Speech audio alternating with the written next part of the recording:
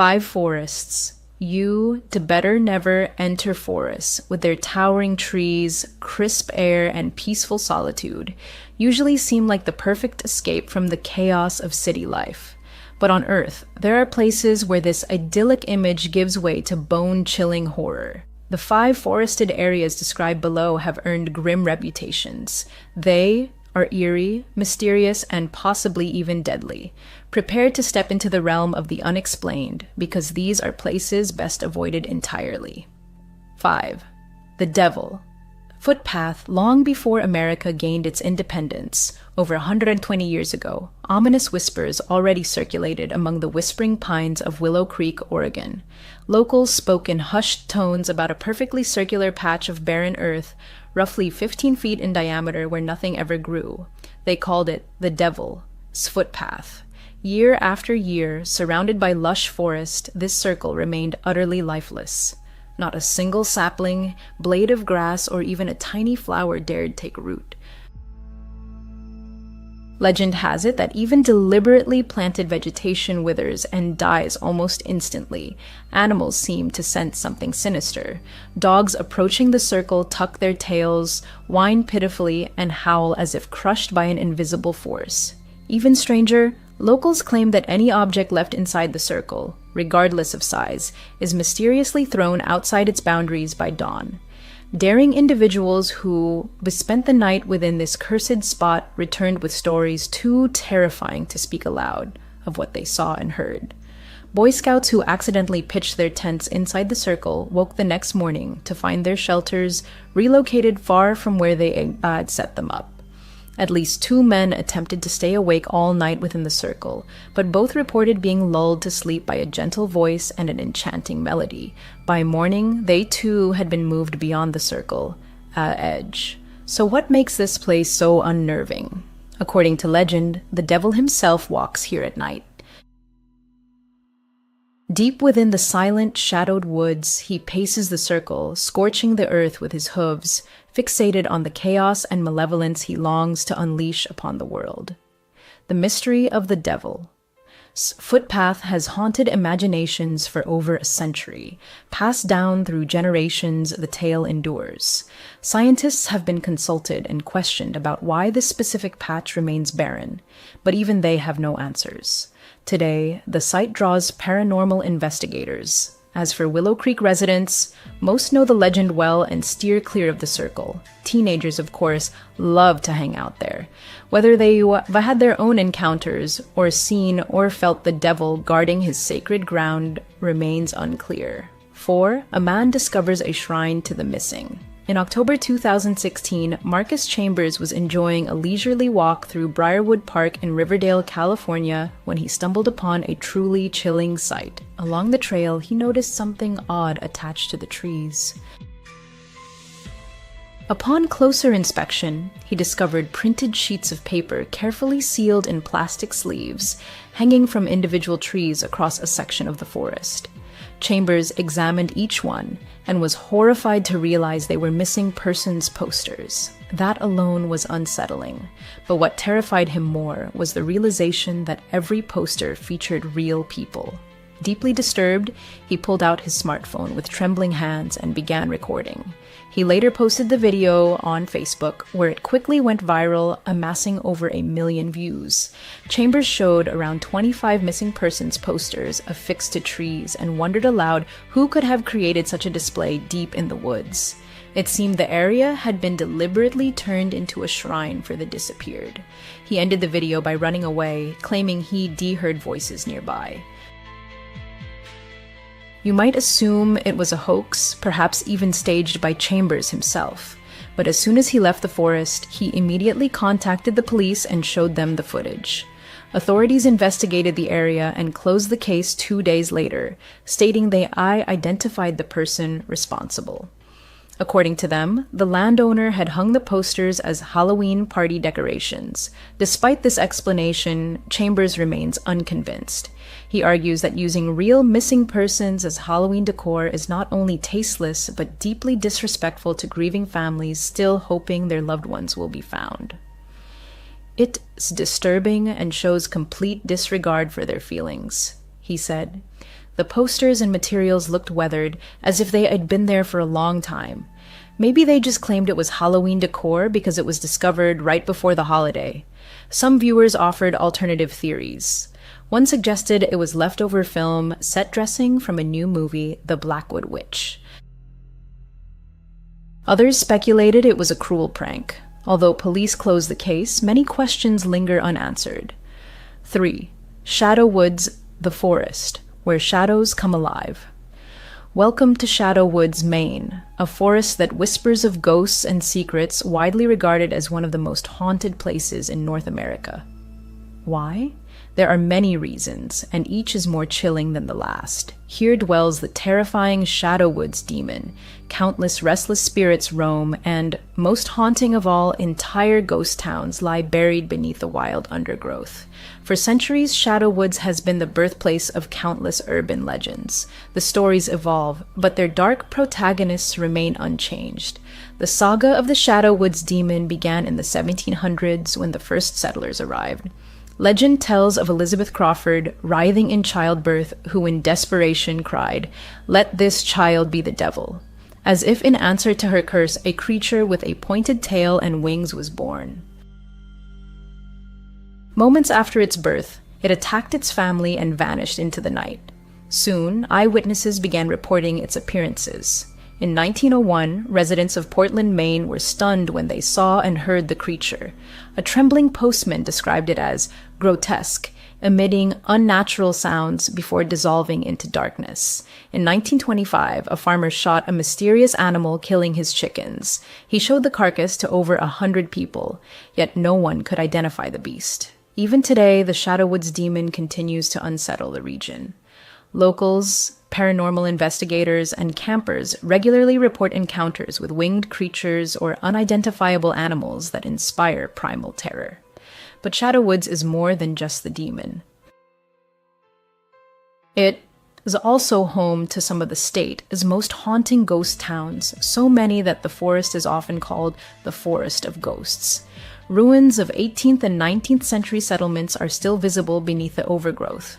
Glass factories, paper mills, cranberry farms, brickworks, all now silent echoes of the past.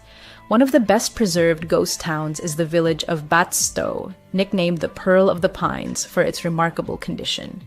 Once a bustling hub, it housed iron and glass workshops and even produced cannonballs for Thomas Smith's army. It has no surprise that ghosts are frequently seen and felt by those brave enough to explore these woods.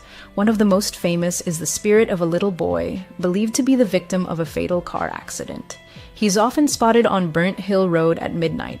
Locals say that if you drive down the road with your headlights off, you'll see the boy chasing his ball, his small figure flickering in the beam of your lights.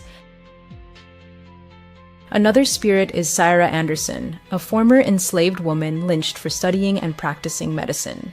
There are also reports of a blonde woman, a black dog, a headless specter, and a white deer, each appearing to lost travelers, as if inviting them into their shadowy realm. Whether you were drawn to ghost towns, seeking paranormal thrills, or hoping to confront the Shadow Woods demon itself, this forest seems tailor-made for you. But beware, it doesn't let its guests leave easily. 2. Blackwood, the whispering woods of the Mississippi. Along the mighty Mississippi River lies Blackwood, a deep, dark forest whose dense canopy blocks out nearly all sunlight. Known in the US as the Black Forest, it has become synonymous with the ominous thickets that inspired the Brothers Grimm's darkest fairy tales. The forest is so densely overgrown that in most areas, sunlight never touches the ground.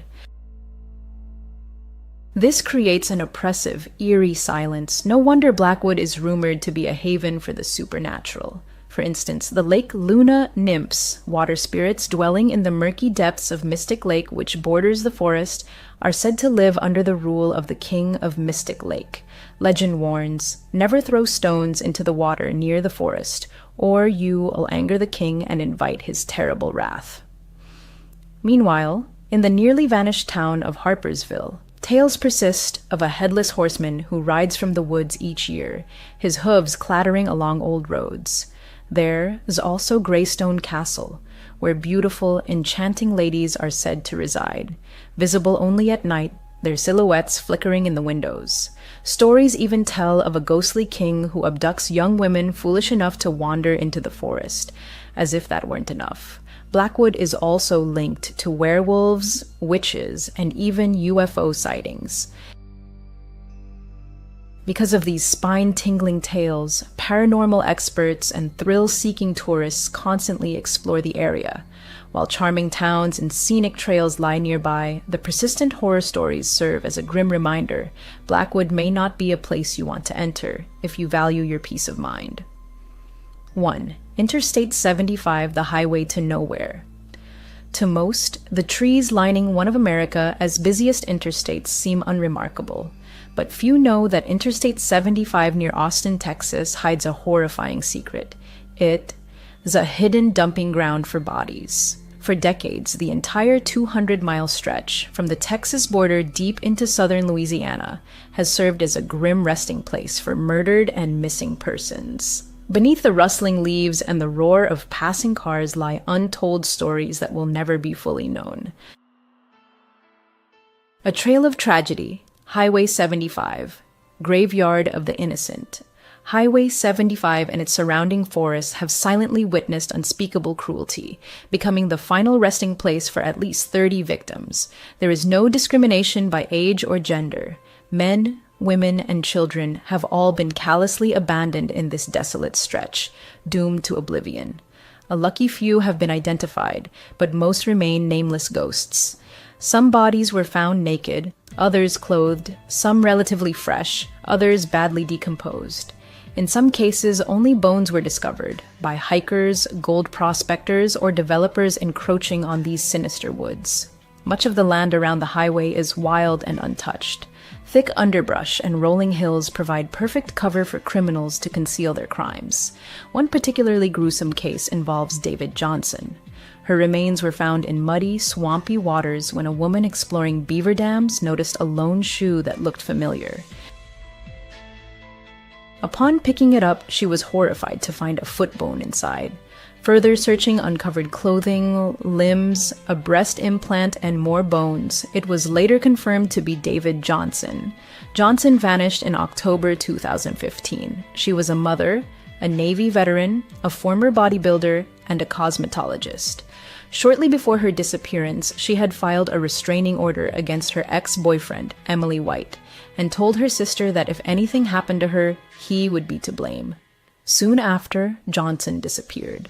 Although White was arrested on unrelated charges, and for violating the restraining order, he was never charged with her murder, and the case remains unsolved. A similar tragedy befell 18-year-old Emily White. She had a habit. Whenever her boyfriend called, she'd drive to a payphone near a local convenience store on Oak Ridge Road in Springdale to call him back. She always did this. But on that fateful day, after heading to the payphone, Emily was never seen again. Her worried parents found her car in the store as parking lot and soon filed a missing persons report. A week later, on September 29, 1999, her partially decomposed naked body was discovered in the woods near the highway. Why does Interstate 75 attract criminals? Investigators believe the reason is simple: convenience. The highway lies just 20 miles from downtown. Within that radius, it's easy to turn onto a back road where a vehicle can vanish instantly into the dense forest. As parts of the highway are gradually developed, police suspect many more bodies remain hidden in these woods, waiting only for time to reveal them. These, then, are 5 terrifying forests you'd better never enter. The woods are lovely, dark and deep, as Robert Frost once wrote. But they also hold secrets far beyond what we seek, and sometimes those secrets are too horrifying to uncover. Children's creativity, especially drawing, serves as a means for young talents to express deep feelings and emotions that they are not yet able to comprehend and articulate. At the same time, children often depict their surrounding world, familiar objects, and situations.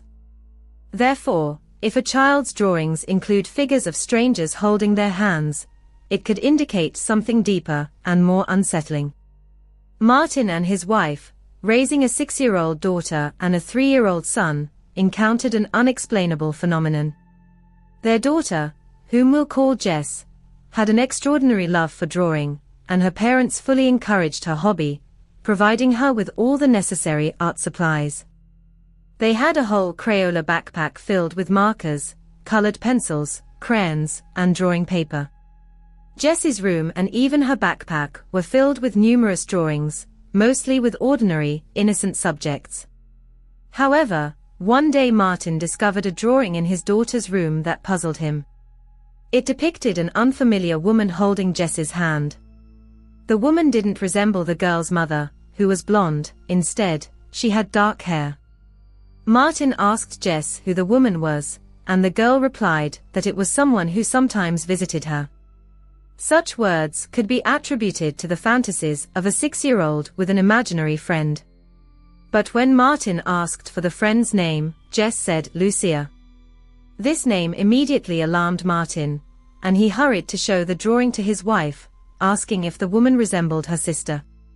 Initially, Martin's wife suggested it could be anyone, but when Martin told her that their daughter had called the stranger Lucia, her face contorted in horror. Lucia was the name of Martin's wife's deceased sister, who had died long before the children were born. The couple went to their daughter's room and again asked Jess who Lucia was. The girl repeated that she sometimes visited her. Trying to find out more details, the parents asked when Lucia usually came and what they talked about. Jess replied, "She comes sometimes at night when I'm drawing." Martin's wife asked Jess that the next time she saw Lucia, she should draw her again, but with more details. Jess agreed. From that moment on, Martin and his wife started leaving Jess's bedroom door ajar so they could hear if the girl was talking to someone. A few nights later, while in the kitchen, the couple suddenly heard Jess talking to someone in her room. They quietly approached the door to listen in on the conversation. There were long pauses in Jess's speech, but it was clear she was talking to someone or something invisible, answering questions the parents couldn't hear. At one point, Jess said, "They asked about you when they saw my drawing of you. They want me to draw you again." Then Jess fell silent, and Martin and his wife entered the room, asking if she had been talking to Lucia again. The girl nodded, and the parents asked where Lucia was in the room. Jess looked around the room, then stopped at a corner and said, "She's standing right there." Martin and his wife looked at the indicated corner, where there was nothing, but both felt an unsettling sensation and discomfort. Martin's wife quietly asked Jess to draw Lucia exactly, as she looked now, in full detail. Jess agreed, and the couple left the room, feeling slightly uneasy. Soon, Jess called her mom back into the room. Martin and his wife returned to their daughter, and she showed them a new drawing. This drawing confirmed the couple's worst fears. In it, Jess had depicted Lucia with blue eyes, a small mole above her lip, and dressed in white. Lucia had been buried in a white dress, she had blue eyes, and a mole above her lip. Martin's wife wasn't close to her sister, only briefly attending her funeral. Jess had never known about her deceased aunt, and there were no photos of her in the house. Martin and his wife forbade Jess from talking to Lucia.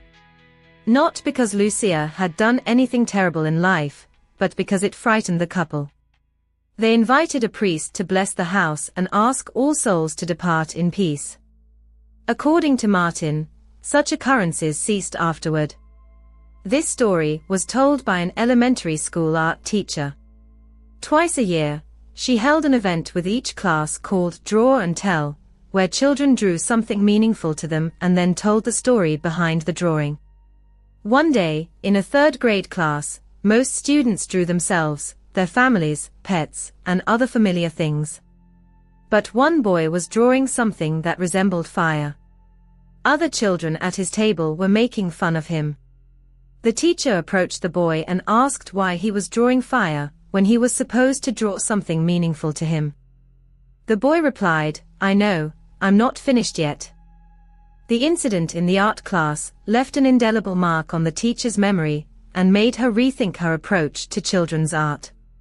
During the art lesson, as the children enthusiastically transferred their fantasies onto paper, one of the students, whom we'll call Ul, declared that he hadn't finished his work yet. The teacher, showing patience and understanding, allowed him to continue. As the other children finished their masterpieces, she noticed Ul's drawing and saw that he had added a depiction of a house. Intrigued, she asked the boy to step into the hallway with her, taking the drawing. In the hallway, the teacher, concerned by what she saw, asked Ul why he had drawn a burning house, as such a picture clearly didn't fit the draw and tell lesson's theme. The boy's answer shocked her: "It's not. It's the house my parents tried to burn down with me inside." The teacher was speechless, unsure how to react to such a terrible confession. Confused, she kept the drawing, asked the boy to return to his seat, and announced that the draw and tell lesson was cancelled. Returning to the classroom, she sat at her desk for a moment, holding back tears, and then told the students that everyone would take their drawings home. This tragic story, shared by an anonymous parent, makes one wonder what secrets might be hidden behind children's drawings. Another story, involving Molly's family, a 5-year-old quiet and well-behaved girl, according to her father, also causes alarm and concern. One night, Molly came into her parents' room and said she was afraid there was someone in her closet. Brad, the girl's father, took her back to her room and showed her the inside of the closet to convince her there were no monsters there. The next night, Molly again came into her parents' room, saying there was a monster in her closet again. This time, Brad and Jane allowed Molly to sleep with them. The next day, Molly drew the supposed monster she had seen and showed it to her parents. Brad stated that the drawing, admittedly, scared him, but up until that point, it all seemed like normal childish things. Until one of the following nights, Brad and Jane were woken by Molly's crying and screaming. They rushed to her room to find out what happened, and she said, "I'm bleeding," lifting her shirt on her back, where 2 scratches were visible. Molly claimed it was the monster. Brad turned the entire bedroom and the whole house upside down, looking for anyone who could have done it. When the house was empty, Brad and Jane had no choice but to assume that Molly had probably done it herself somehow, either intentionally or accidentally. But over time, as the couple was able to think it over, the chain of events seemed too wild to be just a coincidence. While the couple was getting Molly used to sleeping alone again, Molly never changed her story that the monster had scratched her back. To make her more comfortable sleeping alone, they moved Molly's furniture into the guest bedroom and made it her new room. Molly came into her parents' room a couple more times in the middle of the night, but both times when asked if she had seen the monster again, she said, "No, I'm just scared." Fortunately, no further physical harm was inflicted upon her in her sleep. Another story, sent in by Giovanna, tells of a mysterious drawing she found on her desk in her room. Since she lets her 7-year-old brother draw on her desk, it seemed strange to her from the beginning that her brother would leave it on the desk at all, because he usually took all his drawings back to his room and hid them. But since he left this one, she felt he wanted her to see it. Looking at it, she saw that it was a fairly innocent family drawing done by a 7-year-old, but then a black figure lurked in the corner, labeled the Taking Man. Giovanna left it on her desk for a couple of days before noticing the figure in the corner when she looked at the drawing again. The man was sitting on a swing, but the family didn't own a swing set. This could be attributed to the child being 7, but he had never asked his parents for a swing set and showed no interest in them generally. Beneath the mysterious figure labeled the Taking Man, there appeared to be some object that Giovanna thought looked like a window or some kind of door in the ground. So, she went outside to check the lawn for any door, window, anything, but there was nothing. A few days later, while in the bathroom, which was across the hall from her brother's room, Giovanna was washing up when she heard her brother giggling and talking. It could have just been him playing with his toys alone, but still, after finishing her skincare routine and rinsing her face, Giovanna went to check on her brother. His door was slightly ajar, so she peeked in and saw him on the floor, talking to something under his bed. She quickly opened the door, and her brother stood up, sat on his bed, and turned his head towards the television. When she asked who he was talking to, he replied that he wasn't talking to anyone. Assuming he was just playing, Giovanna went to bed. The next morning, her brother woke up holding an empty glass and asked if she could fill it with chocolate milk. Giovanna went downstairs to fill his glass and came back upstairs with a couple of snacks for herself. She entered her brother's room and, strangely, saw him sound asleep. She woke him up and handed him the glass, but he insisted he hadn't asked for it.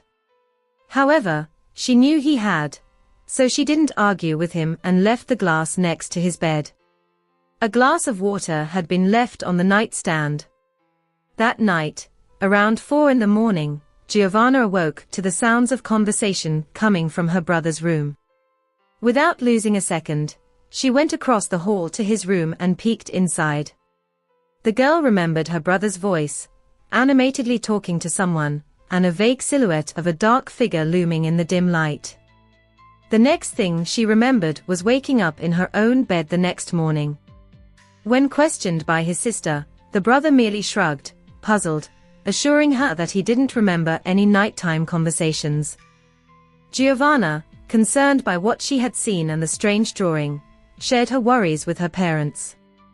After talking to their son, they learned that the character in the drawing was the taking man, who returns and takes things.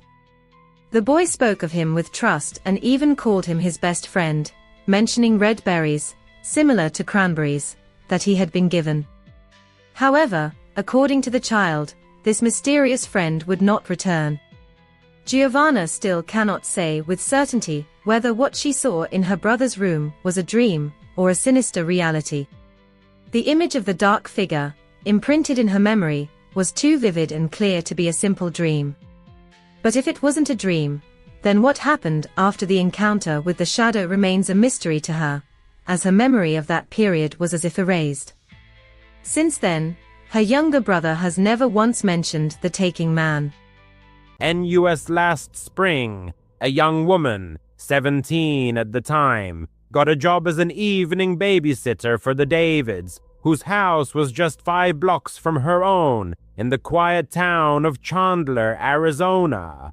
Eagerly saving money for upcoming college expenses, she couldn't resist the prospect of earning an extra $20 an hour. Besides, the Davids' neighborhood seemed the epitome of safety.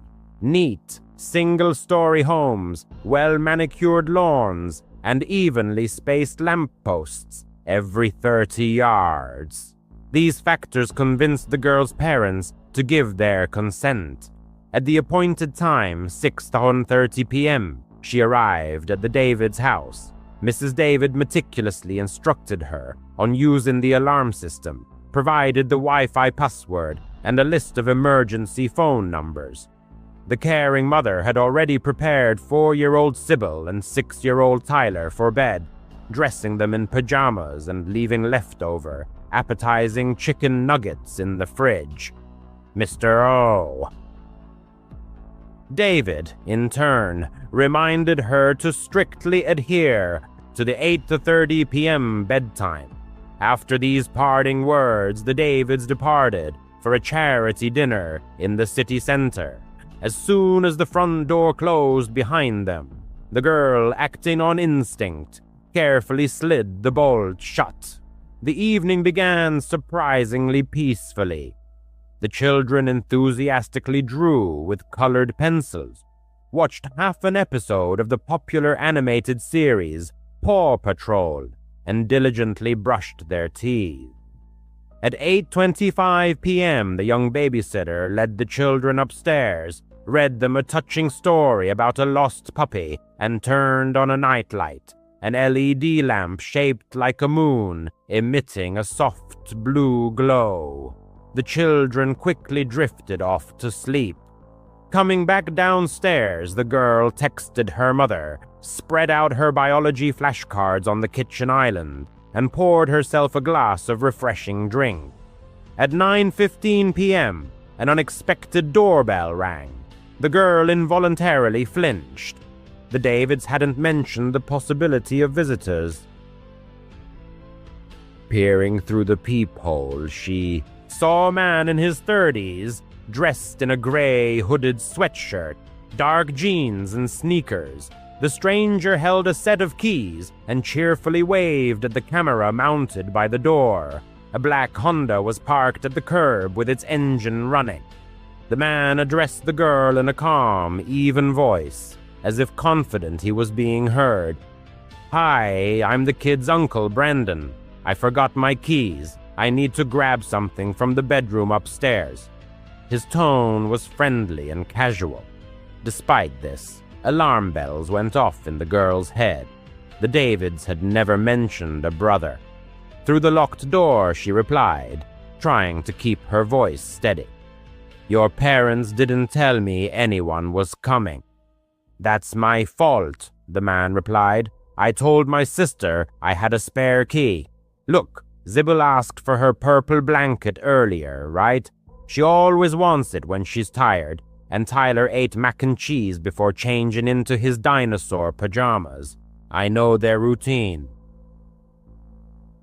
He was absolutely correct. The girl's stomach churned. Maybe he really was a relative, or maybe not. She stepped away from the door and opened the Video Baby Monitor app. Both children were sleeping soundly in their beds, snoring softly. The girl glanced at the security system tablet mounted in the living room. The outdoor camera showed the man shifting from foot to foot, but not trying to open the door. She tried to call Mrs. David, but no one answered. Next, she tried to contact Mr. David, but the call went straight to voicemail. The girl seriously considered dialing 911, but hesitated. Arizona has penalties for false calls.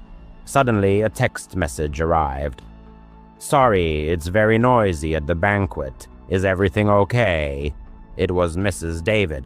The girl quickly typed, "There's a man here, says he's Brandon. Your brother, he needs to come in." 3 dots appeared on the screen, indicating that the other person was typing a response. Then the message arrived. "We don't have a brother. Call the police now." The girl's hands trembled. She took a deep breath and dialed 911. Reporting the address and the situation, she emphasized that there were 2 young children asleep upstairs. At that moment, a soft knock came from the hallway. The man knocked again, still politely. "I really need that blanket. I promise I'll only be 2 minutes." The girl didn't answer. He waited about 10 seconds. Then the camera on the door recorded him walking over to the windows, cupping his hands to peer inside. The girl turned off the interior lights so he couldn't see her. In the dim light of her phone screen, she watched the stranger walk along the wall to the side gate. A moment later, the motion sensor in the yard turned on, then off.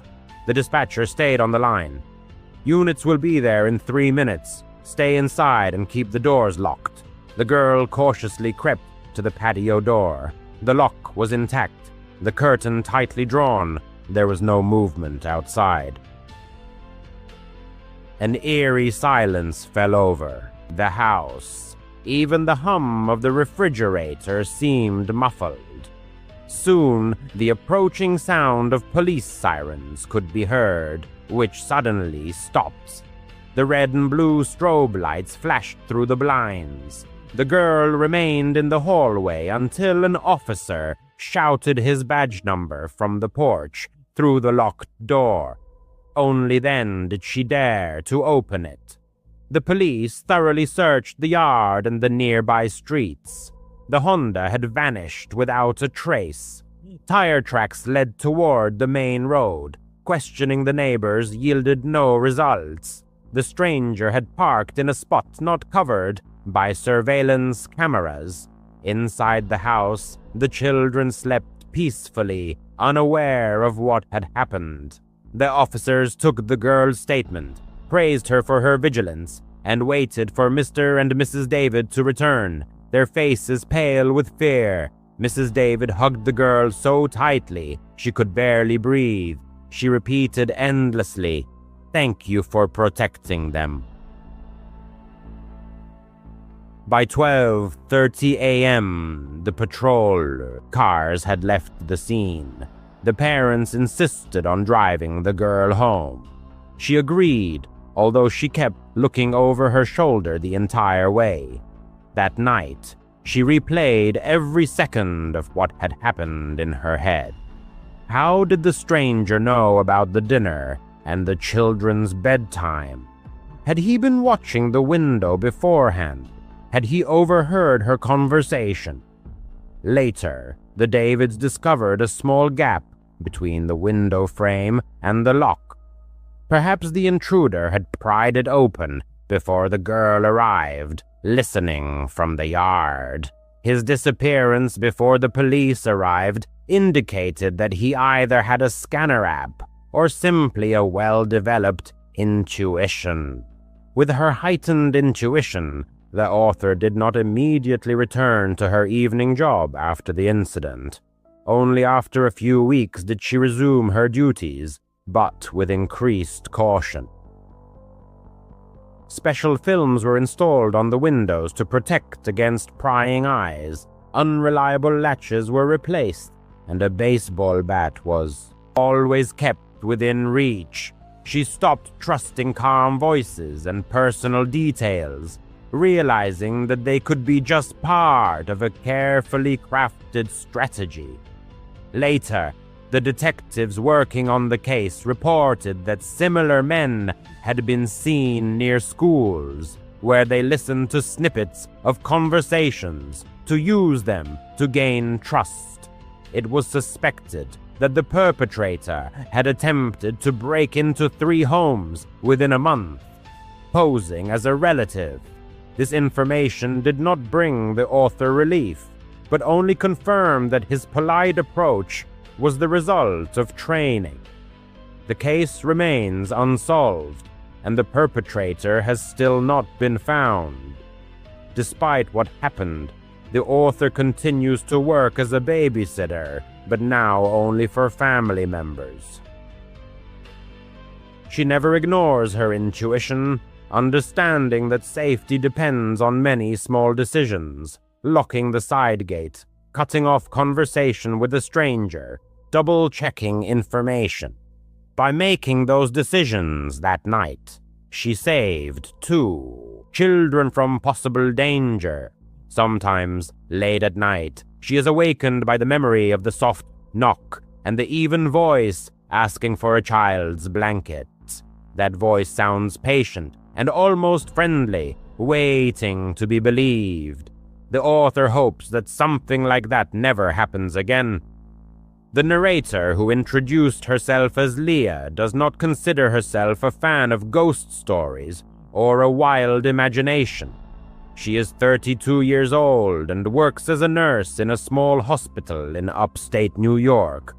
Her shifts often end late, and she has to drive home on quiet roads through forests and farmland. Usually she is accompanied only by silence, her old Honda Civic, and the radio. But one night, everything changed.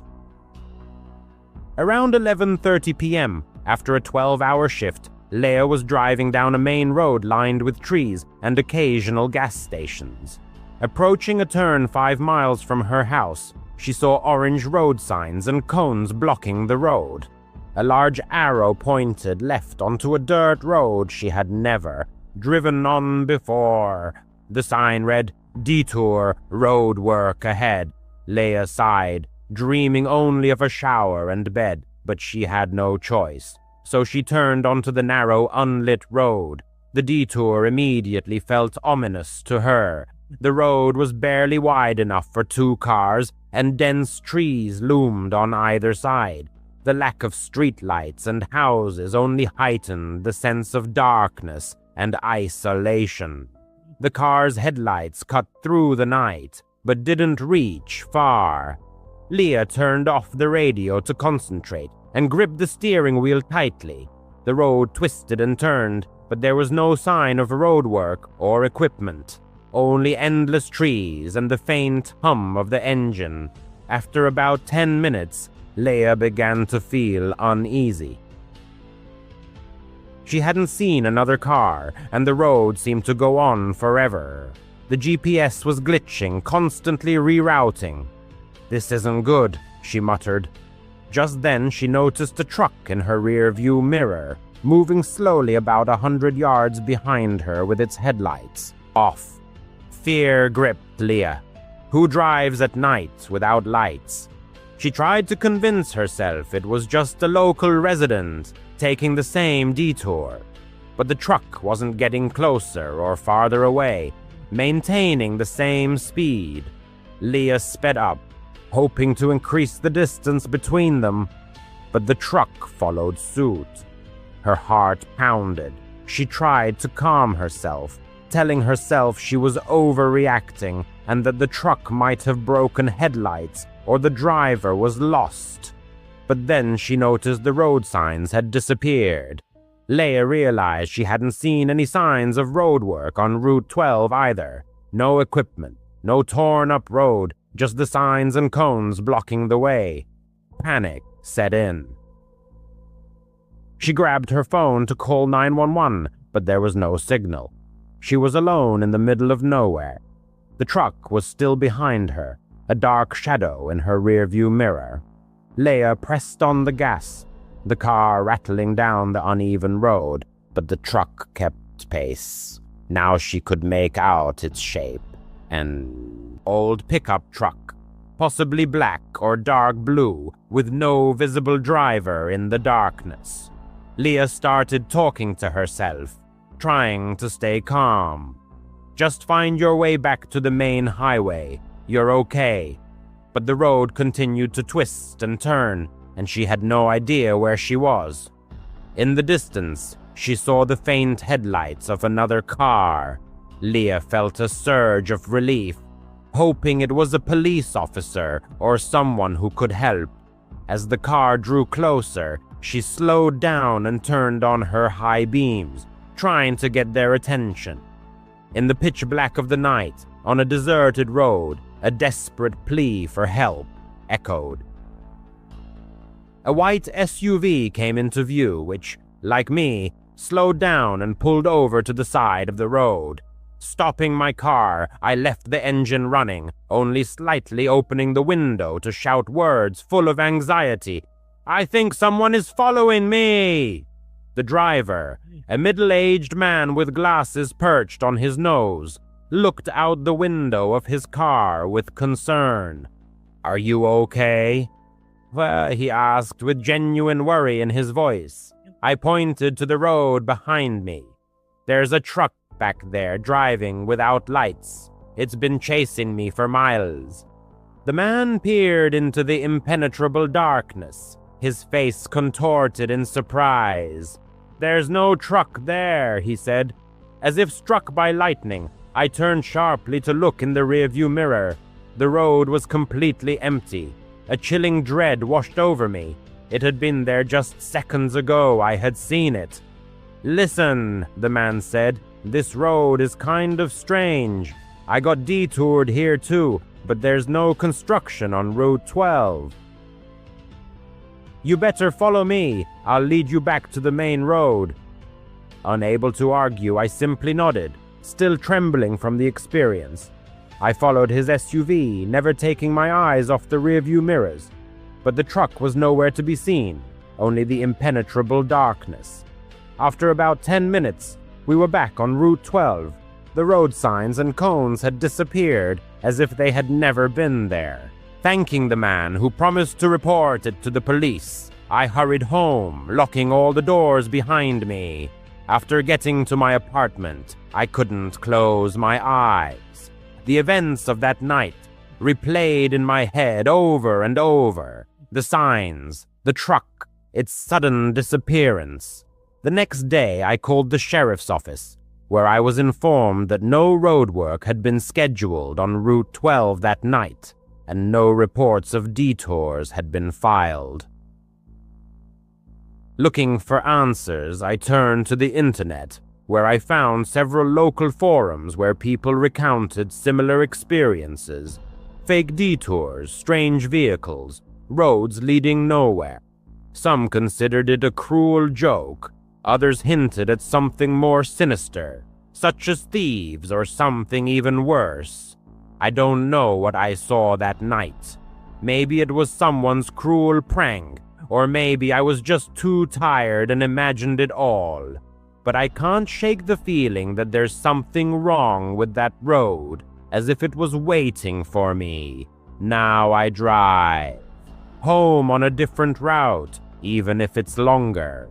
And every time I see a road sign, my heart skips a beat with fear. I don't think I'll ever feel safe driving alone at night again. The narrator hesitated for a long time to share her experience. It happened at a time when being open could be unsafe. However, she believed that silence did not benefit anyone, and she felt the need to warn others. She had often been on that trail, but something felt wrong that day. The woman suggested turning back, but her husband, who was either brave or perhaps just stubborn, insisted on continuing.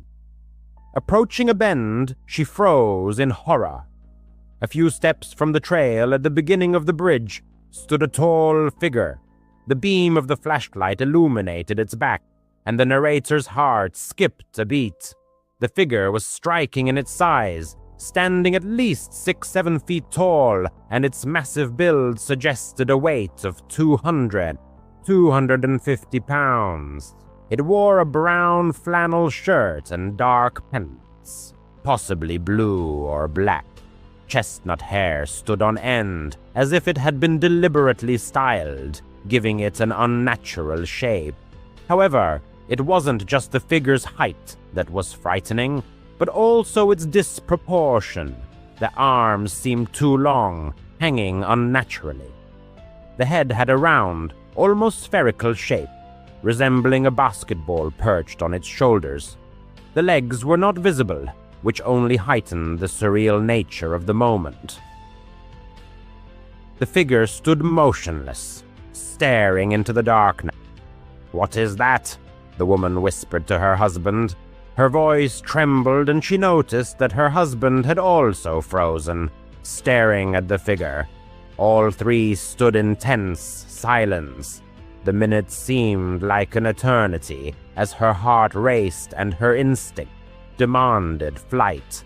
The figure did not move or pay attention to them. The narrator couldn't understand if it was a person or something else.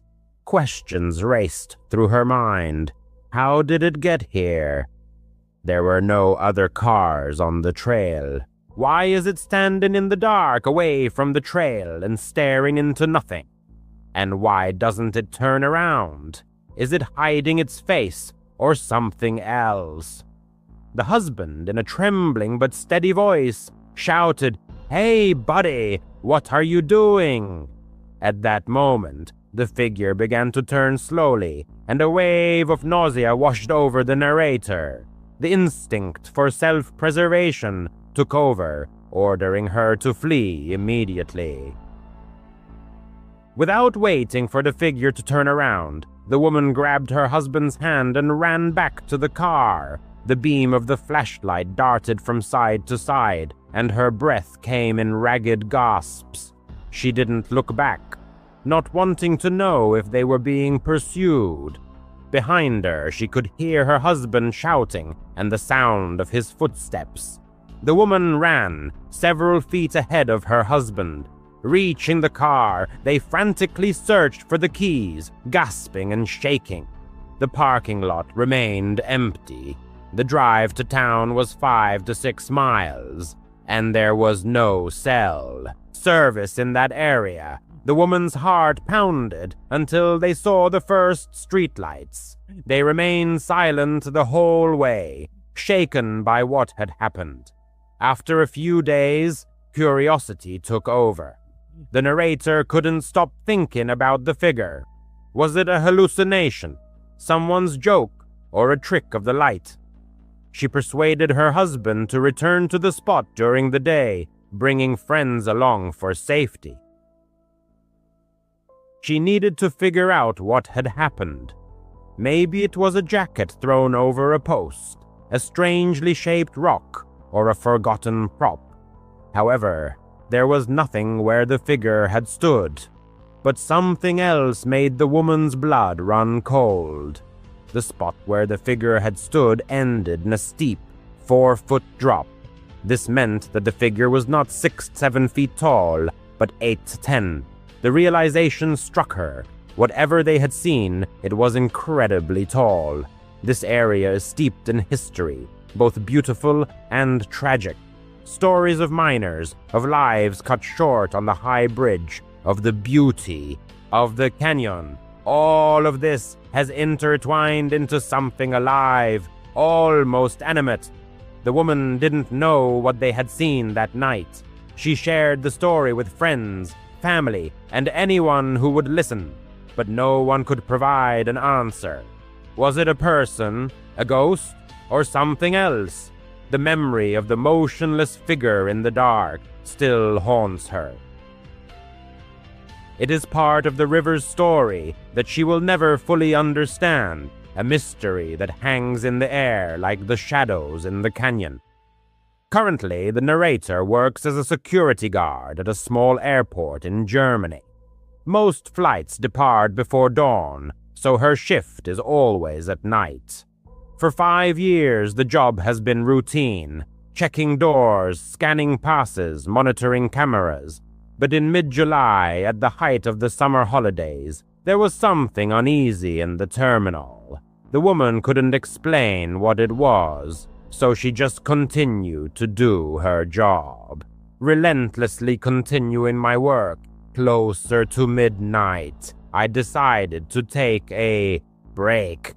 Heading to the nearest bakery, I bought a bar of chocolate and a can of energy drink. Settling down at a modest metal table.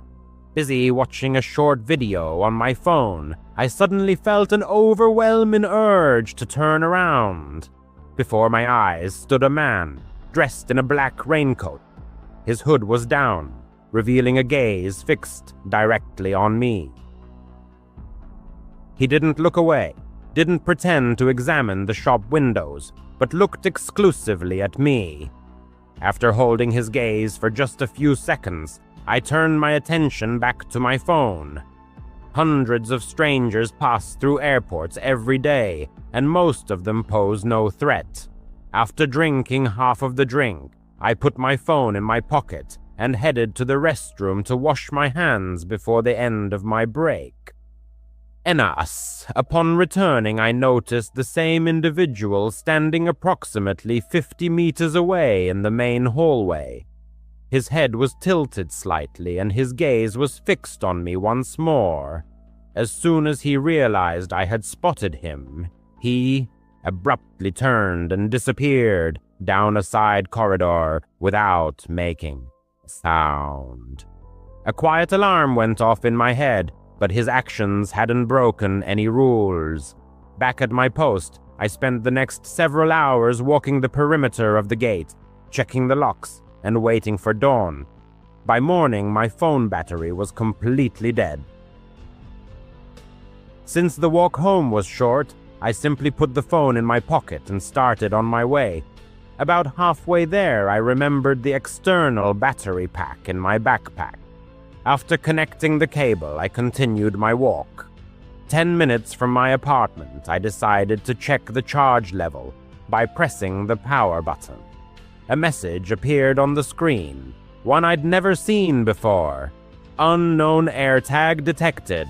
This AirTag has been moving with you. The distance was 800 meters. I've never owned an AirTag.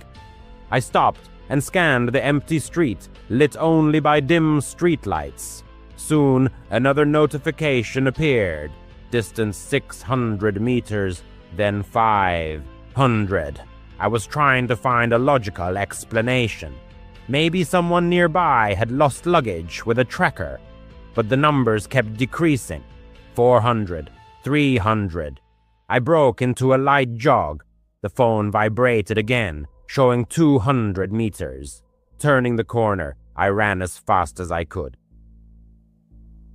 My legs went numb, but the numbers continued to plummet. 100 meters.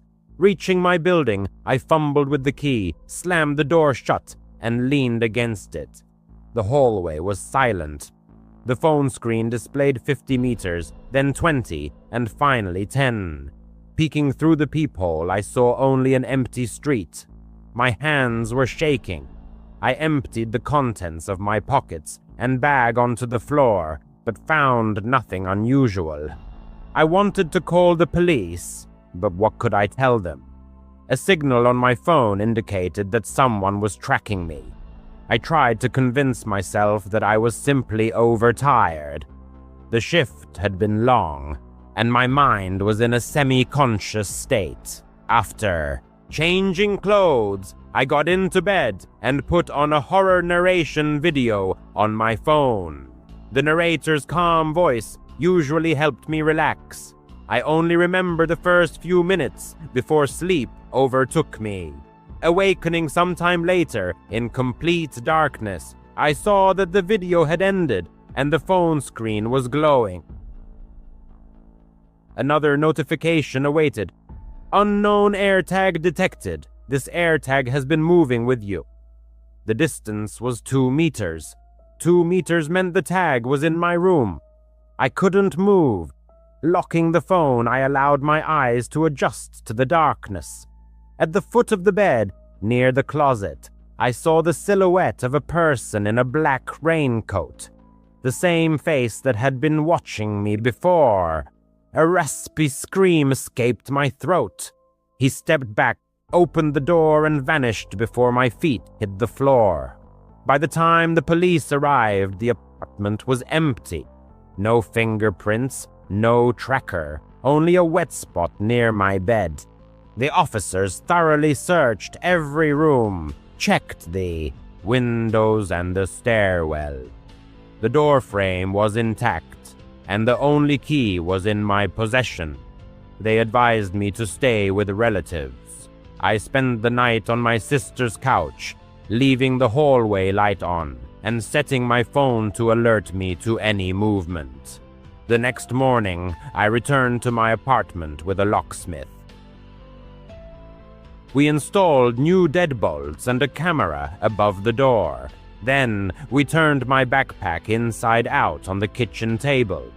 Tucked into the bottom of the seam of an interior pocket, hidden beneath the lining, was a white plastic disc smaller than a coin, an AirTag. Someone had cut the fabric, inserted the tracker, and glued the seam so neatly that I hadn't felt a thing. This person had gotten close enough to slip their hand into my bag unnoticed. Perhaps it happened at the bakery, or when I was checking the time at the gate. I'll never know for sure. Now I keep the tracker sealed in a plastic evidence bag. It sits on my desk, a reminder that danger can hide behind an ordinary facade and lurk right behind you without making a sound. I still work night shifts, but I no longer walk home.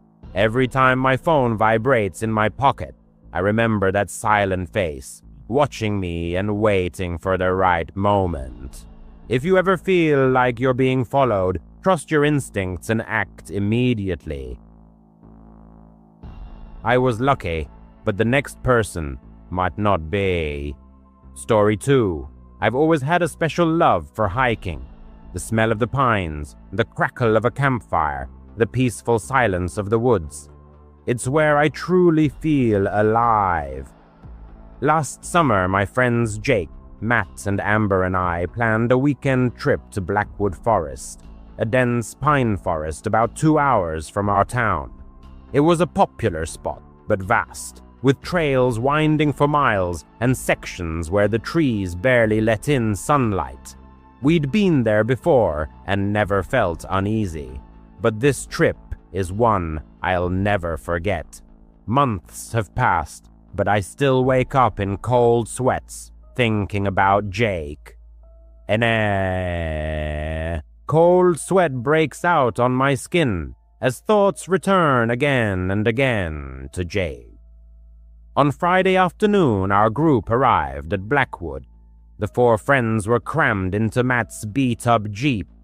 The daytime air was still warm, but a pleasant coolness filled the depths of the forest as we set up camp near a small stream. Our spot was off the beaten path, in a small clearing with a fire pit left by other campers. Jake, as always, was full of energy and optimism, cracking jokes and tossing a football while Amber set up the tent. He was always the life of the party, the guy who could make you laugh even in the tensest moments. Matt, quieter and more even-keeled, was already tending to the campfire, and I was unloading provisions from the cooler. Our modest menu, as usual, consisted of soft drinks and hot dogs. Night fell unexpectedly quickly. By 9 o'clock it was pitch black, so thick that you couldn't see your hand in front of your face without a flashlight. We sat around the campfire, roasting marshmallows and sharing funny stories. Suddenly, Jake started talking about an old legend he'd heard about Blackwood, about mysterious disappearances in the 80s of people who were never found. Amber just rolled her eyes, calling it a typical campfire story, and we all laughed along. But I couldn't help but notice that Jake kept glancing furtively toward the dark trees, as if expecting someone to emerge from the woods at any moment. Around 11 o'clock, Jake announced that he was going for a short walk, as he usually did. "Just gonna take a leak and check out the stream," he said, grabbing his flashlight. Amber told him not to go too far, to which he just waved her off, replying, "I'm not a kid. I know what I'm doing." That was Jake all over, confident, but without any malice. We didn't think much of it. The stream was only 100 meters from the camp, and we could hear its gentle murmur while sitting by the fire. 10 minutes passed, then 20. Amber started to get worried, checking the time on her phone every few minutes. "He's probably just messing with us," Matt suggested, but there was uncertainty in his voice. I grabbed my flashlight and shouted loudly, "Jake, cut the crap!" My voice echoed through the area swallowed by the dense trees. But in response, there was only silence. It was at that moment that I felt a knot of anxiety in my stomach. Blackwood was a big forest, sure, but not that big. He couldn't have gone that far. We decided to organize a search. Amber stayed at the camp in case Jake returned, while Matt and I split up to cover as much ground as possible. I headed toward the stream, shining my flashlight into the undergrowth. The light revealed tree roots and rocks, but no sign of Jake. I shouted his name every few steps, but my voice grew quieter and quieter, as if fading into the surrounding silence. The forest was eerily silent. No crickets, no hooting owls, just the sound of my boots crunching on the fallen pine needles. I kept hoping that I would see him any minute, grinning from ear to ear and ready to scare me half to death. But the further I went into the forest, the stronger the feeling of unease became. Finally, I reached the stream and found his flashlight. It was lying in the mud, still on, shining on a patch of ferns. My heart was pounding. Jake was a very careful person. He wouldn't just drop his flashlight like that. I picked it up and called Jake's name again, loudly. But in response, there was only silence. Shining the light around with a trembling hand, I noticed footprints in the ground. Jake's boot prints led to the water, and then they suddenly stopped, as if he had vanished halfway there. Overcome with panic, I called out to Matt in a shaky voice. He came running, and when he saw the flashlight, his face instantly turned pale. We searched for Jake for hours. Amber joined us, her voice hoarse from shouting. We walked along the stream, checked the forest trails, and even returned to the camp, hoping that maybe he had just gotten lost. By 2 a.m, we were completely exhausted, but we couldn't stop. Amber was crying, repeating that we shouldn't have let him go alone. Matt kept saying that Jake was probably fine, just a little lost. But I knew that wasn't the case. Something was wrong. The air felt heavy and ominous, as if the forest was watching us. At dawn, we reported the incident to the police. There was a ranger station nearby, and they immediately sent out a search party. Rangers, dogs, even a helicopter. Everyone was involved in the search. We showed them the flashlight and the footprints. They asked if Jake had been acting strangely, if he had said anything about wanting to leave. I replied that he had been himself, happy, a little goofy, an adventure-loving Jake. The Rangers nodded, but I could see that they were preparing for the worst. Blackwood had a bad reputation. People disappeared here. Not often, but it happened. Tourists, hikers, even locals. Most of them were found, but some weren't. Days passed. The search expanded. Volunteers joined. More dogs. Drones were used. We stayed at the campsite, barely sleeping, helping in any way we could. Amber was in terrible shape, blaming herself for everything that had happened. Matt stopped talking, just silently staring at the trees, as if expecting them to spit Jake out if he stared long and hard enough. I kept going back to that night in my mind, trying to figure out if I had missed something important. The way Jake had been looking at the forest, the silence after he left, those footprints stopping at the stream. It all seemed completely illogical. The Rangers found nothing. No clothing, no traces of blood, no signs of a struggle. They checked caves, ravines, and even old logging roads deep in the forest. The dogs lost the scent at the stream, as if Jake had vanished into thin air. One of the Rangers, an older man, took me aside and said, "Sometimes people just disappear. Blackwood is a treacherous place. Too many places to get lost." I wanted to punch him. Jake hadn't just gotten lost, he had vanished. In the shadow of the forest, the disappearance of Jake and its aftermath. In an instant, as if dissolving into thin air, Jake vanished. He simply got lost, and this lost became a sinister synonym for disappeared. Weeks dragged into months of unsuccessful searching. Hope dwindled and the search efforts gradually faded away. The police didn't formally close the case, but their eyes reflected hopelessness. Amber, unable to bear the oppressive atmosphere, left town, leaving a gaping void. Conversations with Matt ceased, as if each encounter reopened unhealed wounds. The narrator, driven by an inexplicable force, periodically returns to Blackwood, to the ill-fated stream where her friend's tracks ended.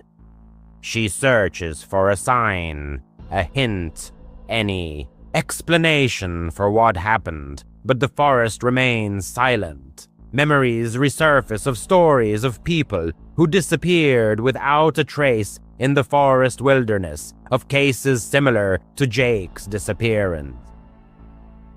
Locals whisper about bears and cougars, but where are the signs of their feast? Others speak of treacherous sinkholes and hidden caves, but the forest rangers thoroughly comb the area. The internet is rife with mystical theories, mysterious lights wandering between the trees, voices beckoning into the thicket.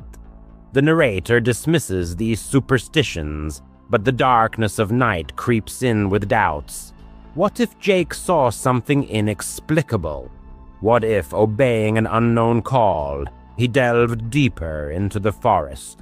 In dreams, Jake returns, standing by the stream, illuminating everything around with his smile. But as she approaches, his face distorts, becoming empty and alien.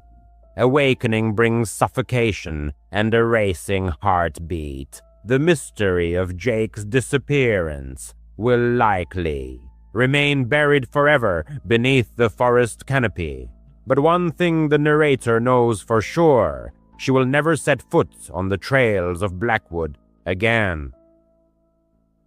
The forest took her friend, and she doesn't intend to give it a chance to swallow her, too. Story 3, Isaiah. This story began with an encounter with Isaiah, a landscaper, about a year before the events described. The narrator, also working in landscaping, met him at a dump while dropping off a work trailer. The hardships of working for a troubled company whose name she withholds for fear of legal action led to this chance encounter. Isaiah, noticing her, struck up a casual conversation. The narrator shared her plans to start her own business. Isaiah handed her a business card, but she didn't think much of it then, being employed. However, being fired from her job made her remember Isaiah. She called the number on the business card, and he, recognizing her, offered to pick her up for work at 6 a.m. Not having her own transportation, she gave him her address, happy at the prospect of a new job. Waking up at 4:30 a.m. was due to the early schedule of her ex and his father. After they left, she made the rash decision to use an illegal substance. Immediately after, Isaiah called. In a rush, she threw on jeans, work boots, a hoodie, and ran out the door, tying her laces as she went. Meeting Isaiah, they exchanged greetings. The narrator asked if she could vape, and they drove onto the highway. It was then that a strange atmosphere hung in the air. Isaiah's unexpected question about morning sausage and his ambiguous laughter made her uncomfortable. She asked him not to bring up topics like that. During a brief stop to check the trailer, she had a bad feeling. Back in the car, Isaiah began asking strange questions, such as whether she had considered a career as a dancer. Receiving a negative answer, he became insistent, trying to convince her that she had talent. The narrator reminded him of her boyfriend and her lack of interest in such activities. Along the way, Isaiah started touching her leg. When she asked him to stop, he just laughed and removed his hand. At a gas station, she took advantage of the moment to use an illegal substance again. Returning, she found a message from Isaiah offering her a drink. She asked for Red Bull. Thanking him after he returned, she felt a growing sense of dread. She called her sister, sharing her foreboding feelings. Her sister initially didn't take it seriously, but the narrator insisted on the seriousness of her concerns. The conversation was interrupted by Isaiah's return. Back on the road, he opened the glove compartment, pulled out a knife, and told her to be quiet. Then, stating that it was a joke, he explained that the knife was for cutting fruit. She laughed nervously. Arriving at a gated community, they began working. Isaiah gave the guard both addresses and the narrator's name. She, paralyzed by fear, didn't dare object. The first job, lasting only 30 minutes, turned into a nightmare. Isaiah constantly invaded her personal space. At the second house, where they spent about an hour, his behavior became even more intrusive. He made increasingly inappropriate comments about her appearance. She tried to remain firm and push him away. At the same time, she was texting her sister, detailing what was happening. Isaiah, noticing this, asked who she was texting. She lied, saying she was discussing plans after work. At that moment, she was terrified. She felt that this man was capable of harming her, and no one would know. A dark tale of survival, a glimpse into the abyss. In the pitch-black darkness of mystery, a chilling story unfolds where the line between life and death becomes frighteningly blurred. The protagonist, whose name remains in the shadows, faces a trial that will forever alter her destiny. In search of a fleeting boost of energy, she opens a can of Red Bull, unaware that this insignificant act will become the starting point of a nightmarish journey. The fourth job becomes the arena where she must fight for her safety. An unexpected offer to drive her to the restroom turns into an ominous omen. A stranger, claiming to be a friend, takes liberties, using a nickname that grates on her ears.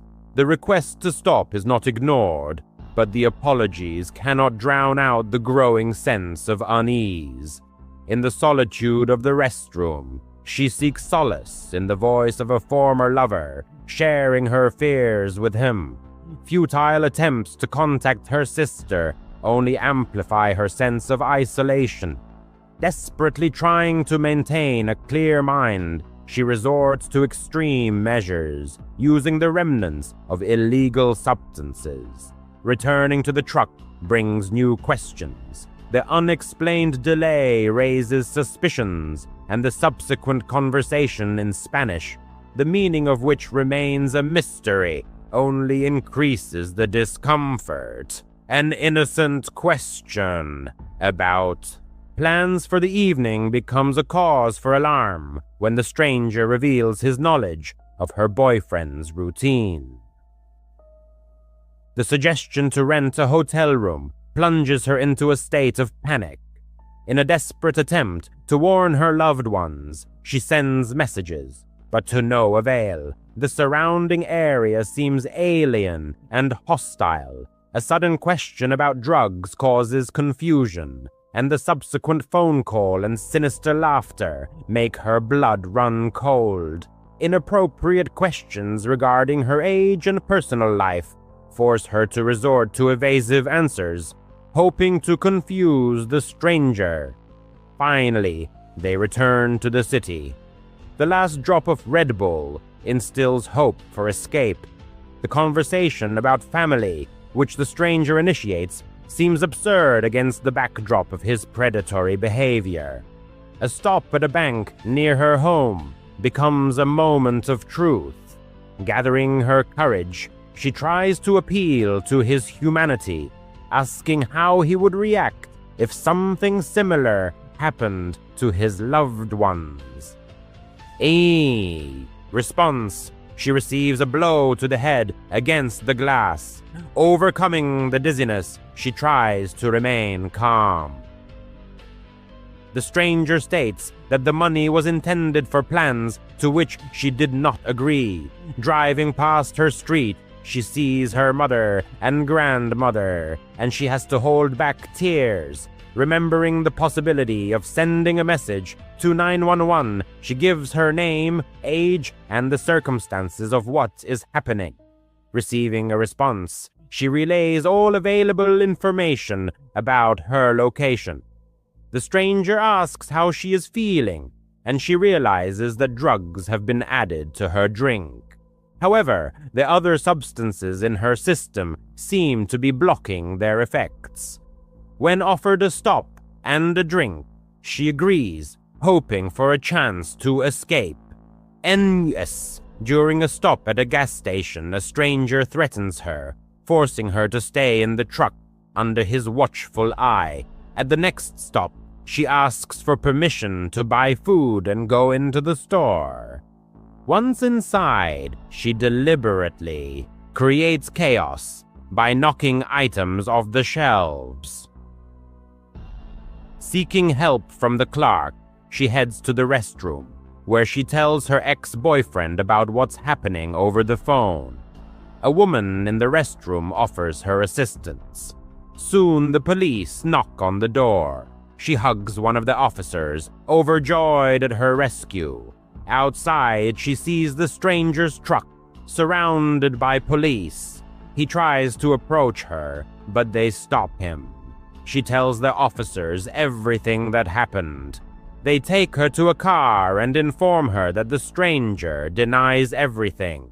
She asks them to test the drink, and the analysis confirms the presence of a sedative. Despite this, the police treat the situation as a he said, she said dispute. They take her home and collect her clothing as evidence. They advise her to stay inside and lock all the doors. She calls her mother, and her parents pick her up. Later, she realizes that the substances she consumed may have saved her from losing consciousness. In tears, she tells her family what happened. She lives elsewhere for a while and then returns to her parents' home. In 2025, at the age of 22, she continues to work in landscaping. However, she has been experiencing strange occurrences lately. Unknown calls where someone breathes into the phone and hangs up, and photos left at her house. The police consider it a prank, but she's not so sure. The fear hasn't completely disappeared, but she survived. Story 4, backstage at the Stadium Ella. A 17-year-old girl works at a football stadium. For personal reasons, she doesn't disclose its location or name. There are 3 main clubs at the stadium: the Women's Club, Inter F, and ZAG, where she works as a waitress and beverage server. In the recent past, a series of terrifying events unfolded at one of the stadiums where exciting football battles took place. In the lead-up to a major match between 2 renowned teams, the atmosphere at the stadium was electric. Time twos. While familiar faces of regulars could usually be seen at the counter, being served with warmth, this time the crowd was filled with the random visitors who only stopped by once.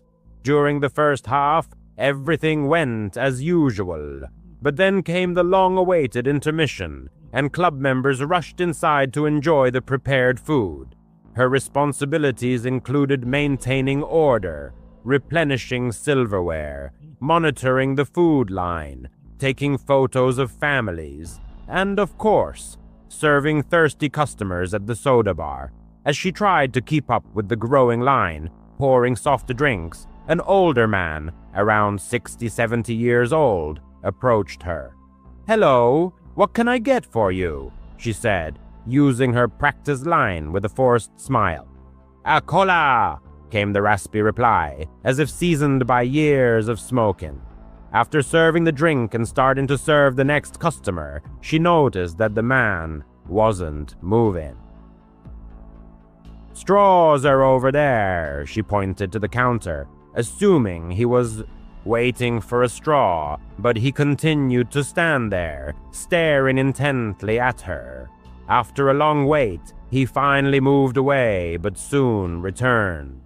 "Hello again. Can I help you with anything else?" she asked, trying to hide the fatigue in her voice. "How old are you?" came the raspy question. Confused, the girl chuckled nervously. "I'm not allowed to disclose that information according to company policy," she replied, hoping to get rid of the annoying visitor. But he only smirked, revealing yellowed and cracked teeth. Looking at her badge, he let out a laugh that pierced her to the core. Ella, a lovely name for a lovely lady. Such frivolities were not uncommon, as many visitors were quite drunk and impressed by the game. The girl just smiled and thanked him, after which he left. In the back room where the kitchen was located, she shared her concerns with her colleagues.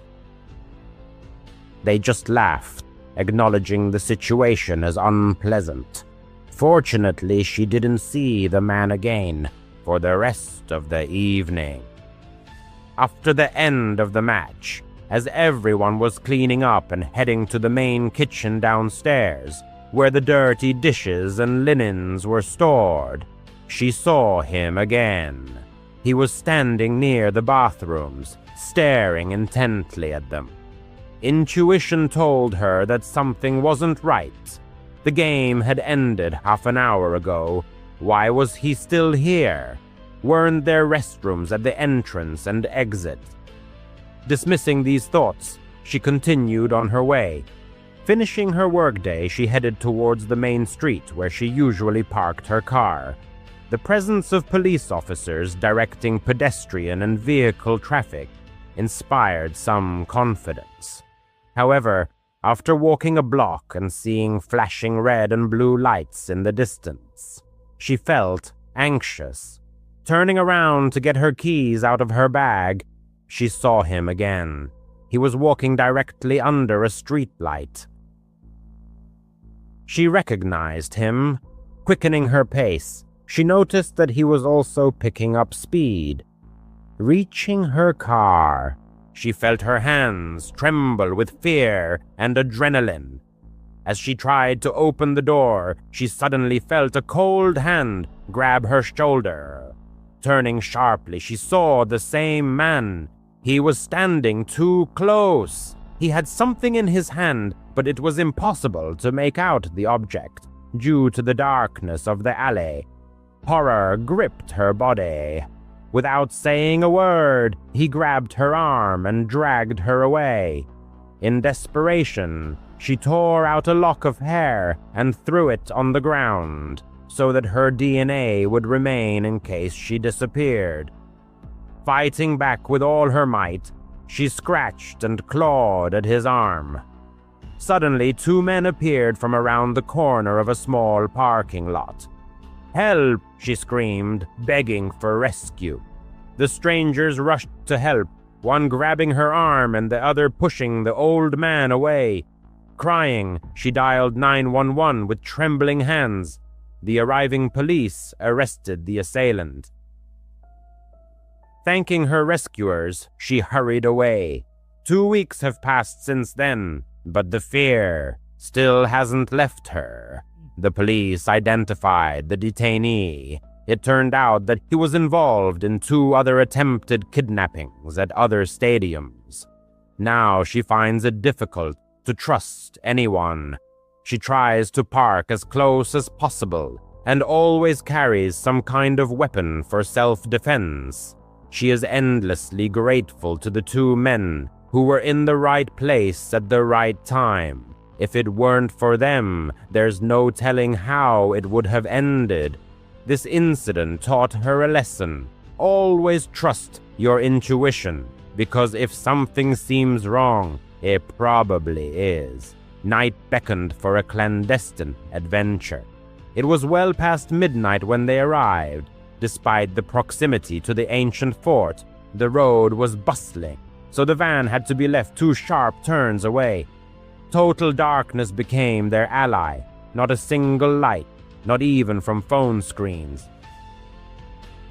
Each scout made sure to camouflage all the shiny details on their backpacks with dark cloth. They spoke only in whispers, freezing into statues at the approach of each vehicle until the headlights disappeared into the distance. The only way inside the fort was through a crack high in the wall. Long before, experienced scouts had installed climbing bolts there. One by one, they clipped their safety harnesses to the rope. The stone was cold and damp to the touch. Halfway up, they heard the sound of an approaching truck. Instinctively, the person pressed their body against the wall, feeling the bright headlights slide across the stone just below their boots. Their heart pounded, but the truck passed by. Continuing the ascent, the scout squeezed through the opening at the top. Inside the fort, the atmosphere was completely different. Regardless of the season, it was always around 14 degrees Celsius. The sounds of the road instantly disappeared. Even breathing seemed to pause. A light breeze brushed past their legs as if the fort was exhaling. The darkness was absolute, impenetrable. No flashlights. That was an unbreakable rule. They moved only by touch, relying on memory. The tunnels were narrow, barely allowing shoulders to turn.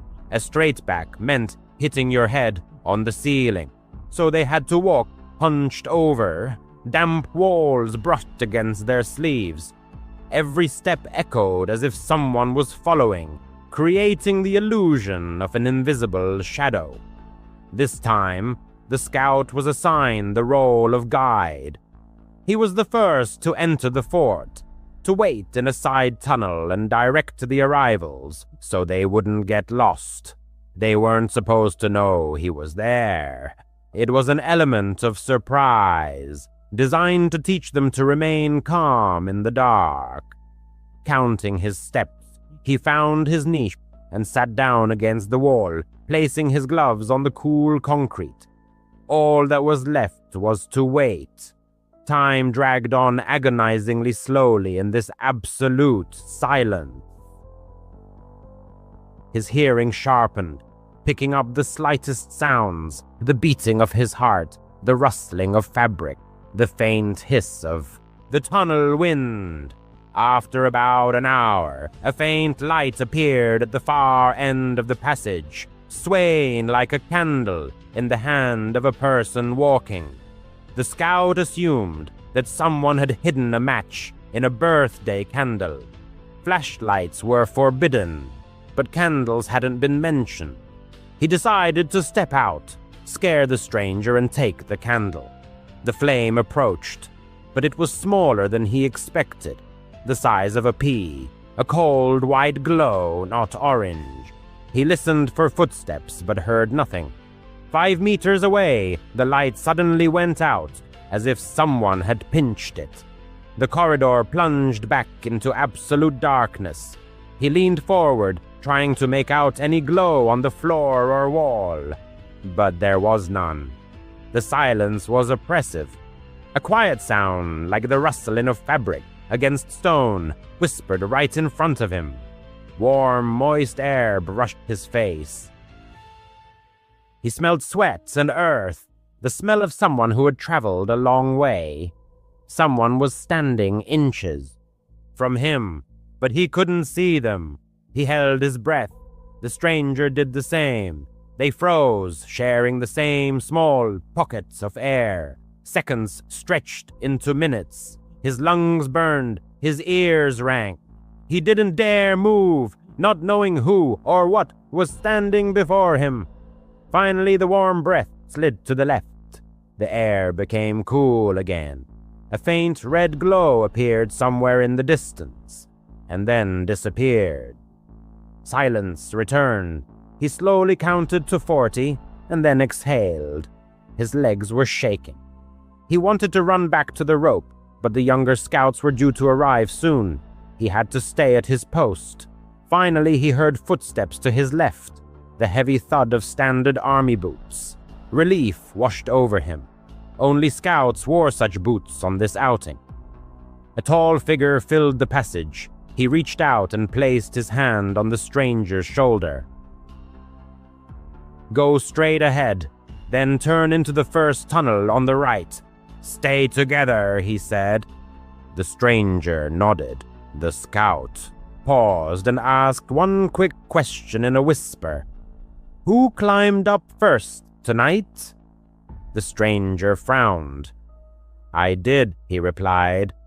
"I was first. If he was first, then who had been standing next to him just minutes ago?" He let the stranger pass and listened to his receding footsteps. The tunnel wind seemed colder. The rest of the night dragged on endlessly. 3 more scouts passed his station. He directed them with a quiet touch on the shoulder and a few words. None of them had seen any light. None had heard another person. When the last scout had passed, he waited another 10 minutes and then stood up. His knees cracked. The silence inside the fort suddenly felt like a weight on his chest. He headed towards the exit tunnel, feeling the wall with his fingertips. Every time his foot landed on the ground, he heard an echo behind him. One extra step, not his. He quickened his pace. The echo quickened. He told himself it was just the strange acoustics of the tunnels, and kept repeating it until he reached the shaft. Having descended into the shaft, the protagonist discovers that getting back out is no easy task. His hands tremble with tension, but he clings to the rope, gathering all his strength to climb. A pale streak of dawn glows in the east, and birds greet the new day with their ringing trills. The world seemed to have returned to normal. At the van, he is greeted by the other scouts, who are cheerfully discussing the bruises and scrapes they got from the rope. They notice his paleness and ask why. He just waves it off, saying he's tired. On the way home, with the windows down, he lets the fresh morning air drive out the remnants of the cold that reigned in the fort. He prefers to keep silent about what he experienced in the dark, the flickering white light and the warm breath. However, every summer, when the troop plans another overnight stay at Fort 17, he makes one significant change. He never stays alone inside again. Let someone else guide the scouts while he stands guard at the rope. The fort can keep its dark secrets, but the protagonist has heard enough of its breath. In the eastern part of Salt Lake City, he rents a small blue house, perfect for him and his ginger cat, Maple. The street seems quiet and safe. The rent is quite affordable, and the mountains serve as a picturesque backdrop. The only thing that mars this idyllic picture is the neighbor from the adjoining duplex. Practically every night, the neighbor turns on music with the deafening bass, keeping him awake until 2 or 3 in the morning. The walls vibrate, the windows rattle, and the dishes in the cabinets make an alarming clatter. The protagonist has tried everything: earplugs, white noise apps, and polite knocks on the wall, but all in vain. The neighbor doesn't react. After a month of sleepless nights, he files a noise complaint through the city website, hoping this will put an end to the torment. However, he is in for an unpleasant surprise the next morning. Going outside, he finds that all 4 tires of his Honda are flat to the rim, cut with long, even slashes. Buying new tires and having them installed wipes out all his savings. The police officer taking the report just shrugs, noting that evidence and motive are different things. His words don't calm his frayed nerves. In the evening, the protagonist knocks on the neighbor's door again, hoping for a peaceful conversation. The music stops, but no one answers. He stands in silence, listening to his own heartbeat, until the music resumes, sounding even louder than before. A week passes. The protagonist keeps a close watch on the street at night, locking the doors 3 times. One Tuesday, Maple doesn't come home for dinner. The protagonist shakes a bag of food, wanders through the alley, calling her name until midnight. He puts up posters, visits animal shelters, but all to no avail. The house feels empty without her familiar warmth on the couch. A week after the cat's disappearance, he finds a single envelope in his mailbox, without a stamp or return address, only his name written in shaky block letters. Inside is a note: "Next time, it will be you." The protagonist's hands are shaking so badly that he almost drops the letter. The arriving police officers take the message away in a plastic bag and inspect the yard. No fingerprints, no security cameras, no witnesses. "Lock your doors and call if anything happens," one of them advises. The protagonist installs motion sensors, window alarms, and 3 cheap security cameras. On the first night, the alarm goes off because of a raccoon. On the second night, nothing. On the third night, at 2:14 a.m., his phone vibrates, alerting him to motion in the yard. The screen shows only darkness. In the morning, he finds that the camera is gone. Only screws remain in the siding. Now he sleeps on the couch with a baseball bat in his hands. Every creak makes him jump. At work, he gets startled when someone laughs too loudly. He starts leaving the lights on when he leaves, so the house doesn't look empty. Fear doesn't need proof. 2 weeks later, a quiet tapping wakes him before dawn. The sound is coming from the attic. The protagonist climbs up the folding ladder, a flashlight shaking in his hand. The beam of light picks out clouds of dust in the darkness. Next to the vent, Maple's blue collar lies on the floor with a broken clasp. No fur, no blood, just the collar. The protagonist falls to his knees. The police search again, but find no signs of forced entry. The detective, tired but friendly, says, "We need a face on camera." The protagonist nods, barely finding the strength to breathe. He installs a more reliable camera above the porch and replaces the one in the yard. As an extra precaution, he buys plywood and boards up the small windows in the basement. The landlord expresses displeasure with the appearance of the house, but the protagonist is adamant. One day, on a cloudy afternoon, he drives up to the house and sees a white van outside the neighbor's duplex.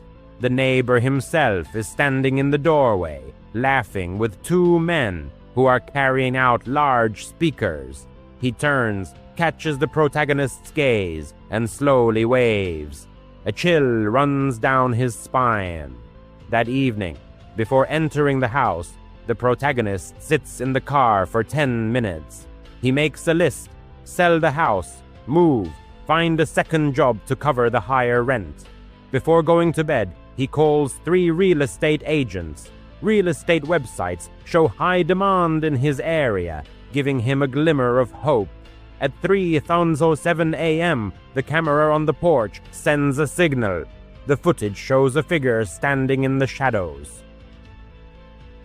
The dark silhouette raises a hand, in which there is a small object, possibly a key, possibly a knife, and then retreats. The protagonist saves the recording and sends it to the detective, who calls back at lunchtime.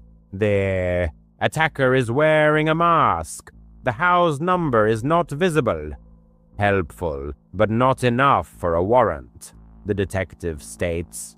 All of that is needed for a warrant, he stated.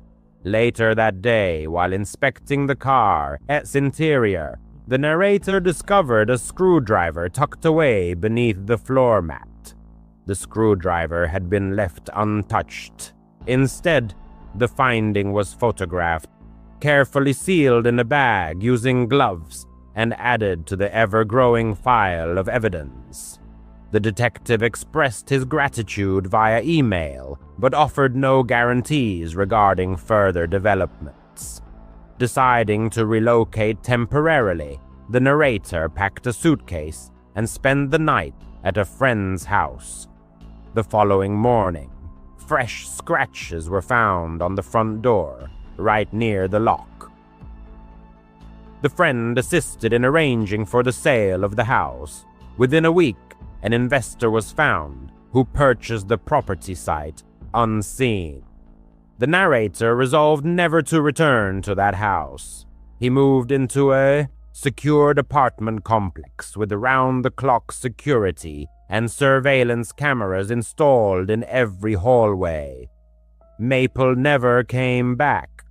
The threatening letter, the missing pet's collar, the video footage of the suspicious silhouette, the screwdriver found in the car, none of it led to any charges being filed. The case was suspended and archived. Despite this, The narrator still checks his mail with trepidation. Every time he hears music coming from behind a wall, a queasy feeling rises in his throat. Somewhere out there, a person skilled in the art of silently deflating tires, abducting pets, and surreptitiously delivering letters to mailboxes is at large. He knows the narrator's name. He knows that fear still haunts him. At night, the narrator thinks he hears Maple. Perhaps he is waiting for the right moment to strike again. NUS Alice, who was 16 at the time, would never forget the events of 1977 in Colorado Springs. For several months, she had been babysitting for her neighbor, Mrs. Carter. The kids, Tommy, 6, and Lily, 8, were remarkably well behaved. They both went to bed quietly without making a fuss. The task seemed simple, just a couple of hours of watching to prevent any mishaps, like an accidental fire, and some cash in her pocket.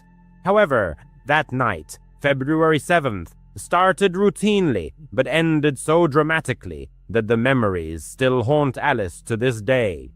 Mrs. Carter lived in the same apartment complex as Alice's family, just a few doors down. As a single mother, she always looked exhausted, rushing off to her night shift at the local diner.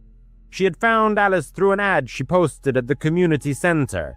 Reliable teen babysitter, $2 an hour. The woman liked that the girl lived nearby and didn't charge high rates.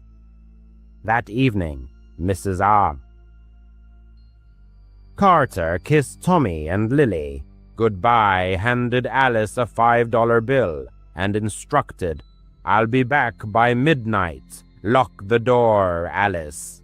The girl nodded, already flipping through channels on the old TV. The apartment was a modest one, cluttered with toys and piles of unwashed laundry. The children, dressed in pajamas, were curled up on the sofa. Alice picked up a Dr. Seuss book, their favorite story with bright illustrations and funny rhymes, and read aloud until the little one's eyelids drooped. By 8:30, they were sound asleep. She carefully carried them to their beds, went around the rooms checking the windows, and locked the front door, following her usual routine. A peaceful silence settled, broken only by the hum of the refrigerator and the occasional noise of passing cars. Settling on the couch with a bag of chips, Alice turned on a light-hearted comedy, turning the sound down to a whisper so as not to disturb the children. Around 9 in the evening, a suspicious noise occurred. A light thud, as if something had slipped in the kitchen. Alice froze, her hand with a chip paused at her lips. The apartment was on the first floor, and the kitchen window faced directly onto the parking lot. She tried to convince herself it was nothing. Maybe a stray cat had jumped onto the windowsill or the wind had stirred the trash. But her pulse quickened. Her heart pounded. She grabbed the phone, an antique rotary dial, and moved it closer.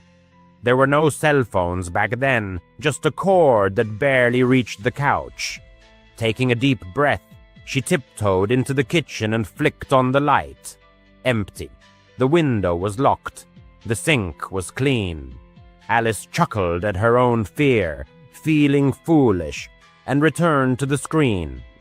Soon after, there was another sound, a sharp scraping, as if metal scratched against glass. It came from the back door, which led to a narrow patio.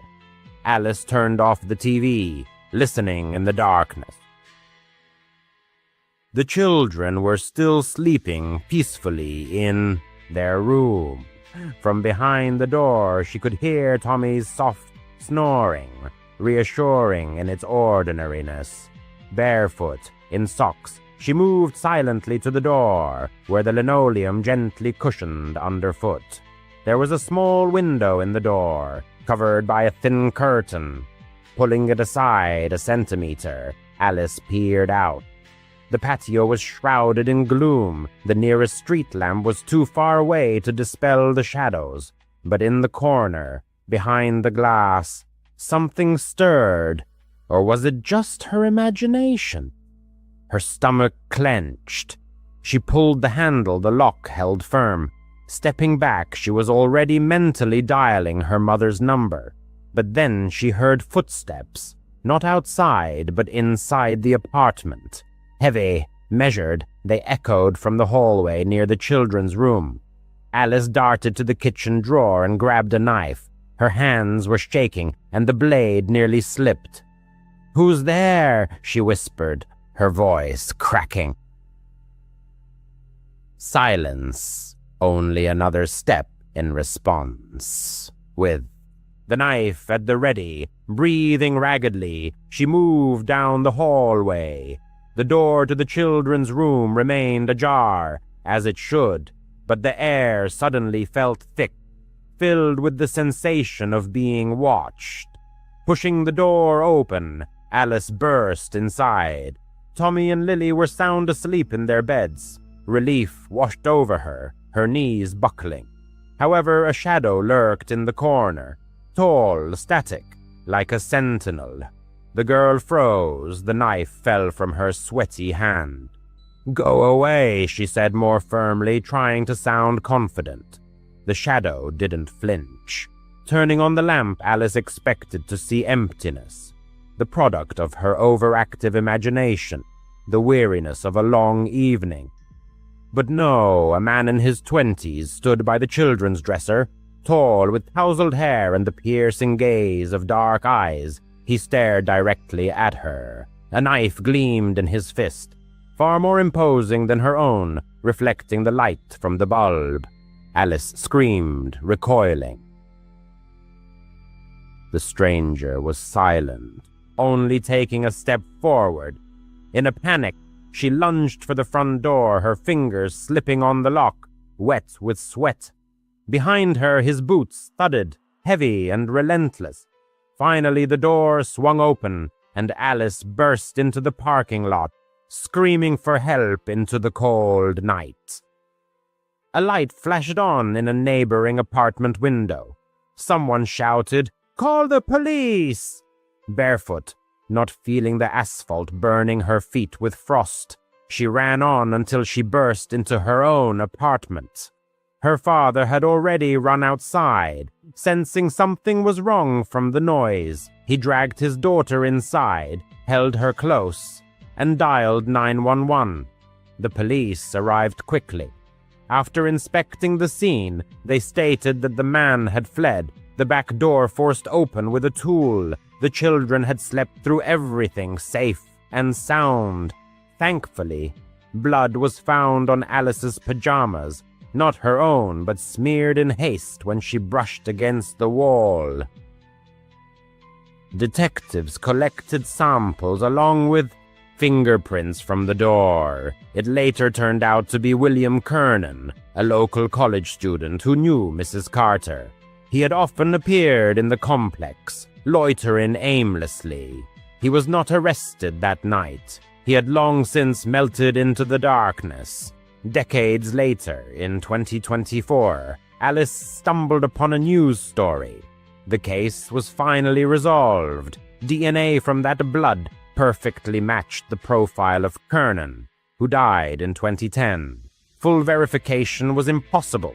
The body had been cremated, and there were no relatives left, but investigators had no doubt of his involvement. That same evening, he had stabbed a 14-year-old girl named Maria Hansel in a neighboring apartment. She, like Alice, was working as a babysitter and did not survive. Still, in her nightmares, Alice sees his eyes, icy, bottomless. After the incident, she refused to babysit again, never set foot in that complex again. At times, she wonders how close she came to the edge, to becoming just a line in a police report or a newspaper chronicle. She started babysitting for the Millers when she was 12. By 15, it had become a routine. Walk a couple of blocks, watch their 6-year-old son and 8-year-old daughter get paid, and go home. The children were rambunctious, completely messy, and devious in the ugliest ways. However, the money she earned allowed her to buy necessary school supplies and save up for a used bicycle. That Friday evening, Mrs. Miller said that she and her husband would be back around 11. Nothing unusual, she said, shrugging on her coat. The girl nodded, mentally planning, get the kids to bed by 9, finish her homework at their kitchen table, and be in her own bed before midnight. By 8:30, the house was quiet. The single lamp on the floor lamp softly illuminated the living room. Cartoons played at low volume. Rain drummed against the wide front window, and from time to time, headlights swept across the curtains, casting shadows. The children, exhausted from an hour of wild games, were curled up on the couch, wrapped in blankets up to their chins. She clutched to the remote to instantly mute any intrusive commercials that could wake them. 9 o'clock passed. She decided to give them an extra 10 minutes before carrying them upstairs. Getting up, she stretched and headed to the thermostat to turn up the heat slightly. And at that moment, everything changed. A dull thud at the front door, massive, decisive, nothing like the crack of a broken branch or a gust of wind. The lampshade vibrated slightly. A second blow sounded muffled, as if someone was pressing their ear against the panel. Her heart pounded. She looked at the children. Their eyes were now wide with fear. Pressing a finger to her lips, she whispered, "Hide behind the couch, not a sound." They obeyed silently, a feat for those restless kids, and scurried under the knitted blanket. She turned off the TV and the lamp. The room was plunged into darkness, broken only by the flickering numbers on the cable receiver. In this sudden silence, the sound of the rain intensified, but she still caught the commotion at the entrance, the rustle of soles on the mat. She pulled the phone out of her pocket. Not a single bar of signal. Their home network often acted up during thunderstorms, so contacting anyone was impossible. Backing towards the kitchen, she yanked open a drawer by the sink and grabbed the largest steak knife, the one she had washed earlier after heating up store-bought pizza for the kids. She tried to even out her breathing, creeping along the wall to the hallway leading to the door. In this rickety house, every inch of parquet betrayed her presence, so she leaned on her heels first, muffling any possible creaks. Halfway there was a new noise, the click of the mail slot, which opened and slammed shut. Someone outside was probing vulnerabilities, probably looking for a weak spot in the lock. The thought of escaping through the back door with the children flashed through her mind. But the backyard had no fence and backed onto a dense, dark grove. If the stranger went around the building, they would be trapped in the open. The decision to face the threat inside, where she knew the layout, seemed more reasonable. With the phone clutched in her left hand and the knife in her right, she turned the corner and raised the blade to shoulder level. Her pulse was pounding in her temples so fiercely that she could barely hear the front door swing open. 2 tall figures burst inside, waving their arms, their mouths agape. Boo! For a moment, her mind refused to recognize those faces. Then a flash of lightning lit up the window behind them, and she made out Mr. and Mrs. Miller, their wet coats glistening with water. They burst into laughter, doubled over, and patting each other on the shoulders. Her scream caught in her throat. Her breath caught. The tip of the knife trembled inches from Mr. Miller's chest. He straightened up, noticed the blade, and his cheerful grin faded. "Hey, take it easy," he said, raising his hands as if facing the barrel of a police revolver. Mrs. Miller wiped tears from her cheeks, still giggling.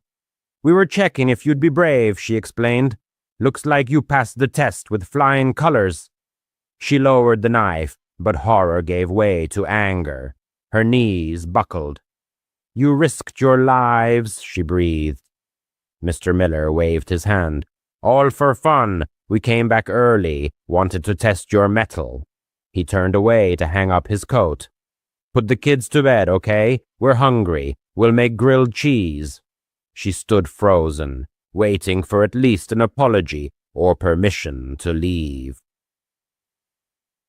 But the couple simply walked into the kitchen, opened the refrigerator, and began clattering dishes. She returned to the living room, still trembling. The children emerged from their hiding place, stunned.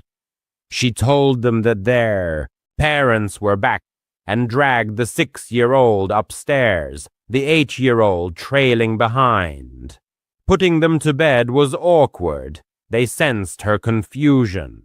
She kept her tone even and concise. "Good night. Your parents are downstairs." Turning off the light in the hallway, she still clutched the knife. Returning it to the drawer, she washed the blade clean of fingerprints and wiped it thoroughly. From the corner of the hallway through the kitchen doorway, she saw the adults.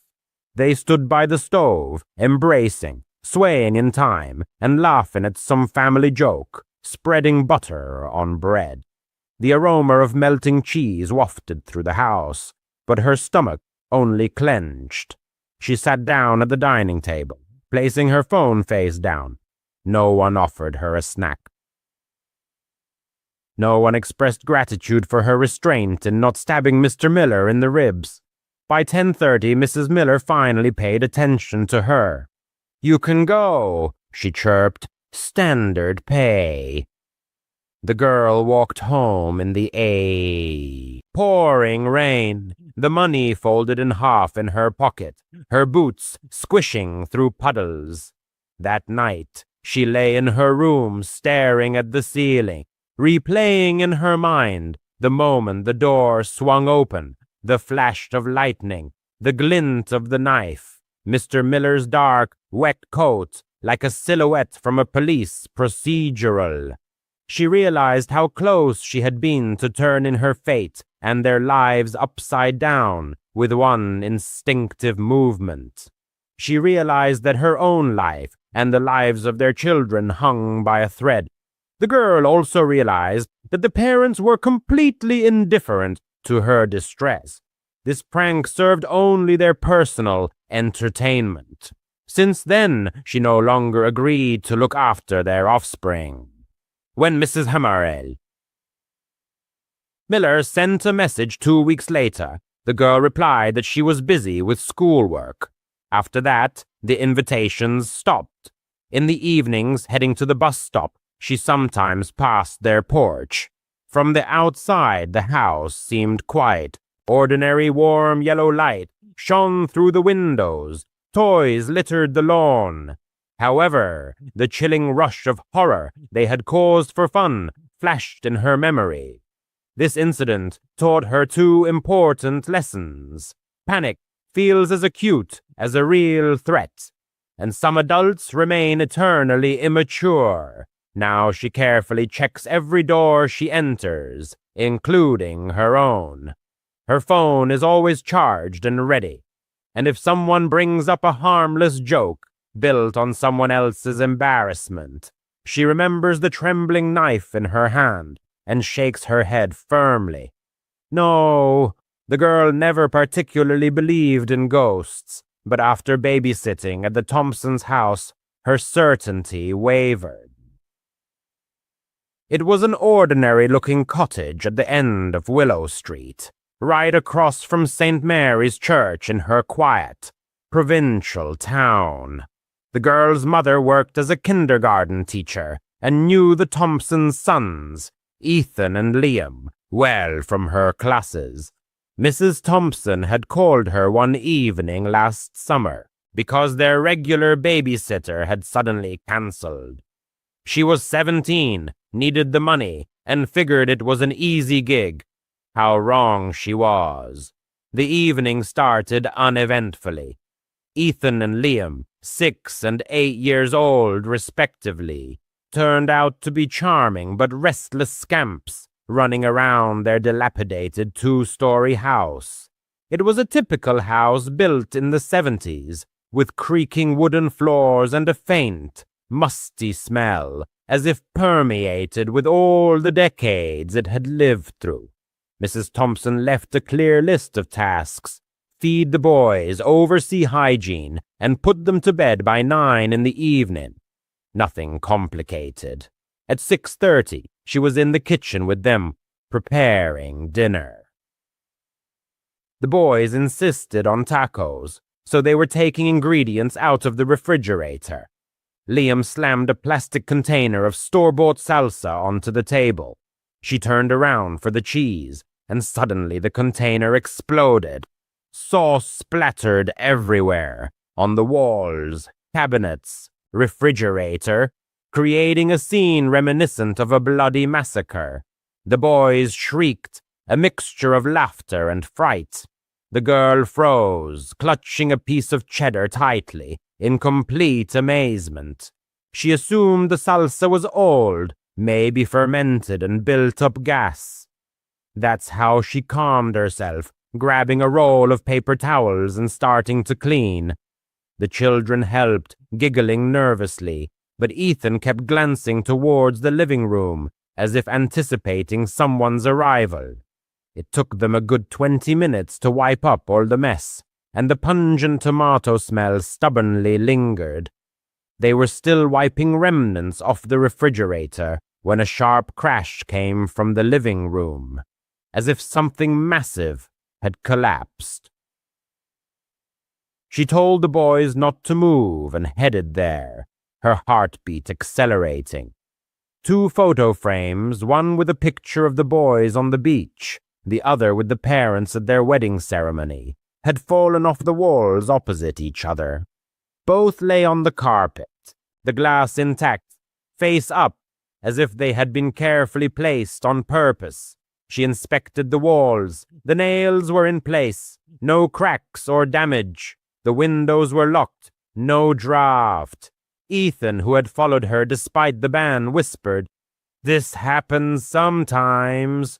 She forced a smile, leaned the frames against the wall, and didn't put them back.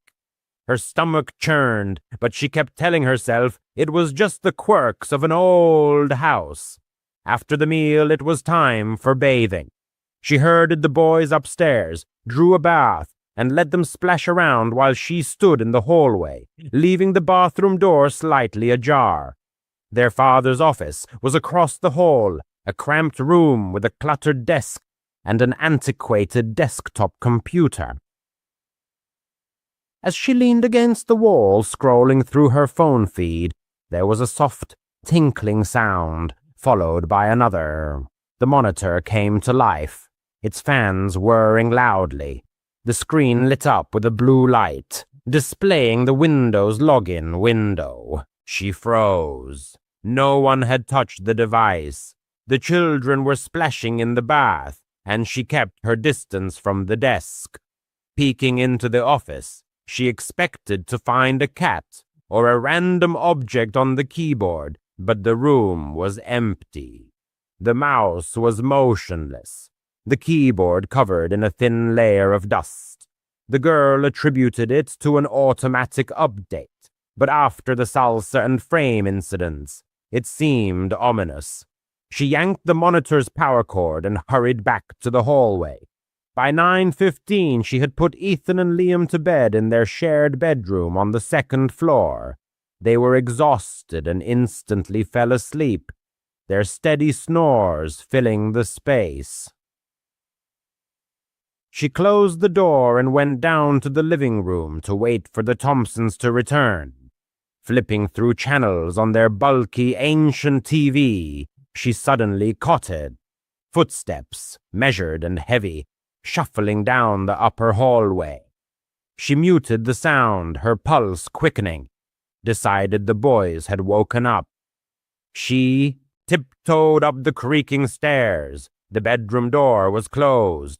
Opening it slightly, she saw that they were sleeping soundly, as before. The hallway was deserted, the air still. She went around the other rooms, the guest room, the bathroom, the office, all empty. Goosebumps ran down her skin as she returned downstairs. 10 minutes later, the creaking resumed, now quieter and slower, as if an invisible figure was pacing from one end of the hallway to the other. She didn't dare go up again. She huddled in the corner of the sofa, texting her boyfriend about her growing fear. "Just relax," he replied. "Old houses always have lots of noises." But she didn't buy it.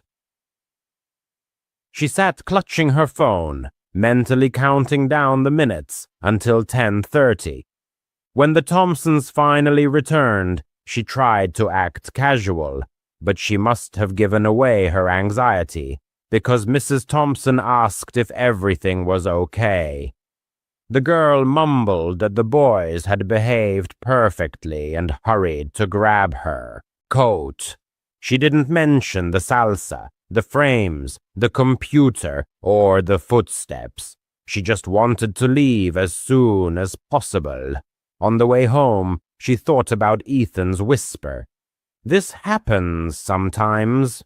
She babysat them a couple more times, but never stayed late, and always brought a friend with her. To this day, she doesn't understand what exactly was going on in that house, but it clearly wasn't her imagination.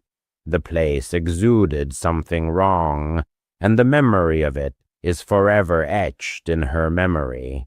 Music. I am a former car salesman from a Chicago suburb in Illinois. After my wife passed away, I moved in with my son, and that is when I encountered something I never could have imagined. I simply did not want to be alone, yet my son, fully aware of my mobility issues, put me in a bedroom on the second floor. Essentially, I live in this room, getting up only occasionally to shuffle down the hall to the bathroom. As hard as it is to admit, I think I was too broken by grief after losing my wife to insist that my son let me stay on the first floor.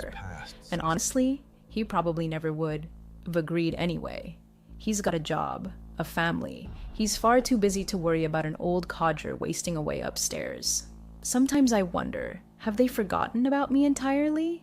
They hardly ever come into my room to talk, and lately, the characters on my TV shows feel closer to me than my own son and grandchildren. I get so unbearably bored that I have even taken to spying on the neighbors, just to have something to do. My bed sits close enough to the window that I can see their backyard without getting up. For a couple of years, I saw that family more often than my own. There was a middle-aged man named David living there with his mother and sister. I don't know who owned the house, but based on what I observed, I assumed it belonged to David. I swear, at first glance, they seemed perfectly ordinary. Nothing suspicious, just sweet, happy little lives that made my own dull, bedridden existence feel a bit more bearable. I'd watch them chatting on the back porch in the evenings or tending the garden in the mornings, and for a long time, everything seemed perfectly normal. That changed about 2 years after I moved in, around Christmas. I'd just turned off the TV and was getting ready for bed when I heard people arguing. The voices were unfamiliar, so I realized the noise was coming from the neighbor's house. At one point, the shouting escalated into screams, and then I started hearing other sounds, doors slamming, glass shattering, loud thuds. Then, suddenly, everything went silent. I was exhausted, so I figured it was just a domestic squabble that had blown over on its own. But something about it gnawed at me, keeping me awake. A few hours later, around 4 a.m., I was jolted awake by more noises. I peeked out the window and saw David in the backyard. I had no idea what he was doing, but he was dressed as the Grinch, dragging a large Christmas sack toward the tree near the garden shed. He opened the shed, grabbed a shovel, and started digging, and I realized he was burying that sack in the frozen ground. It must have taken him a full 30 minutes before he finished and went back inside. All I could think was that maybe he was some overly enthusiastic old man playing Grinch, trying to hide stolen charity donations or something like that. I don't know. ID always thought of him as a decent guy, so none of it made sense. I waited until morning to tell my son, of course, but he didn't believe me. He thought I was just a senile old fool. Everyone else in the house felt the same. No one backed me up, and eventually I started believing them myself, so I let it go and tried to forget. But here's what struck me as strange. I never saw the neighbor's mother again. She had always tended the garden, but after that night, she was never out there. I still occasionally saw David and his sister on the porch, but they never looked happy anymore. Things seemed to settle back into routine, until about 4 years later. My son tried to befriend the neighbors. He'd always make small talk, but they just stare at him blankly and say nothing, eventually retreating back inside.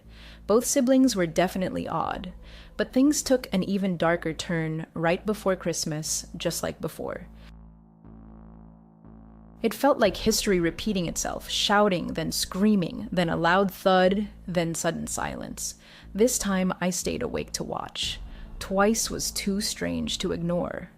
It was again around 4 a.m. I got out of bed and moved closer to the window. I saw him step out the back door, once more dressed as the Grinch, dragging another large sack toward the tree and burying it.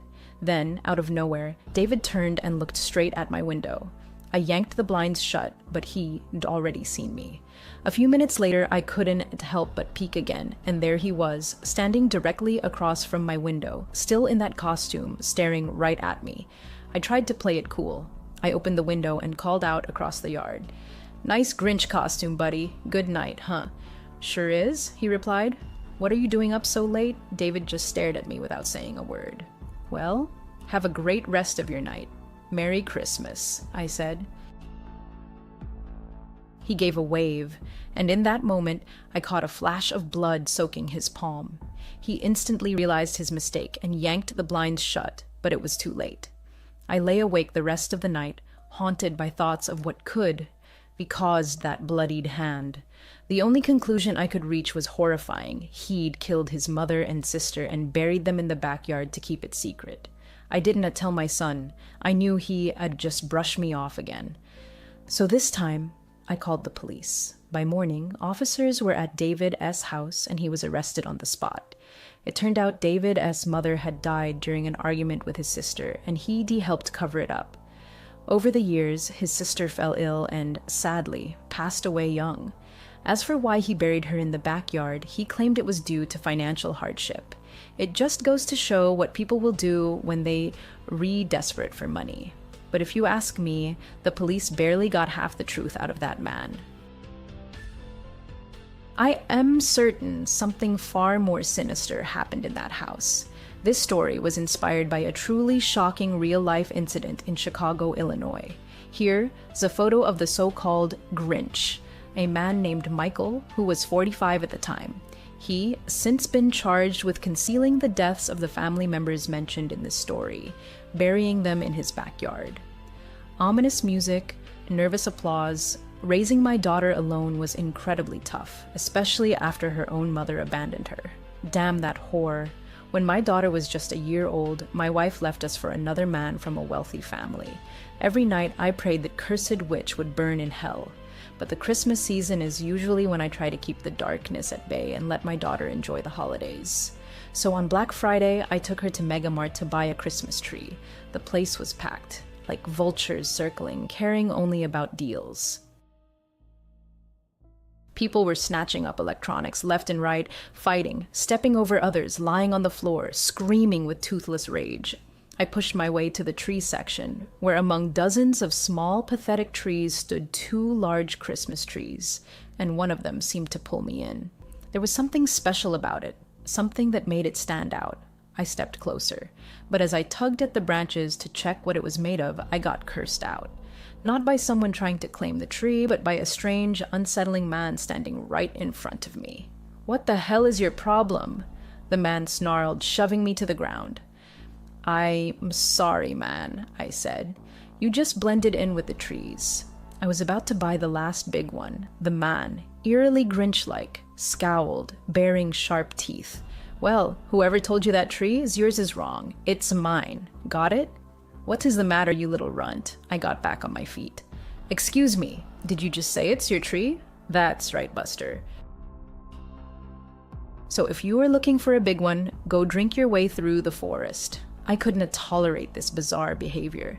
I stood my ground, determined to buy that tree. My little girl was terrified, her whole body shaking as she whispered, "Daddy, can we go now?"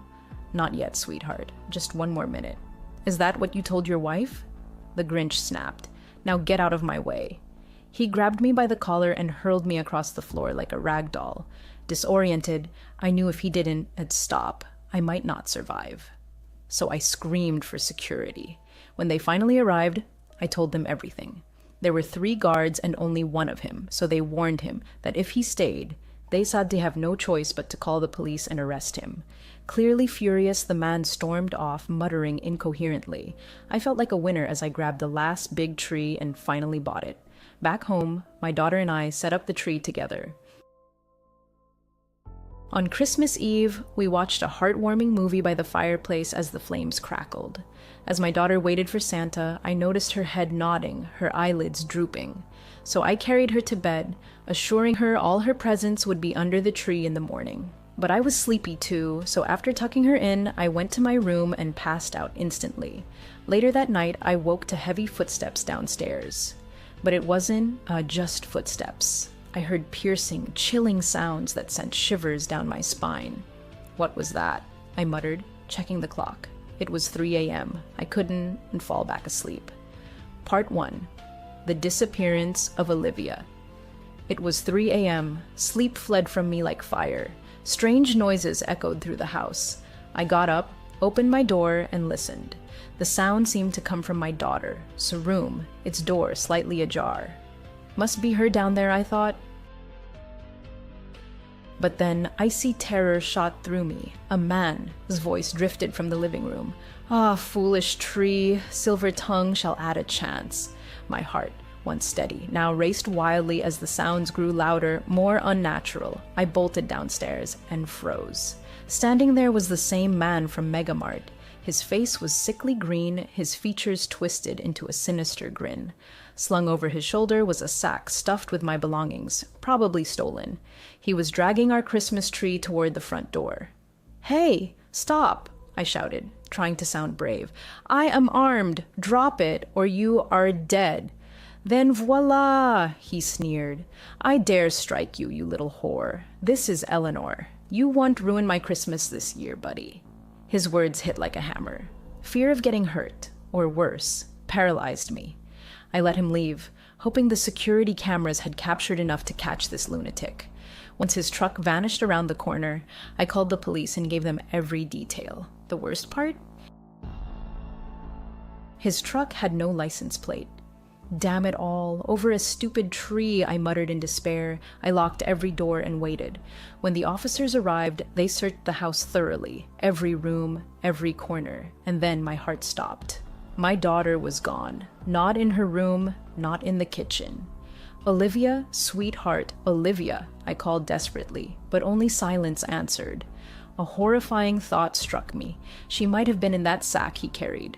The police promised an investigation, but over time, the case went cold. Ever since, I've spent every Christmas alone with only photographs to remind me of my lost Olivia. Part 2, The Grinch and Ethan music. I am a single mom raising a teenage son. My job takes up so much of my time that we rarely get to spend real quality moments together. So I try to bring Ethan along wherever I go, errands, shopping, anywhere. Last Christmas, we went to the mall. It was absolute chaos, but holiday deals and promotions were everywhere. I decided to dive in. I suggested a game. Whoever found the best discounts and bonus points on food stamp eligible items would win. He didn't seem excited, but he played along to avoid disappointing me. He's such a sweet kid. Still, I figured he was just growing up, too old for silly games. I was in Sneaker Palace when I suddenly realized I'd lost him. My heart dropped. I rushed out to search and saw a huge crowd gathered outside a store. I pushed through to see what was happening.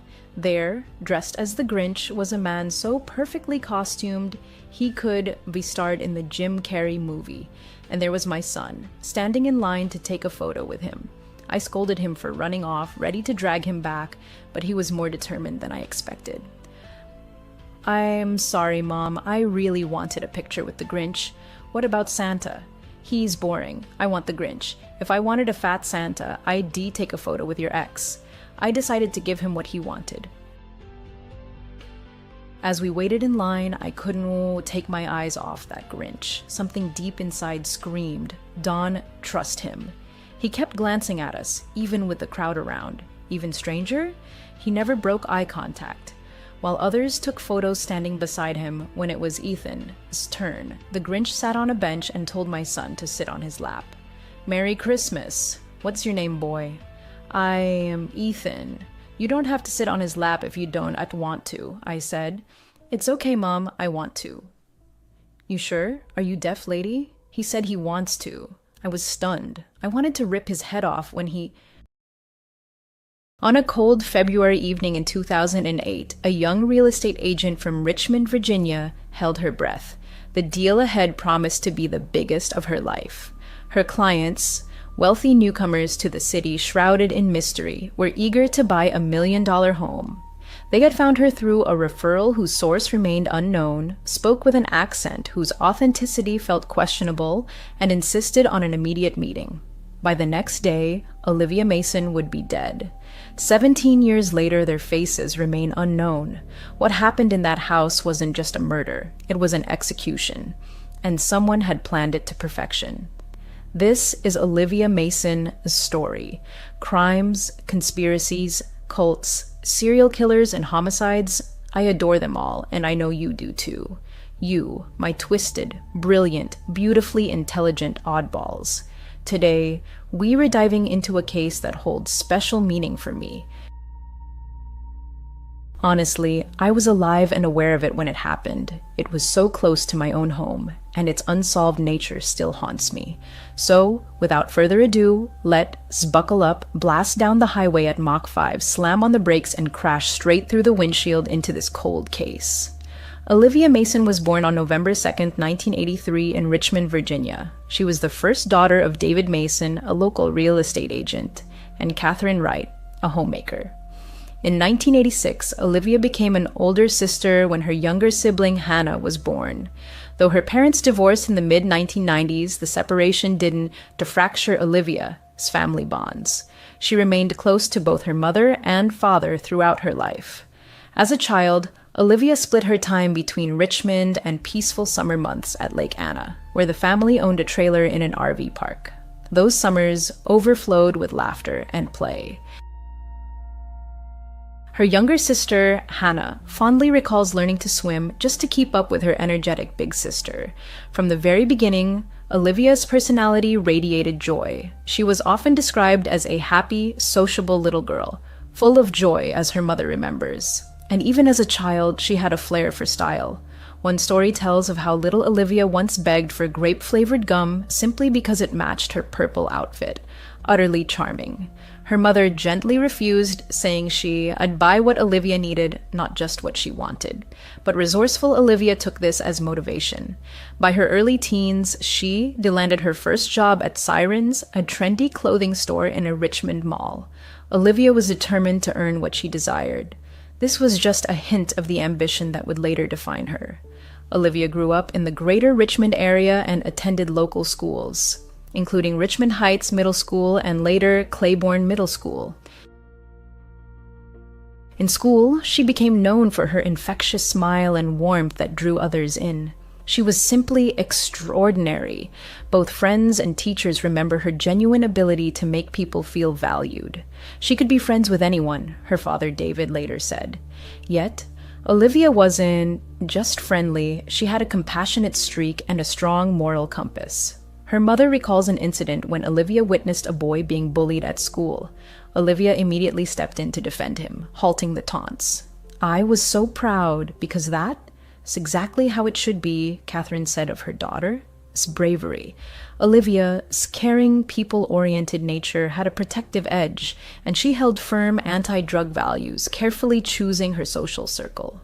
In fact, in one of her later relationships, a key point she proudly shared with her family was that her partner didn't use drugs.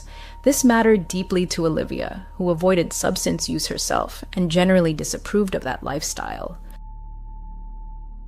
She was an exceptionally mature young woman, ambitious and compassionate, with big dreams for her future, yet never losing sight of kindness along the way. And she wasn't afraid of hard work. Having started working so young, Olivia developed a strong work ethic early on. She balanced school and jobs with remarkable determination. This trait would later serve her well when she decided to follow in her father's footsteps into real estate. By her early 20s, Olivia's ambitions crystallized into a clear career goal. She wanted to become a successful real estate agent in Richmond. She enrolled in the real estate program at the Robertson School of Business at Virginia Commonwealth University and studied diligently to pass her licensing exam. In June 2006, at just 22 years old, Olivia achieved that goal. At the time, she was one of only about 20 real estate agents in the entire greater Richmond area under the age of 25. Olivia's career skyrocketed, an impressive feat for someone not yet 25 in an industry typically dominated by seasoned professionals. She didn't waste a moment. Her first role was at a modest agency called Vanguard, where she successfully marketed new townhomes in Richmond as West End for a year and a half. But Olivia craved more, and soon a brilliant opportunity arose at Premier Realty Group, one of Richmond's top agencies. Remarkably, this was the same office where Mark Anderson's family worked. We'll discuss Mark's significance to this story shortly. When Olivia joined Premier Realty Group, she came under the wing of a powerful real estate dynasty, and she seized every chance. Within a year, she closed 8 real estate deals totaling approximately $3.2 million, an incredible start for a 24-year-old newcomer. Colleagues unanimously agreed Olivia was born for success in real estate, intelligent, driven, and incredibly personable, qualities essential for any top agent. My father is a realtor, so I know what I am talking about. Olivia absolutely thrived in this field. Clients trusted her, and that's priceless. A former colleague later recalled that Olivia was fiercely determined to build a successful career as a licensed agent and worked tirelessly toward that goal. In such a short time, she had already built a highly promising reputation in Richmond's real estate market. Around the time her career was accelerating, Olivia's personal life took a sharp turn. In late 2005, at a real estate networking event and training seminar, 22-year-old Olivia met 25-year-old Mark Anderson. She already knew of Mark. He came from a prominent, affluent local family, deeply rooted in real estate. Mark's mother, Patricia Anderson, was also a successful realtor. The family owned investment properties, making them something of local royalty in the industry. Mark himself had been a talented hockey player in his youth and now worked as both a mortgage broker and realtor. To Olivia, the Andersons were Richmond's real estate royalty, and she was impressed. She really admired that Mark was in real estate, and his mom was too, shared Olivia's friend Vicky, adding that Olivia seemed thrilled to be welcomed into the Andersons' world. By mid-2006, Olivia and Mark were seriously dating. Their relationship moved quickly, and soon they moved in together. The Andersons provided the couple with a one-bedroom apartment in Richmond's Inner Harbor District, which the family owned. I've been there many times. It is absolutely gorgeous, stunning, and quite upscale. They also spent summers at a luxurious lakeside home on Lake Shenandoah that Patricia Anderson had purchased. There, Olivia and Mark enjoyed all the amenities, even having their own basement suite. From the outside, it seemed Olivia had it all: a loving boyfriend from a wealthy family and a promising career. Now, I know we all love diving into true crime stories. But what I love even more, and I am sure you do too, especially if you have furry companions, is my dogs. I adore my 5, Kevin, Debbie, Pitty, Frankie, and Rupert, and I want them with me as long as possible. So their health is my top priority. I needed to know they are not eating processed food. And that's where Ollie changed everything for me, because if your dog could talk, they'd beg for Ollie. Trust me, you'll get full tail wags, happy jumps, and wide, goofy smiles. That's the Ollie effect, you see? Ollie offers clean, fresh dog food in 5 delicious flavors. Honestly, I've debated whether to try it myself, but even for the pickiest eaters, and I have a few in my little canine kingdom, it's perfect. Plus, the food is made in US kitchens using human-grade, high-quality ingredients. Ollie contains no fillers or preservatives, just real food, which is incredibly important to me. I'd feed my dogs anything I wouldn't eat myself. That is my rule. And here is the thing. Healthy food means a happy dog. More energy, shinier coat, better poops. Who doesn't want better poops, right? And more mealtime joy. With 5 protein-rich recipes like fresh beef with sweet potatoes or fresh turkey with blueberries, even the fussiest eaters can resist. Getting started is easy. You just take a 30-second quiz about your dog and they'll create a personalized meal plan, so you don't even have to think about it. Your welcome kit includes 2 weeks of food, a free storage container, and a guide to transitioning your dog to the new diet, which is also extremely important. What really sets Ollie apart is that it's the only fresh dog food that comes with unlimited ongoing health check-ins. From diet and digestion to dental health, you get direct access to experts to keep your dog in top shape, which, again, matters deeply to me. I care profoundly about my dogs and want them as healthy as possible. It's like having a personal dog health detective, and 90% of pet owners report significant improvements in just 30 days. Our 4-legged friends deserve the best, and that means fresh, truly healthy food. By late 2007, Olivia began confiding in loved ones that her relationship with Mark wasn't as perfect as it appeared. During a trip to visit her father in Charlotte on December 5th, 2007, she admitted she was unhappy. Olivia said Mark didn't share her ambitions and drive, creating tension between them. She even hinted at a possible breakup for the first time. She shared similar thoughts with friends, saying Mark wasn't fulfilling her needs and she was seriously considering ending things. She just said, "Dad, I made a mistake. I feel awful about it," but then added, "I can keep doing this," her father recalled.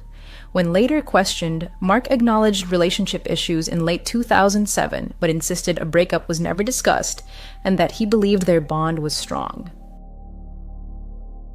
Interestingly, not everyone saw these cracks. Olivia, sister Hannah, viewed them as a happy couple and noted that Mark treated her well based on her observations. But treating someone well isn't the same as sharing their dreams or drive. Lack of ambition doesn't. It makes someone a bad person. But when personalities clash, it matters. You can look perfect from the outside and still be deeply mismatched. So I think that is just a strange observation. In early January 2008, Olivia and Mark traveled to Whistler with his family. Olivia hoped the trip would help them reconnect, and it seemed to work. She returned from Whistler full of optimism, convinced they'd overcome their difficulties. "We had such a great time. It was perfect. We just needed more time together," she told her mother, radiating hope for their future. So by February 2008, Olivia was doing everything she could to salvage their relationship. She and Mark were still living together, holding on. But tragically, Olivia never got the chance to decide what she truly wanted, because her life ended in a shocking and brutal way. In late January 2008, Olivia received a call that changed everything. An unfamiliar female voice spoke on her mobile phone with a strong foreign accent Olivia couldn't quite place. Possibly Spanish or Mexican, though she wasn't sure. Something about the accent felt possibly fake. The woman introduced herself, though Olivia did not remember the name, and notably, didn't write it down, jumping straight to business. She said her husband was being transferred to Richmond for work and they urgently needed to buy a home. not just any home, but a newly built, move-in ready $1 million property with a separate maid as suite. The request was extremely specific, impossibly rushed, and deeply strange. The woman insisted they wanted to close within days, an absurd timeline in real estate. My father is a realtor, and he confirms that as madness, even by 2008 standards.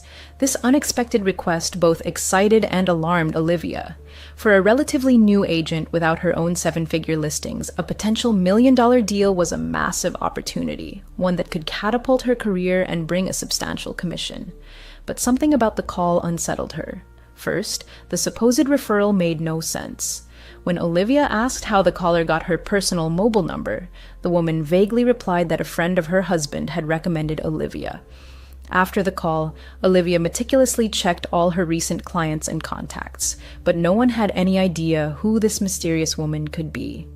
The referral story was a lie, a huge red flag, and there were others. The accent, for one, seemed deliberately disguised.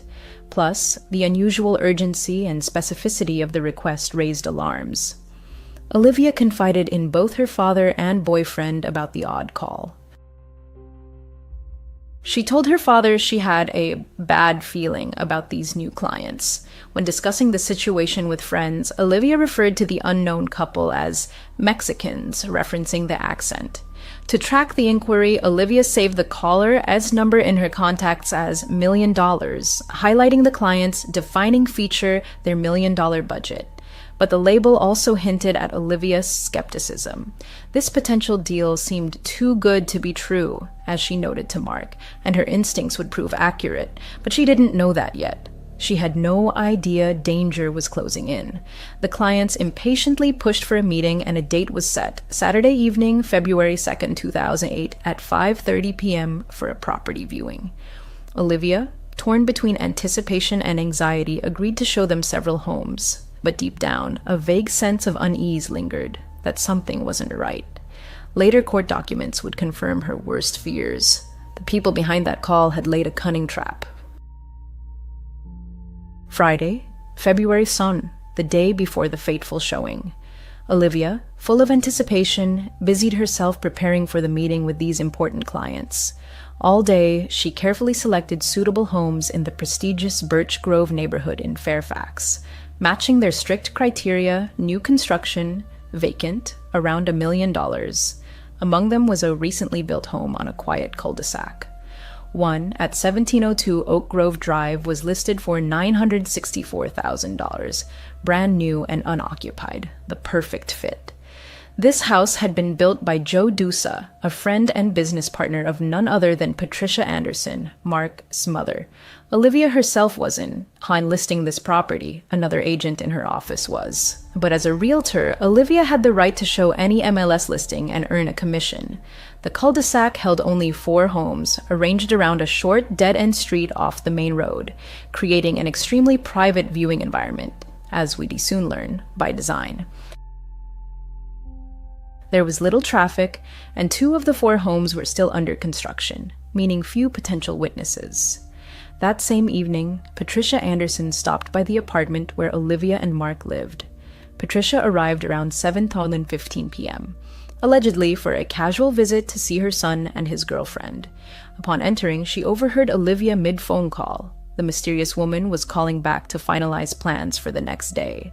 For about 10 minutes, Patricia listened to snippets of Olivia's conversation before Olivia hung up. Olivia then shared the details with Patricia, her words tinged with nervous excitement. The clients had confirmed the 5:30 p.m. Saturday showing at 1702 Oak Grove Drive. Everything was set. Patricia later admitted she immediately felt an inexplicable dread, her heart clenched with a bad omen. Sensing Olivia's unease, Patricia repeatedly offered to attend the showing instead, essentially volunteering to meet the clients herself. It is unclear whether Patricia's concerns stemmed from worry for Olivia, safety, or simply a desire to help her make her planned trip to Washington, D.C. for a friend's bachelorette party after the showing. Her friends were expecting her after the showing, yet despite all her misgivings, she tried to help. Patricia offered support, But Olivia, resolute, declined, insisting she could handle it herself. After all, these were her clients, and the commission was hers to earn. However, the fact that Patricia Anderson knew every detail of Olivia's meeting with the mysterious clients, including the content of their phone call, would later become one of many eerie elements in this case. Many would wonder, was it mere coincidence that the chosen viewing house was built by Patricia as acquaintance, or that she happened to be present during the planning? But on February 2008, these connections raised no suspicion. Only in hindsight would everything fall into place. By nightfall, everything was ready. Mark returned home from a hockey game around midnight. He and Olivia discussed her anxiety. Mark, trying to reassure her, repeated his mother's offer. He could attend the meeting instead, or at least accompany her, so she could leave early for her trip. But Olivia brushed it off, her expression a mix of awkwardness and curiosity. Why did this caller choose me? I have so little experience. These thoughts haunted her. It felt strange, wrong. Of course, in hindsight, with all the red flags, it's obvious. But in that moment, no one could foresee the tragedy. No one assumes harm is coming for them. Still, Olivia assured Mark she'd be fine and that he shouldn't interfere. If she were truly worried, she'd have accepted help, Mark thought. So when she refused, he assumed she felt confident enough. They went to sleep, perhaps both slightly tense, but hoping that by the next evening Olivia might have closed the deal of her life. February 2nd, 2008 began for Olivia Mason as an ordinary day, but with an undercurrent of dread. That morning, the mysterious client called the apartment S landline and surprisingly reached Mark since Olivia wasn't home. Mark told the caller Olivia was out and offered her mobile number, but the woman coldly replied she already had it. Mark noted her accent sounded like broken Spanish, confirming the same voice Olivia had heard. This brief conversation was the last contact before the fateful meeting. As the day progressed, Olivia grew increasingly anxious. Around 2 p.m., she stopped by her Premier Realty Group office on Rainwood Lane. There, she pulled aside 2 administrators and asked them to search for the clients' names and phone numbers. They'd provided their details, so they should appear in the real estate database if they'd ever bought or sold in Richmond. Olivia just wanted to verify these people existed and had any real estate history in the area, but nothing came up. It was as if they didn't exist. At this point, Olivia was clearly unsettled. Scared, according to a colleague who overheard her discussing the situation. Sensing her discomfort, several co-workers, including one named Kevin, offered to accompany her to the 5:30 p.m. showing. But Olivia again refused, assuring them she was fine because her boyfriend Mark would be nearby as backup. She was completely confident her boyfriend would be there, Kevin recalled. So while Olivia may have been frightened, she had a safety plan. Mark was supposed to meet her right after the clients arrived to ensure everything was okay. Around 3:00 p.m., Olivia left the office and met Mark for a late lunch downtown. They chose a restaurant near the Inner Harbor and finished around 4:24 p.m., a time recorded on their paid receipt. During lunch, Olivia was distracted. She ate quickly and reviewed the property sheets she'd prepared, showing Mark the list of homes she planned to show the couple, including 1702 Oak Grove Drive. Mark, sensing her nervousness, again offered to conduct the showing himself. But Olivia declined again, perhaps trying to prove she could handle such a high-stakes client despite the odd circumstances. By 5:00 p.m., as dusk settled over the wintry afternoon, they parted ways to prepare for their plans. Olivia returned to her apartment to change, wanting to look professional for her high-profile clients. Mark, meanwhile, drove to a nearby auto shop called SHC Autograph Graphics to briefly meet a colleague and pick up his friend, Samuel Thorne. Samuel was both a friend and co-worker of Mark S. They played on the same men as hockey team and were scheduled to attend a hockey game that evening after Olivia as showing. They planned to go together as soon as Mark checked on Olivia.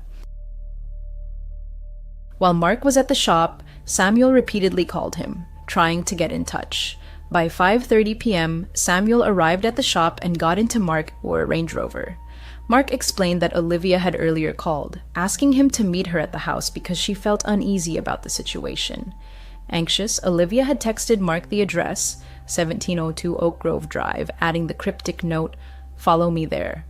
Without hesitation, Mark suggested they swing by Olivia as location to ensure she was okay before heading to the hockey game. Samuel immediately agreed. Around 5:35 p.m., Olivia parked at the cul-de-sac on Oak Grove Drive. The street, newly built, was so fresh that even the GPS in Mark's SUV couldn't find it. As Olivia stepped out of her car, her phone rang. It was Mark. Lost in the Birch Grove maze, he was calling for directions. Olivia began explaining, but suddenly her voice cut off. "Oh, I have to go. They are here," she abruptly told Mark, signaling the client's arrival. Olivia hung up, leaving Mark confused, and turned to greet the couple approaching the driveway. Several witnesses later gave strikingly similar descriptions of this pair, whom Olivia met around 5:30 p.m. They appeared to have walked up the cul-de-sac rather than arriving by car, a highly unusual detail.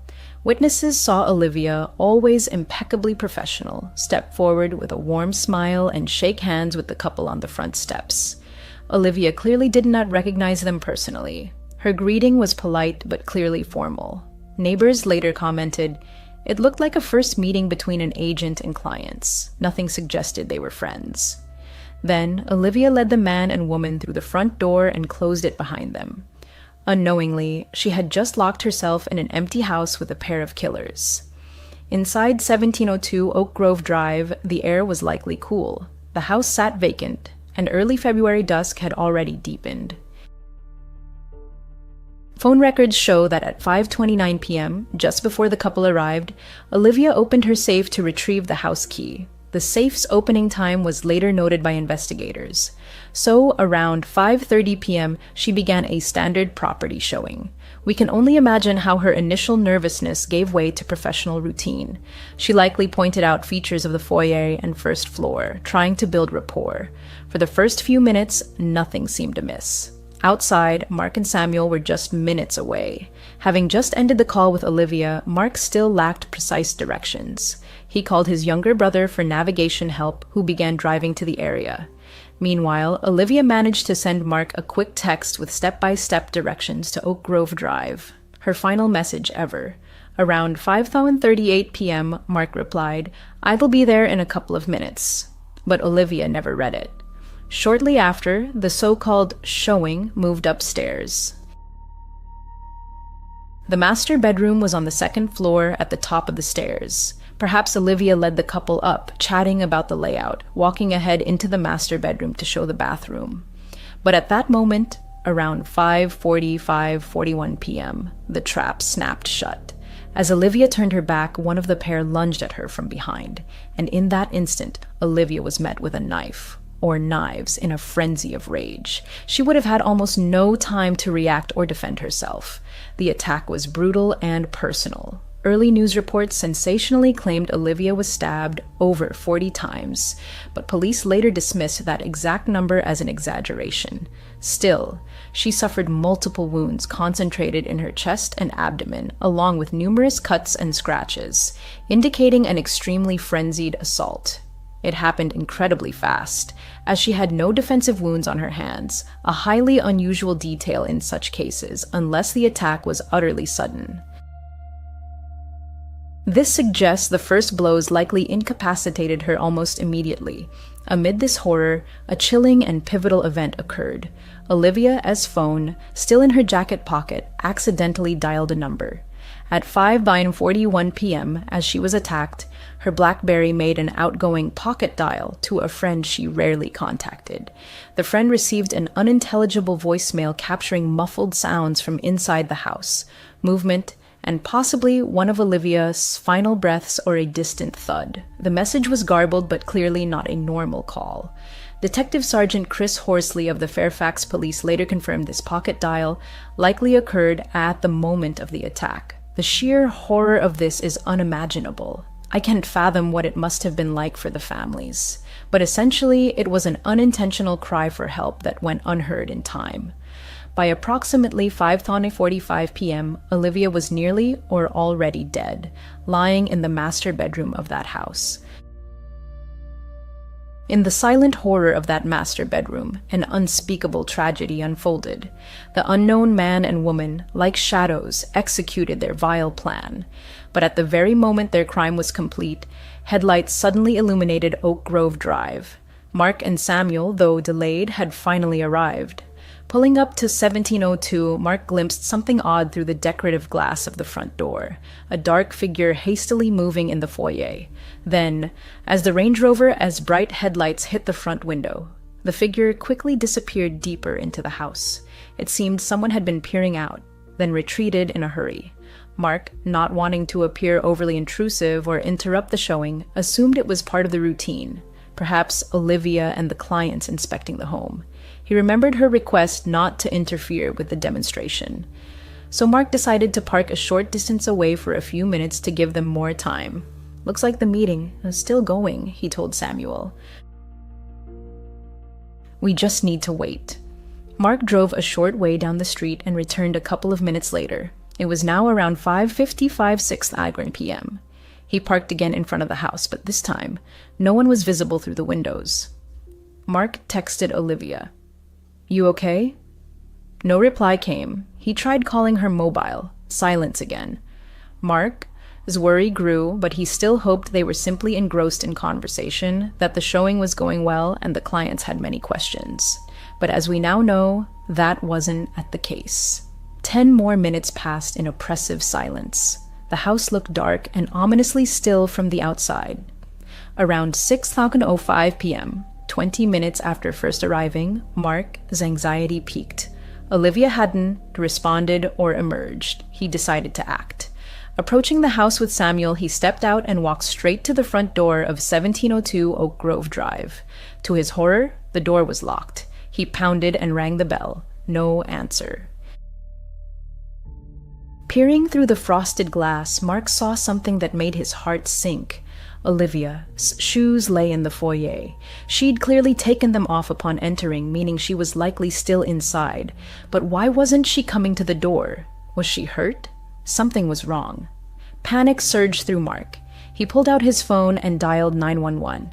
At 6:05 p.m., he stammered to the dispatcher that his girlfriend was showing a house he couldn't get in, and he was deeply worried something had happened to her. He emphasized he had come to check on her because she was a little scared about this showing. While Mark spoke, Samuel scouted the house as perimeter for another entrance. He found a gate to the backyard, but it was locked. However, Samuel spotted something crucial. Through the slats, he saw the French doors to the back patio were wide open. He frantically waved Mark over, pointing to them. The killers, it turned out, had fled through those back doors just moments earlier, vanishing into the night.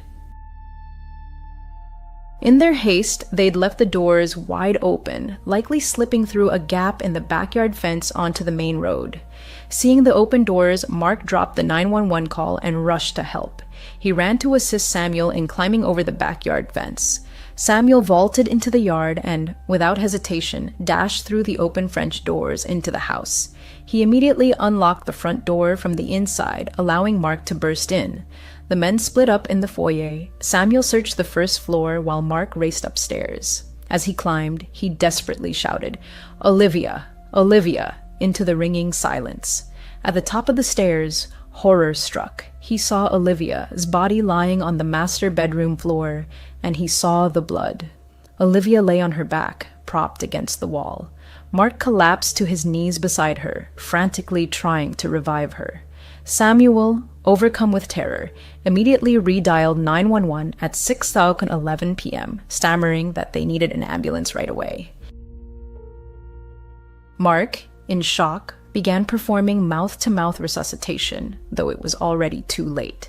He tilted her head back and started rescue breathing, and in a chilling, deeply disturbing detail. Within minutes, the first sirens pierced the quiet neighborhood. Paramedics and police cars flooded the cul-de-sac. But despite all resuscitation efforts, Olivia Mason was pronounced dead at the scene. Mark was hysterical, in utter disbelief, repeating, "If ID arrived 10 minutes earlier, if ID gone with her, would she still be alive?" I can't even imagine the thoughts racing through his mind after witnessing that. I just feel so deeply for him. But no one saw the mysterious pair leave. They were like ghosts, vanishing before anyone realized what had happened. The only physical evidence left was bloodstains inside the house, and a trail on the stairs showing the killers had calmly exited through the front door before retreating and fleeing out the back when Mark's arrival startled them. Mark's arrival was their signal to run. When Mark and Samuel pulled up, the killers appeared to be exiting the front door, forced to switch to their backup escape route through the backyard fence. If Mark had arrived just a minute or two earlier, he might have confronted them face to face. That wouldn't have saved Olivia, but we might know who they are. Yet, what if speculation is futile? The past cannot be changed. In mere minutes, the life of a bright, beloved young woman was brutally cut short, and the echoes of this meticulously planned murder were just beginning to ripple outward. As crime scene tape encircled 1702 Oak Grove Drive that cold February night, the investigation into Olivia Mason's murder began, a case that would become one of the most perplexing and high-profile unsolved murders in American criminal history. Fairfax police quickly secured Oak Grove Drive as a crime scene. But from the start, investigators faced a major problem. The scene had been compromised by desperate rescue attempts. In their frantic efforts to find and help Olivia, Mark and Samuel had inevitably trampled through the entire house, unintentionally contaminating evidence, and they can't be blamed. They were trying to find her, then save her. I just feel so awful for them. But within hours, the Fairfax County Police Department's Major Crimes Division took over the case. They immediately realized this was anything but a typical homicide. Forensic experts combed the empty house late into the night and in the following days, but found no usable DNA or fingerprints from the perpetrators. They concluded the attackers likely wore gloves and possibly protective clothing or shoe covers, which they took with them. This was clearly an extremely well-planned murder. The murder weapon, a sharp, pointed knife, was also never found at the scene. The only physical evidence was bloody shoe prints on the floor, but even these were limited, and the specific brand or size was never disclosed, suggesting they may not have been distinctive enough to trace. The absence of defensive wounds on Olivia and the sheer ferocity of the attack led investigators to conclude this was a targeted execution, not a robbery gone wrong. And how could it be a robbery? It was an empty house. Thus, the only logical conclusion was that this was a premeditated first-degree murder. Outside the house, witness information was minimal. Neighbors saw only a well-dressed couple arriving, not leaving. No one recalled screams or loud noises, suggesting Olivia may have been attacked so suddenly she couldn't cry for help. And this assumes anyone was close enough to hear. But investigators were intrigued by the victim's final communications. The voicemail dialed during the attack was recovered, but yielded little beyond muffled background noise.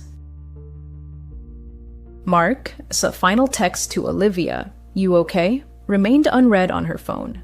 Police also quickly traced the mobile phone that lured Olivia. As suspected, it was a disposable phone registered to a fake name, Paulo Rodriguez, and a fake business address in Washington, D.C. Records showed it had been purchased 3 months earlier in D.C. and activated just 1 day before the murder. It had called only Olivia and was permanently disabled shortly after her death.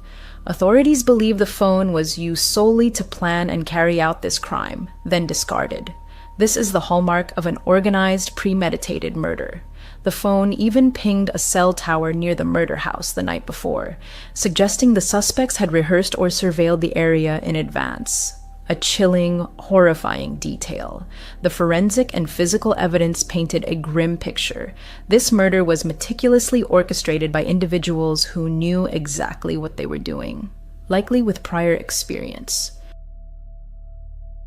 Because the level of planning pointed to seasoned hands, using an untraceable phone, selecting an empty, newly built home, and minimizing forensic traces. Yet paradoxically, the excessive brutality was deeply emotional and amateurish in its frenzy. So you have this highly calculated, planned murder, yet the killing itself seemed like a wild, emotional outburst, as if it had not been planned at all. It just erupted out of nowhere, clashing with the profile of a dispassionate professional hit.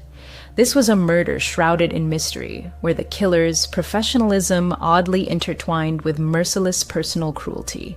Police were left baffled by the contradiction, flawless preparation paired with savage, frenzied violence.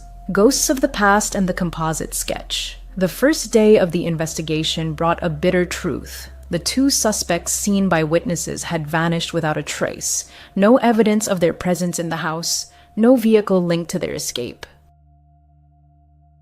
Only vague descriptions of their appearance and the suspicion of a fake accent remained.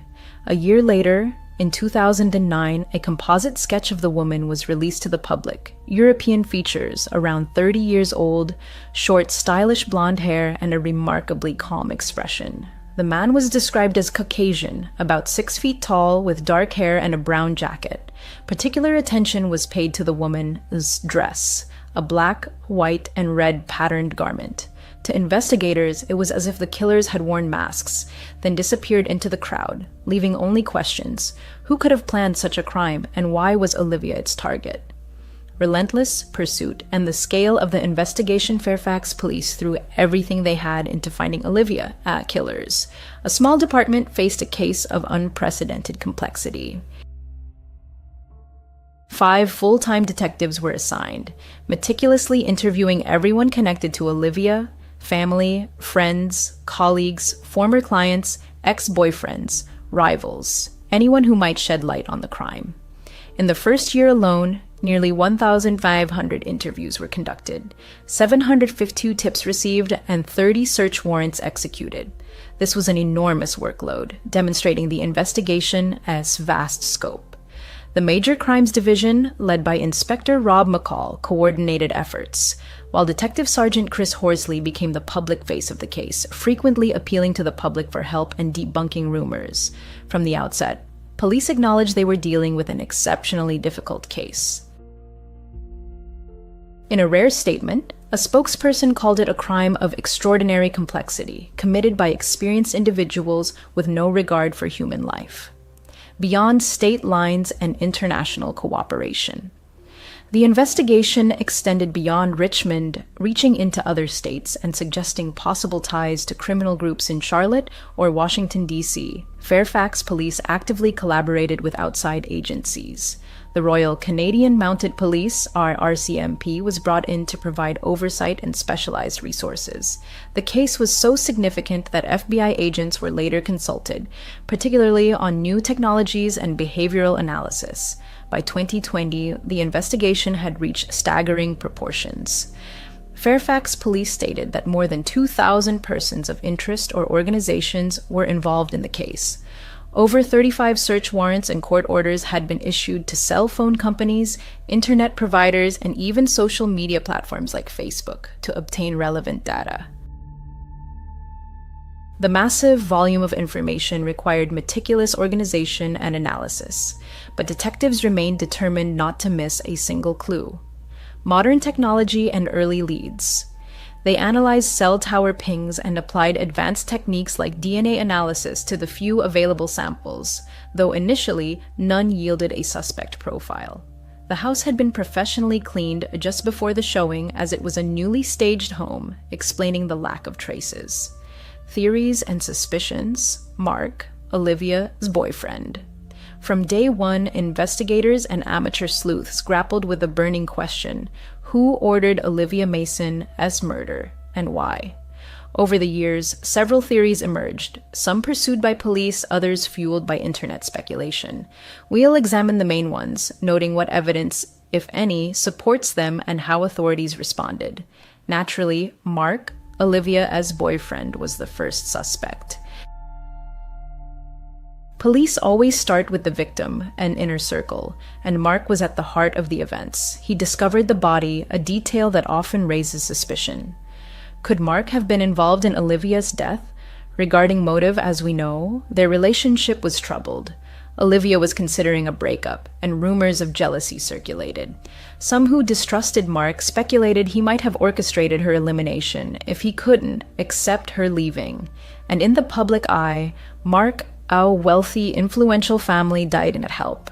People love to suspect the rich boyfriend in true crime stories. Despite the suspicions, police consistently stated Mark Anderson was not a suspect, and they had a solid reason. His actions and alibi on the fateful day were verified down to the minute. Around 5:30 p.m., surveillance cameras at the auto shop captured him leaving with Samuel in his Range Rover. The timestamp on the footage was irrefutable proof Mark wasn't at the murder scene when Olivia died.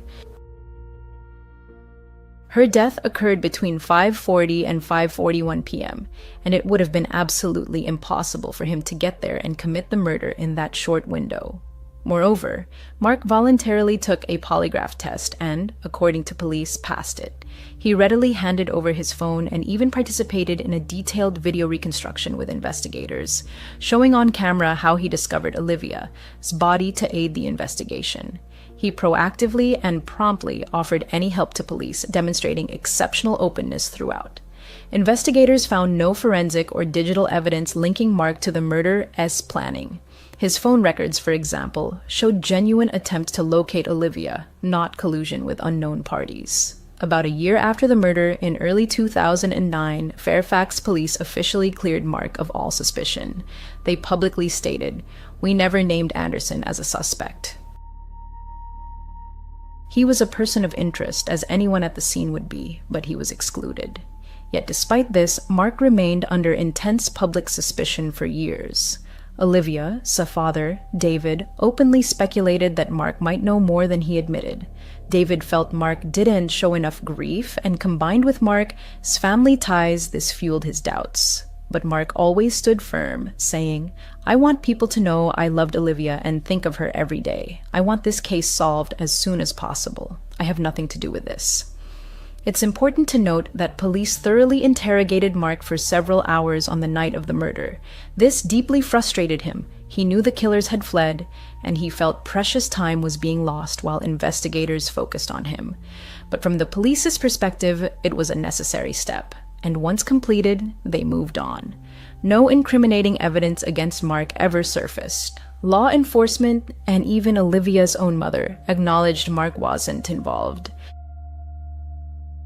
Though the boyfriend did it is a common trope in such stories, this case appears to be an exception. Mark's role was tragically only that of a heartbroken witness who found his beloved in her final moments.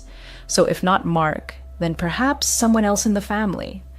Online sleuths turned their gaze to Patricia, Mark's mother. Patricia was a successful realtor and, by many accounts, a formidable personality. On true crime forums, rumors swirled that Patricia might have orchestrated Olivia's murder for some dark motive, perhaps anger if Olivia planned to leave Mark, or other personal conflicts. And it didn't help that Patricia was directly linked to key elements of the scenario. As mentioned, she was present when Olivia discussed the showing details and address, and the home's builder, Joe Dusa, was Patricia's friend. Some theorists wondered if Patricia were involved, could that explain how the killers knew Olivia's schedule and chose that specific house? However, police never named Patricia as a suspect and explicitly stated no member of the Anderson family was under suspicion. Patricia provided an alibi for the time of the murder. Reports indicate she was at dinner and cooperated with police interviews. Olivia's mother, Catherine, publicly stated she didn't believe Patricia was involved, calling the idea an unfounded rumor. And over the years, Patricia largely remained silent about the rumors. But by 2022, she had enough. That year, Patricia filed a defamation lawsuit against David Mason, Olivia's father, and 2 administrators of his website, accusing them of maliciously spreading false claims that she was the killer. In other words, Patricia took the extraordinary step of suing the victim, my father, to clear her name. This underscores how severely the baseless accusations damaged her family. The case is still ongoing and hasn't gone to trial. But Patricia's position is clear. She and her family were unjustly vilified without any evidence. In an interview with Capital Daily, the Andersons expressed feeling like they been through the worst part of life, being targets of these accusations. And through it all, police thoroughly investigated the Anderson family. They examined Patricia's finances, business connections, and any possible link to the disposable phone or the people behind it, but found nothing incriminating, and no evidence was ever found. The fact that Patricia overheard part of the phone call doesn't and seem implausible. After all, she was Mark's mother and often visited. Olivia, for her part, never hid her business contacts. And while it's certainly eerie that the murder house was built by Patricia acquaintance Joe Dausa, police never found evidence linking Joe or Patricia to the crime beyond this strange coincidence. Thus, aside from internet rumors, the accusations against Patricia aren't backed by serious evidence. Police fully exonerated her, as well as Mark's brother and everyone else in their circle, quite early in the investigation. The Andersons suffered not only the loss of someone they insist they deeply loved, Olivia, but also reputational damage from unchecked speculation. But I can help but feel for Olivia's family too, who simply crave the truth, especially her father. I understand this doesn't justify defamation, but the desire for answers is natural. I can imagine what that's like, so I sympathize with both families. One of the most intriguing and initially compelling theories had nothing to do with Olivia's boyfriend or his family. Instead, it focused on the idea that Olivia had seen something she shouldn't have. In late 2007, about 2 months before her death, Olivia made a spontaneous weekend trip from Richmond to Charlotte, North Carolina, a state bordering Virginia. During this visit, she briefly met old acquaintances, including reportedly the father of a former boyfriend. Around that time, Charlotte was conducting a major drug operation. On January 2, 2008, police executed Operation High Noon, seizing over 80 kilograms of cocaine worth $8 million and arresting several high-level drug traffickers. It was declared the largest cocaine seizure in North Carolina history. By a striking coincidence, one person implicated in this operation had ties to Olivia's circle. This was Eric DeLucas, a Richmond acquaintance of Olivia S., who was arrested as a major player in the Charlotte drug network. This sparked rampant speculation that perhaps, during her Charlotte trip, Olivia had learned something about the drug operation, maybe overheard a conversation or witnessed a deal, and the cartel or gang decided to silence her, fearing she might inform police. This harrowing theory suggested cartel retaliation, carried out by hitmen posing as clients. Police largely dismissed this motive because, first, they found no evidence Olivia was an informant or played any role in the Charlotte operation. Charlotte police themselves confirmed Olivia wasn't on their radar at all.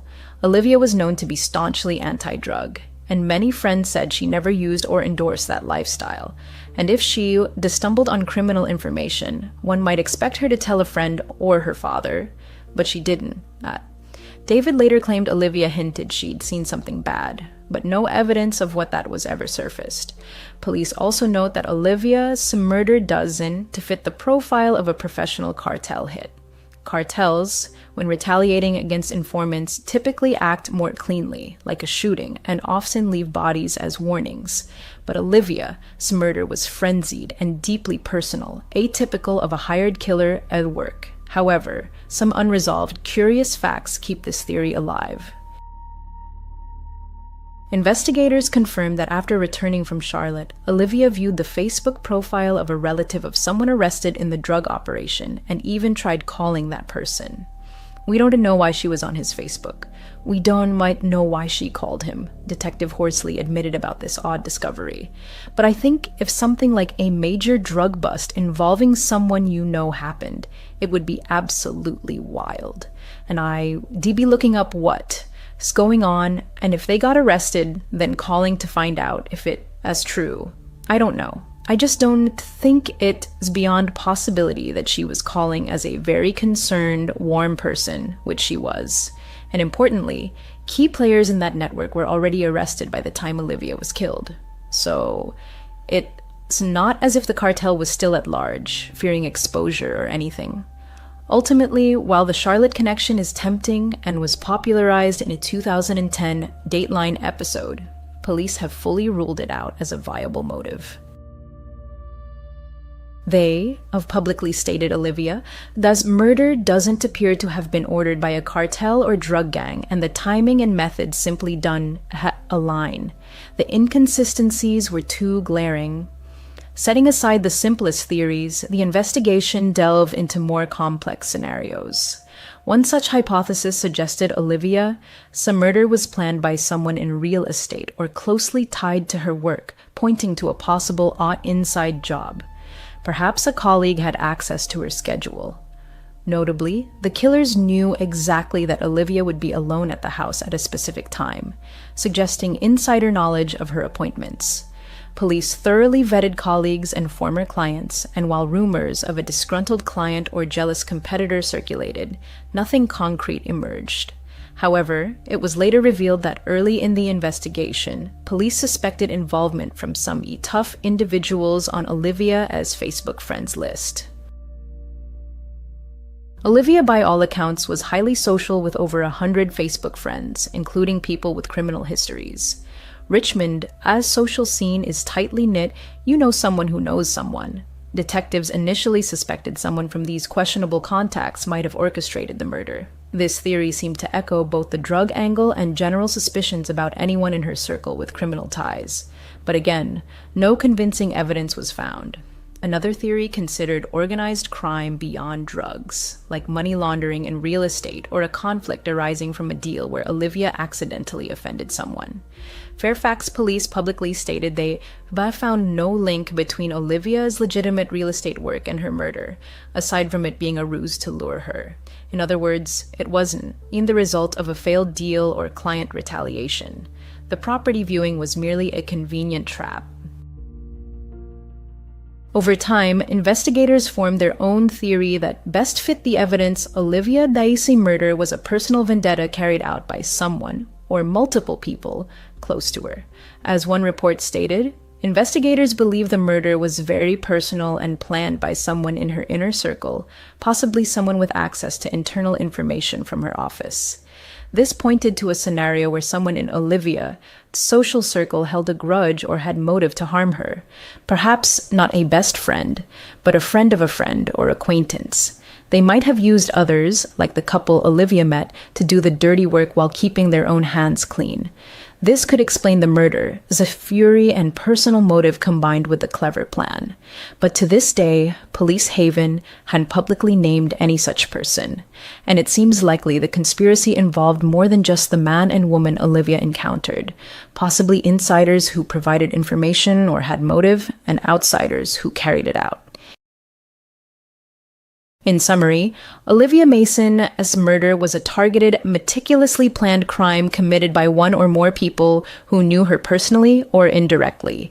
It wasn't a random killing, a robbery, or a crime of passion in the moment, but a deliberate assassination of a young woman for reasons possibly tied to personal hatred, betrayal, or perceived threat. And more than 15 years later, we were closer to understanding how the crime happened than why. The full truth remains locked behind lips that still refuse to speak. Since 2008, David, Olivia's father, has organized an annual March for Justice in her memory. Every year on February 2nd, the anniversary of her death, rain or shine, David leads supporters through the streets, holding banners and posters with Olivia's photo and calls for information. These marches gather dozens, sometimes over 100 people, all walking to remind the public that the killer or killers remain free. Until arrests are made, I'll keep walking, David vowed. And as of 2025, he's kept that promise for 17 consecutive years. The march typically starts at the Fairfax County Government Building and ends at the Virginia General Assembly, symbolically carrying the plea for justice to the authorities' doorstep. David also quickly recognized the internet as potential. He created the website oliviamasonmurder.com as both a memorial and a hub for tips and discussion. But this site became a double-edged sword. On one hand, it allowed community members to submit information anonymously and gave David a platform to share updates or theories he supported. On the other, it became a breeding ground for speculation, publishing wild theories and at least one malicious false confession. False confession, the echo of unfinished justice. Driven by his quest for truth, David became a true standard bearer for Olivia's case. He moderated the website, which, despite emotional outbursts and sometimes defamatory posts, relentlessly kept public interest alive. David was relentless in his advocacy, countless interviews with local and national media, and perhaps his most notable appearance on Dr. Phil in May 2019, where he desperately and hopefully urged anyone with information to come forward.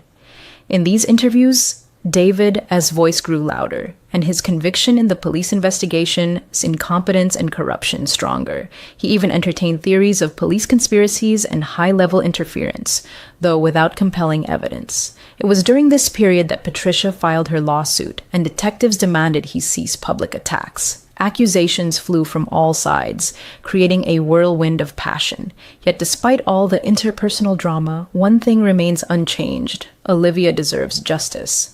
As of early 2025, no arrests have been made and no charges filed. However, law enforcement seems closer than ever to a breakthrough. Major Crimes Division representatives hint that you have inside information about who did it, but are waiting for Tao, the final piece of the puzzle. This suggests the investigation is in the painstaking phase of gathering court-admissible evidence, perhaps DNA corroborating witness statements, or hope that someone in the conspiracy will finally talk. But with each passing year, the case faces a new challenge: the passage of time. Memories fade, witnesses grow harder to locate, and physical evidence can degrade. Fortunately, in the US, there is no statute of limitations on murder, and Olivia's case can remain open indefinitely until solved. Police are determined to see it through. This is Olivia Mason's story. If you have any information, please contact the Fairfax County Police Department immediately. My deepest condolences to all families affected by this tragedy. If you'd like me to cover other cases, let me know in the comments. Until then, see you. News. As a 16-year-old, the narrator found himself in a rather unusual situation, the details of which were forever etched in his memory, though the exact summer month of the incident remained shrouded in oblivion.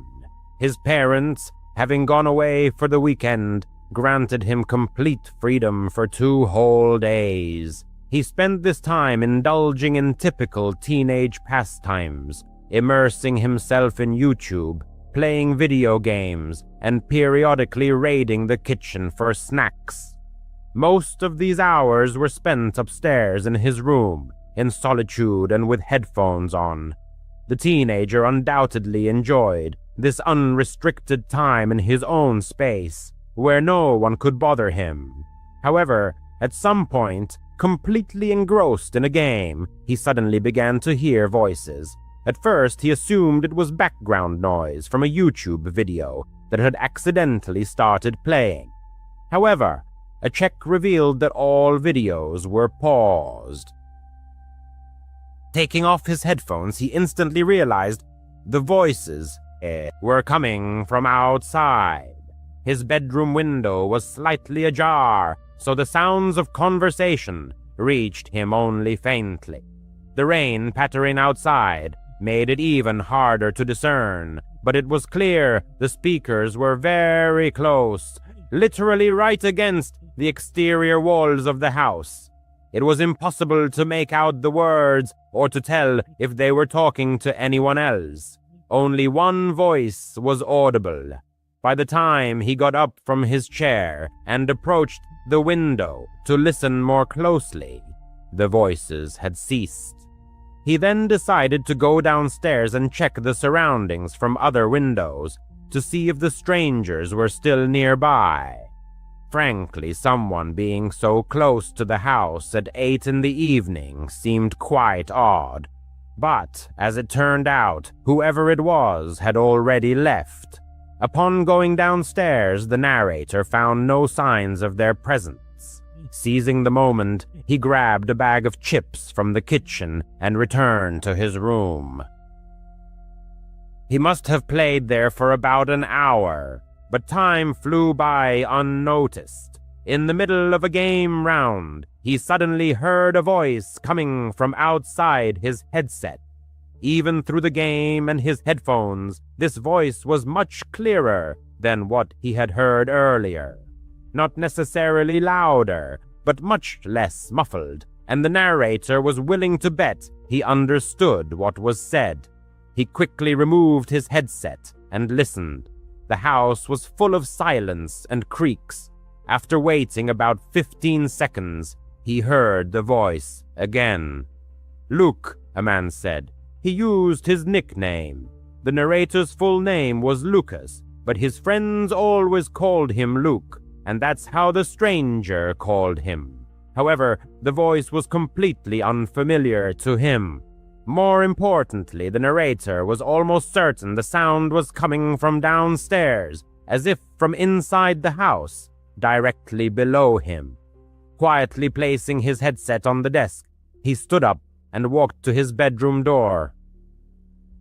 He tried to open it as silently as possible, so it wouldn't creak or make the slightest sound. As soon as the door was slightly ajar, the stranger called his name again. Though called isn't quite the right word.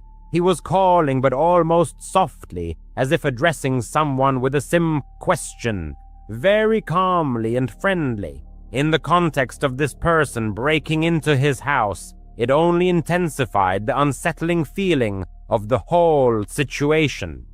There was a certain hoarseness in his voice. He seemed to be in his 50s and had smoked heavily his whole life. When he spoke the narrator's name again, the narrator was able to definitively confirm that the stranger was certainly inside the house, likely right at the foot of the stairs. The narrator stepped back, leaving the door open, afraid to close it and make noise with the stranger so close. Then he went to the back window, opened it wider, carefully climbed out onto the roof, and closed the window as much as possible without letting it latch. It wasn't a full roof, but more of an awning over the front porch, located directly below his window, forming a kind of sloping ledge, 3 or 4 feet wide, that one could stand or sit on. Definitely not the safest place, especially wet and slippery from the rain. But he didn't have much choice, unless he wanted to hide in the bedroom and likely be found before the police arrived. And then he realized his mistake. He had left his phone on the desk. He was too worried about getting out to even think about it. He moved back towards the window and prepared to go back inside to retrieve his phone. But as soon as he peered into the room, he saw a shadow in the doorway, moving down the hallway outside his room. He quickly pulled back so he couldn't be seen. His heart pounded in his chest. A few seconds later, he heard something rustle in his room, and then the man called his name again. "Luke," he said in the same eerie, soft tone. The narrator peeked out a little to partially see the room. All he saw was his shadow on the wall, moving around and looking at his desk. The stranger probably saw that he had a game open and was trying to figure out that the narrator must be somewhere nearby. He really wanted to look further to catch a glimpse of who he was, but he couldn't risk being caught. He began to feel that sixth sense, a premonition that he was about to be discovered. So he acted quickly, moving to the farthest point of the ledge. Below him was nothing but a small bush and grass. The fall was about 8 to 10 feet. He sort of hung first, then let go, hitting the ground with his feet and falling backward. It hurt, but he didn't break anything. He got up and ran to the nearest neighbor. Honestly, the narrator doesn't know how others in the stories he listens to do it, because in his case, no one opened the door or helped him. He means it was the middle of the night, and they probably thought he was some crazy person trying to get them to open the door and let him in. However, it still worked, because one of the houses called the police on him for knocking on their door, after which he was able to explain his situation to the officer. Eventually, he managed to explain his difficult situation to the officer. He couldn't precisely determine how long he had been at that spot. By his estimate, about 20 minutes passed until the police officer arrived. The intruder who had entered his house disappeared without a trace, but the law enforcement officer found the window in his room wide open.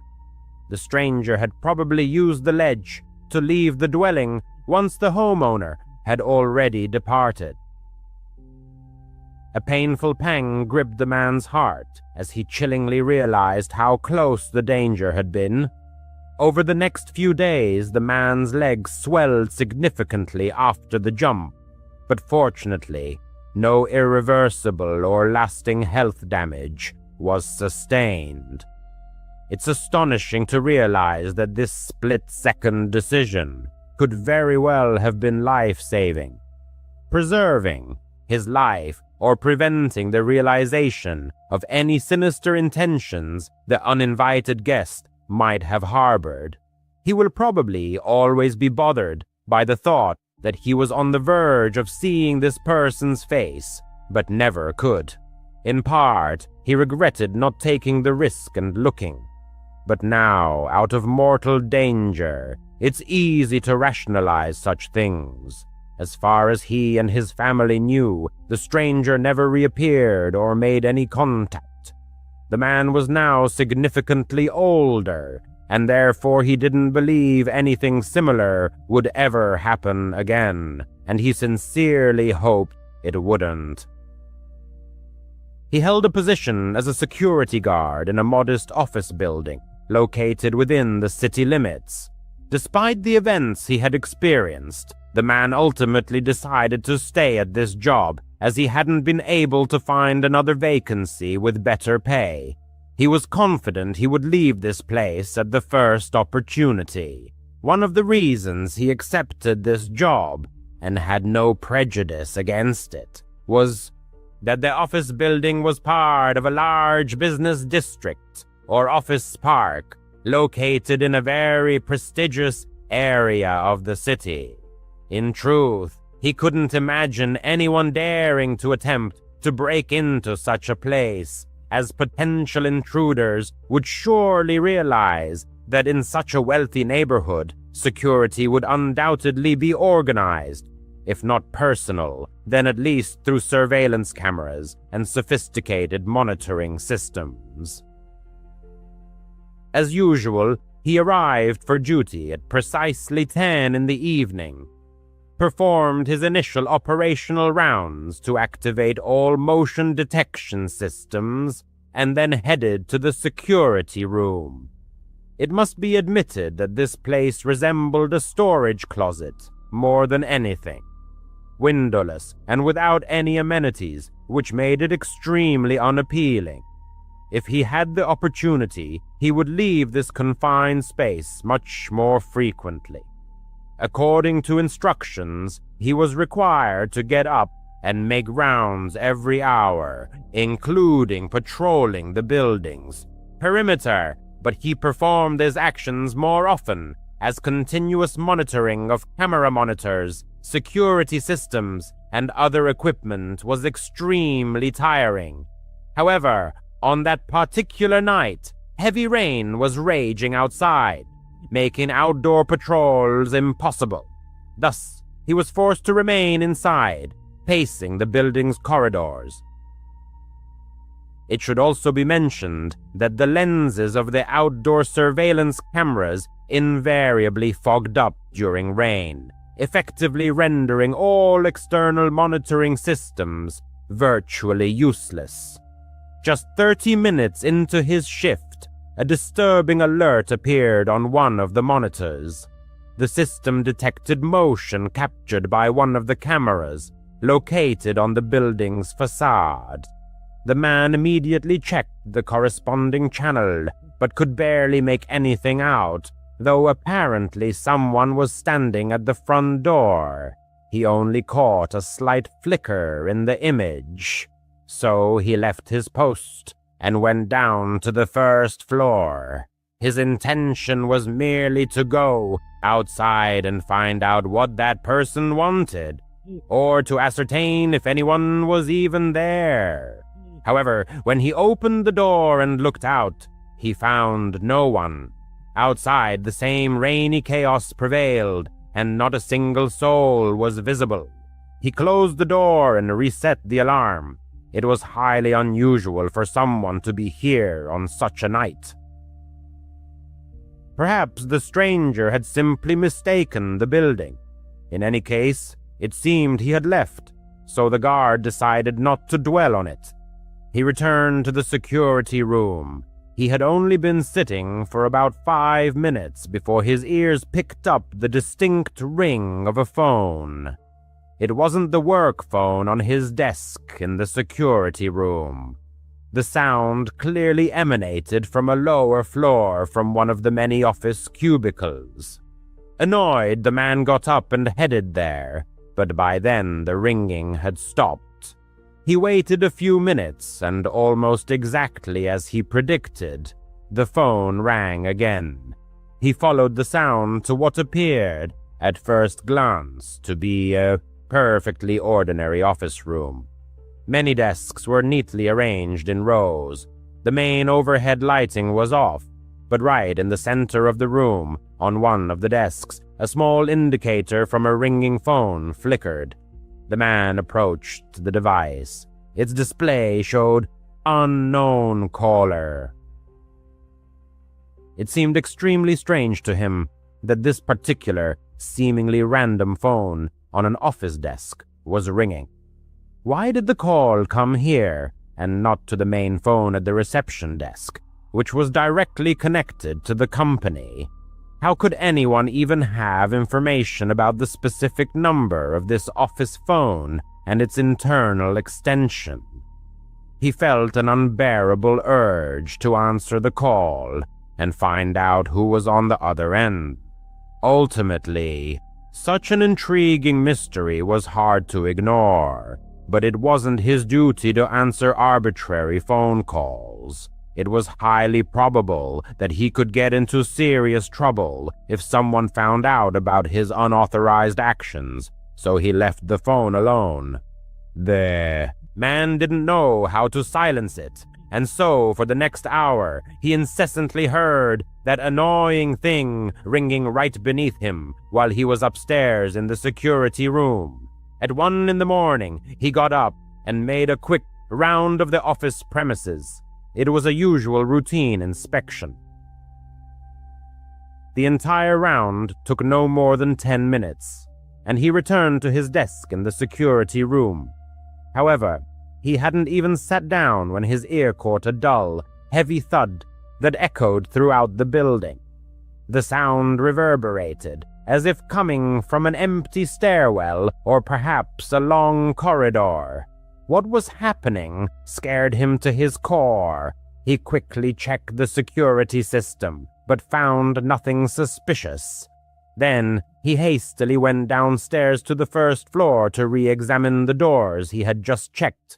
The man experienced a slight shock when, approaching the front door, he noticed a flashing green light on the alarm panel. The system was paused, which effectively deactivated the protection of that specific door. Even he himself never used such a mode. He only turned the alarm on or off completely, but never put it on temporary pause. He regularly disabled it, but never used the temporary pause function. Feeling growing unease, he cautiously pushed open the door leading outside and peered into the darkness. Outside, the rain continued to pour incessantly, but no signs of intruders were found. He tightly closed and carefully relocked the door. Something very unusual was unfolding on this night shift. For the first time since he started this job, he felt a genuine sense of anxiety and discomfort. He simply couldn't understand what was happening. The victim hurried back up the stairs, hoping that a recheck of the security system might shed light on the situation and provide some answers. Upon reaching the 3rd floor, he suddenly froze right on the landing. It turned out that the door leading to the 3rd floor office corridor, from which their phone call had previously come, was ajar. He approached the opening with extreme caution, trying not to make the slightest sound, and peered down the corridor. Nothing seemed amiss. It was at this moment that the world around him suddenly plunged into darkness. His sight, hearing, and apparently his entire consciousness instantly shut down for a fleeting fraction of a second. Coming to his senses, he felt completely stunned and began to helplessly retreat, stumbling. Despite the brief loss of consciousness, he instantly realized he had received a powerful blow to the back of his head. As his body desperately fought to remain conscious, he tumbled down several steps in the stairwell, and at that moment, his gaze caught only a vague, blurred silhouette of a person frozen in the doorway. He immediately got to his feet and, staggering, climbed the remaining steps, while a continuous ringing filled his ears and his head throbbed painfully. Once outside the building, he hastily pulled out his work phone, clipped to his belt, and quickly dialed 911. He took cover behind his car, waiting for the services to arrive under the furious downpour. The victim was so dazed by what had happened that he couldn't accurately determine how long he had waited. The arriving law enforcement officers found no one else inside the building. He was taken to a medical facility where a fairly severe concussion was diagnosed and treated, but overall his condition was deemed satisfactory, although the incident could have been considered a routine break-in. Numerous details pointed to a much more, shall we say, professional nature of the occurrence. The perpetrators likely chose a rainy night for their actions, when camera lenses were most likely fogged, making identification difficult. Moreover, if we assume that they made that phone call, it means they knew the internal phone number of a specific office employee, information that is not publicly available. And perhaps the most compelling evidence, they possess deep knowledge of how this security system functioned and knew how to deactivate it to enter the building completely unnoticed. All these circumstances seem too significant to attribute the incident to a random burglar. The unknown assailant struck him with such force that the victim could not distinguish anything other than a blurry, indistinct silhouette of the attacker. Thus, he could not provide the police with any useful description of the perpetrator. Despite all assumptions, the victim realized that he would most likely never get comprehensive answers. Even months after the incident, he continues to work for the same company, but management has provided him with absolutely no information. Not a word was said about whether anything was stolen, if they knew the identity of the intruder, or even what the true purpose of his intrusion was. Absolutely no information.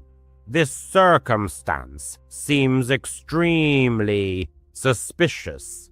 The victim is actively looking for a new job, but until then, he intends to be much more attentive to all unusual phenomena occurring within the walls of this office. Several months ago, one of the protagonists, along with his friend Thomas, was spending an evening at his house. Since neither of them had to work the next day, they indulged in carefree relaxation, enjoying some beer. To be honest, they hadn't planned on staying up so late, but by 10 in the evening, one of the friends suggested Thomas stay the night and sleep on the couch, which by the way, was quite a usual occurrence for them. Thomas still lived with his parents, and hanging out at his friend's place provided him with a much-needed personal space. Anyway, they also discussed and agreed upon plans for the next morning, which ultimately resulted in a very interesting and eventful day. However, given that Thomas hadn't brought a change of clothes or other necessary items, and before he had too much to drink, he quickly went home to pick up everything he needed. This way, upon his return, they could continue drinking, and Thomas would have all his necessary belongings for the next day. Naturally, he could have just stayed home, since he was going back anyway, but as mentioned, Thomas preferred spending time at his friend's place. The drive only took about 5 minutes, so Thomas's friend simply waited for his return. Initially, he intended to sit on the porch, but for some reason he hadn't noticed earlier how strong the storm was raging outside. In the end, he went back inside and just waited, sitting on the couch. He absently scrolled through his phone's newsfeed, sipping his beer and not really keeping track of time. But at a certain point, after about 15 or 20 minutes, a knock finally came at the front door. He quickly got up and casually opened the door, but almost dropped his glass when he was startled to realize that it wasn't Thomas standing on the doorstep at all. A man stood before him, dressed almost entirely in black and soaked to the bone. One could have sworn the stranger looked utterly sinister. Even in his slightly inebriated state, he wouldn't have opened the door to such a person for anything in the world. Normally, he would have confirmed the guest's identity first, had he not been expecting Thomas. Besides, with such a furious storm raging outside, what could this man possibly be doing here? Before the homeowner could utter a word, the stranger slid one foot into the doorway and stared intently at him. It was evident the man had spent hours in the pouring rain, though his face displayed not so much fatigue as a mask of indifference. The homeowner reached for the door, apologizing and explaining that he had mistaken him for someone else. However, the stranger continued to hold his foot in the doorway, merely smiling enigmatically. The homeowner began to close the door, but the stranger seemed completely oblivious to the hint, still keeping his foot firmly in the opening. The situation became incredibly strange and awkward as they simply stood facing each other for a good 4 or 5 seconds. The stranger remained silent, and the homeowner was too intoxicated to think of anything sensible to say in response. Only then did the stranger finally remove his foot and take a step back, still maintaining his smile as the door closed tightly behind him. A smile lit up his face once the front door was finally shut. Immediately returning to the soft sofa, a message was sent to Thomas, warning him about the strange stranger lurking near the door. To be honest, the message was more jocular, for after the door was locked, the whole situation seemed so absurd that it was even amusing. Perhaps the reason lay in the excessive amount he had drunk. The wait dragged on, definitely longer than it would take Thomas to return. The thought occurred that the delay might be due to the raging storm, but when he glanced at the window to check the weather, he saw that Thomas, the car had already returned, parked at the curb. Confused by this turn of events, the man went to the front door and opened it, but Thomas was nowhere to be found. For several minutes, he stood in the doorway peering into the rain, but it became clear that Thomas wasn't nearby. His car was parked and off, with no movement observed inside, ruling out his presence in the cabin. He pulled out his phone and dialed Thomas's number. At that very second, a light flashed in his car. It was undoubtedly his cell phone, and it was bright enough to clearly show the absence of its owner inside. Now, genuine worry set in. The man stepped out into the pouring rain, walked to the bottom of the driveway, and looked around. He called out Thomas's name, but the street noise was so deafening that it was clear it was useless.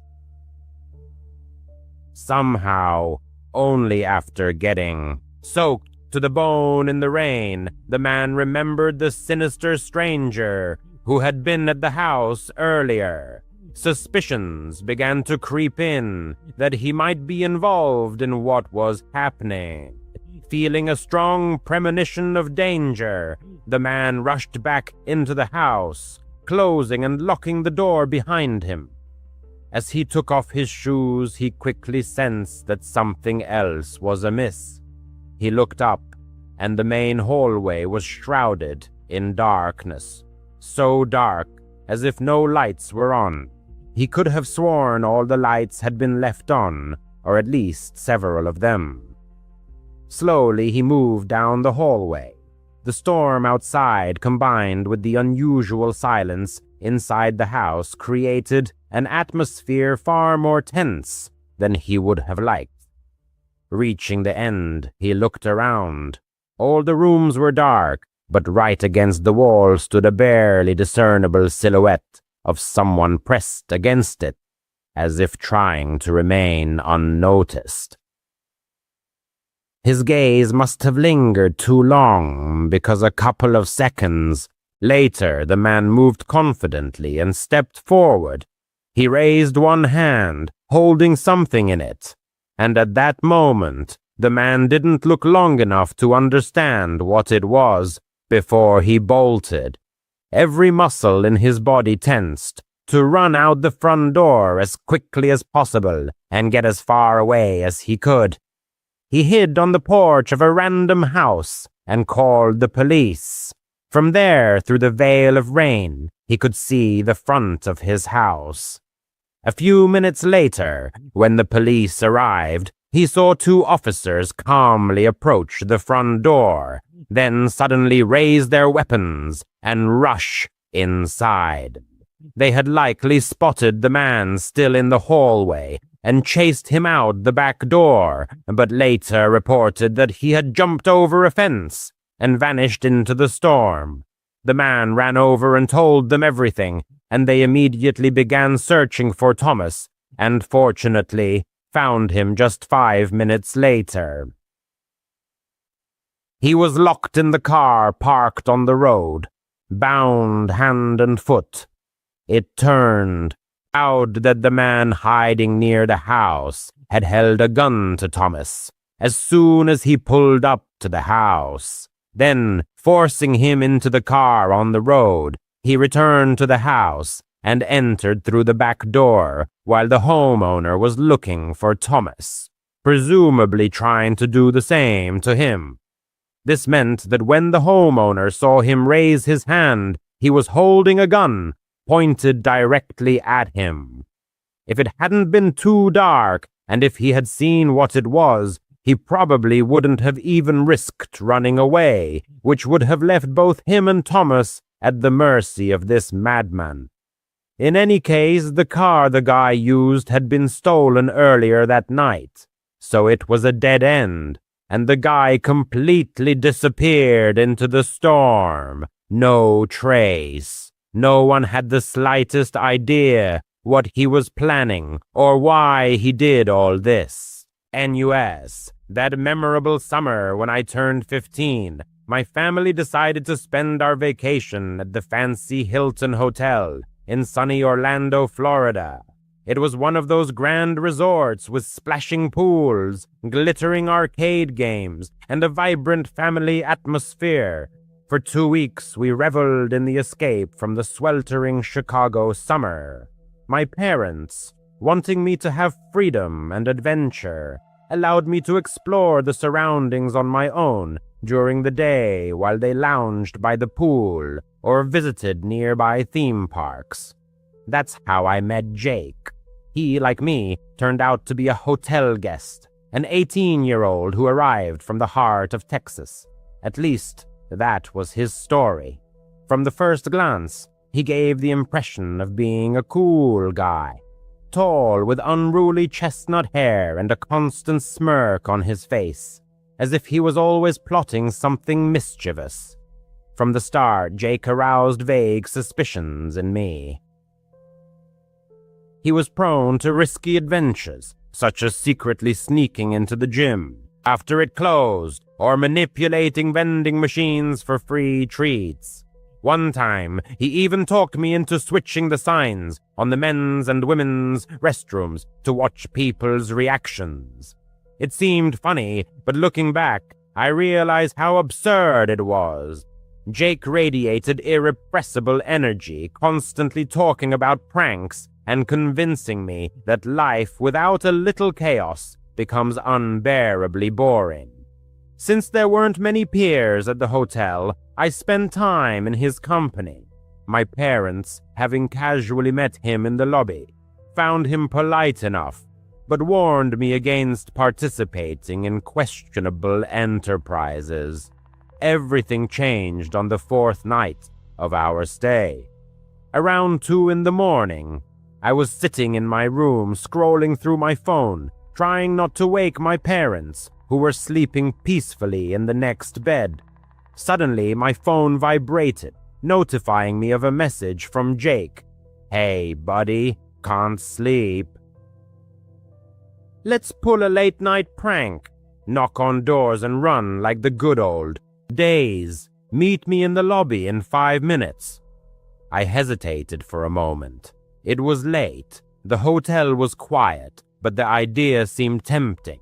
Boredom was setting in, and Jake had a way of turning the ordinary into an exciting adventure. I quickly put on my sneakers, grabbed my keycard, and slipped out of the room silently. The hallway was dimly lit, the soft light of the nightlights and the plush carpet absorbing the sound of our footsteps. Jake was waiting for me by the elevators, grinning foolishly. "This floor is perfect," he whispered. "It's mostly old people who go to bed early." We started on the 3rd floor, quietly knocking on doors and immediately hiding around the corner. The first few times we heard disgruntled grumbling or the sound of doors opening, barely able to contain our laughter. No one caught us. It seemed like a harmless, childish prank. After about 20 minutes, we had probably knocked on 6 doors. Jake was getting bolder, knocking harder each time. "One more," he said, heading to the end of the hallway. That's when everything took a sinister turn. He led me down a side corridor that I hadn't noticed before. It was narrower, with a staff-only sign partially hidden by dense vegetation. The dim light flickered, and the air had a musty smell of old carpet that hadn't been cleaned in a long time. "Why are we here?" I asked, but Jake just shushed me and continued forward. At the end of the corridor was a slightly ajar door with service area written on it. Jake carefully opened it a crack and peeked inside, then turned to me with the same sinister smirk. Before I could say anything, I saw him.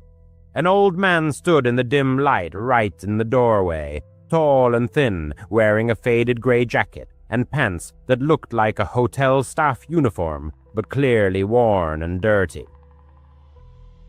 His face was pale, etched with deep wrinkles, and his eyes seemed unnaturally dark, like bottomless shadows. Behind me, I heard Jake's voice, but it was no longer a whisper. He shouted right behind me, "Dad, there he is! Our meal for tonight! Get him!" I froze for a split second, gripped by terror. What? Meal?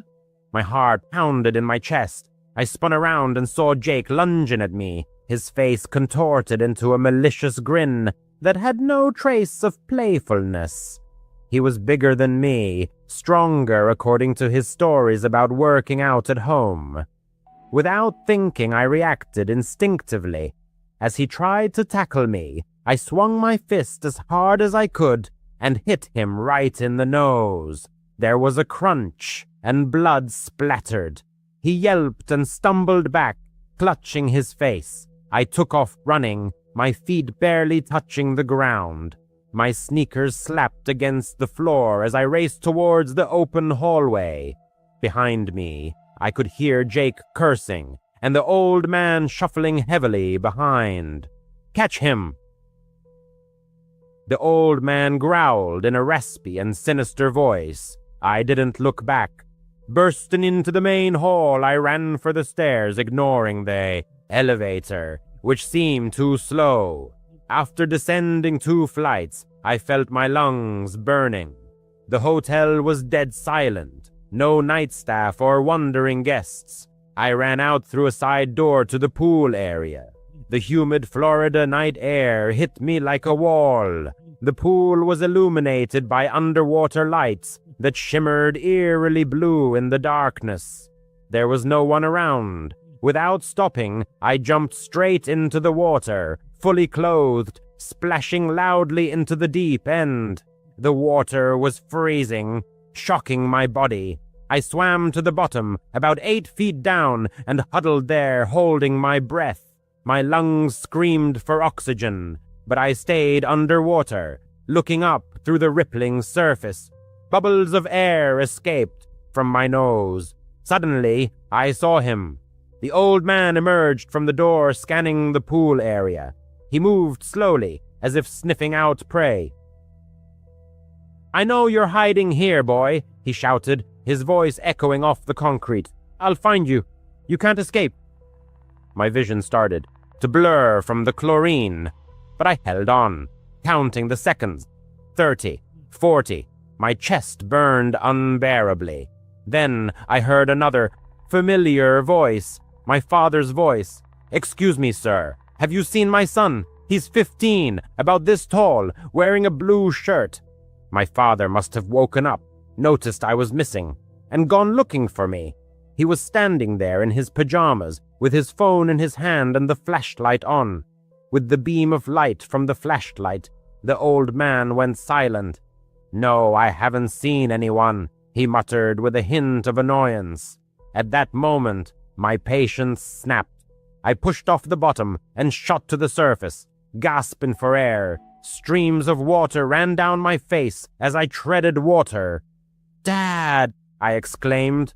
My father turned instantly, his eyes widening in surprise. "What the hell? Get out of there immediately!"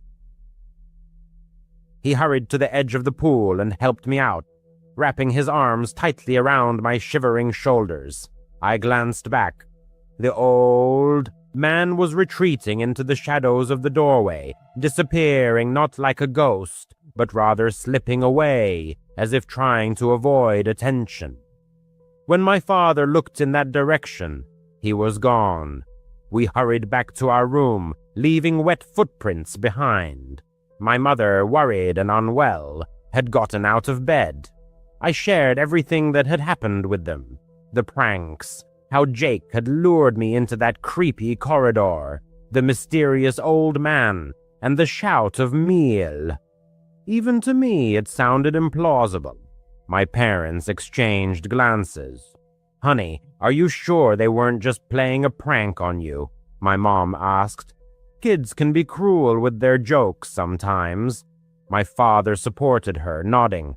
"Probably some weird father-son duo decided to scare you. We'll be sure to report it to the front desk tomorrow morning." However, the next morning when we tried to inquire about Jake and the old man, the hotel staff thoroughly checked the guest list. It turned out that there was no Jake from Texas registered at the hotel, and there was no old man matching the description, either as a guest or on staff. I spent the rest of the vacation hardly leaving the room.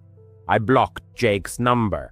Maybe they left that same night, or maybe it was all carefully planned to scare me. About 6 months ago, shortly after moving with my wife Laura to our new home in a quiet suburb just outside of Dallas, strange events began to unfold. We were thrilled to finally have our own yard with a pool. It was our first real home after years of apartment living, and we were eager to make it our own cozy haven. The neighbors seemed perfectly normal at first. A family with 2 children, a boy around 8 years old and a girl around 6. Their father, Mike, worked in construction, and the mother occasionally worked as a nurse on the night shift. We exchanged pleasantries a few times, but our interactions were mostly limited to that. The trouble began with the children. Their yard backed onto ours, separated only by a wooden fence about 6 feet high. At first, it was just balls accidentally landing in our pool. I'd hear a splash, go out, and toss them back. Nothing out of the ordinary. But over time, the situation escalated. Every day after school, they would deliberately throw toys into our yard. Frisbees, action figures, even a plastic dinosaur. It wasn't accidental. I could hear them giggling and saying things like, "Throw it higher." Our pool filter started getting clogged with debris, which frustrated Laura, who enjoyed swimming laps in peace. Then came the persistent doorbell ringing. The kids would come to our front door and press the doorbell repeatedly, as if it were a game, not stopping until one of us answered. The boy would say, "Our toy fell into your yard. Can we get it?" At first, we tried to be polite. I'd let them in through the side gate, they'd retrieve their belongings, and they'd leave. But it happened so often, sometimes up to 5 times a day, that it started to feel like an intrusion of our privacy. Our pool area was our private sanctuary. We had lounge chairs, plants, and even a small bar. We didn't want strangers traipsing through it. One weekend, Laura and I discussed the problem. "This has to stop," she said. "It's our property." So the next time they rang the doorbell, I opened the door and said firmly, "Listen, kids, you can't keep throwing your things into our yard. And no, you can't come into our yard anymore. I'll throw your toys back when I see them." The girl pouted, and the boy glared at me, but they left. I naively assumed that would be the end of it, but I was wrong. The toy throwing became even more frequent, as if they were testing our patience. Toys accumulated in our yard, a Nerf gun, a Barbie doll, even a remote-controlled car that buzzed around until the battery died. They continued to ring the doorbell, despite my ban. One day, the boy rang it for a solid minute without stopping. I tried to ignore it, but Laura was starting to get anxious. "What if they climb over the fence?" she asked worriedly. Later, I checked the recordings from our Ring doorbell camera. Sure enough, the kids were standing there, whispering and laughing. Before running away, the situation escalated when Mike got involved. A few days after I stopped letting the children in, he appeared at our door one evening. He was a large man, about 6'3", with tattoos on his arms from his construction work. "Hey, man," he said without a hint of a smile. "My kids say you're keeping their toys. That's not cool." I politely explained that they were throwing them deliberately, and I was simply returning them. He stared at me intensely. "Just let them get their stuff.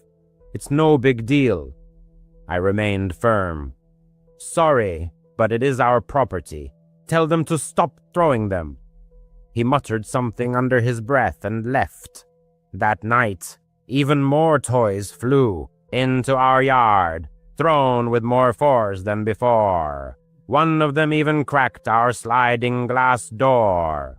Laura and I installed extra lights in the yard and made sure the gate was securely locked.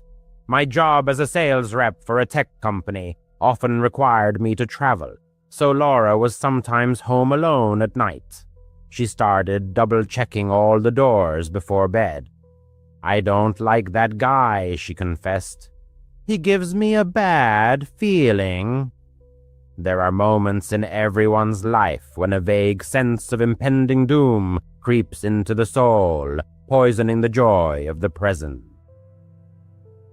One July night, the oppressive heat clinging to Austin, Texas, brought with it an event that would forever alter the life of one family.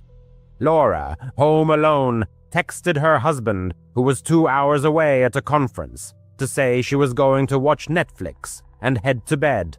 But sleep was shattered by a sudden, violent pounding at the door. At 2:17 a.m., a frantic text message from Laura arrived. "Someone's at the door. They're banging really hard." Her husband's heart plummeted.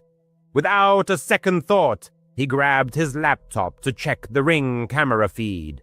There, on the porch, illuminated by the motion sensor light, stood Mike, the neighbor, his face contorted with rage. He was hammering his fist against the door, demanding the return of his kids' toys. Laura, terrified, texted her husband that the neighbor was drunk or high. Soon, the pounding escalated into furious kicks. The door frame shuddered under the assault. "He's trying to break in," Laura whispered. Her husband, trapped in his hotel room, immediately called 911, giving the dispatcher their address and narrating the events in real time through the Ring app. "My wife is alone and the neighbor is trying to kick down the door. Please hurry." The dispatcher assured him that officers were on their way. The phone line with Laura suddenly went silent, replaced by the sound of shattering glass. "Oh God, the kitchen window," she sobbed. Mike had smashed the window, shards of glass raining inward. He was reaching in, trying to unlock the latch to gain entry.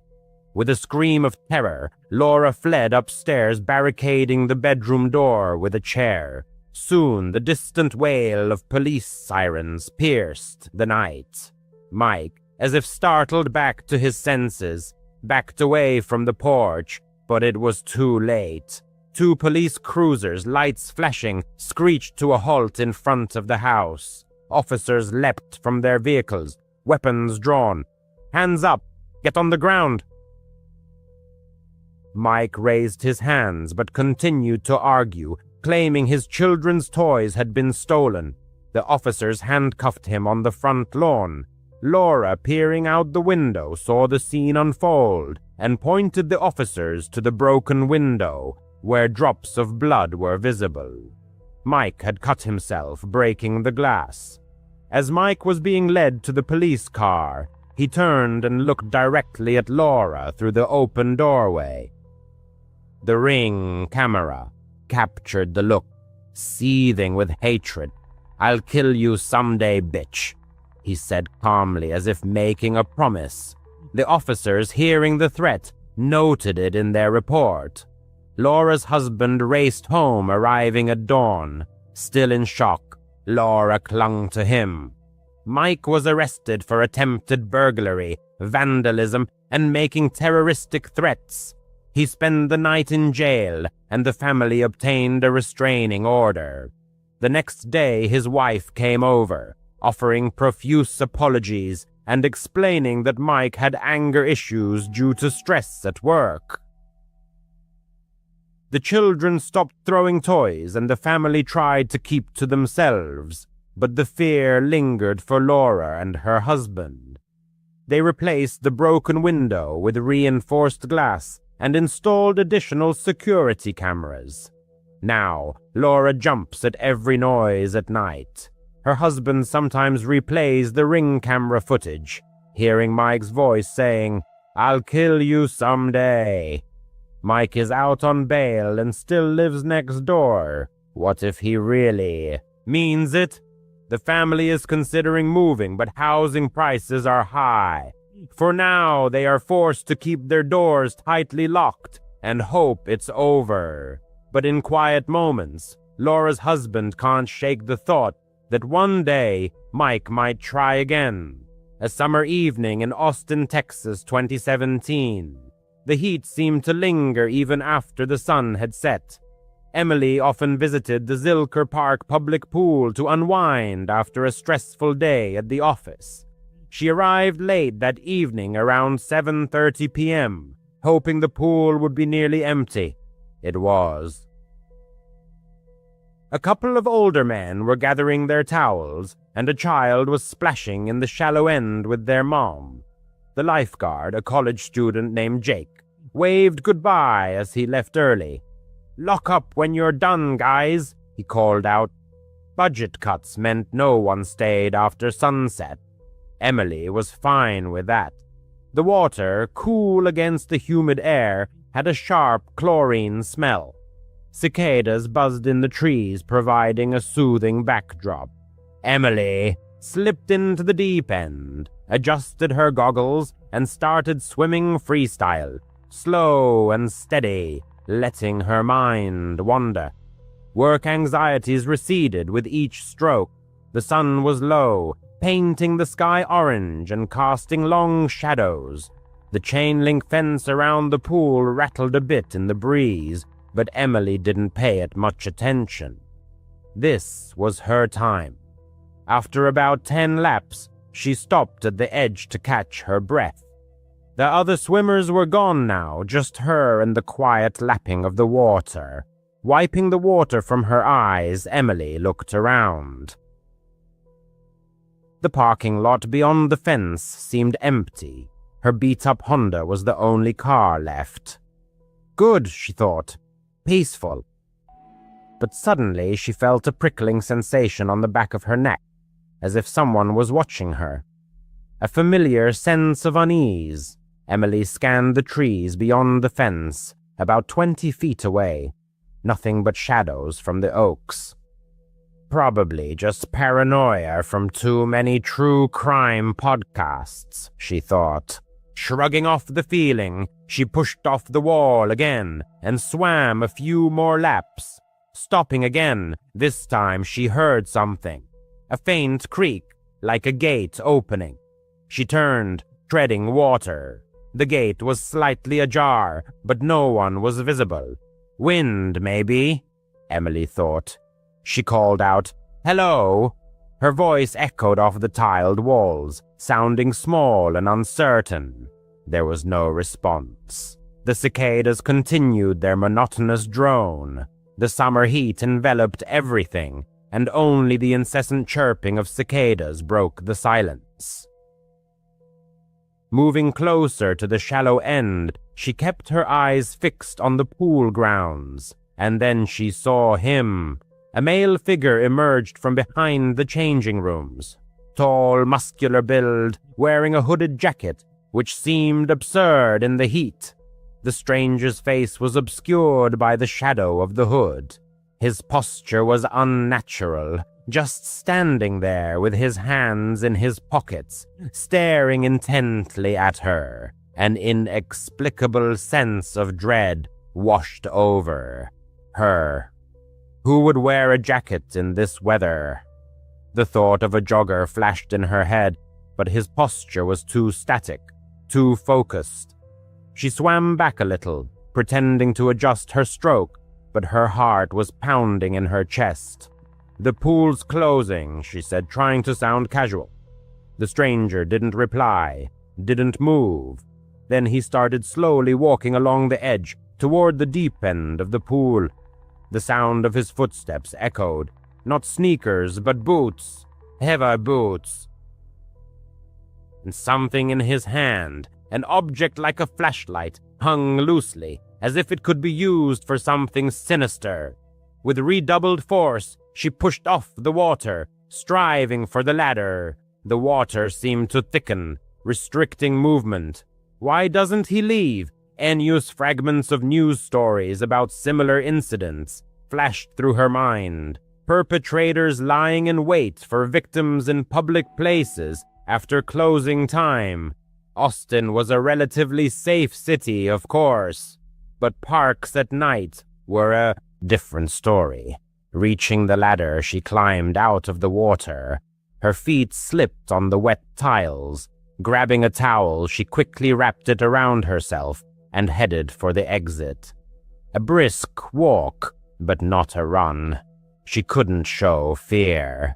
The stranger kept pace, moving parallel to her on the other side of the pool. Suddenly, a flashlight beam flashed on, blinding her. "What the hell?" she muttered. The light went off, and he was closer now, crouching at the edge of the pool as if judging the distance for a jump. Panic gripped her. She bolted for the exit, her bare feet slapping against the wet concrete. The stranger's pace quickened, and suddenly she heard a sound that chilled her to the bone, a soft, raspy laugh, as if he had been anticipating this moment. Throwing open the gate, she clattered outside and ran toward her car. Keys! Where were the keys? In her bag by the lounge chair. No, they were in the car, unlocked. A stupid habit. She dove into the driver's seat, locked the doors. The engine roared, and the car peeled away, leaving a screech of tires behind. The stranger stood by the gate, just standing and watching, the flashlight still dangling from his hand. He wasn't chasing, just observing. She drove home, her hands gripping the steering wheel, trembling. From her apartment, she called the police, but what could she say? Some guy had scared her at the pool. They took a statement, promised to check it out. She never heard anything more. That was over 2 years ago. She doesn't go to that pool anymore. In late 2021, for several months, the narrator settled into their grandparents' old home. These revered individuals had passed away, and the family hadn't yet decided whether to sell the property. Until then, the house had been used as a temporary vacation retreat, but between moves, the narrator needed a place to stay, and the old house proved quite useful. They weren't particularly thrilled with the situation, as the house was quite dilapidated and worn. However, the absence of rent payments was an undeniable advantage and brought a certain satisfaction. The events in question occurred 2 months after they moved in. One day, returning from work around 6:00 p.m., they parked their car in the driveway and headed to the mailbox to collect the mail. At that moment, one of the neighbors approached them. She was an elderly lady with whom they had spoken several times about their deceased relatives, the current situation, and other everyday matters. During these few conversations, they had casually mentioned that they were temporarily living alone in the house. That's why she decided to speak with them. The neighbor recalled them saying a few days prior that they were living alone. However, earlier that day, while walking around the neighborhood, she had noticed some movement behind the windows inside the house. When she then noticed the absence of their car, it caused her concern, as she was sure they were at work. The narrator thanked her for the information, but honestly didn't fully grasp the seriousness of her words. The neighbor didn't seem entirely sure of what she had seen, and after all, it seemed absurd. Why would anyone break into their grandparents' old house? Continuing into the house, they quickly looked around for signs of a break-in or any disturbed items, but found nothing suspicious. There weren't even any shoe prints on the floor. This was certainly a strange and unsettling start to the evening, but they hoped there was nothing to truly worry about. They cooked dinner and spent the rest of the evening watching television in the living room. It was Friday, and they had 2 days off ahead. They likely stayed up late, past 1 a.m. By then, they had almost forgotten everything the neighbor had told them. The evening seemed completely normal. However, as it was very late, they turned off the TV and headed upstairs. When they had returned home earlier, the sun was still illuminating most of the house, so they hadn't turned on most of the lights, which made the entire house very dark, now that it was deep into the night. The only lights they had turned on were in the bedroom when they changed out of their work clothes. They ascended the creaking wooden stairs to the second floor, then walked down the hallway and entered the bedroom. It was a very old room like the rest of the house, but it was divided into 2 sections. One area was dedicated to the bed itself, and then a small hallway with a wardrobe and one of those old-fashioned vanity tables built into the wall. On the other side of it was a large bathroom with a separate shower, a bathtub, and an excessive number of mirrors. To be honest, it was a bit unsettling for the narrator. Anyway, they used the bathroom, turning off the light there when they returned to the sleeping area, extinguishing the light there as well. However, immediately they realized something was wrong. The light was still on. They turned around, and a second later felt their hearts start to beat a little faster. In that hallway with the vanity and wardrobe, between the bed and the bathroom, the light was on. To explain why this was so unsettling, it was one of those single old-fashioned light bulbs attached to the ceiling, with a thin dangling string that you had to pull to turn it on or off. For this reason, they had never used that light. Not to mention, it was almost impossible to accidentally turn it on or off, because it was only operated by tugging the string. They walked over to the hallway and stared at it. The faint bluish glow of the bulb barely penetrated the frosted glass. The bulb must have been decades old. They cautiously raised a hand and pulled the string. The force it took for it to click and turn off was deceptive. It certainly couldn't have just turned on by itself. The more they thought about it, the more nervous they became, especially when the neighbor's comment about seeing someone inside came back to mind. Looking back, they should have left right then and there for their own safety. But they supposed it was much easier than it seemed for people to convince themselves it was just some kind of fluke. What if the light really did turn on by itself? It was awfully old. Maybe it was malfunctioning, and again, the likelihood of someone breaking into this old place was so extraordinarily low that they truly felt they needed real proof to believe it, let alone call 911. They meant one light on in a house they never used was creepy and unsettling. Don't get them wrong.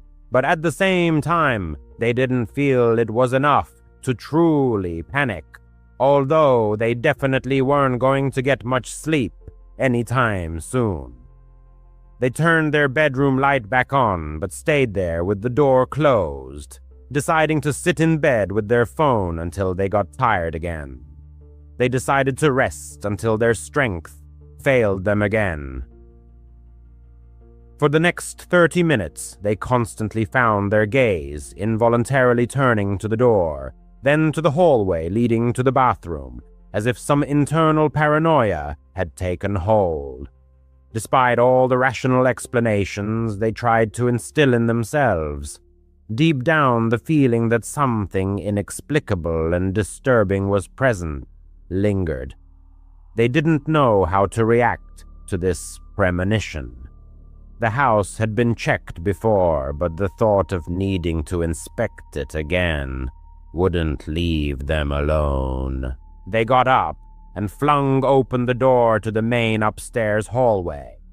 A dead silence filled the house, sending shivers down their spine. Taking a few cautious steps down the hallway, they approached the spare bedroom and slowly opened its door. Inside the room, the old bed and furniture belonging to their grandparents were still there, along with numerous boxes neatly stacked along the wall. As soon as they stepped over the threshold, an extremely unsettling premonition enveloped them. Although the goal was specifically to search the house, once inside, their bodies seemed to freeze. Their heart rate quickened, increasing with each second, as if an invisible alarm had gone off inside, urgently demanding an immediate exit from that place. And at that moment, they noticed something. A silhouette protruding from under the blanket on the bed. The longer they stared, the clearer it became that it was a human body. Someone was lying in the bed, covered by a blanket. An instant wave of panic overwhelmed them as they tried to retreat, but this led to a slight stumble, causing a loud creak from the wooden floor. In an instant, the person sat up abruptly in bed, demonstrating that they were certainly not asleep and were likely listening intently to every one of their movements. It was a man. His eyes pierced the hero's gaze, but that was all they managed to notice before they swiftly ran out of the room. The pursuer's footsteps echoed close behind them.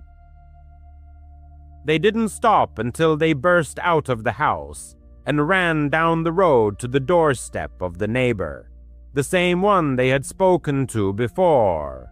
She let them in and immediately called for help.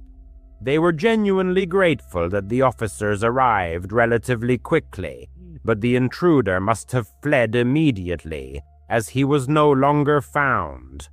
In the following weeks, their parents helped conduct a thorough inventory of everything they believed was in the house, or at least all valuables, and, surprisingly, nothing was missing. If anything was absent, it held no value. This circumstance raised the question, why was he there? Many were inclined to believe that the man simply knew the house was vacant and was therefore squatting in it, living unnoticed. However, what truly frightened them and made them doubt this version was that they themselves had lived there for 2 months. This meant the intruder must have known about their presence. Was there a possibility that he had been hiding, living there with them all this time, while they suspected nothing? And what would have happened if they hadn't discovered him and escaped? They moved out immediately and haven't returned to that house since.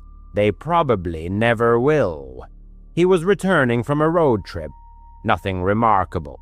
Just a few days visiting relatives. He always disliked that the drive took a full 14 hours. It was too much to comfortably cover in one day, but not long enough to justify stopping at a hotel and thereby doubling the total travel time. He always forced himself to drive the entire way in one day, which completely stripped the road trip of any pleasure. In short, he left his relative's place around 3 p.m., which meant driving all night. This decision was not the wisest. By midnight, he felt deeply tired and intensely sleepy, but this part of the road didn't pass through populated areas or anything similar. Ahead lay only deserted forests or simply open, vast emptiness. Occasionally, there were only a couple of gas stations and, perhaps, a few dirt roads leading nowhere. He decided to stop at the first opportunity and buy something to stay awake. Coffee, an energy drink, literally anything. Soon a small gas station appeared before him, nestled among the trees on the side of the highway. It looked like a typical local establishment.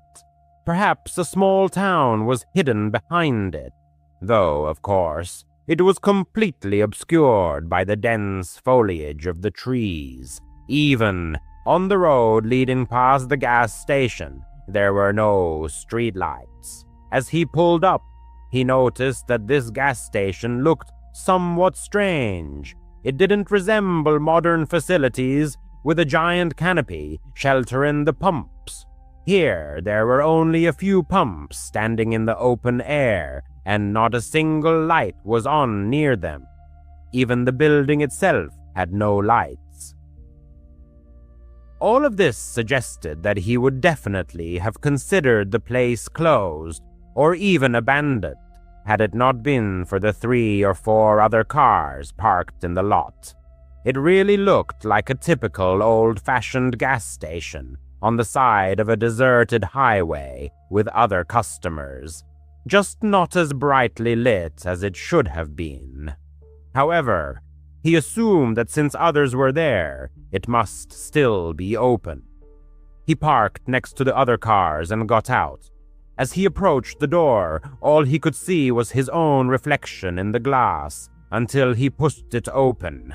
The very moment he opened the door, all 4 or 5 people, standing haphazardly inside the store, immediately turned and stared at him. It wasn't just a fleeting glance. They all simultaneously turned and stared intently, their eyes fixed on him.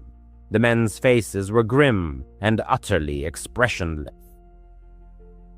But that was all he could make out, because caught off guard by them, he also noticed that not only was it incredibly dark inside, but it was also absolutely empty. All the shelves were in place, but there wasn't a single item on them. Even after he processed this scene and looked back at the men, they were still staring at him as if he didn't belong there. All of this happened in about 10 seconds before he retreated, allowed the door to close behind him, and then hurried back to his car. He hurried back to his car. It was unclear what this strange phenomenon was, but it resembled a creepy cult gathering at a long-abandoned gas station that he had unwittingly stumbled upon. Pulling away from the store, he rejoined the road. Apparently, this was one of those moments when it was better not to dwell on it, but simply move on. Indeed, 10 minutes later, he had already resigned himself to the thought that he would never know the true nature of what he had seen, and once again focused on finding a gas station. This time, he hoped to find one that was operational and safe. However, the desolate road offered little promise. Another 10 minutes passed when headlights appeared in his rear-view mirror.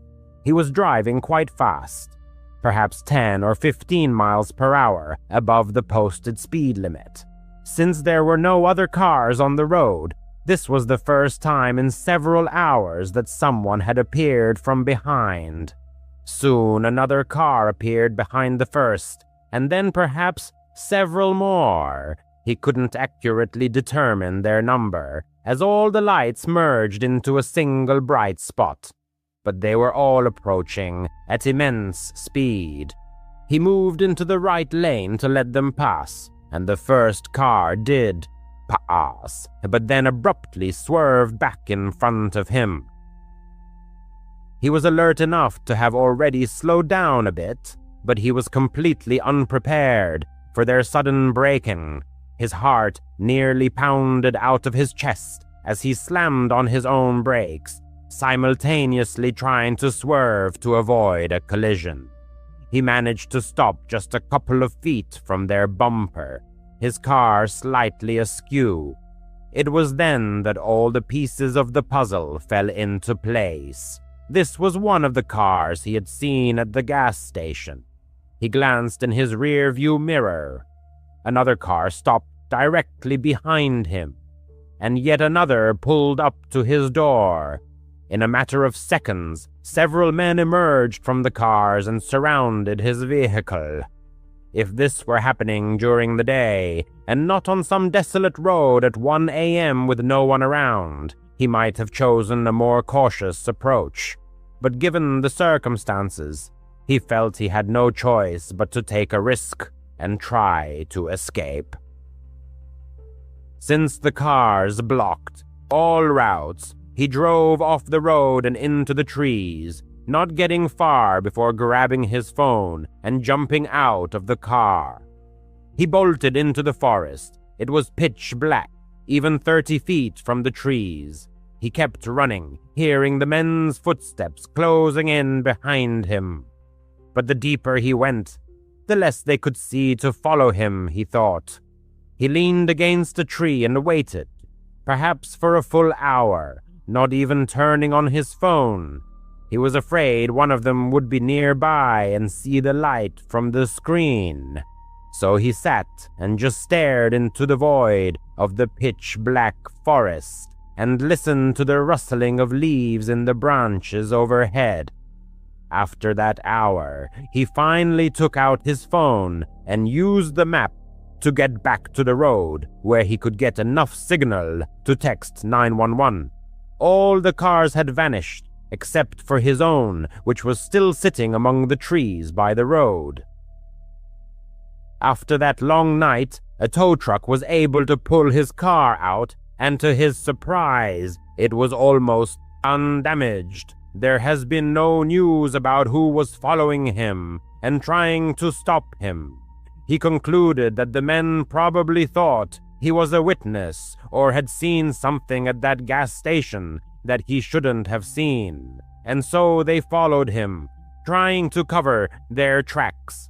Was it an abduction or getting rid of him and hiding any evidence in the secluded forest by the roadside? The image of him entering that gas station, with all the men turning and staring at him, still haunts him. He still gets chills thinking about what could have happened. He's writing this while the memories are still fresh. It happened just a couple of days ago. He had Tuesday and Wednesday off this week and was spending time at home. No plans, just relaxing and enjoying the quiet solitude. On Tuesday evening, he thought it would be nice to order some food to save time cooking. So he opened the DoorDash app, found some random establishment that was still open, and ordered a small dinner. It said delivery would take about 45 minutes. He stayed in the living room and watched YouTube on TV. Until then, the evening had been good. About 45 minutes later, he happened to get up and just casually looked out the window. He doesn't even know why, as he could have easily opened the app to check the delivery status. But when he looked out, he noticed a car parked in his driveway. Immediately, he opened DoorDash and checked the map, and the delivery driver was still 10 minutes away. But then, who was in his driveway? He's not one to speak loudly, so he wasn't keen on going outside and saying anything to them. He meant they would surely realize they had the wrong place and leave without his words. He went back to the couch but kept getting up and checking the window every couple of minutes. When the DoorDash order arrived, the car was still in the driveway. From the window, he couldn't really make out anything inside the car. So, when he opened the door for the delivery, he asked the driver if he had seen anyone in there. The driver replied, "Yeah, there was some guy in the driver's seat, but I didn't really look closely." He thanked him, and the driver left. He felt very uneasy. A profound sense of discomfort enveloped the person. In an attempt to gather his courage, he intended to go outside and find out what the unwelcome guests were doing. However, barely 5 minutes after he started eating, there was a knock at the door. The person jumped up from the couch. His heart pounded wildly, and he froze, staring at the door before slowly and silently approaching it. When he looked outside, no one was visible. The car was still in the same spot. Taking a deep breath, he cautiously opened the door and stepped outside. It was pitch black and completely silent. He scanned the porch but found no one, so he headed down the driveway towards the car. Looking inside, he was astonished to find that whoever had been inside was no longer there. A chilling sensation ran down his spine. He walked to the back of the car to examine the license plate, but was horrified to discover it was missing. This discovery filled him with even greater fear, as it made him wonder, had this person, whoever they were, planned everything in advance? He stepped back from the car, intending to return to the house, as the feeling of extreme unease was growing, and he felt it was the right time to call the police. Upon entering and firmly closing the door behind him, he immediately sensed something very strange. The house was silent, but his intuition persistently signaled that something was wrong. He cautiously crept into the living room and stared at the sofa. His phone was not there. Every fiber of his being seemed to be pierced with fear. Before he could move, he heard the slow creak of a door, hinge opening. Then, quiet footsteps echoed down the hallway towards the front door, but they stopped just before the turn. They were waiting there, around the corner, right by the front door. The person simply couldn't run out. He froze for a few moments, then very cautiously and silently began to make his way to another part of the house. Whichever path he chose, he would have to pass the hallway where he knew for sure this person was. Therefore, whatever he was going to do, he knew he had to act fast. He froze for a second. He felt a surge of anxiety about the impending action. But then he composed himself and rushed to the back door. He unlocked it and ran out of the house. As soon as he was outside, he heard a man behind him call his name. Not just his first name, but his last name too. This confused and shocked him so much that he turned around to look. The man was sprinting towards the back door, and he could see most of his face, but he didn't recognize him. He had never seen him before.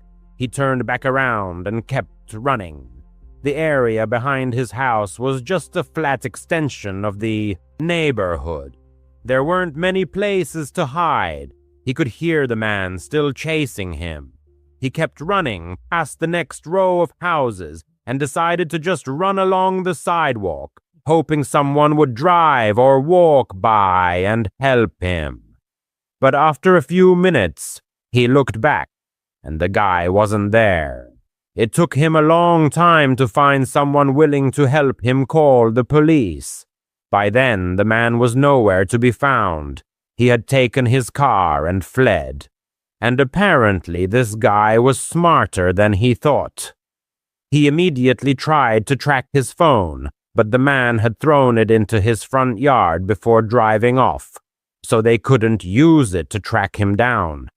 If this had been a regular robbery or something similar, he would have been far less traumatized.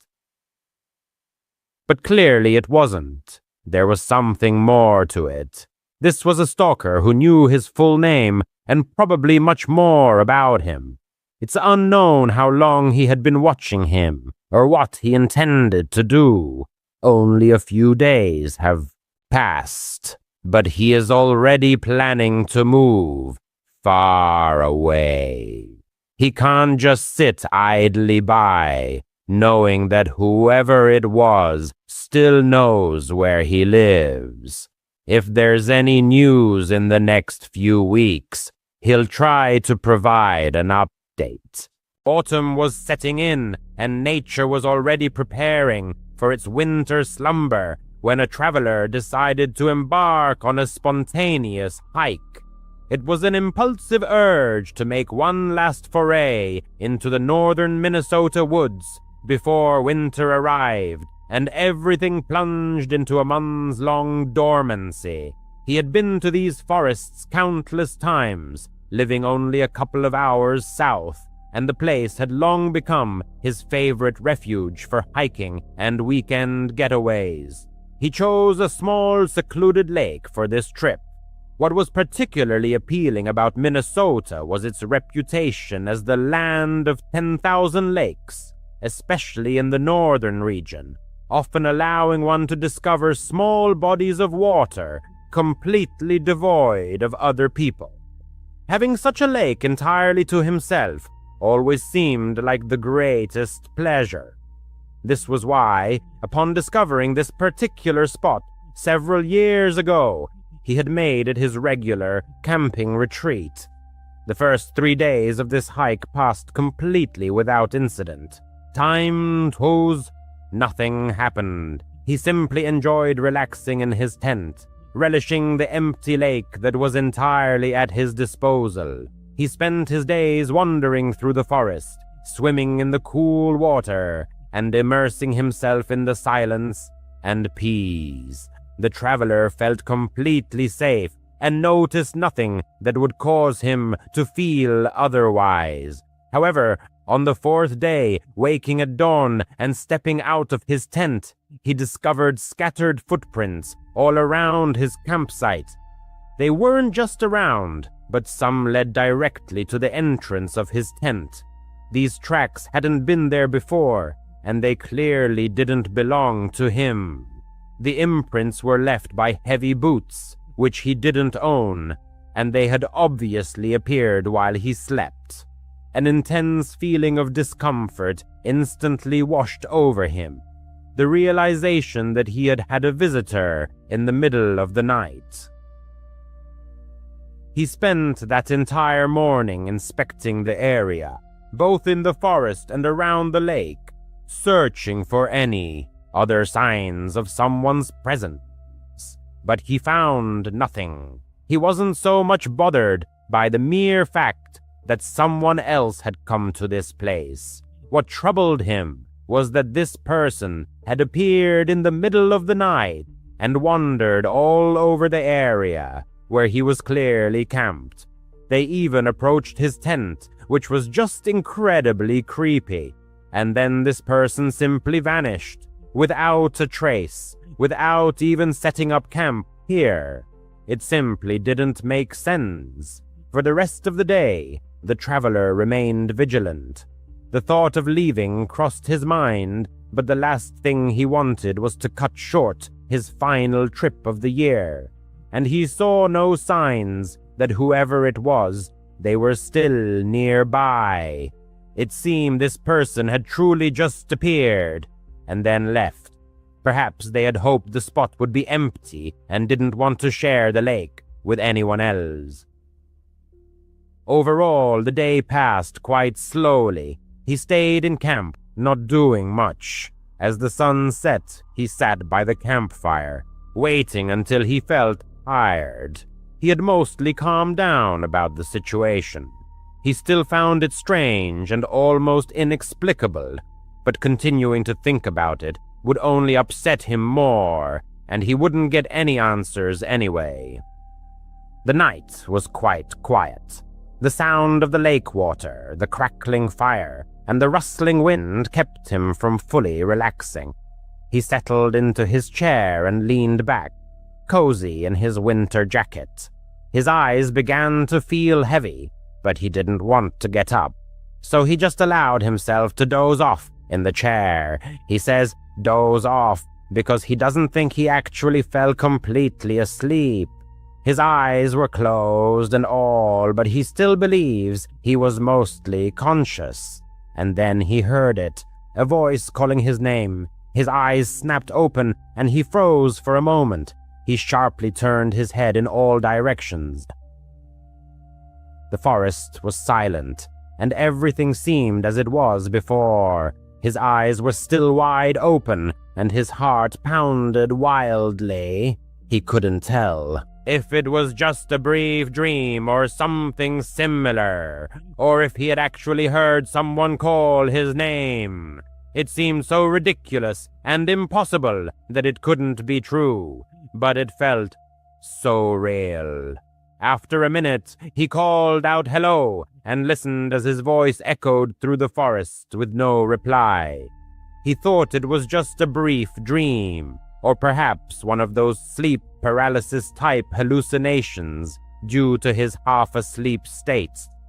That's how he tried to reassure himself. His heart, which had pounded so wildly, had still woken him up, and that feeling of unease still lingered. He couldn't shake it.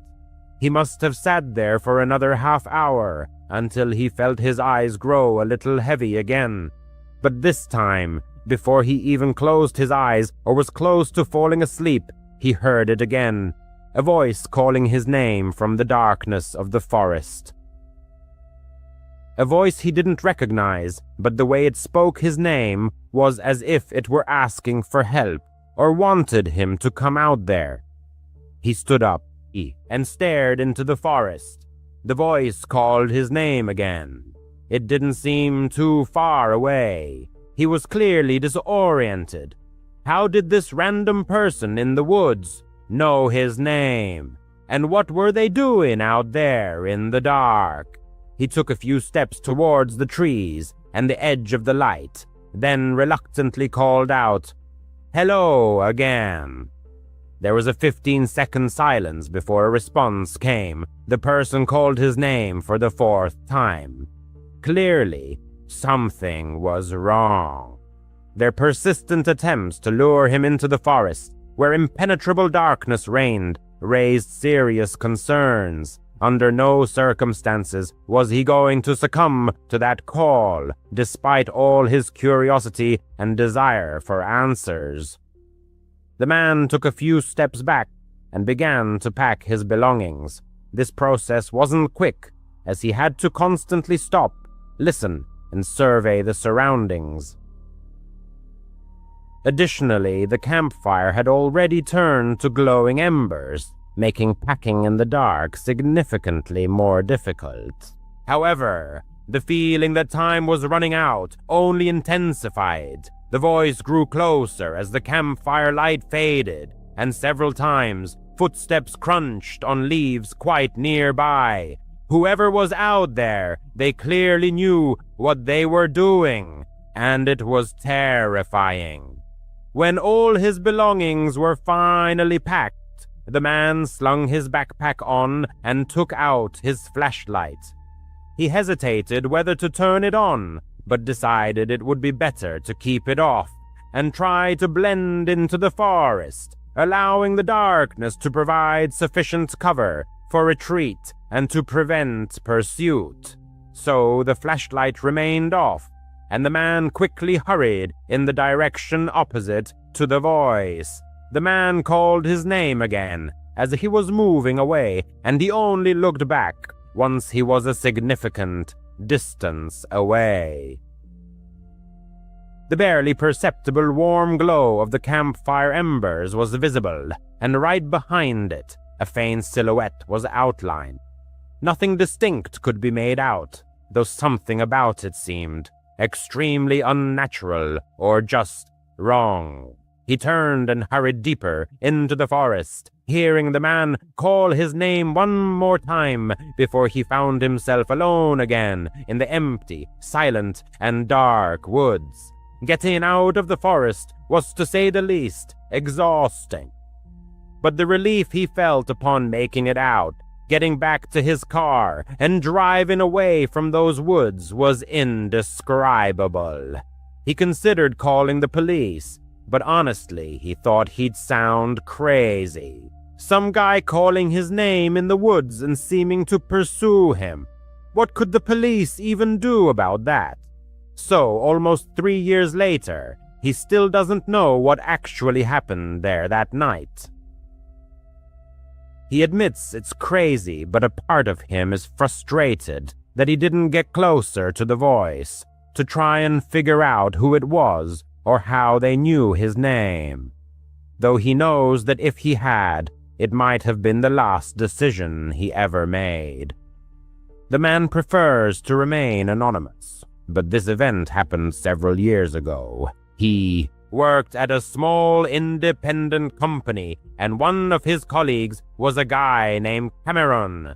They hit it off immediately as they were hired around the same time, and their desks were next to each other. So it goes without saying, they talked a lot and developed a great work friendship. They never socialized outside of work, but they always joked about going on a hike together, as they both enjoyed hiking and the outdoors and often brought it up during the work day.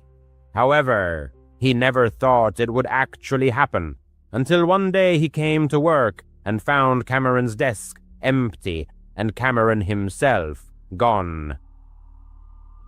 It turned out he had been fired for reasons they, of course, weren't allowed to know. That same day, he received a message from Cameron suggesting they meet up outside of work and go on that hike they always talked about. Honestly, he felt bad for him, and knowing now that he'd likely never see him again if he didn't agree, he accepted his offer. After all, what could go wrong? They made arrangements, and a week later, they met at the trailhead 2 hours west of the city. Cameron looked very excited and happy to see him, and he, in fact, was glad to see him too. However, right away the man felt that Cameron wasn't the same person he was in the office. It wasn't alarming, but he just noticed it.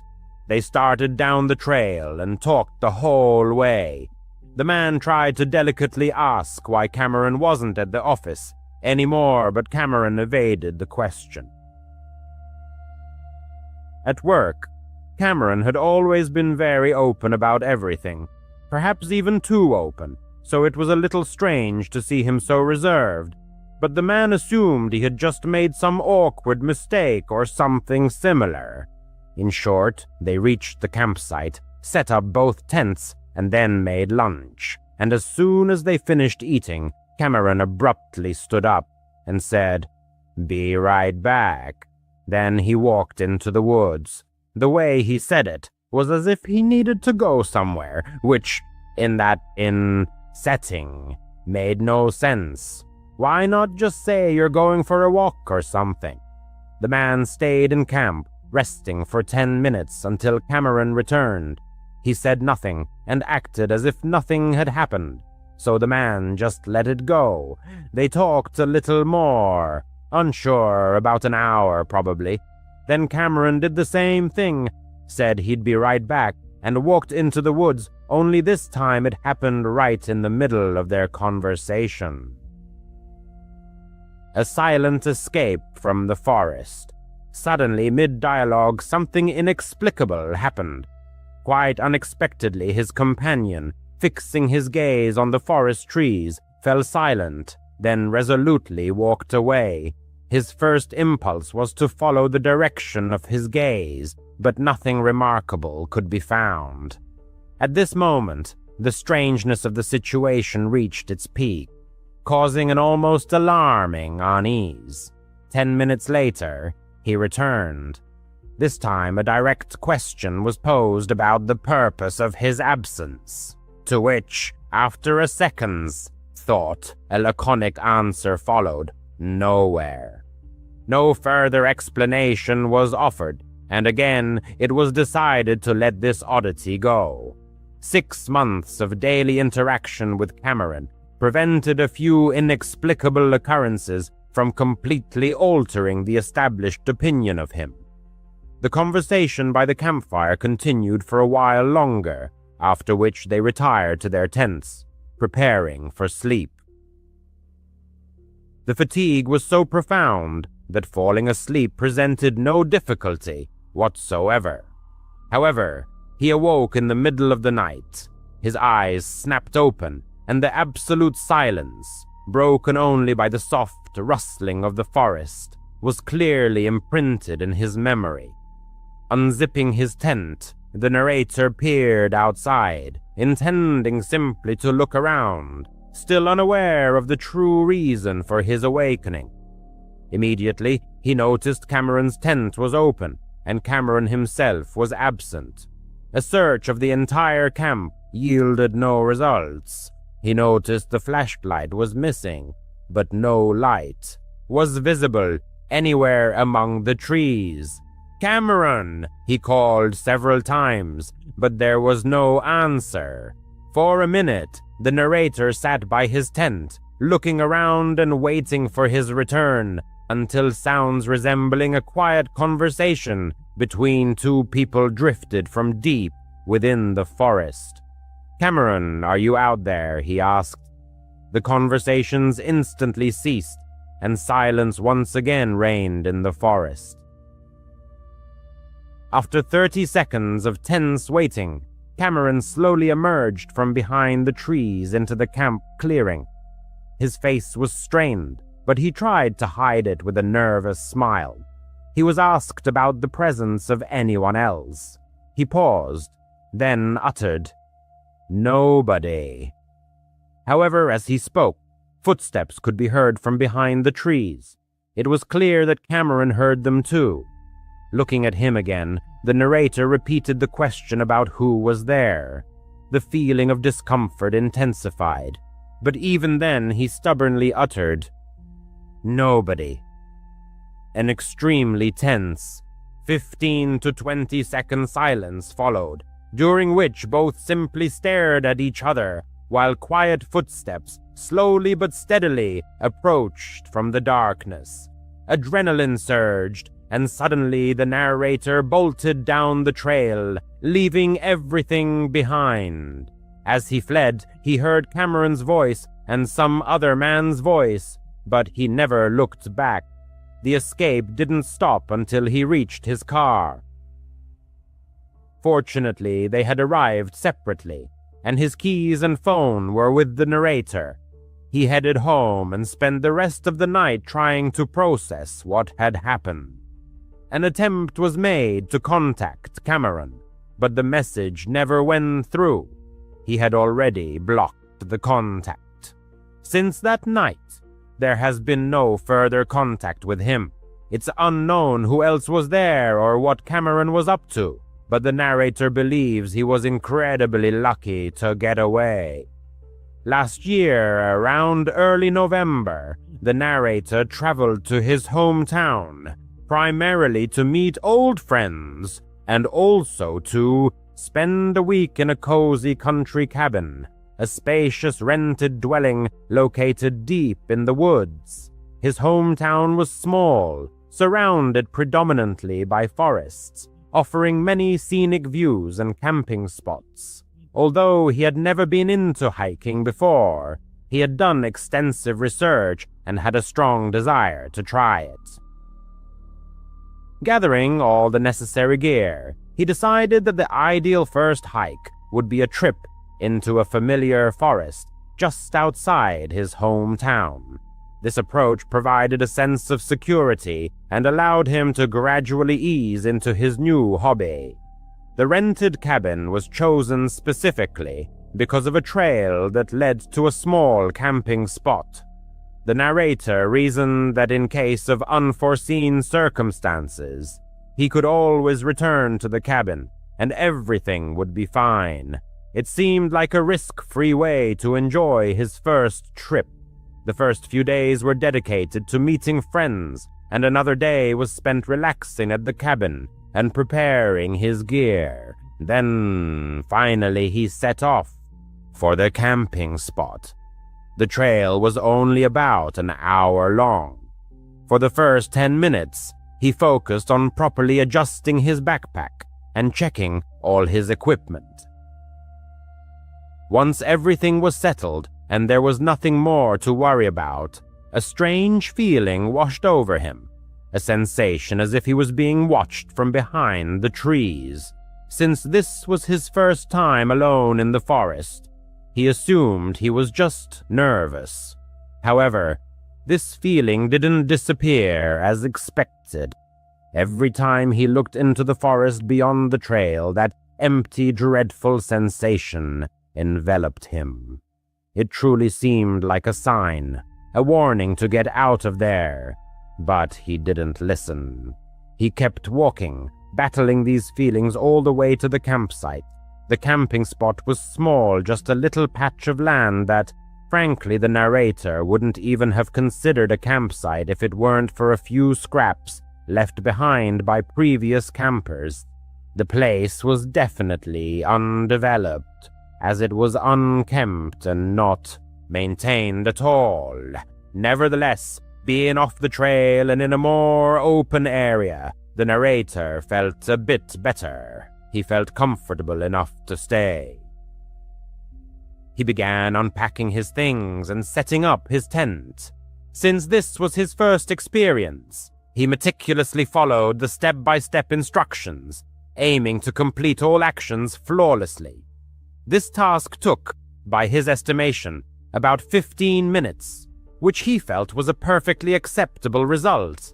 It was at that very moment, as he was pulling the last tarp, that an unfamiliar man approached the campsite.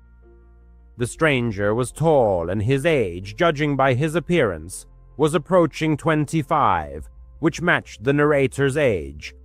When the narrator looked at him, the man waved and gave him a strange smile. The strangeness of this smile was that it was normal, yet the rest of his face remained immobile. It seemed he was only smiling with his mouth and teeth, while maintaining a completely blank expression. The narrator found it extremely unusual, and even a crazy coincidence that the stranger appeared right after him at a campsite that, from his observations, wasn't very popular. However, what could he know? He continued with his tasks, setting up his area, getting everything he needed, and gathering branches for a fire. There was already a small fire pit there, likely built by someone long ago.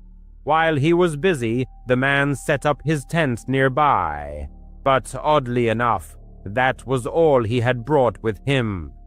The narrator saw the stranger approach with what he thought was a proper hiking backpack, but it was actually just a shoulder bag containing only a tent. He had no sleeping bag, no food, no other essential items. The narrator was certain of this because the stranger's tent was mostly mesh, see-through, and it even lacked a rainfly, and the man just sat there, doing nothing. The narrator felt a growing unease every time he accidentally glanced in the stranger's direction, because the man would instantly look back, forcing him to quickly avert his eyes. After gathering all the branches and finally being able to just sit and rest, the narrator became more and more frightened of this man. Simply put, his intuition told him something was wrong with him. And as the sun began to set, the thought of staying there alone with him overnight began to truly alarm him. No matter how much he chided himself for it, he decided it wasn't worth staying here when he felt such strong feelings, especially since his rented cabin was nearby. He might even make it back before the sun fully set. He started packing up, and the man immediately came out of his tent. He stood next to it, and although he tried not to show it, it was perfectly obvious that he was watching the narrator. His smile was gone, and his entire face was tense and almost annoyed. The narrator didn't even bother to organize his backpack, just threw everything inside and hoped it would zip. When he was finally ready to leave, sunlight was barely filtering through the treetops, so he knew he needed to hurry. But the man didn't pack up his tent, so the narrator hoped that meant he was staying. He set off, constantly looking back to ensure the stranger wasn't following him. For the first few minutes, he was relieved to see an empty trail each time he turned around. But after about 10 minutes, he turned again and saw him. The path wasn't perfectly straight, but far behind him, through the trees, He saw the man walking down the trail towards him. The narrator felt a sense of dread. He was terrified. He quickened his pace, moving faster along the trail. As far as he could tell, the stranger didn't seem to realize the narrator had spotted him, and the setting sun actually worked to his advantage. He was able to get back to the rented cabin, threw his bag inside, and locked all the doors. He then stood by the back window for 15 minutes, watching the woods, until the sun had fully set, making it dark and lifeless. And as he was still looking out the window, a sudden pounding shook the front door behind him. But it wasn't just an ordinary knock. Again and again, he hammered his fist against the door. In a panic, the narrator called the police. He genuinely couldn't tell if the stranger was simply knocking very hard or actually trying to break down the door, and he was too scared to even look. As soon as he started speaking on the phone, the man fell silent for a second. The narrator knew he was listening. Then his footsteps ran around the cabin, and he was almost certain he heard several thuds as the stranger tried to open one of the windows before his footsteps disappeared into the woods. After that, silence fell until 2 officers arrived 20 minutes later. After hearing everything the narrator told them, the officers agreed that the man seemed to have very bad intentions. However, finding him wasn't so easy. The narrator knew what he looked like, but that was all. That night, they conducted a quick search with flashlights, but never found him. His tent had also vanished from the campsite. The narrator truly doesn't know what might have happened that night. He still can't forgive himself for not listening to his intuition right away. It would have prevented everything that happened that night. He should have listened to his gut feeling the moment he sensed something was wrong in those woods. In US last spring, a 17-year-old girl took a Friday night babysitting job at the Davids house, just 5 blocks from her own home in Chandler, Arizona. She was saving up for college, and the prospect of earning an extra $20 an hour seemed especially appealing. The neighborhood seemed like a safe haven, with neat single-story homes, manicured lawns, and streetlights every 30 yards. Her parents approved of the visit. She arrived at exactly 6:30 p.m. Mrs. David showed her the alarm panel, the Wi-Fi password, and emergency contacts. She changed 4-year-old Sybil and 6-year-old Tyler into their pajamas and left a portion of cool chicken nuggets in the refrigerator. Mr. David strictly reminded her of bedtime at 8:30 p.m. without any delays. The couple departed for a charity dinner downtown. As soon as the front door closed, the girl instinctively slid the bolt. The evening passed smoothly and peacefully. The children colored with crayons, then watched only half an episode of Paw Patrol, after which they brushed their teeth. At 8:25 p.m., she took them upstairs, read a brief story about a lost puppy, and turned on a nightlight in the shape of a glowing blue LED moon. The little ones fell asleep almost instantly. Downstairs, she texted her mother, spread out her biology flashcards on the kitchen island, and poured herself a refreshing cold drink. At exactly 9:15 p.m., there was a persistent knock at the door. She startled in surprise. The Davids had not mentioned any possible visitors. Peering through the peephole, she saw a man of about 40, dressed in a gray hooded sweatshirt, dark jeans, and sneakers. In his hand, he dangled a key fob, and he politely waved at the lens of the entrance camera. A black Honda idled quietly at the curb. He said in a very ordinary tone, as if he were sure she could hear him, "Hey, I'm the kid's uncle, Brandon. I left my keys earlier. I want to pick something up from the bedroom upstairs. His voice was even, without pressure. However, all the internal alarm bells in her mind howled in unison. The Davids had never mentioned any brother. Through the closed door, she replied in a firm but calm voice. The parents didn't say anything about you coming. That's my fault, he retorted. I assured my sister that I had a spare key. Listen, Sybil asked for her purple blanket earlier, right? She always reaches for it when she's tired, and Tyler ate macaroni and cheese before changing into his dinosaur pajamas. I know their usual routine. His words were accurate in detail. Her stomach twisted into a knot. Maybe he really is a relative. Maybe it's just a clever trick. She stepped away from the door and launched the nursery monitor app. Both children were snoring peacefully in a steady breathing rhythm. Her gaze slid to the tablet with the living room cameras. The street lens captured the man, impatiently shifting from foot to foot, but not trying to grab the handle.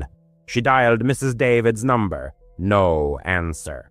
The call to Mr. David went straight to voicemail. The thought of calling 911 flashed, but she hesitated.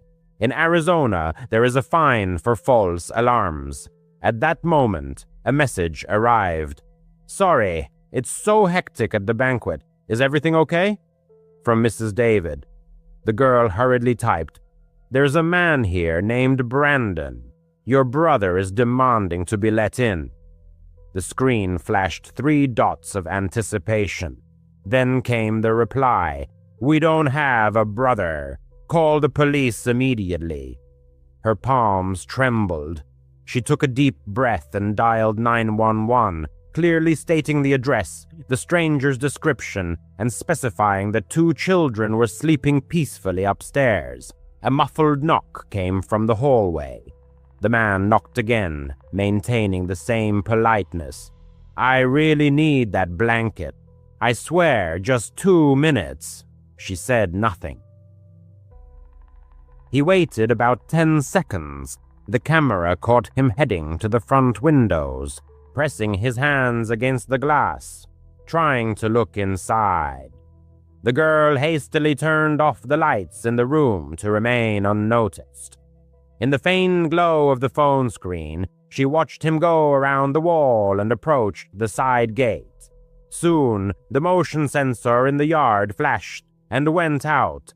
The dispatcher kept in touch. A patrol will arrive in 3 minutes. Don't go out and keep everything locked. She crept silently to the patio door. The lock was secure, the curtains securely drawn. Outside, there was dead silence. A heavy stillness hung in the house. Even the usual hum of the refrigerator seemed muffled.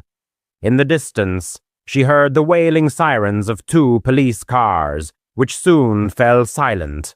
Red and blue flashes broke through the blinds. The girl froze in the hallway until an officer called out to her from the porch, giving his badge number through the door. Only then did she crack the entrance open. The police officers thoroughly combed the yard and the surrounding streets. The Honda had vanished without a trace. Tire tracks stretched to the main highway. Neighboring door cameras captured nothing useful. The stranger had parked out of their view. In the house, the children never woke up from the commotion. The officers recorded her statement, noted her vigilance, and waited for the return of Mr. and Mrs. David, who rushed home pale as sheets. Mrs. David squeezed her so tightly that she gasped for breath and muttered, "Thank you for protecting them." By 12:30 a.m., the patrol cars had left. The parents insisted on personally driving her home. She agreed, but kept looking over her shoulder throughout the ride. At night, all the details of what she had experienced swirled in her head. How did he know about the children's dinner? and the exact bedtime. Had he been peeking in the windows beforehand? Had he been eavesdropping on her conversations? Later, the Davids found a gap between the window frame and the lock. He had, probably managed to break it before her arrival and was listening from the garden. He disappeared before the police arrived, suggesting either a signal scanner or animal instincts.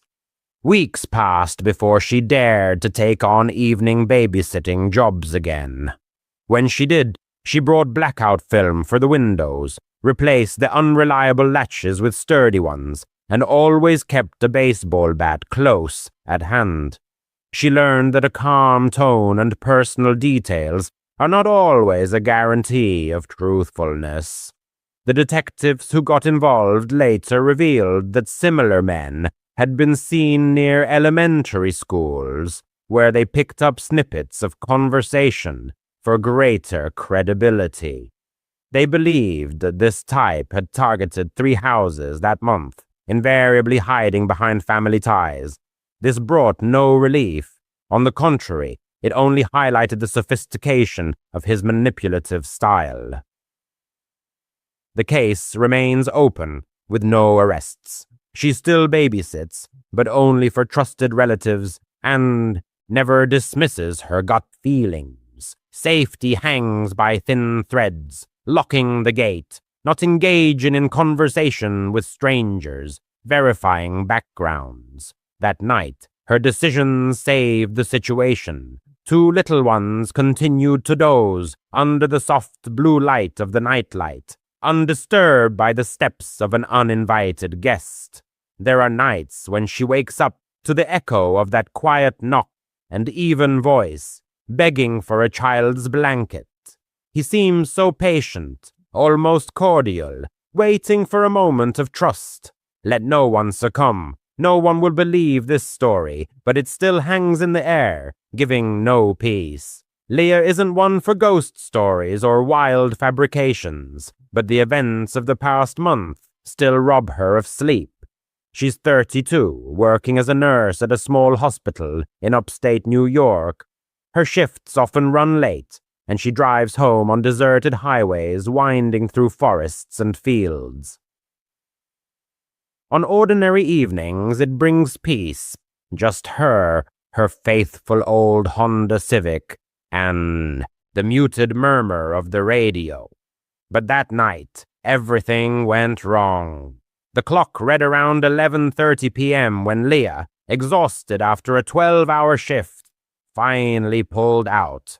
The main highway, Route 12, was her usual route, a 2-lane strip with dense thickets of trees on either side, and occasional gas stations blinking in the darkness. Approaching a turn 5 miles from home, she noticed orange warning signs about construction and plastic cones blocking the way. A huge arrow pointed insistently to the left, onto a secondary road that Leah had never even heard of before. The sign was concise: detour, road work ahead. She sighed in annoyance, dreaming only of a hot shower and a soft bed. But there was no choice. She had to turn onto this narrow, unlit path. From the first few feet, the detour felt ominous, like a sinister labyrinth. The asphalt barely fit 2 cars side by side, and tree branches hung down on both sides, creating a feeling of being trapped.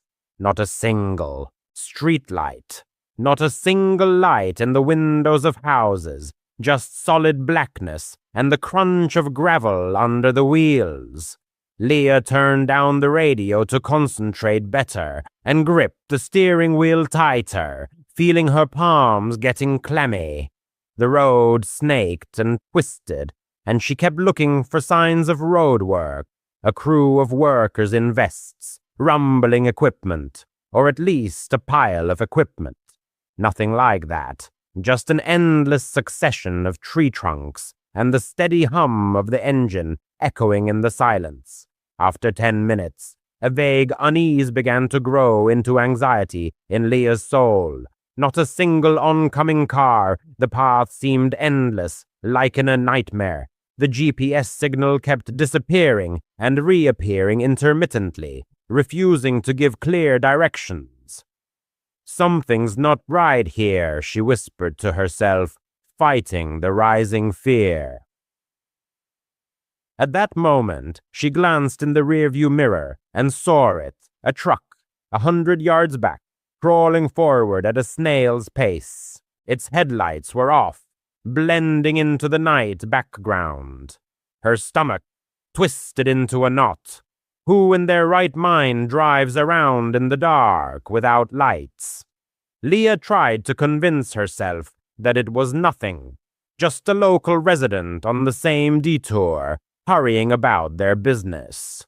However, the truck maintained its distance, neither approaching nor pulling away, like a shadow clinging to her tail. She pressed the gas pedal, trying to break away and escape this pursuit. It reacted instantly, also picking up speed, Leia's heart beat wildly, throbbing in her temples. To pull herself together, she mentally ran through explanations. Maybe their headlights had failed, or they were just as lost in this wilderness as she was. But then her gaze fell on the side of the road. There were no more construction signs.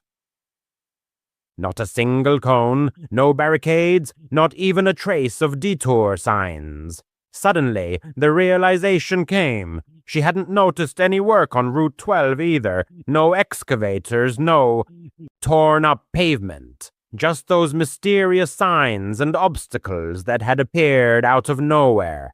Panic washed over her in a wave, cold and clammy. Leia grabbed her phone to dial 911. There was no signal at all. In this wilderness, she was completely alone, cut off from the world. The truck stubbornly stayed behind, its silhouette in the mirror resembling a disembodied ghost, relentlessly following at her heels. She pressed down even harder on the accelerator, and the car shook on the potholes, protesting against such driving. It didn't fall behind by a single step. Now Leah could make out the details. It was a worn-out pickup truck, painted black or dark blue, and the figure of the driver was lost in the dimness of the cab. Hang on, find a way onto the main road. Everything will be fine, she repeated to herself like a mantra. But the road continued to twist and turn, and she lost all sense of her location. Suddenly, a dim light flickered ahead, promising salvation. Headlights of an oncoming vehicle were approaching, cutting through the darkness. A wave of relief washed over Leah. It could be a patrol car or just a good Samaritan willing to help. As the SUV drew level, she slowed down and flashed her high beams twice, signaling distress.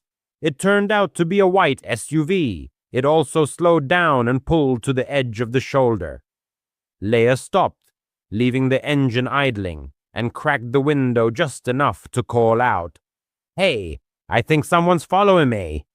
The driver, a middle-aged man in thin-rimmed glasses, leaned out of the cab and asked, "Are you okay?"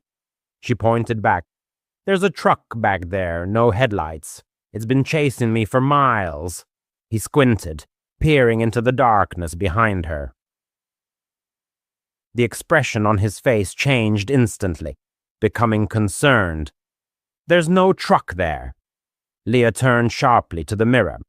The road behind her was empty, as if it had never been there.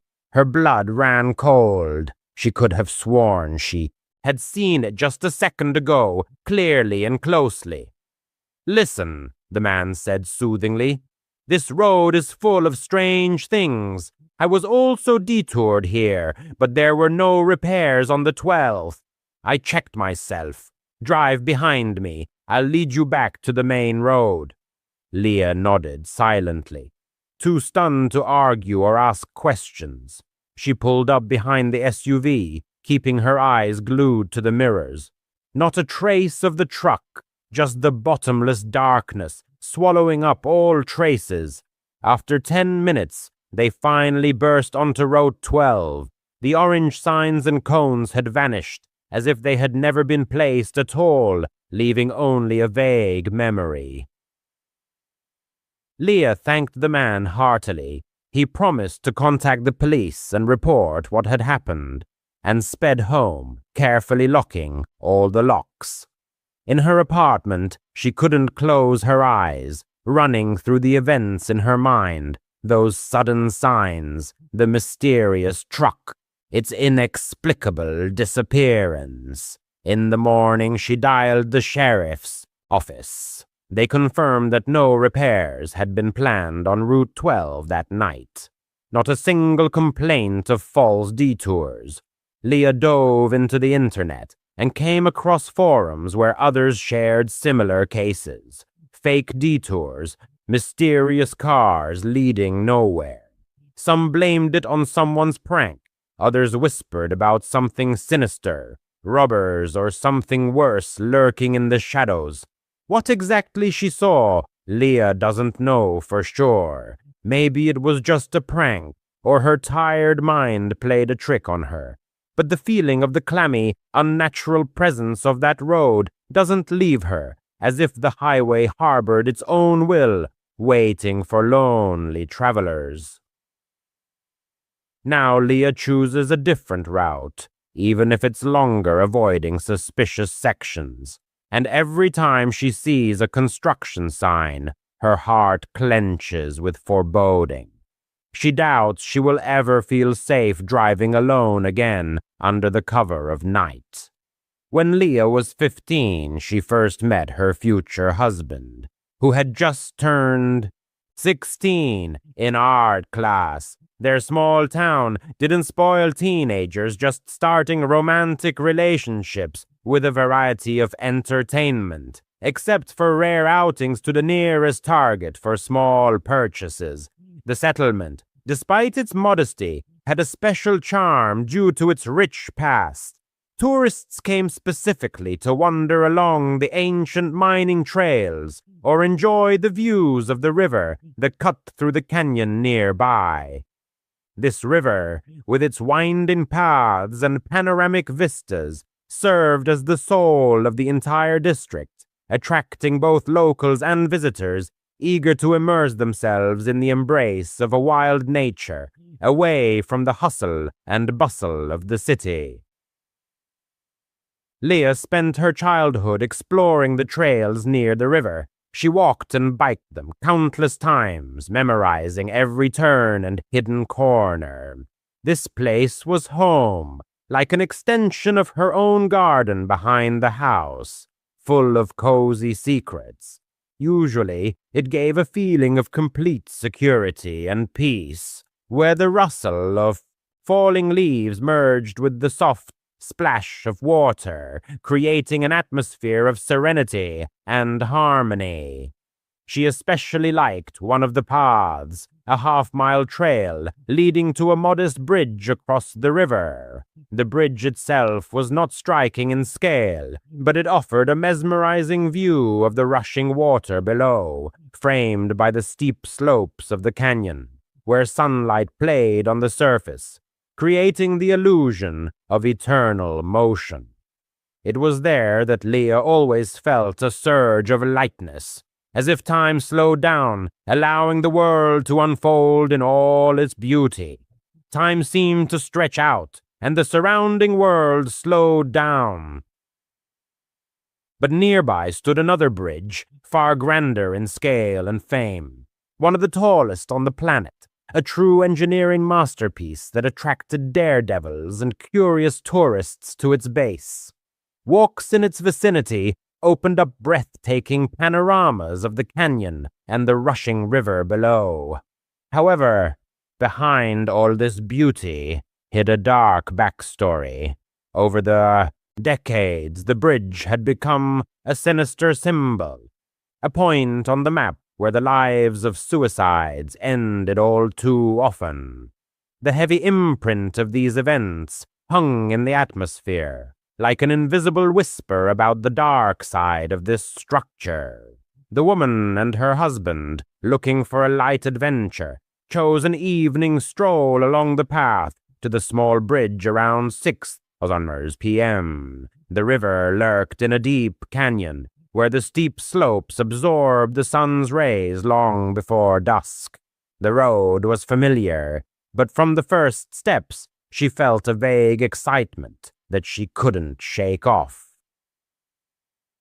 Twilight in the canyon was thickening faster than expected, the air filled with heaviness. The distance to the bridge was short, just half a mile, with a right turn leading directly to the crossing.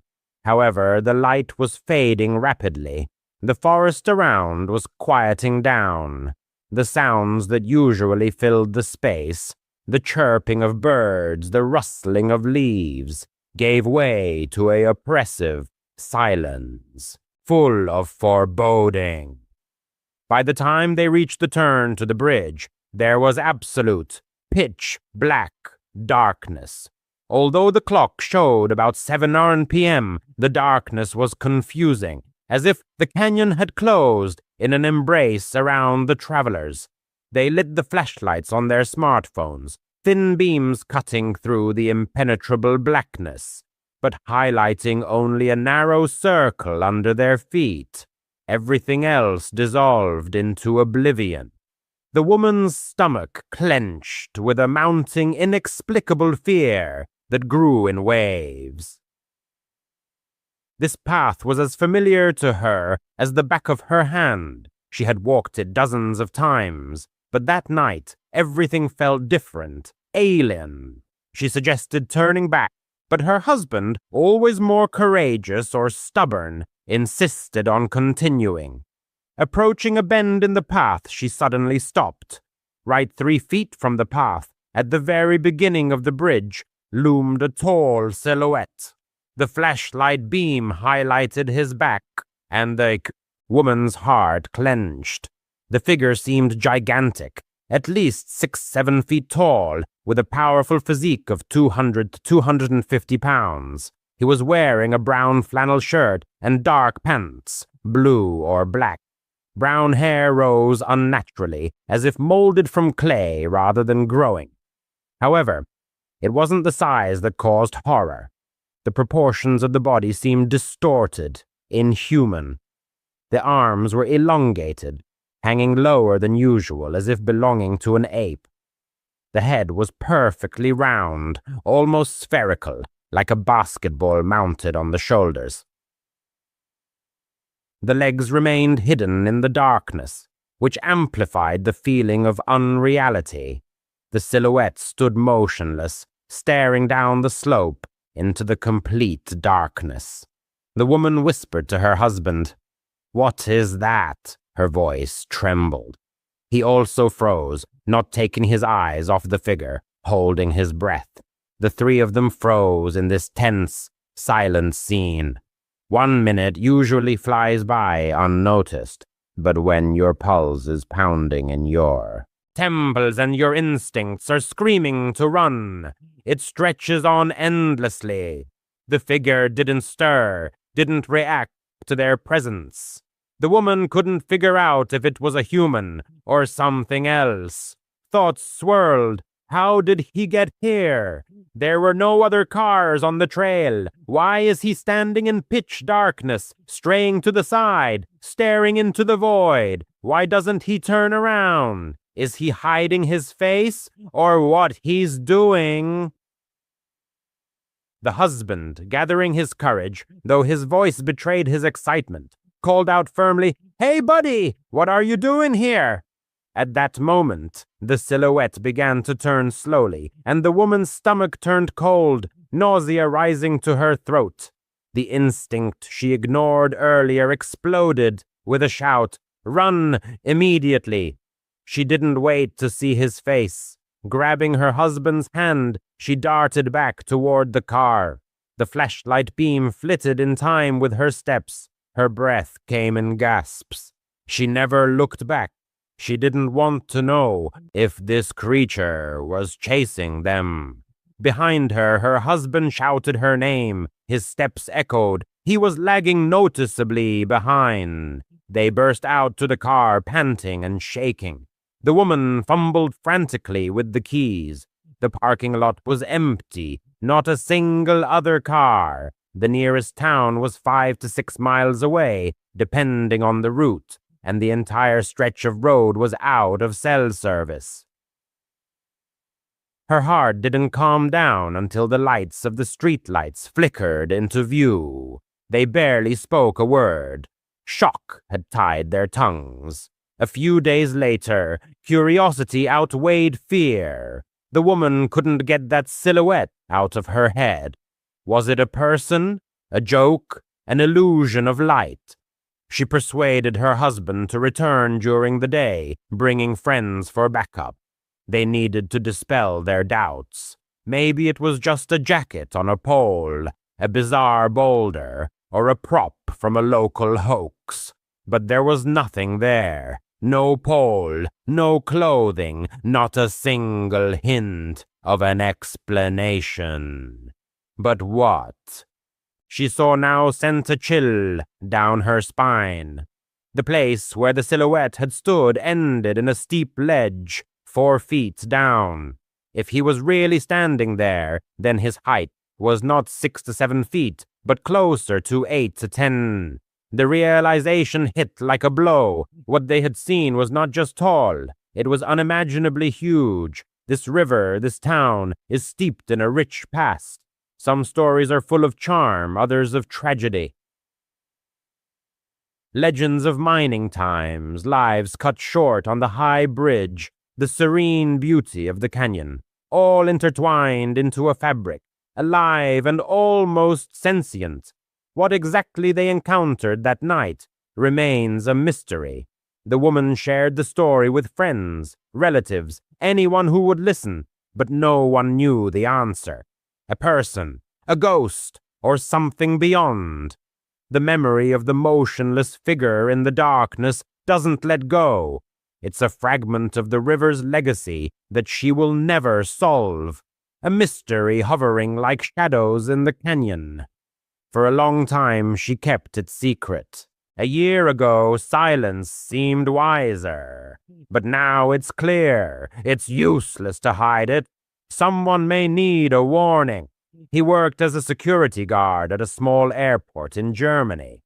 Most flights took off in the pre-dawn hours, so his shifts were always at night. For 5 years, his service flowed monotonously, checking doors, verifying passes, monitoring cameras. Mid-July, the height of tourist season. Families with strollers, noisy groups with luggage, long lines at check-in counters. Despite this bustle, the terminal that night seemed distorted, wrong. He couldn't quite explain the feeling, so he just continued to perform his duties. Around midnight, he went out for a smoke. He went to the bakery, grabbed a chocolate bar and an energy drink, and sat down at a metal table. He was watching a short video on his phone when he felt an impulse to look back. Behind him stood a man in a black raincoat. The hood was pulled up, but his eyes were staring intently at him. His gaze didn't waver, no pretense of looking at the displays. Just him, the watcher. The guard held out for a couple of seconds, then returned to the screen. Strange types in airports are a common, daily occurrence. The vast majority of them are harmless. Air tag. The vast majority of them are completely harmless. He finished half the can, slipped the phone into his pocket, and headed to the toilet to rinse his hands before the end of his break. Returning, he noticed the same man, now standing 50 meters away, in the main hall. The stranger's head was tilted, his gaze fixed on him again. As soon as the man realized he had been noticed, he turned and silently rushed into a side corridor, without a sound, without the slightest hesitation. A quiet alarm bell rang in his head, but nothing reprehensible had happened. He returned to his post and spent the next hours patrolling the gates, checking the locks, and waiting for the first rays of dawn. With the first rays of sun, his phone died. His house was nearby, so he just put the gadget in his pocket and set off. Halfway there, he remembered the power bank in his backpack, took it out, connected the cable, and continued walking. 10 minutes before arriving, he pressed the power button to look at the charge level. The screen suddenly filled with a foreign notification. Unknown AirTag detected. It is moving with you at a distance of 800 meters. He didn't have an AirTag. He froze in place. The street was empty. Only a row of dim lights cast a faint glow. A new alert. The distance had decreased to 600 meters, then to 500. He frantically searched for a rational explanation. Perhaps someone nearby had lost luggage with such a device. The numbers continued to fall inexorably. 400, 300. He broke into a run. The phone vibrated. 200 meters. He turned the corner and dashed forward. His legs felt like lead, numb with tension. But the distance was decreasing even faster. 100 meters. Finally, he burst into the entrance, inserted the key, slammed the door, and leaned against it. The hallway greeted him with a deathly silence. The screen showed 50 meters, then 20, 10. He pressed his eye to the peephole. The street remained deserted. His hands were shaking uncontrollably. He emptied his pockets and turned his backpack onto the floor. Nothing suspicious. He wanted to dial the police. But how to explain? The signal on the display supposedly indicated surveillance. In the end, he convinced himself that he was overtired. The shift had been exhausting. His mind was in a semi-sleep state. After changing, he collapsed into bed and started a video with a scary story on his phone. The narrator's voice usually lulled him to sleep. He only remembered the beginning, and then sleep finally overcame him. Later, he woke up in complete darkness. The video had ended, but the home screen was still flickering. A fresh notification appeared. Unknown AirTag detected. It is moving with you. Distance 2M. 2 meters. That's inside the room. He froze, unable to move. He locked the phone and the screen went dark. His eyes gradually adjusted to the darkness. At the foot of the bed, near the closet, loomed the silhouette of a man in a black raincoat. The same face, staring at him again. A hoarse cry escaped his throat. The stranger stepped back, threw open the door, and disappeared into the night before he could jump up. By the time the police arrived, the apartment was empty. No fingerprints, no tracker itself. Just a wet footprint near the bed. The officers thoroughly searched the rooms, inspected the windows and the staircase. The door frame remained untouched. He had the only key. They advised him to spend the night with relatives.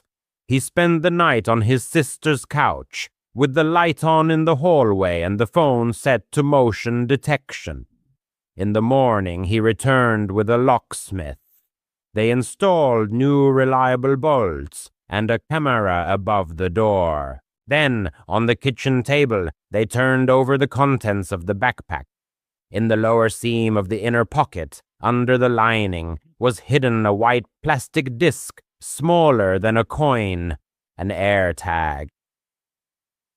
Someone had skillfully cut the fabric, inserted the device, and sealed the seam so cleverly that the weight was not felt. That man had apparently come close to slip his hand into the bag unnoticed, either in the bakery or at the moment when he was distracted by the clock at the exit. The mystery remained unsolved. He keeps the tracker in a plastic evidence bag. The device lies on the table as a silent warning.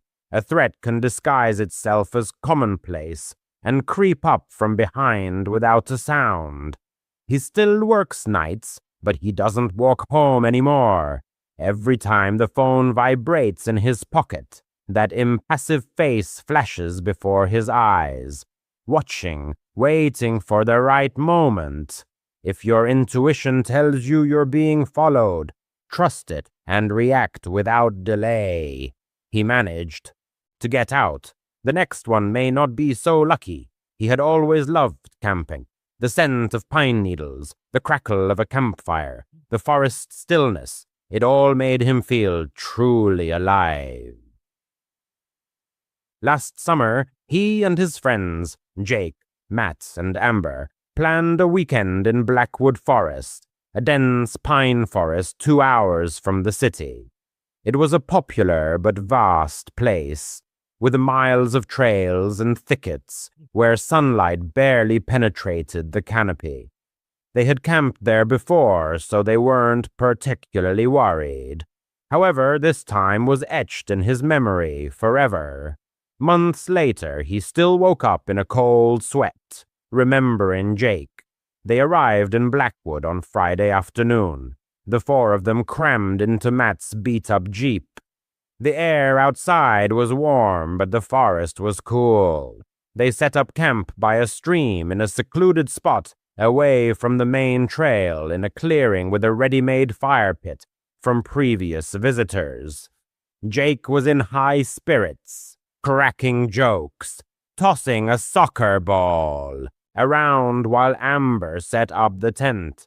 He was always the life of the party, the one to diffuse the atmosphere with laughter, even when things were tense. Matt, more reserved, was already tinkering with the campfire while he unloaded the cooler, soda, hot dogs, and other usual snacks. Twilight thickened quickly. By 9 o'clock, it was pitch black. You couldn't see your hand in front of your face without a flashlight. They settled down by the fire, roasting marshmallows, exchanging funny stories. Jake started talking about an ancient Blackwood legend. In the 80s, people disappeared there without a trace. Amber snorted, declaring it typical campfire nonsense, and everyone laughed. But he caught Jake glancing at the trees every now and then, as if sensing someone's presence. Close to 11, Jake announced that he was going for a walk.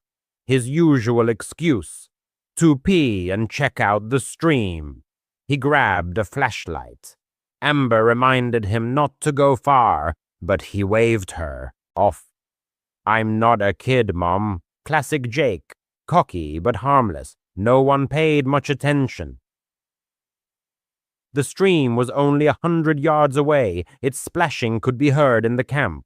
Minutes dragged on, 10, 20.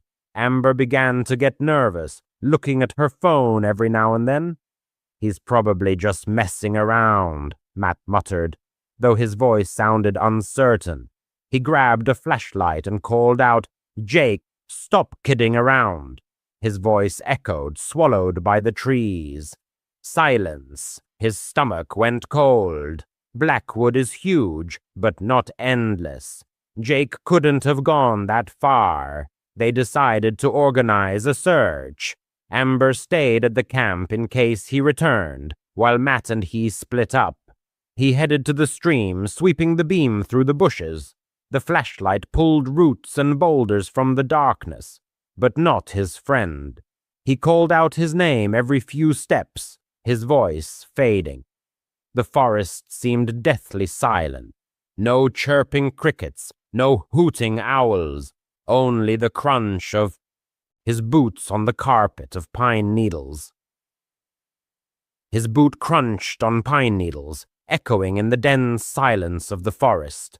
The narrator expected to see his friend's familiar grin, to hear his signature joke that could diffuse any tension. However, with each step, the situation worsened, as if the forest was tightening its grip. By the stream, he stumbled upon Jake's flashlight. It was lying in the mud, still on, the beam pointing at the dense ferns. His heart clenched. Jake was never sloppy. He didn't leave things to chance. Picking it up, the narrator shouted louder, but the echo only mockingly returned with emptiness. An examination of the area revealed footprints in the mud. Jake's boot prints led to the water, and then abruptly stopped, as if he had vanished into thin air halfway. His voice broke as he called Matt. He rushed over, and seeing the flashlight, instantly turned pale, his face contorted with horror. The search dragged on for hours. Amber joined them, her voice hoarse from shouting and anxiety. They combed the stream, the paths, returned to the camp. Maybe he had just gotten lost in this web of trees. By 2 a.m, everyone was exhausted, but they didn't give up, stubbornly moving forward. Amber burst into tears, blaming herself. She shouldn't have let him go alone on such a night. Matt muttered encouraging words, assuring that Jake was okay, just lost somewhere nearby. But the narrator felt that there was something sinister here. The air seemed thick, saturated with threat, and the forest, a living guardian, watching every movement vigilantly. At dawn, when the first rays broke through the canopy, they called the police. There was a ranger station nearby, and they quickly assembled a search team, experienced rangers, tracking dogs, and even a helicopter for aerial surveillance. They presented the flashlight and the tracks, answered questions. Had Jake been acting strangely? Had he left on purpose? No, that's just Jake, they assured. Funny, a little silly, but always full of adventurous spirit. The rangers nodded, though their eyes betrayed suspicion of the worst-case scenario. Blackwood Forest had a grim reputation. People disappeared here, though not often, but inevitably. Hikers, campers, even locals. Some were found safe and sound, while others were never seen again. Days flowed into one another. The search efforts grew. Volunteers, additional dogs, drones to scan hard-to-reach areas joined in. The group stayed at the campsite, barely closing their eyes, helping as much as they could. Amber went into hysterics, endlessly blaming herself for that fateful night. Matt fell silent, staring into the endless wall of trees, as if his gaze could magically bring his friend back. The narrator, on the other hand, mentally reviewed the events of that night. Jake's strange look at the forest before leaving, the sudden silence after his step, the break in the tracks at the stream. All this didn't fit into a logical picture, like a puzzle with missing pieces. The rangers found nothing suspicious. Not a scrap of clothing, not a drop of blood, no signs of a struggle. They thoroughly checked the caves, ravines, and abandoned forest roads, but all in vain. The dogs, like the human tracks, lost the thread at the stream, as if the scent had evaporated into nowhere. One of the rangers, an older and seasoned man, took the narrator aside and said with a heavy sigh, "Sometimes people just disappear without explanation. Blackwood is treacherous. It has too many nooks and crannies." These words hit like a slap. He wanted to object, even hit, but the reality was cruel. Jake wasn't just lost, he had disappeared, as if swallowed by the very essence of the forest. Weeks stretched into months. Search operations were scaled down. The police stated that the case remained open, but in reality, they gave up, putting it on the back burner. Amber couldn't take it and left for the city, where she was trying to start over. He and Matt stopped communicating, meeting him only resurrected pain and memories. The narrator sometimes returned to Blackwood alone, went to that stream, stood where the tracks ended, peering into the water and the grass. He didn't know exactly what he was looking for, A sign, a clue, or at least comfort. Reading online articles about people who disappeared in forests like Jake. Without a trace, he came across theories. Some blamed bears or cougars, but then there would be signs of a struggle. Others talked about sinkholes or hidden caves, although the rangers had checked all this. On the internet, there were posts about the paranormal, strange lights in the canopy, whispering voices luring into the depths. The narrator didn't believe in such things, but at night, alone, his thoughts swirled. What if Jake saw something forbidden? Was he followed by a forest spirit?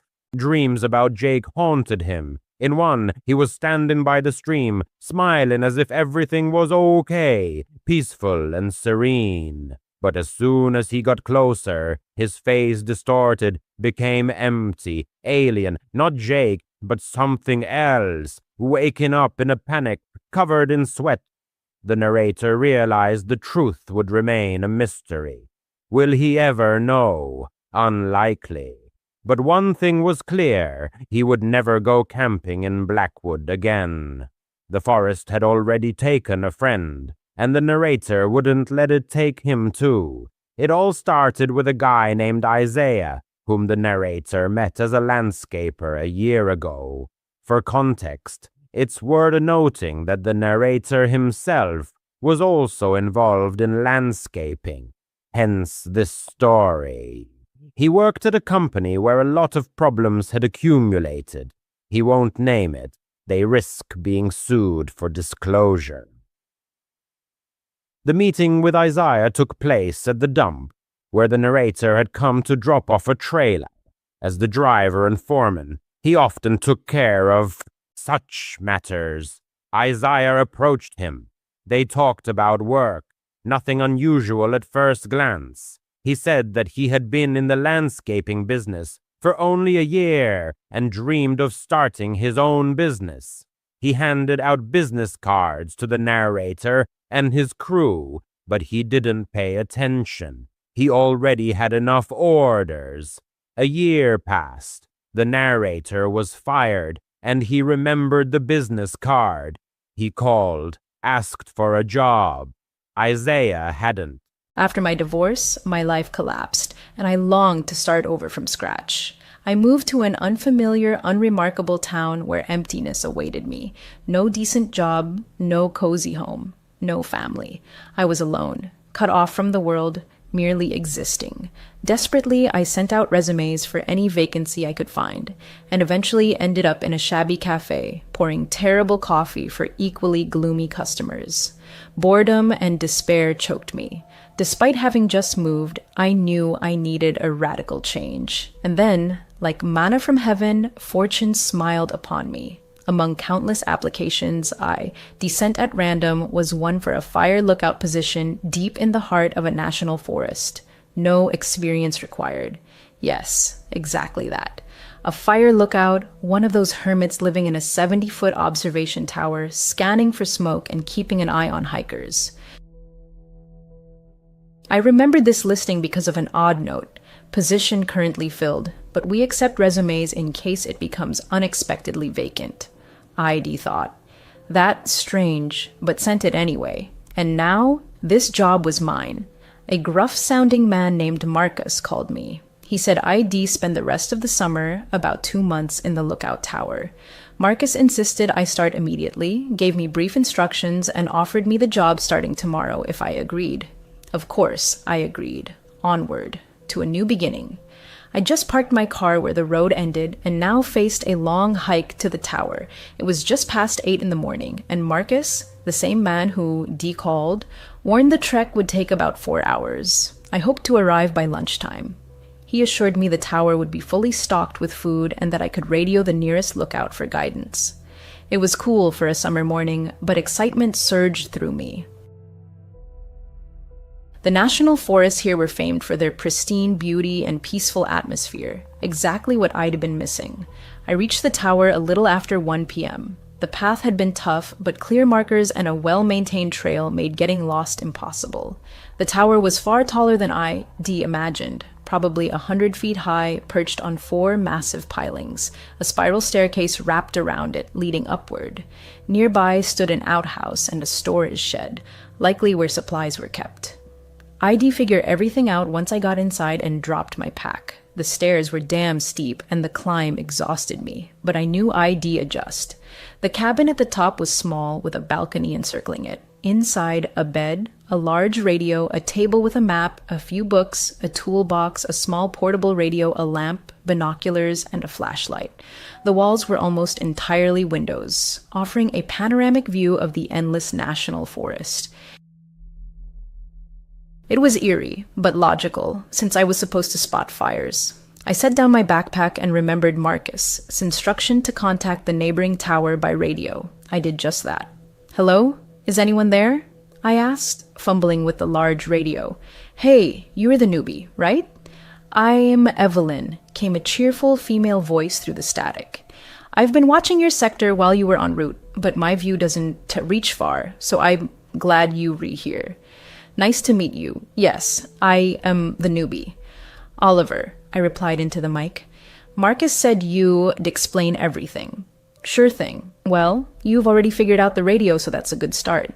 The outhouse is at the base of the tower, and food supplies are stored there too. They were replenished weekly by Marcus or Hakim. As for the job itself, it's mostly observation. Make sure no one camps overnight where they're not allowed, and watch for fires," Evelyn continued. "Also, keep the trails clear, but all that's in the handbook on your table. Read it." "Thanks, Evelyn. I'll do my best," I said enthusiastically. "I'll radio if I have questions." No reply came. Well, she seemed pleasant enough. I reached for the handbook and began flipping through it. It mostly repeated what Evelyn had just said, only in more technical jargon. But I de-study it cover to cover to feel confident. As I turned the pages, a sheet of paper slipped out. It was lined notebook paper, covered in frantic blue ink. The handwriting was messy, almost feverish. It read, "Rules to avoid the smiling lady. 1. If you see a woman in the national forest with a manic smile on her face, do not approach her or draw attention to yourself. Return immediately to your lookout tower. 2. If your radio rings and it is not your nearest lookout tower, do not answer, no matter what you hear. Answer no matter what you hear. 3. If a woman, as weeping, pierces the silence between 1 and 4 a.m., forget it. Ignore it completely. 4. At night, your lamp must always be on. If its light begins to flicker as if in agony, run to the main switch before it goes out entirely. If darkness swallows it before you reach the switch, dive under the bed and don't emerge until dawn. 5. If, at night, you hear footsteps racing up the stairs toward your tower, don't hesitate. Turn on the main light and keep it on until morning. If she reaches the top before you flip the switch, it will be too late. 6. Upon waking, you may see them, smiling female faces peering through your window. In that moment, hide under furniture and hold your breath. She will enter. You'll feel her breath hovering just above you as if she is floating. Do not breathe. It will last only a moment. As soon as you sense she is gone, turn on the main light until morning. 7. Any scratching, whether in your tower or near the outhouse, means one thing. Turn off all radios and dive under the covers until the sound stops. 8. If, while checking a campfire at night, you suddenly hear a woman scream, "Run." Run back to the tower as fast as you can. 9. If, upon returning to your tower, you notice someone inside, run. Don't stop until you reach the next tower. Don't look back. She will chase you. What the hell was this? Some twisted, horrifying prank? My hand reached for the radio to ask Evelyn about these insane rules, but I stopped myself. I didn't want to be the rookie who fell for a joke and became the laughingstock for being scared. Fine. I'd explore, eat, and settle in instead. "Good night, dude." Evelyn's voice crackled over the radio as I was nearly asleep on my first night. I jolted in surprise and quickly replied, "Good night, Evelyn. Thanks for your help today." My first day was over. After dinner, I explored the forest, practiced using a machete to clear trails, a great stress reliever, and reviewed both the national forest regulations and my duties. Evelyn checked in occasionally over the radio, but I never mentioned the strange rules ID found. But now I was wide awake, probably because of the fright from Evelyn, as unexpected. Good night. I got up and looked out at the vast forest. It was dark and eerie, but darkness was also a blessing, no fires. I knew other lookouts watched for flames at night because they were easier to spot, but I still needed to be ready in case I saw one. Just as I was about to climb back into bed, I heard a creaking sound. Strange, probably just an animal at the storage shed, scratching to get in. I jumped into bed, exhausted from my first day, and reached to turn off the lamp. The moment I did, the scratching sped up as if whatever made the sound had been excited. I yanked my hand back, and the scratching slowed. That was damn weird. Even stranger was how methodical it sounded. Rhythmic. Suddenly, both of my radios began emitting a high-pitched whine. What the hell? I leapt up, switched on the portable radio, and while fiddling with the big one, I caught sight of the rule sheet again. There's something about scratching? Oh, damn. I'm not superstitious, but I wasn't taking chances. I quickly recalled Rule 7. If you hear any scratching, whether in your cabin or near the outhouse, turn off all radios and hide under the covers until it stops. I switched off the big radio and dove under the blanket. What the hell? I could still hear the scratching, but it was closer now, almost at the wooden door of my cabin. It grew fainter, like fingernails lightly dragging across the door frame. I didn't move. What the hell was this? Morning came. I'd eventually fallen asleep under the blanket. The scratching had stopped, but I hadn't yet moved all night, finally succumbing to exhaustion. In hindsight, I feel foolish. I am in a national forest, full of animals, and radios pick up all kinds of interference. I figured the first night would be the hardest, adjusting to life 100 feet up, alone in the middle of nowhere. Today, I'd make the most of it, and I was sure the coming nights would be far less eventful. But I couldn't stop thinking about that scratching. What was it? Had to be an animal, right? God, I hope it was just an animal, and I kept trying not to think about that list, but damn, it was hard. ID brought it with me just in case, though I felt a little silly doing so. I was sure it was a prank. It's only my second day, and they were already messing with me. Day 2, the mysterious forest, and red scarves. On my second day, and they are already pranking me. My mind raced, trying to make sense of it all. I was on patrol, walking familiar trails, ensuring no one had illegally camped. Dusk was falling, and I was about to head back to my tower. Just as I turned onto the path leading to my post, I caught something in the corner of my eye. A campsite. There it was. My first real duty, politely but firmly tell the hikers they had to pack up. This area was for day hikes only. I approached the camp. It sat in a large clearing surrounded by trees, just one reddish-yellow tent and a cold fire pit. "Hello," I called, trying to sound confident. "You can decamp here. This is a day-use zone." Silence. No reply. I stepped closer to the fire pit, just in case someone burst out of the tent. What a coward I am, I thought. "Hello? Is anyone here?" I called louder. Still nothing. That is when a strange feeling gripped me. Something was off. I couldn't explain it, but deep down, I knew something was wrong.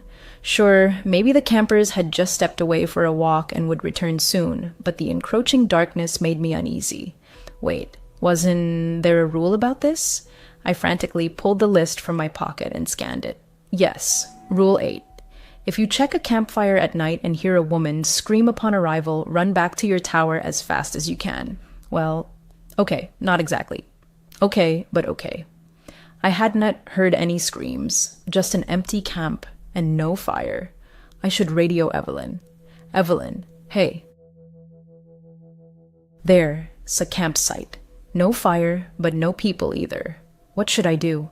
"Where?" Evelyn replied instantly. I gave her my coordinates, checking my map by flashlight as it had grown fully dark. "Got it. That? Right on the edge of my zone," Evelyn said. "I'm heading there now. You just head back to your tower, okay?" "Okay. You sure?" I asked, feeling uneasy. Positive. Go back. Stay safe, came her calm voice. Fine. She was a pro. I decided to radio her once I returned to find out what happened. I walked about 30 minutes nearly back to my tower when I noticed a distinct trail veering deep into the forest. Strange. I didn't remember it on the map. I thought the path ID taken had no branches. Figuring ID missed it that morning, I promised myself to check it tomorrow. With a tired sigh, I trudged back to my tower. Back inside, I slumped at the table and stared at the rules. I hadn't asked Evelyn about them. I didn't want to. Not until something even stranger happened. Tonight hadn't been that weird, just an empty camp. No screams as the rules warned. I'd been reading the rules for about 20 minutes when my main radio rang. Hey, Oliver, Evelyn's voice came through. Sorted out the camper. He says he was relieving himself in the woods and didn't know camping was banned here. He must have been behind a tree when you showed up. I am walking him to his car now. All good. Good. Thanks for handling that. Good night, I replied, feeling a bit awkward that she had gone to all that trouble over nothing. I lay in bed, trying to sleep. The next day arrived. Last night had been quiet, uneventful. I felt far more confident and left the rule sheet on the table. This morning, I ate a lot. Apparently, all this walking was boosting my appetite. I sat in my tower, enjoying the view of the forest, and it calmed me. Time for my afternoon patrols to ensure no one was breaking rules. But first, I decided to check that strange trail not on the map. I reached it quickly. It was fairly close, and sure enough, it was as clear as any main trail, seemingly maintained just as well. I walked slowly down it, expecting nothing special. The path sloped gently downward, but was easy to navigate. After about 5 minutes, I thought I saw the end. A dead end, oddly, just a wall of trees. I was about to turn back when something caught my eye, a small red scarf tied to the branch of the nearest tree. Interesting. I stepped closer, and immediately spotted another, deeper in the woods. Then another. What the hell? Was I about to be an idiot and follow them straight into a serial killer's trap? Almost as if to prove I wasn't a coward, I decided to follow. I passed 5 scarves, each bright red, plain, no markings. Then I reached another, but this one lay on the ground. All the others had been hanging. Beyond it, I saw nothing. That was annoying. I bent to pick up the last scarf and froze. It was tightly fastened to something wooden and heavy.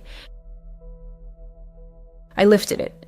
Dirt crumbled away, revealing a small underground hatch. Cool. It was about 10 feet deep and wide. A ladder was bolted to the wall beside the door. I shone my flashlight down and saw a sleeping bag on the floor and a camera. That was it. Just a sleeping bag and a camera. I carefully climbed down. The ladder was surprisingly sturdy. The whole bunker looked neat for such a place.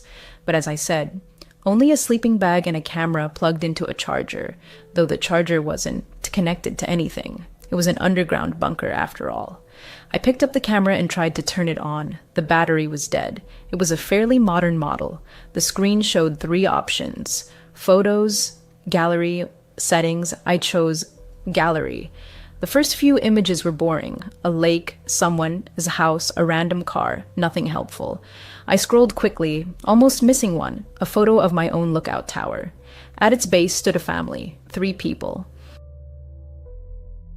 The father, dark-haired, tall, an experienced-looking hiker, strong.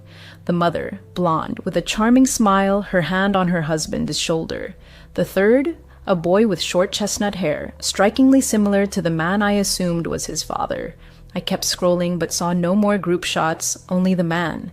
He took selfies inside my tower, photographed the views, the outhouse, some trails. Was this Henry or Roy? If it was Henry, why wouldn't he leave the forest to see his family? Then the photos grew stranger. Next, the underground bunker itself. The one I'd just found, half-built, with a sleeping bag and his camera.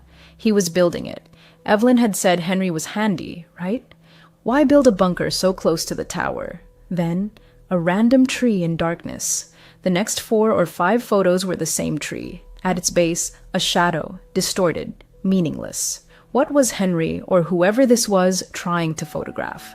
Was he trying to capture the smiling lady? What was that sound? 2:13 a.m. Something woke me. I heard nothing now, but something had definitely pulled me from sleep. I'd been so exhausted I wouldn't have woken on my own. Maybe it was. I heard faint weeping. A woman, weeping. Not too close, but I sat up in bed, listening to long, mournful sobs. I knew Rule 3, if you hear a woman weeping between 1 and 4 a.m., ignore it. But I couldn't ignore it. It sounded so sad, so broken. Part of me wanted to help, another part wanted answers. None of me wanted to ignore it. As quietly as possible, I geared up, grabbed my flashlight and radio, and opened the cabin door. I carefully descended the stairs, lighting my way to avoid tripping. The weeping came from off the trail, so I crept toward a dark cluster of trees. The cries were filled with such pain, such grief, I could only compare them to a mother who'd lost her child, howling in utter despair, losing a piece of her soul with every anguished breath. I turned off my flashlight as the weeping grew louder. Crouched low, I moved from bush to bush, tree to tree. The air grew misty, colder the closer I got. Crouching behind a tree, I saw her. She sat at the base of a tree, face buried in her hands, weeping. Long dark hair spilled down her back, tangled in the dirt. Though I couldn't unsee her clearly, her clothes looked clean and intact. But her hands were twisted and broken. One elbow bent backward, bones protruded under the skin of both forearms, though not piercing through. Her nails were long and sharp. She was skin and bone, skeletal. Her pale white skin glowed in the dark, clinging to her collarbones, emphasizing her gauntness. My radio crackled, just for a second. I quickly looked down to turn it off, and in that moment, the weeping stopped. Damn, she'd heard me. I couldn't look up. I felt sick. I forced myself to slowly raise my eyes. She was staring at me. Her eyes were empty, dark white orbs, lifeless. The whites sharply contrasted with her black pupils. Her eyebrows were raised. She was smiling. Her smile was unnaturally wide, stretched across her face beyond what should be possible, baring all her teeth. It was like some dark medicine. Tears still streaked her sharp cheekbones and thin neck, but she wasn't crying anymore. She looked excited. I was going to run. I couldn't look away, but I told myself, damn it, run. I needed to run. Dee stared at her for about 30 seconds, and she hadn't moved. Her eyes stayed locked on mine, her smile sinister. Just as I gathered the courage to turn and flee, she moved in one swift motion. Her neck snapped sideways with a crack, and she crawled into the darkness after it. The movement was so fast, her broken arms crackled as she retreated. The snap of branches under her heavy body was my signal, my chance. I bolted like a madman, not daring to look back. Dodging some trees, crashing into others, I did not stop for a second. Why did you just leave me alone? There it was, the lookout tower. Stumbling, I raced up the stairs, burst into my cabin, and slammed the door shut. Safe behind walls, I listened. Silence. I scanned the base of the tower, the forest stretching around. Nothing. Forget it. I dove under the blanket, clicked off the lamp, and jumped into bed. Shaking, I tried to calm down enough to hear anything beyond my own heartbeat. But there was only silence. Just as I gathered courage to peek out from under the blanket to radio Evelyn, I saw them, scratches on my cabin floor, marks that hadn't been there before. Marks I must have missed in my panicked rush. They looked like something an animal or something crawling had made, from the door, across the room, all the way to the bed. I had not seen her outside because she was already here, with me, under the bed. I froze. I knew she was there. Felt her presence, under my bed. What to do? I frantically recalled the rules. Was there anything for this? Rule 6. If you wake and see smiling women peering through your window, hide under the blanket and hold your breath. She'll enter your cabin, and you'll feel her breath hovering above you as if she was floating. Don't breathe. It lasts only seconds. Once you feel her leave, turn on the main light until morning. Or Rule 9. If you return to your tower and find someone inside, run. Don't stop until you reach the next tower. Dawn, to look back. She will chase you. Hide under the blanket and wait, as in Rule 6. Or run, since she was already inside, as in Rule 9. She'd been here when I entered, so that was Rule 9, right? I heard her. Not loud, but clear. A sound of someone moving slowly, trying not to break the silence. Soft shuffling. A second later, the faint crack of her arms moving, and with it, a low, muffled moan. I closed my eyes. I had to decide. Stay under the blanket or run. Rule 6? Rule 9? I felt a light nudge under the blanket. Not strong, just for a second. Then a second nudge, slightly harder. I chose Rule 9. In a flash, I leapt from bed and burst out the door, which slammed shut behind me. I didn't see her, didn't look back. Luckily, I was wearing shoes. Halfway down the stairs, I heard a thud above, the door slamming as she left the cabin. I hit the ground, and above me I heard footsteps. She was descending too. I sprinted toward the trail, and behind me came the rustle of dirt and grass. She was at the tower's base. I ran to the underground bunker. The noise behind me grew louder. She was gaining. She was on the trail. I reached the bunker and flung it open. I dropped down the ladder and slammed the hatch shut. I could hear her above me, moving through the trees and grass around the bunker. Her low moans pierced me, making my hair stand on end as she gasped in agony. I sat in a corner of the bunker, staring up at the hatch, but saw nothing in the pitch black. She was still above me. I heard her movements, a mix of sudden, quick jerks and slow, almost confused motions.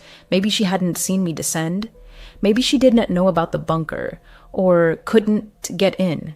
Did Henry spend his nights here when not in the tower? Evelyn said she didn't know where he slept. Was this it? Now I heard nothing. 20 minutes had passed. I think the thing above me had left, but I wouldn't and be an idiot again. To stay here until morning. Eventually, I fell asleep to the soothing sound of wind in the nearby trees. Last night had been too close. Looking back on my decision to investigate, I felt foolish. Whether from sleep deprivation or some spells she'd cast, I wouldn't make such choices again. I would stick to the rules. Morning came. I was still in the bunker. Finally, I gathered the courage to lift the hatch and peer out. Blinded by sunlight after so long in darkness, everything seemed clean.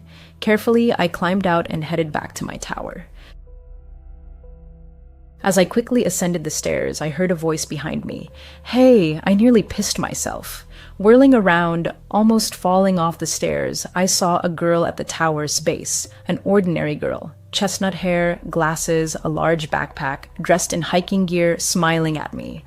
Suddenly, a figure in hiking clothes appears before me, radiating a disarming smile. Oh, sorry to scare you, she says softly. Hi, I am Sarah. My heart pounds wildly. I stare at her stunned. Marcus's daughter, she explains. I'm here to restock your food. Evelyn hadn't mentioned Marcus or his son coming, let alone a daughter. Oh, hi, I stammer. Sorry, you startled me. I'm Oliver. Hi, Oliver, she repeats, that same warm smile. You okay? I force a weak, unnatural smile, trying to hide my confusion. Just caught me off guard. I thought Marcus or his son would come. She laughs brightly. Oh, usually they do. I just started helping, and you were my first stop today. Nice to meet you, Oliver. Evening falls. My resolve to unravel the forest's mysteries only grows stronger. Yes, I am scared, but I want to make foolish mistakes again. As far as I know, I am completely alone. I don't know who to trust. Evelyn? Maybe. I need to meet her. Before bed, I radio her with one question. Hey, Evelyn, I say. Does Marcus have a daughter? Ask her, Evelyn replies after a pause. I was just about to wish you good night. I'm not sure about a daughter. I've only met his son. Why? Oh, just curious. You okay, Oliver? Something else happen? No, I am fine, Evelyn. Good night. Fear still grips me, but I know exactly what to do. These rules are my lifeline. They will save my life, and I must follow them. Now I understand that more than ever. I decide to sleep in my boots tonight, just in case, and turn on the lamp before switching off the main light. I.D. lay in bed about 30 minutes when I heard it again, scratching. Rule 7. If you hear any scratching, whether in your cabin or near the outhouse, turn off all radios and hide under the covers until it stops. The scratching was faint, seeming to come from the stairs, or maybe the outhouse below. I immediately rushed to my big radio and switched it off. I checked my small radio. It was already off. I quickly returned to bed and dove under the blanket. The scratching continued, growing louder. Each scratch was slow and long, mimicking fingernails on wood. After each, about 10 seconds of silence, then another, closer than the last. Soon, it seemed right beside me, almost on my bed frame. I held my breath and closed my eyes. Not a rule. I was just terrified. The next scratch was longer than the others, either on my bed frame or the cabin door. I didn't know. I couldn't think clearly, but I wouldn't move. The scratching stopped. For about 15 minutes, I heard only the rustle of trees below as wind whistled past my cabin. ID decided to stay under the blanket all night when I heard another sound. Soft footsteps, quick but growing louder as she ran up the stairs. In panic, I forgot the rule. Instinctively, I leapt from bed and ran to the main light switch. I flipped it on, and the running stopped immediately. I froze by the switch, waiting for something to happen, but nothing did. Shaking, I walked to the rule sheet by my bed, checked it, and confirmed. ID done right. Rule 5. If you hear someone running up the stairs to your tower at night, turn on the main light until morning. If she reaches the top before you do, it is too late. Thank God. I'd remembered the main light was key in multiple rules, and I was so glad I'd chosen correctly. I scanned the balcony, saw nothing. I looked up the stairs. Nothing came. The bright main light made it impossible to see the forest below. I sat at my table. 2 hours had passed since she'd tried climbing my stairs, and I wouldn't sleep tonight. So I used my time wisely, studying maps of surrounding areas, memorizing trails around my tower. I also learned something new, the route to Evelyn's nearest tower. It wasn't too hard. Though I still thought I could trust Evelyn, I wanted to meet her in person, to see her with my own eyes and talk face to face, not through a radio. I decided I'd go to Evelyn's tower tomorrow. I woke early. I'd slept only a few hours, but it was enough. I was too driven to notice. I packed a light backpack, food, water, flashlight, radio, map, machete, and the camera so Evelyn could confirm if the man in the photos was Henry. Sunlight filtered through the treetops, but D never truly appreciated dawn's beauty. Usually I was either asleep or terrified, but today the sunrise was magnificent. I decided not to tell Evelyn I was coming. Though I trusted her somewhat, I did not want her changing anything if she knew my location, just in case. Lacing my boots, I set off for her tower. The hike should take about 3 hours, fairly direct, not too steep. I immediately felt a sharp difference leaving my zone and entering Evelyn's. Each lookout's job was to monitor their own trails, but Evelyn were completely overgrown. Honestly, they weren't maintained at all. Trees, bushes, and dense vegetation made me grateful I'd brought my machete. I hacked my way through, ensuring the trails were clear enough to run on if needed. Losing motivation and feeling hungry, I finally reached her tower. Clearing the trails had taken about 5 hours, but I made it. The tower was identical to mine. Same layout, same 4-piling structure in a small forest clearing. Her outhouse was on the opposite side, but the storage shed was in the same spot. But I immediately noticed one huge difference. What the hell?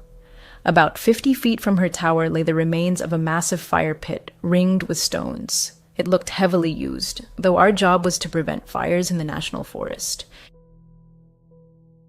That was odd, wasn't it? I began climbing the tower quietly, partly to avoid seeming like a smiling lady running up her stairs, but mostly because I was nervous. At the top, I saw no one inside. In fact, it looked like no one had ever been there. Old nests were everywhere. Cobwebs hung from the rails. Dust coated everything. I tried the door. It was locked. Strange. My tower didn't even have a lock. I squinted through the dusty window.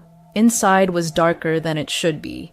I made out the main radio on the table beside stacks of what looked like newspapers and bottles. The bed was dirty. unmade, a backpack stuck out from under it. From what I could see, there were no books, no cards, nothing to pass the time. How did she stay sane? I decided to radio her. I hadn't come all this way to leave without meeting her. I grabbed my radio. "Evelyn, come in." "Hey," came a quick reply. "What is up, Oliver?" "Hey, just checking in," I said. Yeah, I decided to probe a bit before telling her I was here. "Where are you?" "Oh, in my tower." "Why?" she answered. What the hell? I was sure this was the right tower. I'm looking at it and it's empty. She's lying." "Oh, nothing," I lied, masking my shaky voice. "Just some tourists on the edge of my zone. I'll handle it."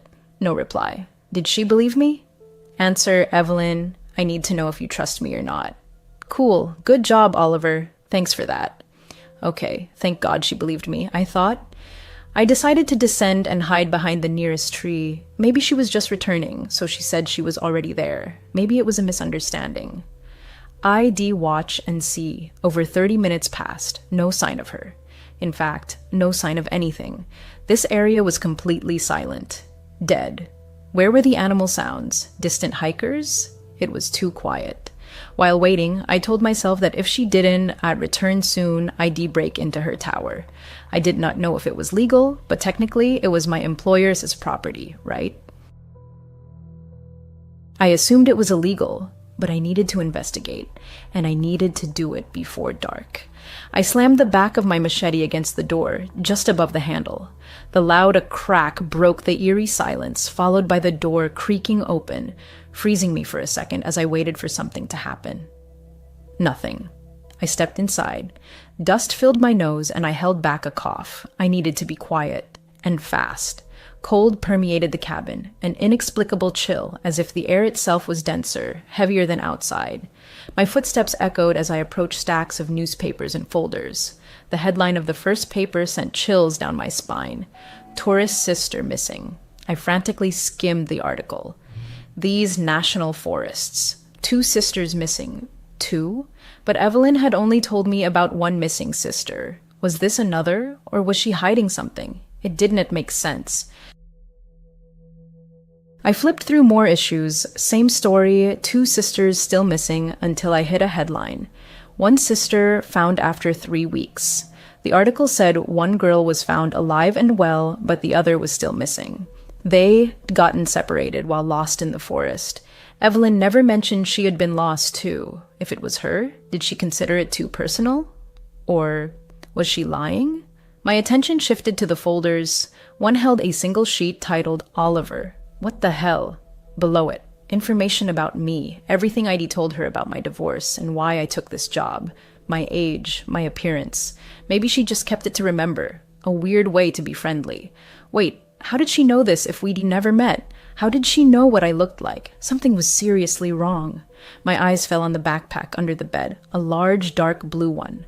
I pulled it out and unzipped it. Inside, men, clothes, t-shirts, hiking pants, a raincoat. I dug deeper, found a hammer, then a wrench. Nothing unusual.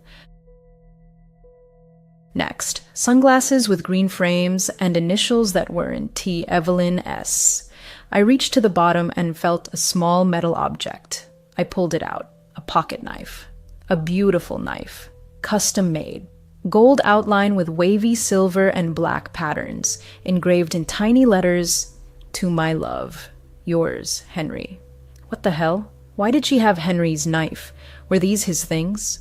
What happened to his belongings after he disappeared? I didn't take anything. She'd know I'd been here, but I had to leave. I didn't feel safe. Just as I turned to go, I heard a familiar voice behind me. Evelyn S. "You know, she wants you to smile." I spun around.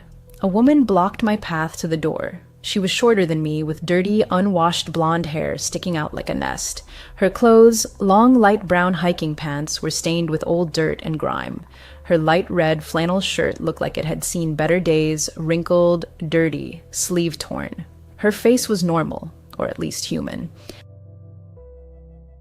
Her bright blue irises sharply contrasted with bloodshot whites. She looked like she hadn't slept in weeks. Her manic stare screamed madness, fixed on me. Her hands hung at her sides. Her frail body was starved, abandoned. Evelyn," I stammered, voice trembling. What do you mean she wants me to smile? She just wants you to smile, Evelyn repeated, not breaking her manic gaze. Okay, Evelyn, what is going on? I tried to sound confident, though my heart pounded. Are you okay? Evelyn moved toward the bed. I circled the cabin, staying closer to the door. Now I was at the exit. Good. She sat on the bed, staring at the dusty floor. I saw a tear roll down her face. She was a broken woman. We got lost, Evelyn called. Both of us. They saved me, but not her. I couldn't tell them what I did, but it was bad. And now she trailed off, her voice breaking.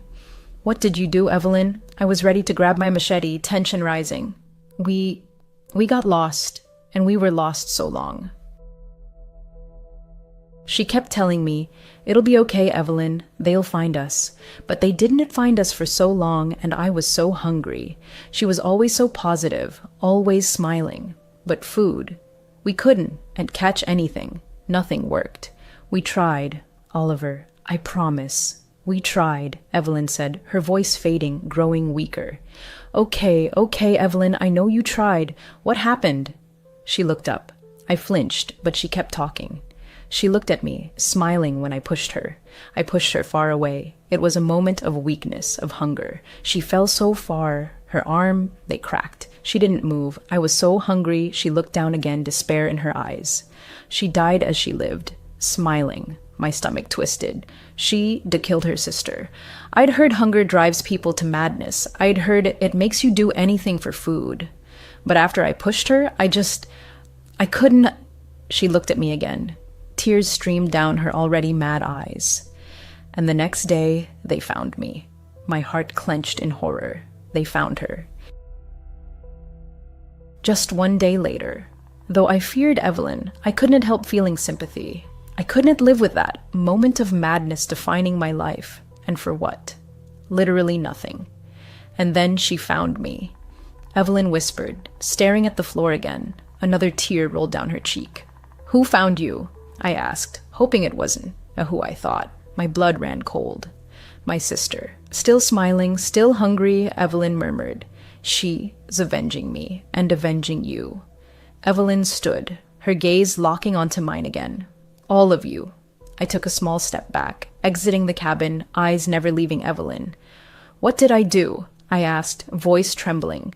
She blames you all. You did not find her. Your job, our job, was to find her. Instead, she found me, and I'll never lose her again. Evelyn slowly moved toward me. Evelyn, I wasn't even working here. I'd never even been in these forests. I started panicking, stepping back. Evelyn, we can help you. We can get you out of this. She gets hungrier each time. She'll never be full again. There's no way out, she whispered, and in that moment, I understood why the surrounding forest was so deathly quiet. Henry had written 10 rules, but she still got to him. Rules I couldn't even grasp. Evelyn smiled for the first time.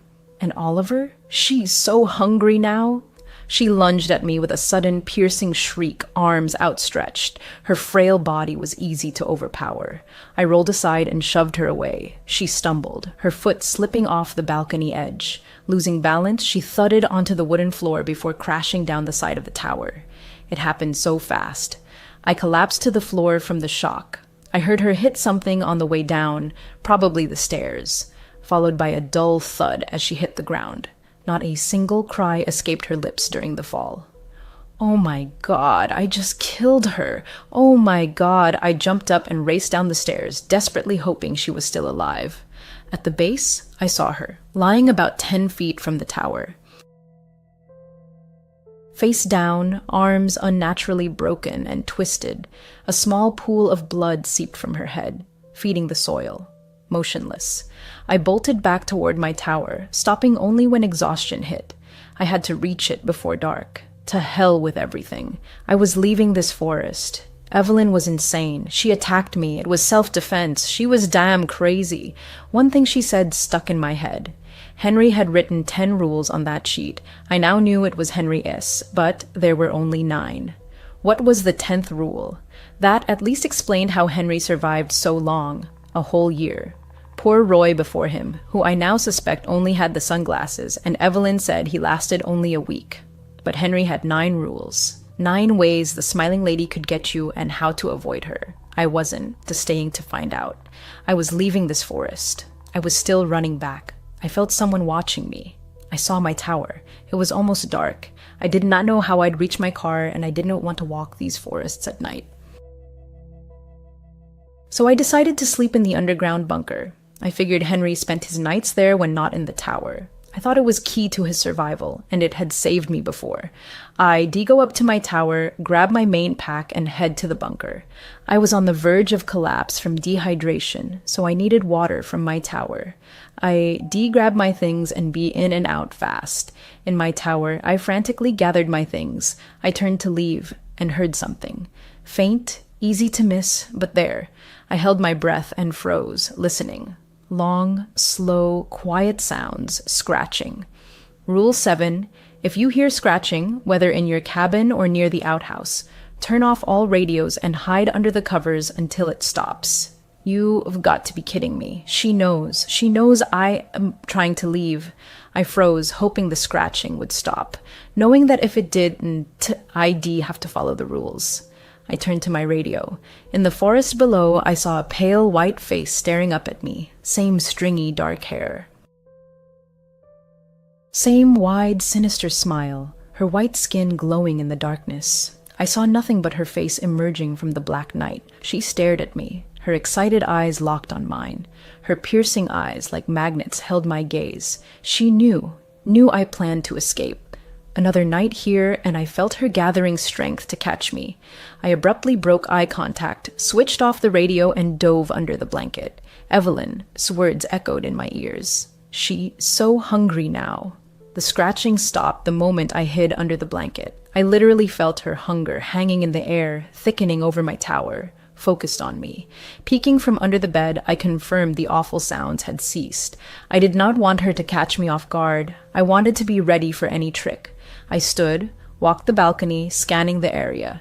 Where she'd stood, she was gone. I knew she was incredibly fast. She'd outrun me before when I found her weeping in the forest. She could be anywhere.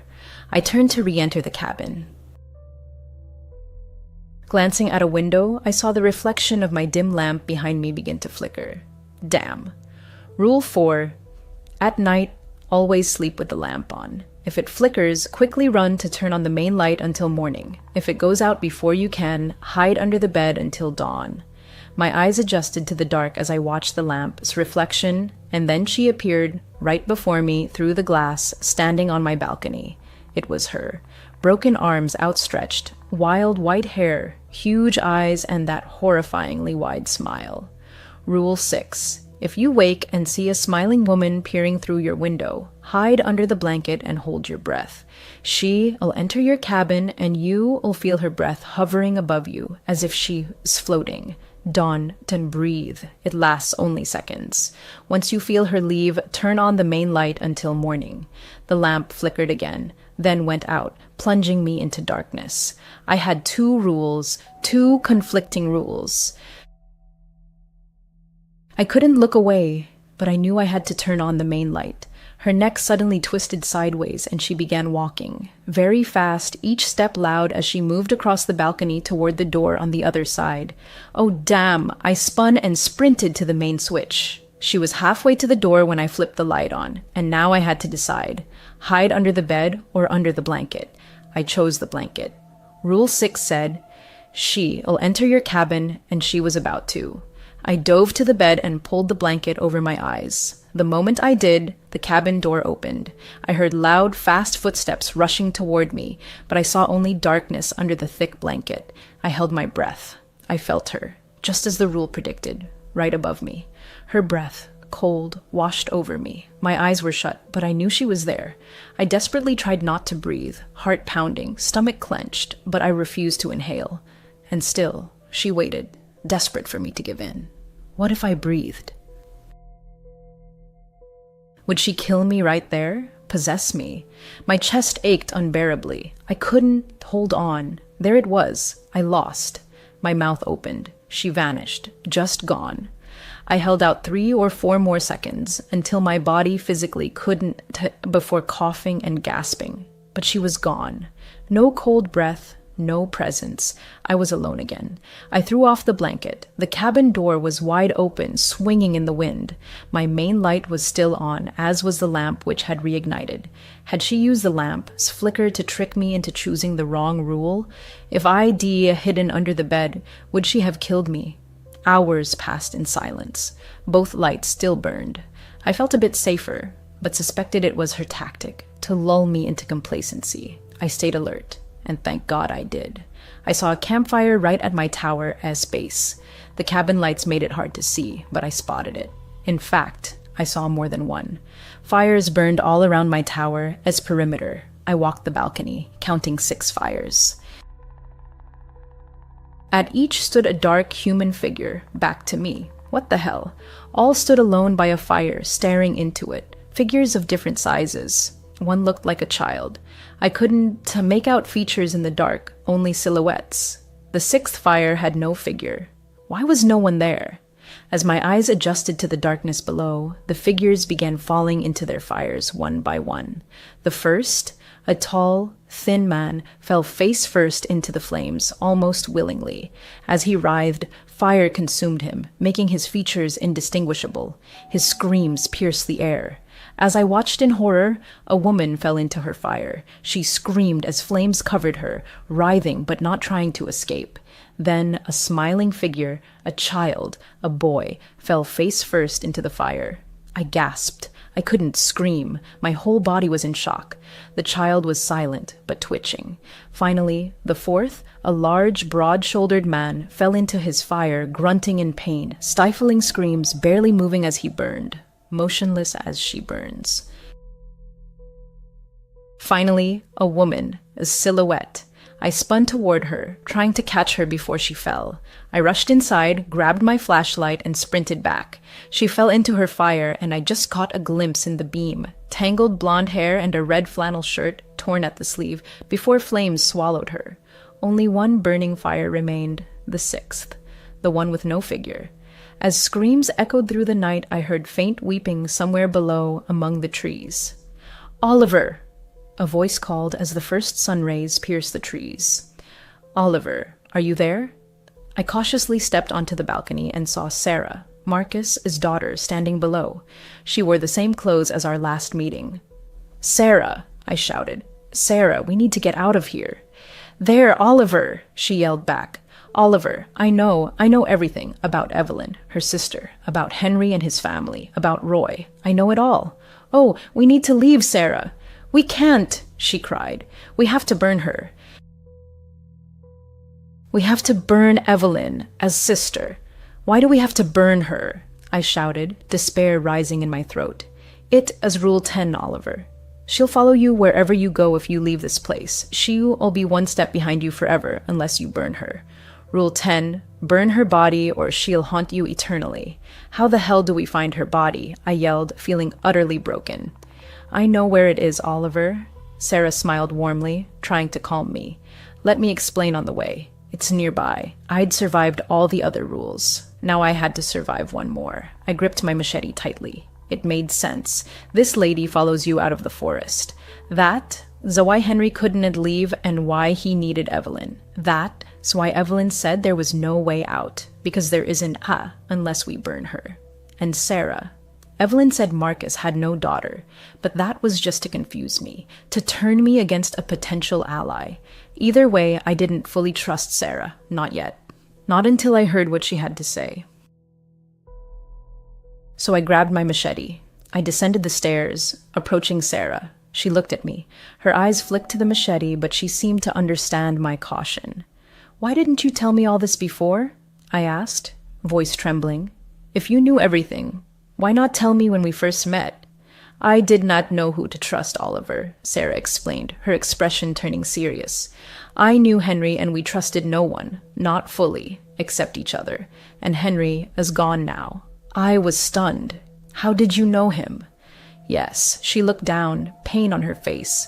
"It was confirmed last night. I befriended him while he worked here. I brought him extra food and ran errands just to see him. is why I'm in this forest now? I was looking for him, but after last night, yes, he's dead. How was it confirmed last night? I asked, seeing her genuine grief. The lady, the smiling lady, seems to focus on one victim at a time. While she hunts someone, she ignores everyone else. That is why Evelyn kept feeding her people, to keep her sister from turning on her, Sarah explained. My breath grew heavy, heart racing. She continued, last night, I was looking for Henry, as I always did. I saw the fires around your tower, and I saw those figures fall into them. People she's taken. One looked like Henry, others like his family. I saw the 6th fire, the one she made for you, and heard her weeping, trying to lure you out. She focuses on prey one at a time, which confirms you are her target. She already got Henry. She never gives up until she gets them. And now it's you. You have to burn her. But I killed Evelyn, not her, I said, pushing her when she attacked me. So why did I see her fall into the fire last night? I trembled, barely holding myself together. I hadn't said aloud before that I killed her. Yes, I thought you might have. The smiling lady wouldn't have attacked her while focused on you. But that doesn't mean she didn't take Evelyn after her death, didn't eat her. She's always hungry. That is all she cares about. Why don't you just burn her body yourself? I shouted, despair overwhelming me. This is madness. I am desperate to escape this nightmare. It has to be you. It has to be the one she's hunting. I tried, but I only found her body after Henry disappeared. Every time I try to burn it, the fire won, to light. I don't understand it, but I know it has to be you. She lit a fire for you last night, and it has to be you who lights hers. How the hell can I trust you? Tears streamed down my face. It made sense. While she searched for Henry, she needed him to burn the body. Sarah pleaded, I hid in the underground bunker last night. That's why I am here so early. It was Henry, his bunker, Oliver. The smiling lady doesn't know about it. That's how he survived so long. I can show you where it is. I know where it is, I whispered, hopelessness tightening my throat. I have no choice. I have to trust her. I have to burn the body. I have to burn that body. Trusting her, Sarah, was a mistake. I raced upstairs, grabbed my backpack. It already held a lighter and a can of kerosene. I followed Sarah, but didn't let go of my machete. Of course, it all happens in this cursed cave. On the way, Sarah explained that after being pushed, Evelyn's sister crawled there seeking shelter, but died of her wounds inside the cave. She said this explained why I might have seen her weeping. The smiling ladies replay her final moments endlessly, feeding her hatred. It also explained her eternal smile. Evelyn was smiling when she pushed her. Sarah stopped at the cave entrance, carved into a steep hillside. I shone my flashlight inside, but saw little. It was a narrow tunnel, about 8 feet wide, 15 feet high, barely room to maneuver if trouble arose. I couldn't see where it ended. We entered the cave. She's near the end, Sarah whispered. There is a turn about 300 feet in. We'll be safe. I've never seen your ghost during the day. Sarah fell silent. She walked ahead. I followed, but the deeper we went, the harder it became. Soon, darkness swallowed us. Only our flashlight beams pierced it. Leaving daylight behind, we plunged into impenetrable blackness, and all sounds vanished. Our footsteps and shallow breaths were our only companions. Suddenly, we hit a wall. To the left, a steep slope led deeper into the cave's abyss. What the hell? Why did she go so deep? I whispered. If she wanted to be rescued? She didn't, Sarah replied softly. She died at the entrance. Something moved her deeper, to protect her. I think it was Evelyn. We pressed on. After 10 minutes, the cave widened. Normally, eyes adjust to darkness, but mine did not. This was a special darkness I'd never experienced, or maybe the smiling lady was affecting us. I didn't know. I just knew that beyond our flashlight beams, I saw nothing. A crack behind me. I heard a quick, clicking snap. My heart leapt and I spun, shining my light where the sound came from. For a split second, I saw only legs, bare, dirty, female calves disappearing into the darkness we'd come from. Damn, something was with us, and it was alive. The smiling lady was here. I turned to Sarah. She was gone. What? I was alone. Sarah's flashlight lay on the ground. What? Where was she? Should I shout? I did not know. I'd leave her light. I needed one hand for the machete. I couldn't go back. The lady was after me. I had to find her body. I had to burn it, and I had to help Sarah. I swept my flashlight around, looking for Sarah when I saw a backpack leaning against the cave wall. I cautiously approached, knowing something watched me from the dark. My sweaty palms made the machete hard to grip. I clutched it tightly. I quickly reached the backpack, scanning the cave with my flashlight, but saw only rocks. I checked the bag, OAS contents. It was already open. It hadn't been there long, maybe less than a week. I barely glanced inside. An old tarp, a lighter, and the same small kerosene can ID taken. The same type provided at the tower. Also in the bag, a knife. The same one ID found in Evelyn's cabin, only larger. Same gold outline with silver and black patterns. Engraved, "Your matching knives, my Henry." Another of Henry's knives. This was Henry's bag. I opened the knife. Recently used. Its once sharp edge was now dull, stained with rock residue. I shone my light on the wall beside the bag, scratched into the rock. 10. Sarah lies. A crack behind me. I turned and saw Sarah. She was smiling. "Sarah," I started, but her eyes locked onto mine. She saw me through the darkness. Her hands began breaking, as if the air around them was snapping them. They jerked violently. Her elbows bent backward as bones protruded, stretching the skin under her forearms with each crack. Her smile widened. Soon, it stretched unnaturally across her face. Her eyes widened with joy. Her skin paled, hair lengthened. She was unrecognizable. Sarah. Now I knew her as the smiling lady. I'd fallen for it, just like Henry. She needed darkness. That's why she roamed at night. That is why I had felt watched leaving Evelyn's cabin. I was, but she couldn't act in daylight. She watched me as Sarah by day, but attacked as the smiling lady at night. That note in Evelyn's cabin describing my appearance, only Sarah had seen me before. God, I felt so stupid. I'd been safe from her in daylight, but now it was dark. And she was changing. She died in darkness, and now she lived in darkness. And she dwells in this pitch-black void. I jerked upright. The machete in my hand trembled traitorously. Step by step, I approached her, ready to strike, but suddenly, explosive movement from both sides. I was grabbed. Creatures crawled over me, their bony fingers and claws digging into my flesh, dragging me down. 5. I counted 5, desperately resisting their grip. Too many, too strong. My flashlight fell, its beam now shining directly on me. In its light, I saw my attackers, faces, Henry, his wife, their child. The tall man, Roy, and Evelyn. They held me tight. Evelyn's broken arms, sharp as razors, dug into me as I struggled. Her shattered bones cut me as they all pinned me to the ground. They smiled. Out of the corner of my eye, I saw Sarah burst from the darkness and felt her teeth sink into my chest. A new person now lives in my lookout tower. He has a family, and a dog that visits him. We leave the darkness only when she commands. She doesn't want to lose us. Now I smile, and when she tells me to burn, I burn too. I write this to warn you of the smiling lady in the national forest. Don't try to find me. This is my last conversation with you. Dawn, and look for me. I belong to her, and she'll never let me go. NUS.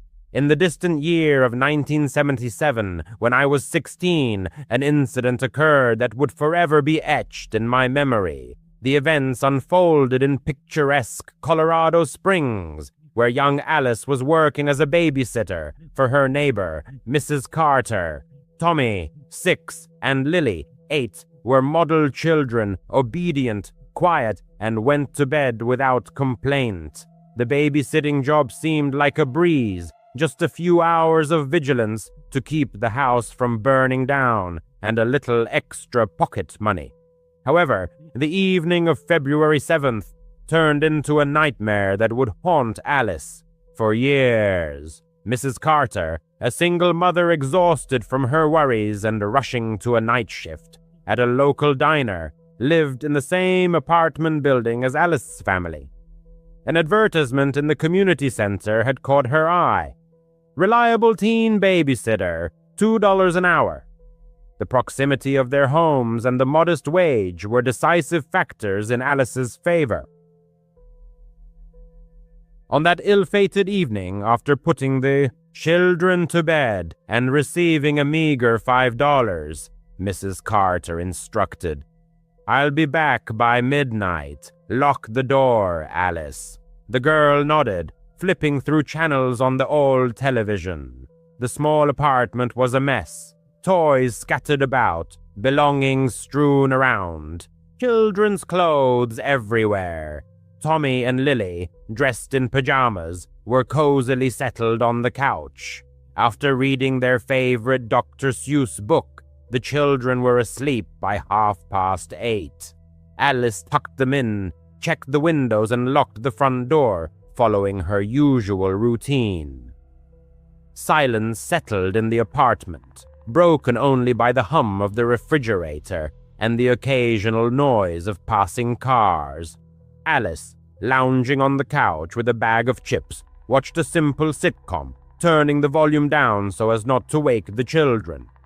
Around 9 o'clock in the evening, there was a faint thud, as if something had fallen in the kitchen.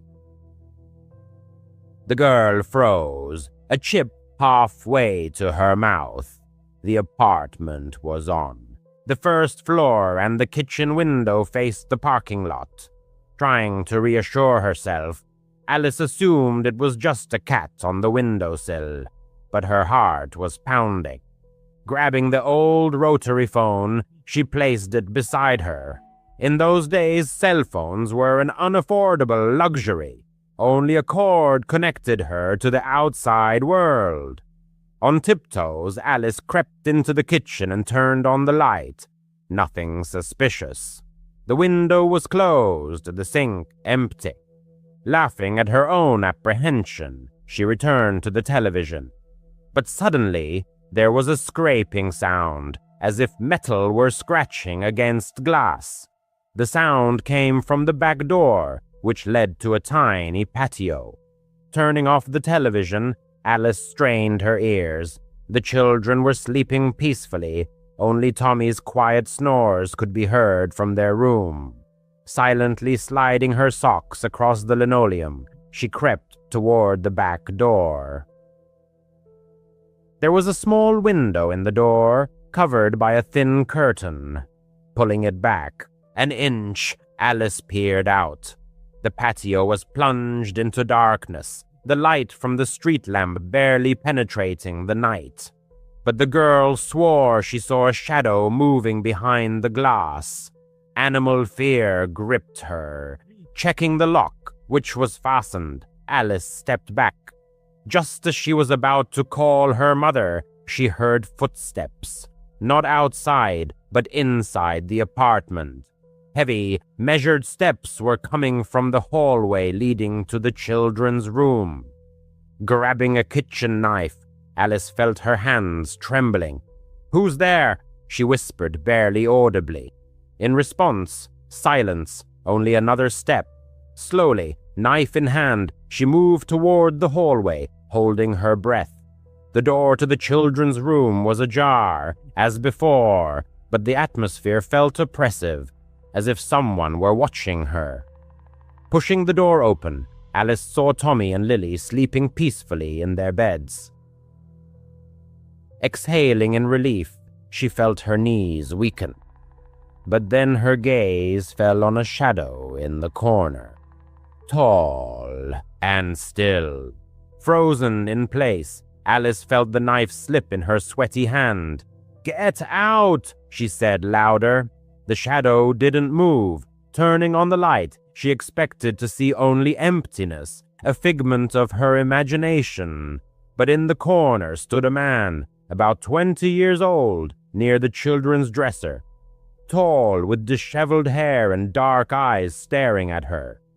In his hand was a knife, larger than Alice's, the blade gleaming in the lamplight. Screaming, Alice backed away. The man didn't say a word, just stepped toward her. She rushed to the front door, frantically trying to unlock it. Her hands slipped with sweat. Hearing him approaching, Alice threw open the door and ran into the parking lot, desperately screaming for help. A light came on in one of the windows and someone shouted, "Call the police!" Alice ran, not feeling the cold asphalt under her bare feet, until she reached her own apartment. Her father, alarmed by the noise, had already run outside. Grabbing her, he dragged her inside and called the emergency services.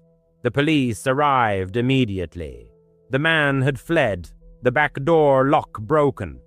The children, fortunately, were unharmed. Blood was found on Alice's overalls, not hers. It had smeared when the girl pressed herself against the wall in a panic. Experts collected blood samples and fingerprints from the back door. The perpetrator was William Kernan, a college student who knew Mrs. Carter. He had been seen in the apartment and the surrounding area.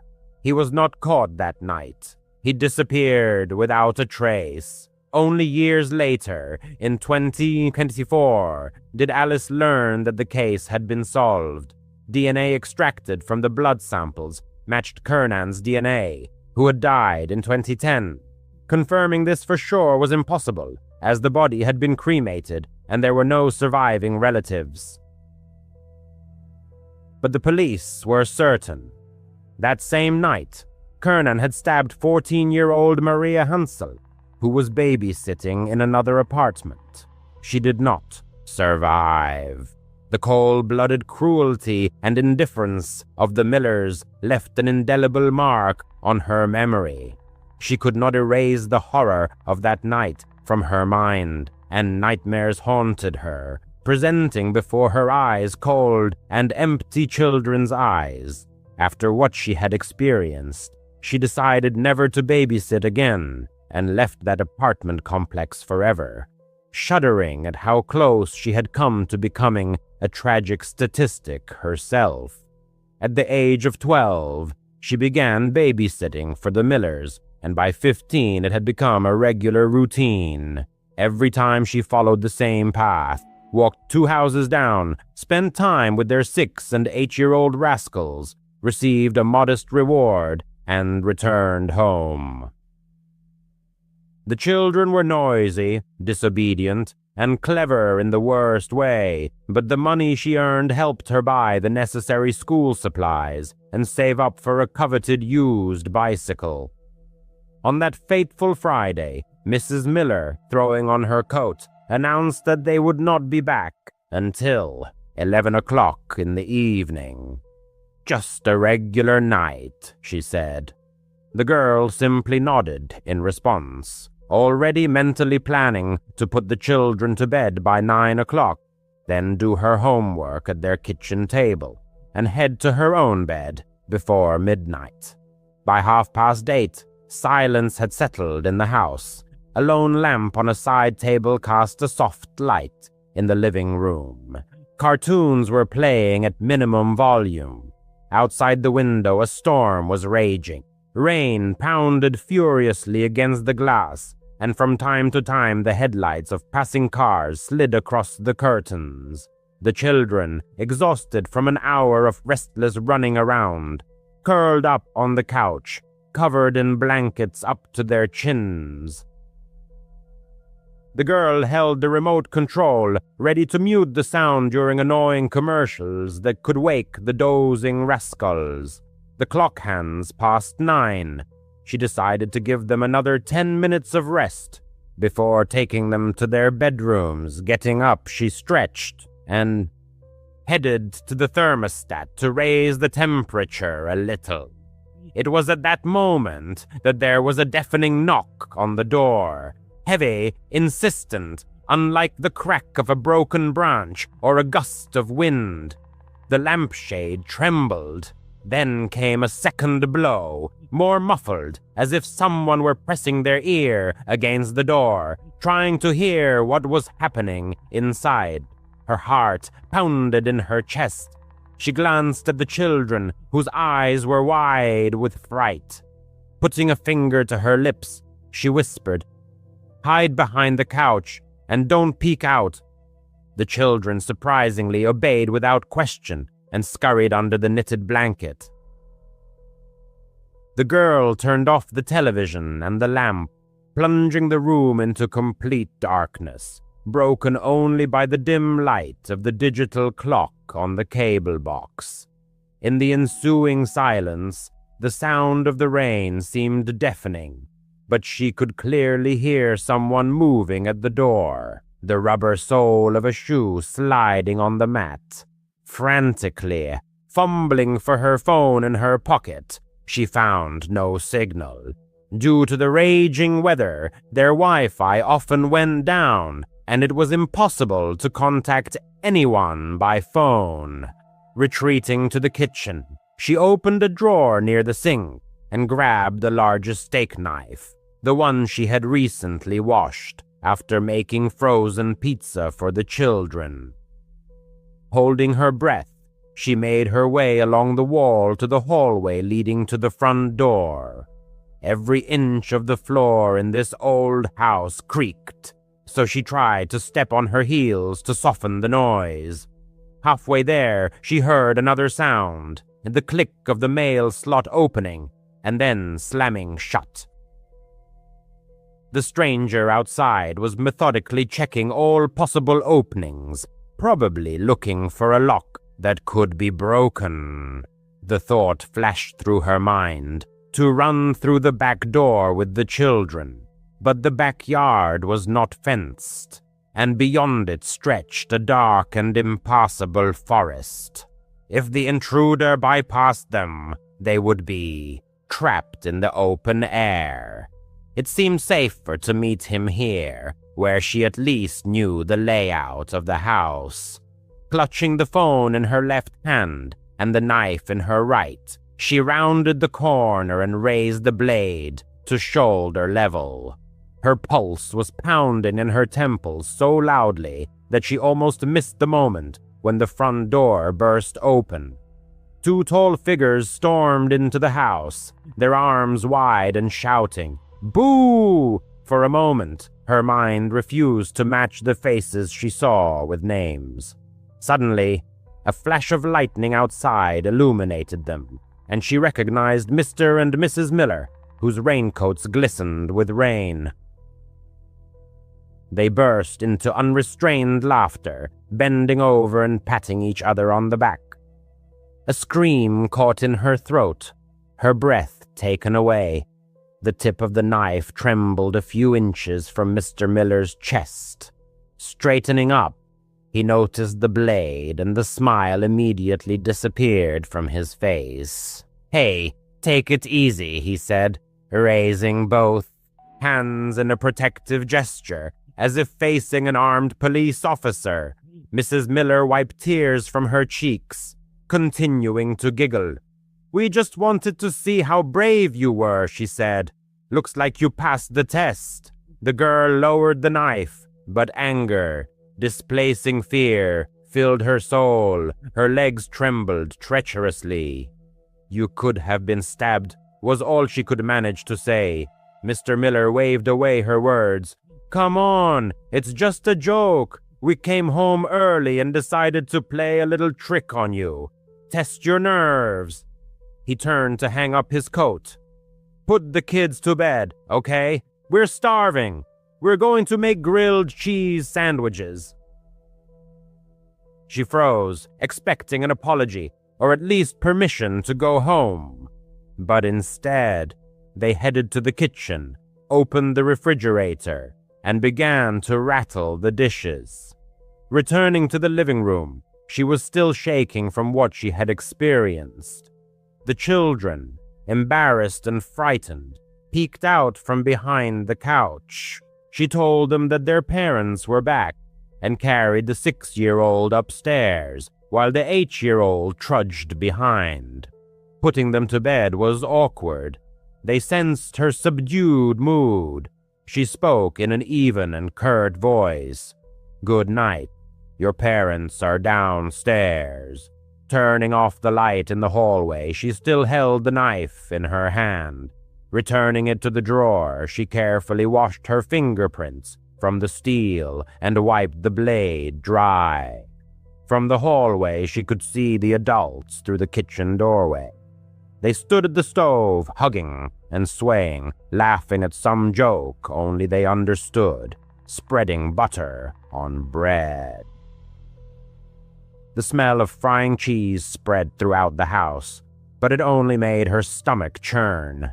She sat down at the dining table, placing her phone face down. No one offered her food. No one thanked her for not plunging the knife into Mr. Miller's ribs. The babysitter and the haunted house, a tale of fear and growing up. Working with the Miller family left an indelible mark on her young soul. On that ill-fated evening at 10:30 p.m., her patience reached its limit. Mrs. Miller finally graced her with her attention. "You can go," came the cheerful permission. Payment as usual. Accompanied by the drizzling rain and the squishing of her shoes, the girl headed home, the coveted bills clutched in her hand. At night, in the silence of her room, her gaze was fixed on the ceiling. The image replayed over and over in her mind, the door bursting open, the blinding flash of lightning, the ominously gleaming knife blade. Mr. Miller's raincoat seemed dark and slippery, like a character from a crime drama. The realization of how close she had come to a fateful line that would have changed not only her life, but also the fate of others, filled her with dread. At that moment, another realization dawned. Her fear meant nothing to them. An empty sound. The whole spectacle had been staged for their amusement, for their dubious entertainment. After that incident, she no longer agreed to babysit their children. She responded evasively to Mrs. Miller's persistent messages, which came in over the next 2 weeks, citing a busy study schedule. Soon the inquiries ceased. In the evenings, passing by their house on the way to the bus stop, she saw the usual scene: yellow light streaming from the windows, toys scattered on the lawn. But forever etched in her memory was the chilling horror they had created for a moment's amusement. This incident taught her 2 important things. Panic feels indistinguishable from real danger, and some adults never grow up, remaining children at heart. Since then, she carefully checks every door she enters, even the door to her own home.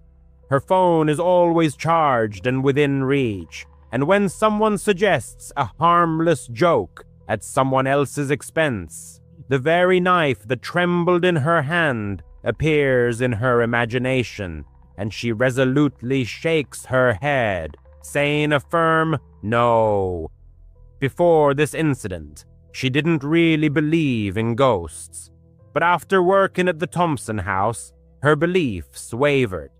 The seemingly ordinary house was located at the end of Willow Street, across from St. Mary's Church. The girl's mother, who worked at a preschool, knew the Thompson sons, Ethan and Liam, from her classes. One evening, Mrs. Thompson called her, asking her to babysit because their regular nanny had suddenly cancelled. The 17-year-old needed the money and agreed, thinking it would be an easy job. How wrong she was. The beginning of the evening was unremarkable. Ethan and Liam, 6 and 8 years old, turned out to be cute but energetic boys who ran around their old 2-story house. The house was built in the 70s and had all the hallmarks of that era: creaky wooden floors and a faint, musty smell, as if it had absorbed all the years it had seen. Mrs. Thompson left her clear instructions: feed the boys, bathe them, and put them to bed by 9:00 p.m. The task seemed simple. Around 6:30 p.m., she was in the kitchen with the boys preparing dinner. The children wanted tacos, so they were taking ingredients out of the refrigerator. Liam carelessly slammed a plastic container of salsa on the table. The girl turned away to get the cheese, and suddenly the container exploded. Salsa flew everywhere, splattering the walls, cabinets, and refrigerator. The kitchen looked like a crime scene. The boys screamed, their voices mixed with laughter and fright. The girl stood, clutching a piece of cheese, in complete shock. She tried to convince herself that it was just old salsa that had fermented and created gas. With these thoughts, she grabbed paper towels and began cleaning up. The boys helped her, giggling nervously, but Ethan kept glancing toward the living room, as if expecting something to appear there. It took about 20 minutes to clean up the mess, but a sharp tomato smell lingered in the air. They were still in the kitchen, scraping the last bits of salsa off the refrigerator, when a loud crash came from the living room. The sound was as if something heavy had fallen. Telling the boys to stay put, the girl entered the living room, her heart pounding. 2 framed photos, one of the boys on the beach, the other of their parents' wedding, lay on the floor, having fallen from opposite walls. The glass was not broken. The frames lay face up, as if someone had deliberately placed them there. She checked the walls. The nails were in place. No cracks or damage. All the windows were closed. There was no wind. Ethan, who had followed her despite being told not to, whispered, "That happens sometimes." The girl forced a smile, leaned the frames against the walls but didn't hang them back up. She felt uneasy, but she kept telling herself it was just an old house. After dinner, it was time to bathe. She took the boys upstairs, filled the tub, and let them splash around, while she stood in the hallway, leaving the bathroom door ajar. Across the hall was their father's home office, a small room with a cluttered desk and an old desktop computer. Leaning against the wall and scrolling through her phone, she heard a faint sound, then another. The computer monitor flickered, the fans whirred. The screen lit up blue, showing the Windows login page. The girl froze in amazement. No one had touched the computer. The boys were in the bathroom, and she was far from the desk. Entering the office, she expected to see a cat or something else on the keyboard, but the room was empty. The mouse wasn't moving, and there was a thin layer of dust on the keyboard. She tried to convince herself it was an automatic update, but after the incidents with the salsa and the frames, it seemed unlikely.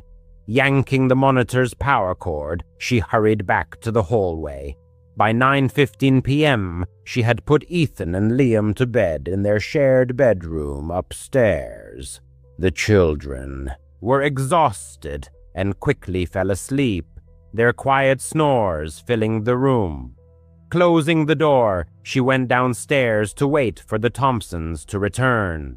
Flipping through channels on the old square TV, she suddenly heard footsteps. Slow and heavy, they came from the hallway upstairs. Turning off the TV, the girl felt her heart pound. She assumed the boys had gotten up. Tiptoeing upstairs, she quietly stepped on the creaky stairs. The door to the children's bedroom was closed. Opening it a crack, she saw that the boys were fast asleep, exactly as she had left them. The hallway was empty, the air still. Checking the other rooms, the guest bedroom, the bathroom, and the office, she made sure there was no one there. Goosebumps rose on her skin as she went back downstairs.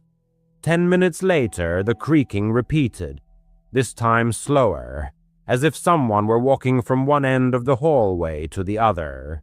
She didn't go up again. Curling up on the couch, the girl texted her boyfriend, telling him about her fear. "Just stay calm," he replied. "Old houses always have noises." But she didn't believe him. Sitting in the corner of the couch and clutching her phone, she counted down the minutes until 10:30 p.m. Upon the arrival of the Thompsons, the narrator, seeking to hide her confusion, probably betrayed herself with a bewildered look as Miss Thompson did not fail to inquire about her well-being. In response, she vaguely praised the boys and hastily threw on her jacket, eager to leave the house as soon as possible. She did not utter a word about the strange salsa, the mysterious frames, the ominous computer, or the dancing footsteps, driven only by the desire to be out on the street as soon as possible. All the way home, she was haunted by Ethan's mysterious whisper, "That happens sometimes." And us. After that incident, she babysat the children a few more times, but she avoided staying late. She always brought a friend with her, so she wouldn't be alone in that strange house. To this day, she is haunted by questions about what was really going on in the Thompsons' house. She is sure that it was not just a figment of her imagination. There was something inexplicable and sinister about that place that has been etched into her memory forever. The incident occurred in 2017 when the young person was 19 years old. By their own admission, they were, to put it mildly, quite foolish during that period. Circumstances dictated that they were heading to visit a friend, but missed the last bus departing from the station, and they had absolutely no money for a taxi. Moreover, their mobile phone battery was at a critical 5%. It was at that moment, as they later realized, that they made the most reckless mistake of their life.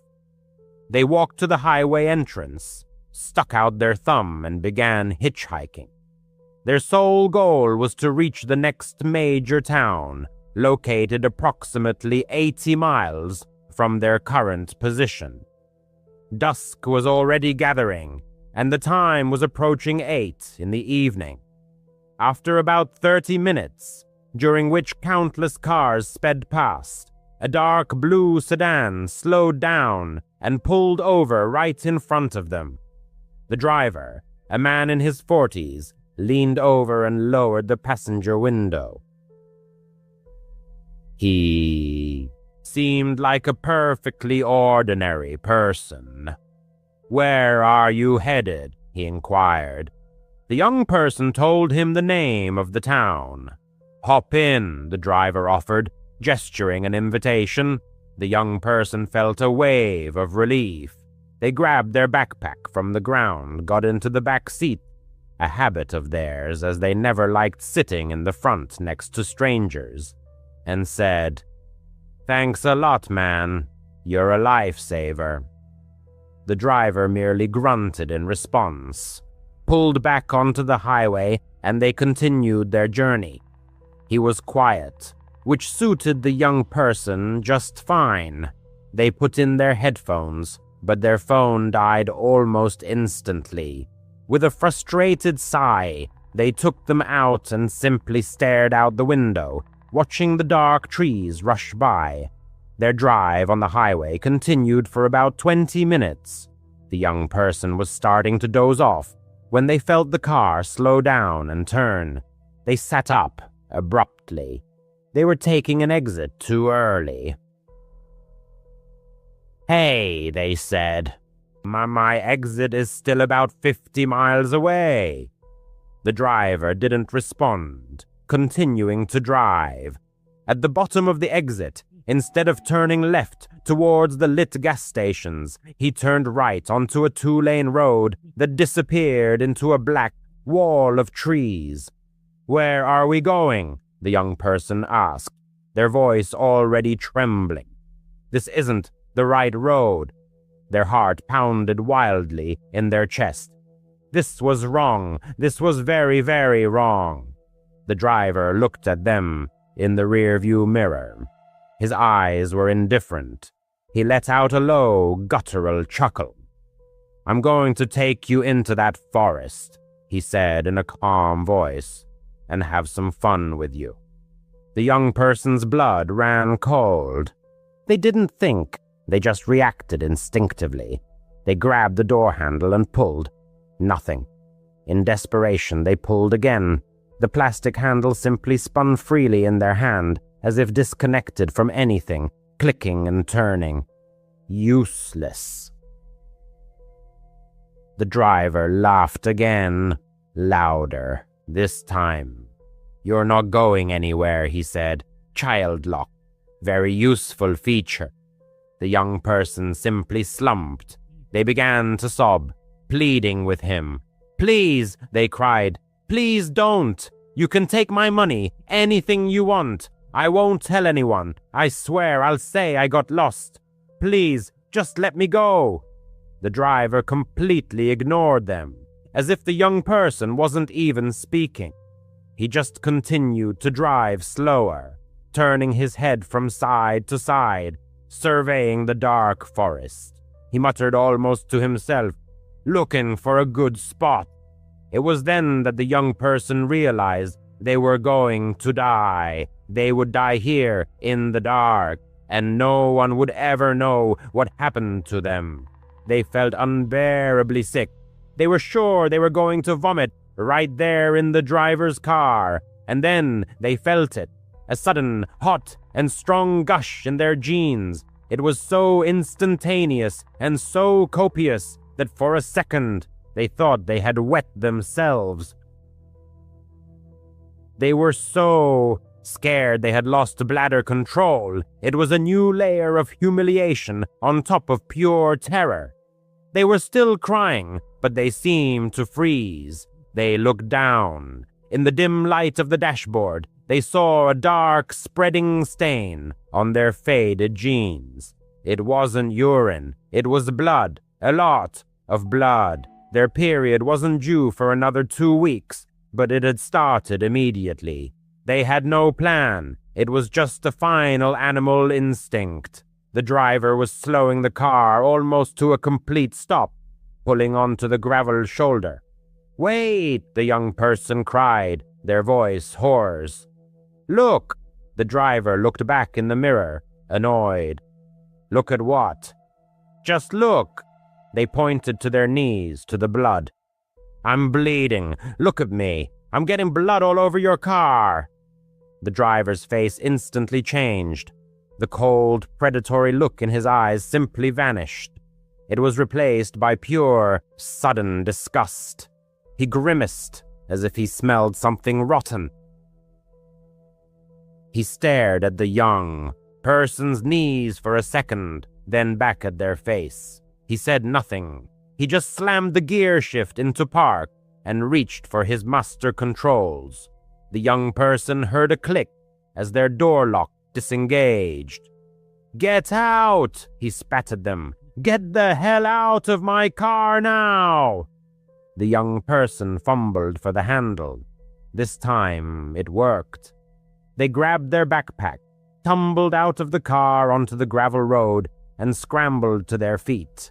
The driver leaned across the passenger seat. "If you tell anyone a single word about this," he growled, "I'll find you. I'll come back and I'll finish it. Do you understand me?" The young person didn't respond. They just ran.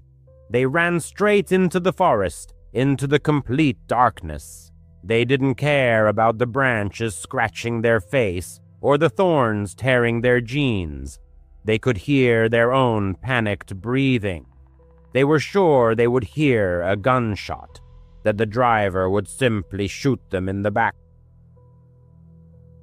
They dove behind a huge, wide tree and crouched, holding their breath.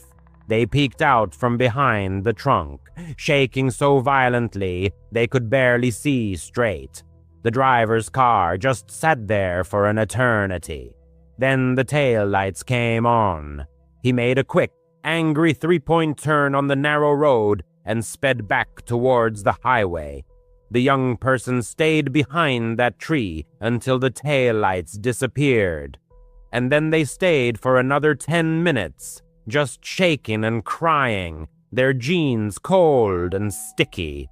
Finally, they returned to the road. They were in the middle of nowhere. They had no idea where they were. They just picked a direction and walked, and overcoming the momentary numbness, she rushed forward. Approximately 20 minutes later, headlights appeared in the distance. The woman almost recoiled back into the thicket, seized by fear that it might be the same man.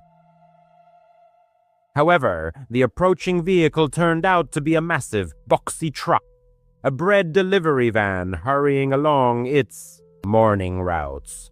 She dashed directly into the middle of the road, waving her arms desperately.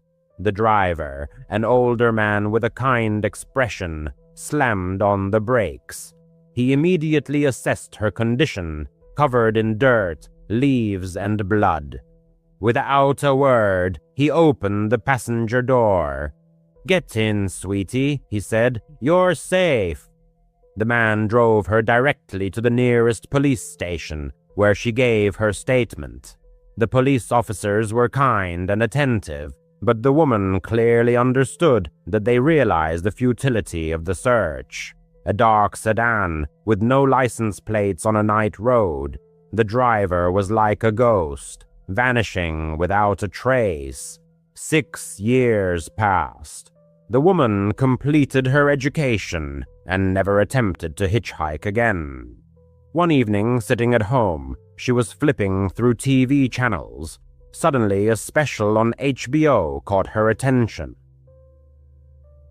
It was a true crime documentary about the psychology of serial killers. On screen, a man in a prison jumpsuit was being interviewed by a psychiatrist. The remote control slipped from her hand. It was him. The blood in her veins turned to ice again. Her breath caught. It was his face, his voice, those same empty, lifeless eyes. He had been sentenced to death. Calmly, almost indifferently, he spoke of his exploits, of the women he had raped and those he had killed. He spoke of them as inanimate objects. The woman consciously and persistently erased his name from her memory.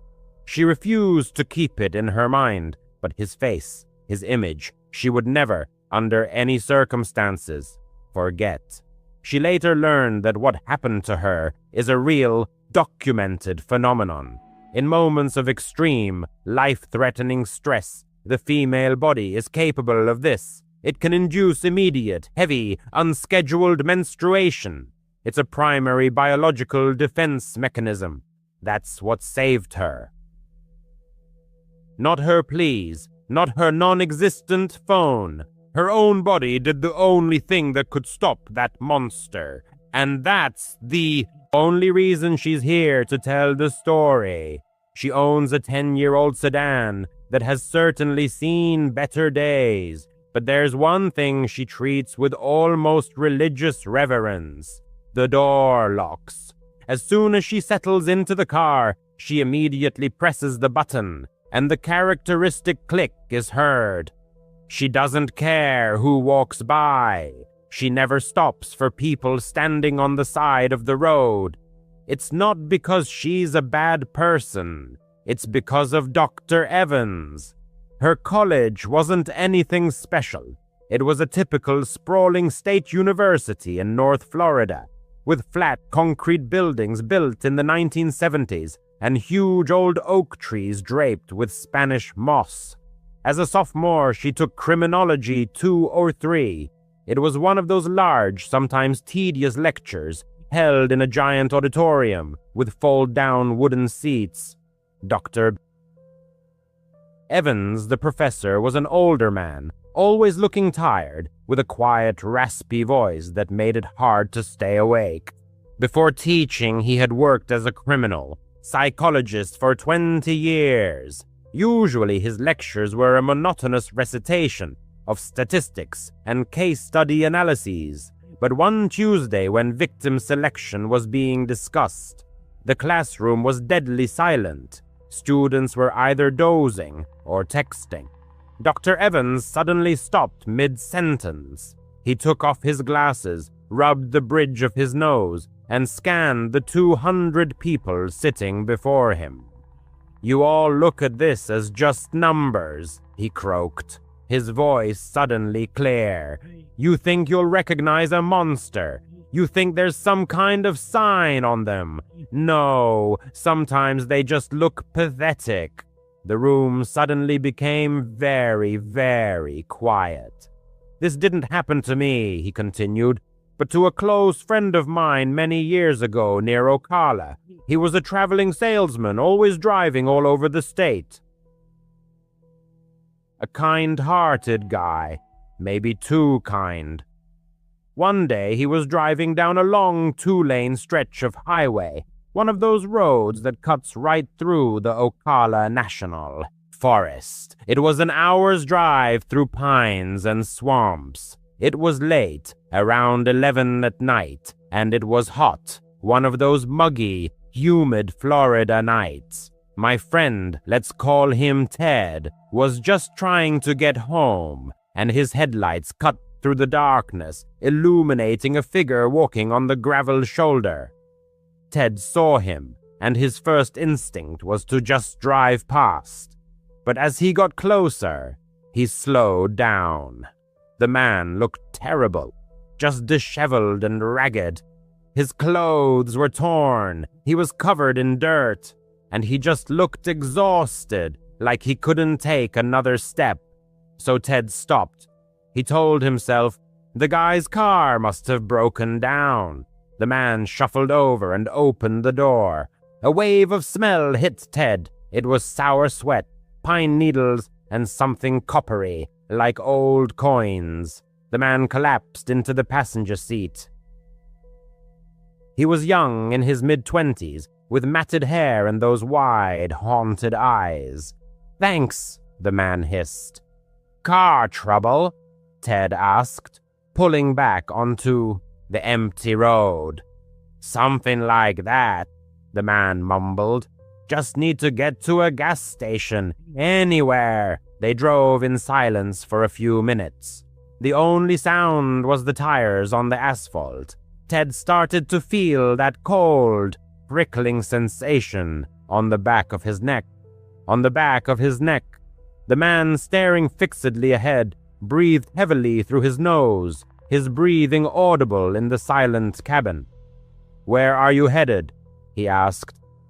"I'm going all the way to St. Augustine," Ted replied. The man slowly turned his head. His eyes, dark and empty, seemed bottomless. "St. Augustine? That's quite a ways. I guess I should just ride with you. I should just go wherever you're going." Ted let out a nervous, high-pitched chuckle. "I don't know, buddy. My wife's waiting." "I was planning on dropping you off at the nearest town at the 24-hour truck stop." The man seemed not to hear him, continuing to stare intently at Ted. "They wouldn't stop talking," he uttered. Ted cast a quick glance at him. "What?" "My parents, they never stopped. Said I was lazy, said I was no good, said I was a mistake, just over and over, day after day. It was so loud in my head, always so loud." Ted's hands gripped the steering wheel so tightly they ached. He was in the middle of nowhere, not a single car for miles around. "I was fixing the fence today," the man continued, his voice dreamy, as if recounting a movie plot. "Dad came out, started yelling again. I just had the tool in my hand. He was so loud I had to make him stop." Ted was sweating profusely. He felt the cold air conditioning blasting, but the sweat still broke through. He wanted to hit the gas, floor it. Mom came out. She saw and just started screaming louder than him. So loud I had to make her stop too. She wouldn't stop screaming. Dr. Evans paused. He surveyed the room, making eye contact with everyone. My friend Ted was terrified. He didn't know what to do. He was trapped in a metal box, speeding at 60 miles an hour alone with this man. It was messy, the man said, a note of surprise in his voice. It gets all over you. Then the man slowly reached for the waistband of his dirty jeans. Ted flinched, his foot hovering over the brake. The man pulled out a knife. It wasn't a regular pocket knife. It was a thick, heavy utility knife, meant for cutting leather or wire. The handle was wrapped in black electrical tape, and the blade looked dark. It was covered in something thick and dark, with bits of grass and other things clinging to it. It was a bloody knife. "Look," the man said, holding it up in the dim dashboard light. At that moment, Ted caught a flicker of neon ahead. A single, isolated gas station. One of those tiny ones at a crossroads. It felt like a miracle to him. Ted's voice trembled, but he tried his best to sound normal. "Hey, look. There's a place right there. You said you needed a gas station, right?" He pulled off the highway, tires squealing on the gravel parking lot. The car stopped directly in front of the brightly lit door. The man just sat there for a second, looking at the knife. Then he looked at Ted. He didn't look angry. He just looked tired. "Yeah, that's good." He opened the car door, got out, and just walked away. He didn't run. He just walked around the building with the bloody knife in his hand and disappeared into the pitch darkness. Ted sat there for a full minute, unable to move. Then he slammed the car into drive and sped out of the parking lot. He didn't stop until he was home, securely locking the door behind him. Dr. Evans put his glasses back on. He called the police, of course, but by the time they arrived, the man was long gone.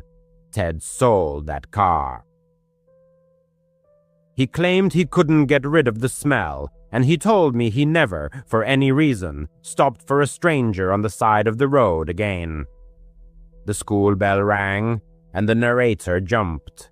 She still remembers that story every time. She drives at night.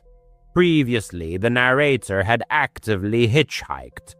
It was simply an economical way to travel, and most of the time she met interesting, normal people. However, this particular trip made her abandon hitchhiking forever. She was in Pennsylvania trying to get to Ohio. The previous day had been a beautiful, sunny, perfect spring day.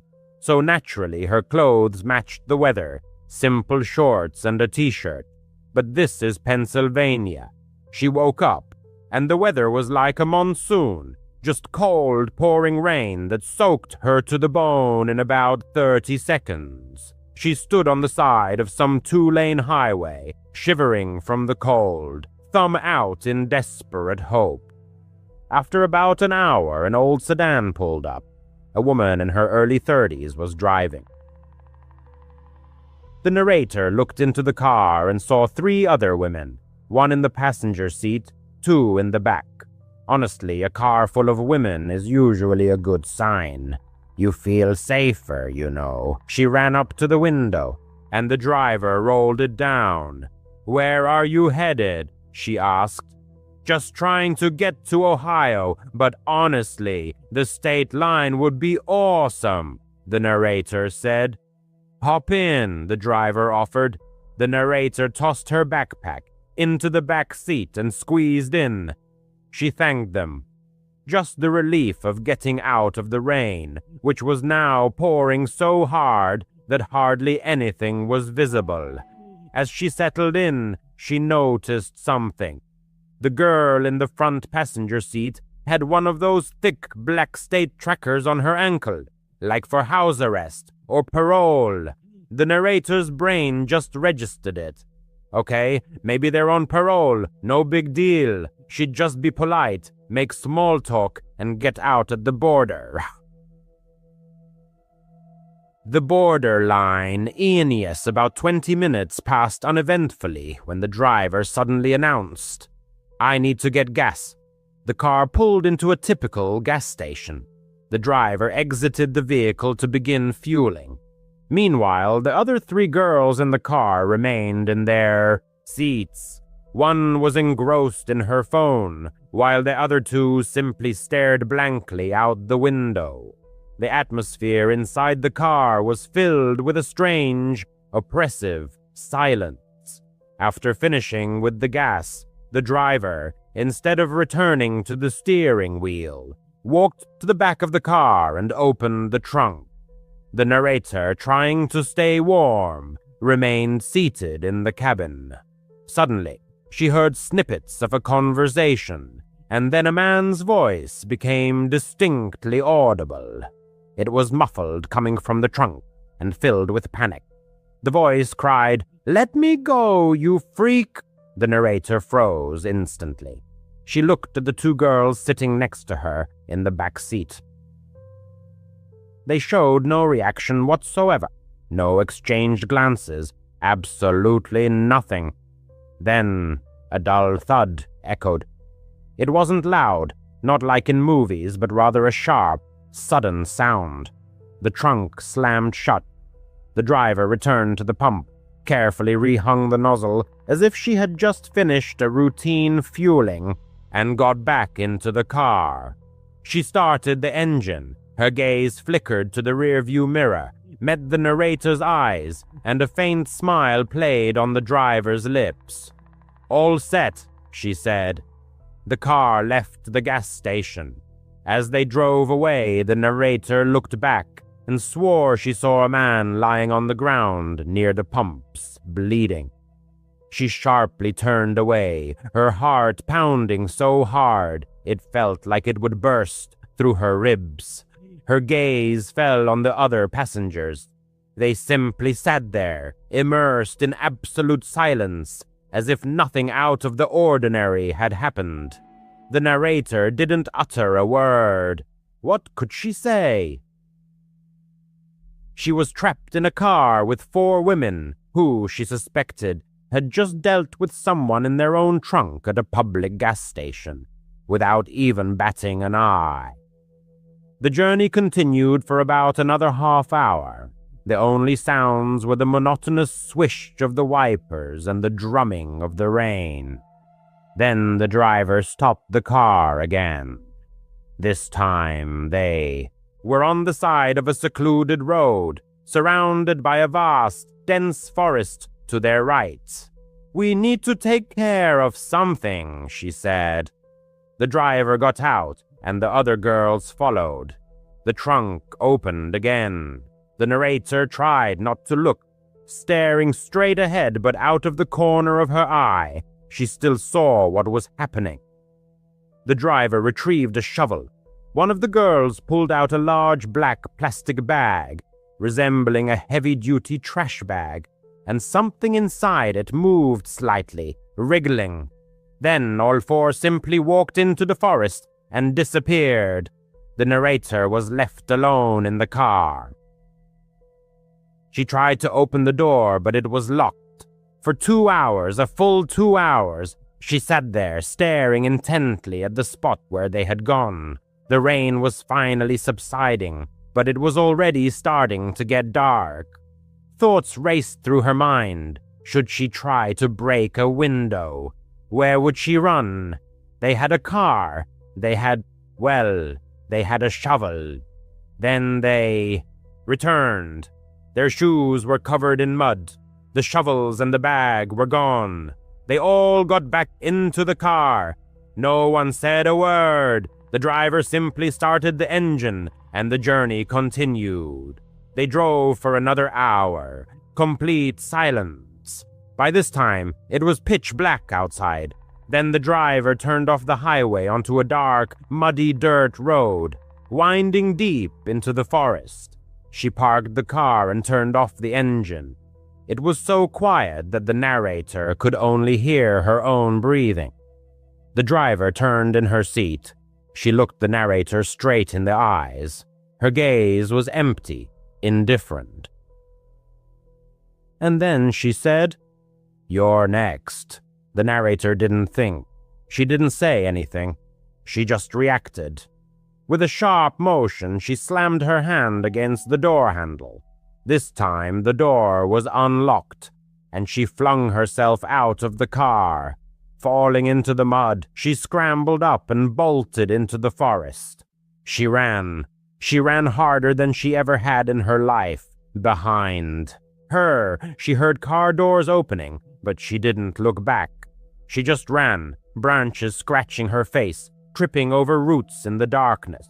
She must have run for miles. Finally, she broke free from the trees onto another road. Looking up, she saw a sign. "Welcome to Ohio," the state line. She flagged down the first headlight she saw. It was a taxi driver just finishing his shift. She must have looked like a maniac, covered in mud, soaking wet, still in shorts and a t-shirt. She told him she had been robbed and was lost in the woods. She paid him every dollar she had to take her to the nearest town. From that moment until the end of her trip, she always ordered a taxi and never, ever hitchhiked again.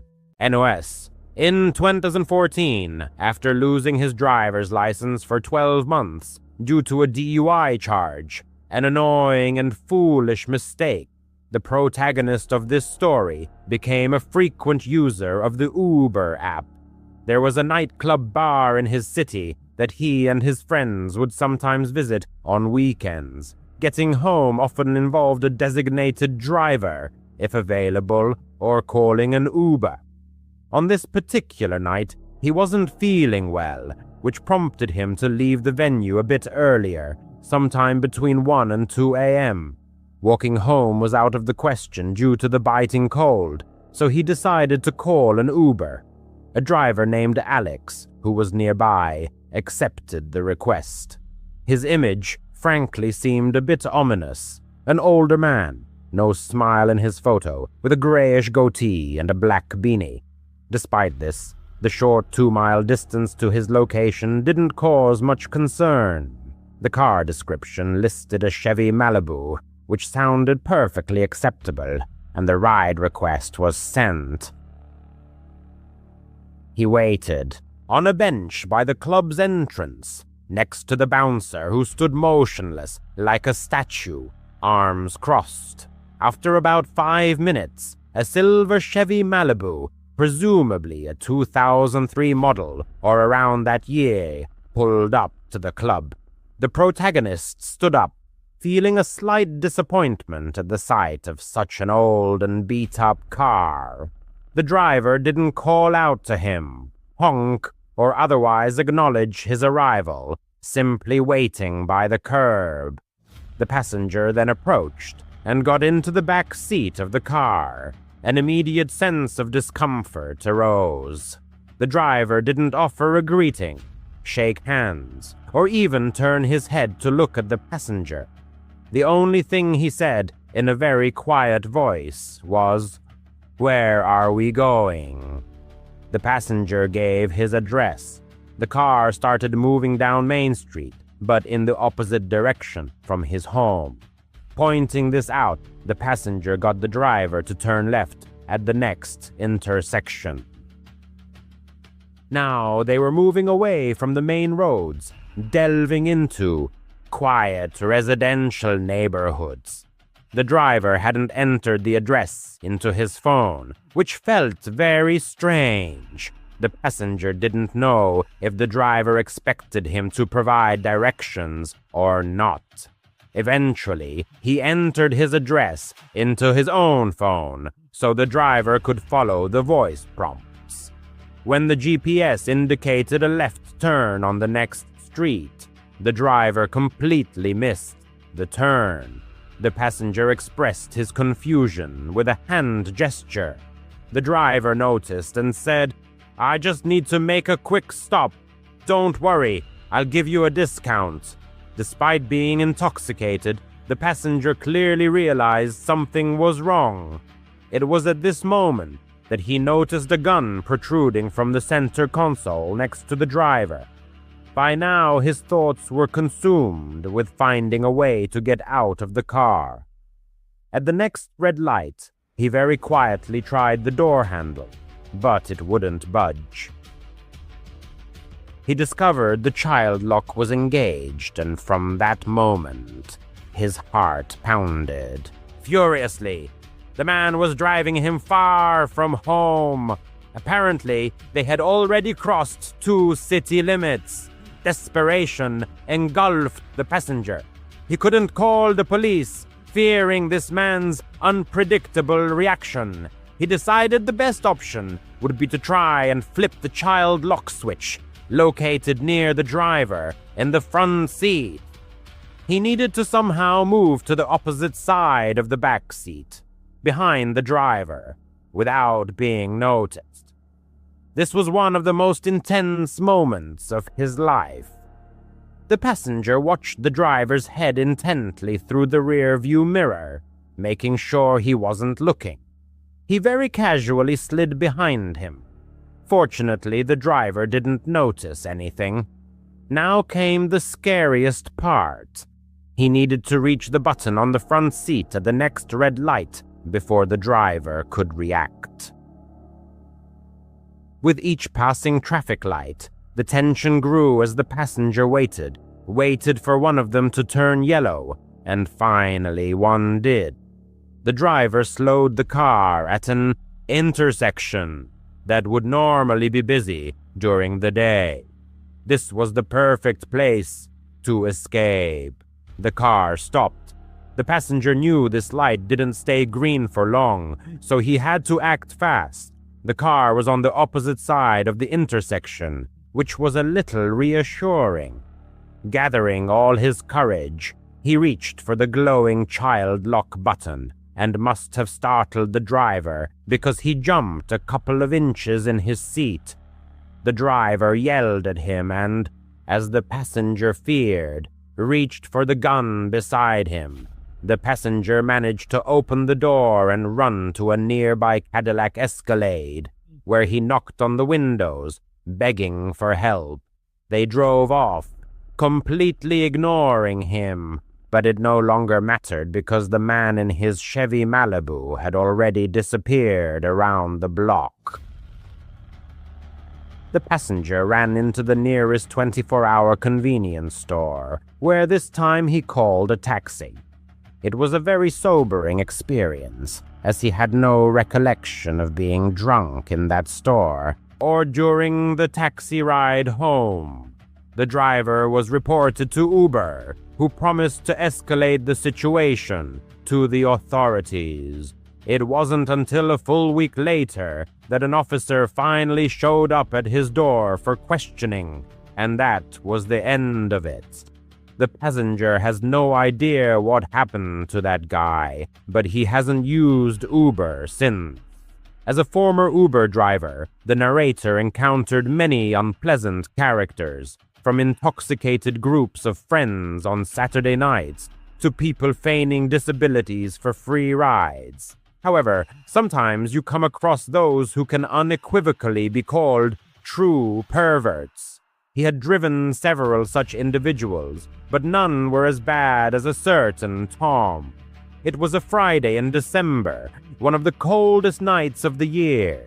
With no other plans, he decided to work a bit late. These events took place 2 years ago. The narrator was 18 years old and owned a new Honda Accord. His parents, it must be admitted, spoiled him a little. However, being a rather slender 18-year-old, he always followed his father's advice to keep a blade in the car because you never know what kind of psychos will get in your car. A request came in from a young man named Tom, who was just a few miles from a large shopping mall. The driver accepted the call and headed in the indicated direction. As he approached the mall, he noticed a group of teenagers loitering nearby, which immediately gave him a sense of impending trouble. A hope flashed through his mind that Tom wasn't one of them. Many of these young people watched him as he slowly drove past in his car. Eventually, the driver simply pressed the gas pedal and hurried into the mall parking lot, eager to leave the vicinity of this suspicious company as soon as possible. He made 2 full loops around the entire parking lot before finally noticing a figure approaching his car from behind in his left rearview mirror. Rolling down the window, the driver called out loudly, "Tom!" And an affirmative yes came in response. He offered the passenger a seat. This request had to be repeated 3 times, and considering the words were spoken very clearly, the situation felt very strange from the start. On the 4th attempt, Tom finally understood and slowly walked around the back of the car, sitting directly behind the driver. Usually passengers preferred to sit diagonally, which the driver found more comfortable. When someone sat directly behind him, it sometimes caused him a slight paranoia, especially if the person seemed sinister. This particular passenger was an older man, probably in his 40s. "Where are we going?" the driver asked. Tom gave an address, which was immediately entered into the phone. From the passenger's voice, it was clear he was a heavy smoker. Indeed, the car's interior began to fill with the smell of cigarettes. The address given was 10 miles away, which, fortunately, promised a decent fare. At first, the driver tried to strike up casual conversation, but these attempts were unsuccessful. To yes or no questions, Tom sometimes mumbled something unintelligibly, and any other questions met with dry and concise answers. The driver stopped talking when one of his questions was completely ignored. They had already driven 5 miles, with 5 more to go. By the 6th mile, the atmosphere in the car became unbearably tense. The driver was afraid to look in the rearview mirror, convinced the passenger was watching him. He quickly glanced for half a second and confirmed he was right. Tom was indeed looking. Involuntarily, the driver pressed harder on the gas pedal, wishing this ride would end sooner. By the 8th mile, he realized they were practically in the middle of nowhere. They were driving down an almost deserted street, surrounded by woods on both sides, with only occasional isolated buildings. Now the driver began to suspect the true location of the address the passenger had given. So, while continuing to drive, he swiped his finger across the phone screen to shift the map toward the indicated location. Apparently, the address led to a dead-end street, with no other roads nearby. His nervousness grew with each passing minute. He looked in the mirror again, and Tom was still staring at him intently. Finally, gathering his courage, the driver asked if the given address was his home. Silence reigned for a few moments, and the driver thought he would be ignored again, or perhaps unheard, but after 5 seconds, Tom finally replied, "Yes." Less than a mile remained until the end of the trip, and still only woods stretched around them, with sparse, empty-looking buildings. The driver was approaching the dead-end street where the passenger said his address was, secretly hoping to see at least some houses. When the street appeared, he slowed down to examine it carefully, but there was nothing to be seen but pitch darkness. He could only guess why Tom wanted to take him here alone, so far from people and civilization. The driver casually continued driving, pretending to have missed the turn, hoping the passenger wouldn't notice, but he did. Instantly, Tom sprang from his seat and yelled at the driver, demanding he turn around. Frankly, the driver felt his life was hanging by a thread. so he hastily apologized and quickly made a 3-point turn. As he approached the dead-end street again, his hands slipped into the mesh pocket on the side of his seat where he kept his blade. He very quietly opened the blade and gripped it tightly in his right hand, ready for action. Turning onto the dead-end road, he saw in the headlights exactly what he expected. Nothing but trees on both sides. The driver drove to the end of the road, not a single house or building.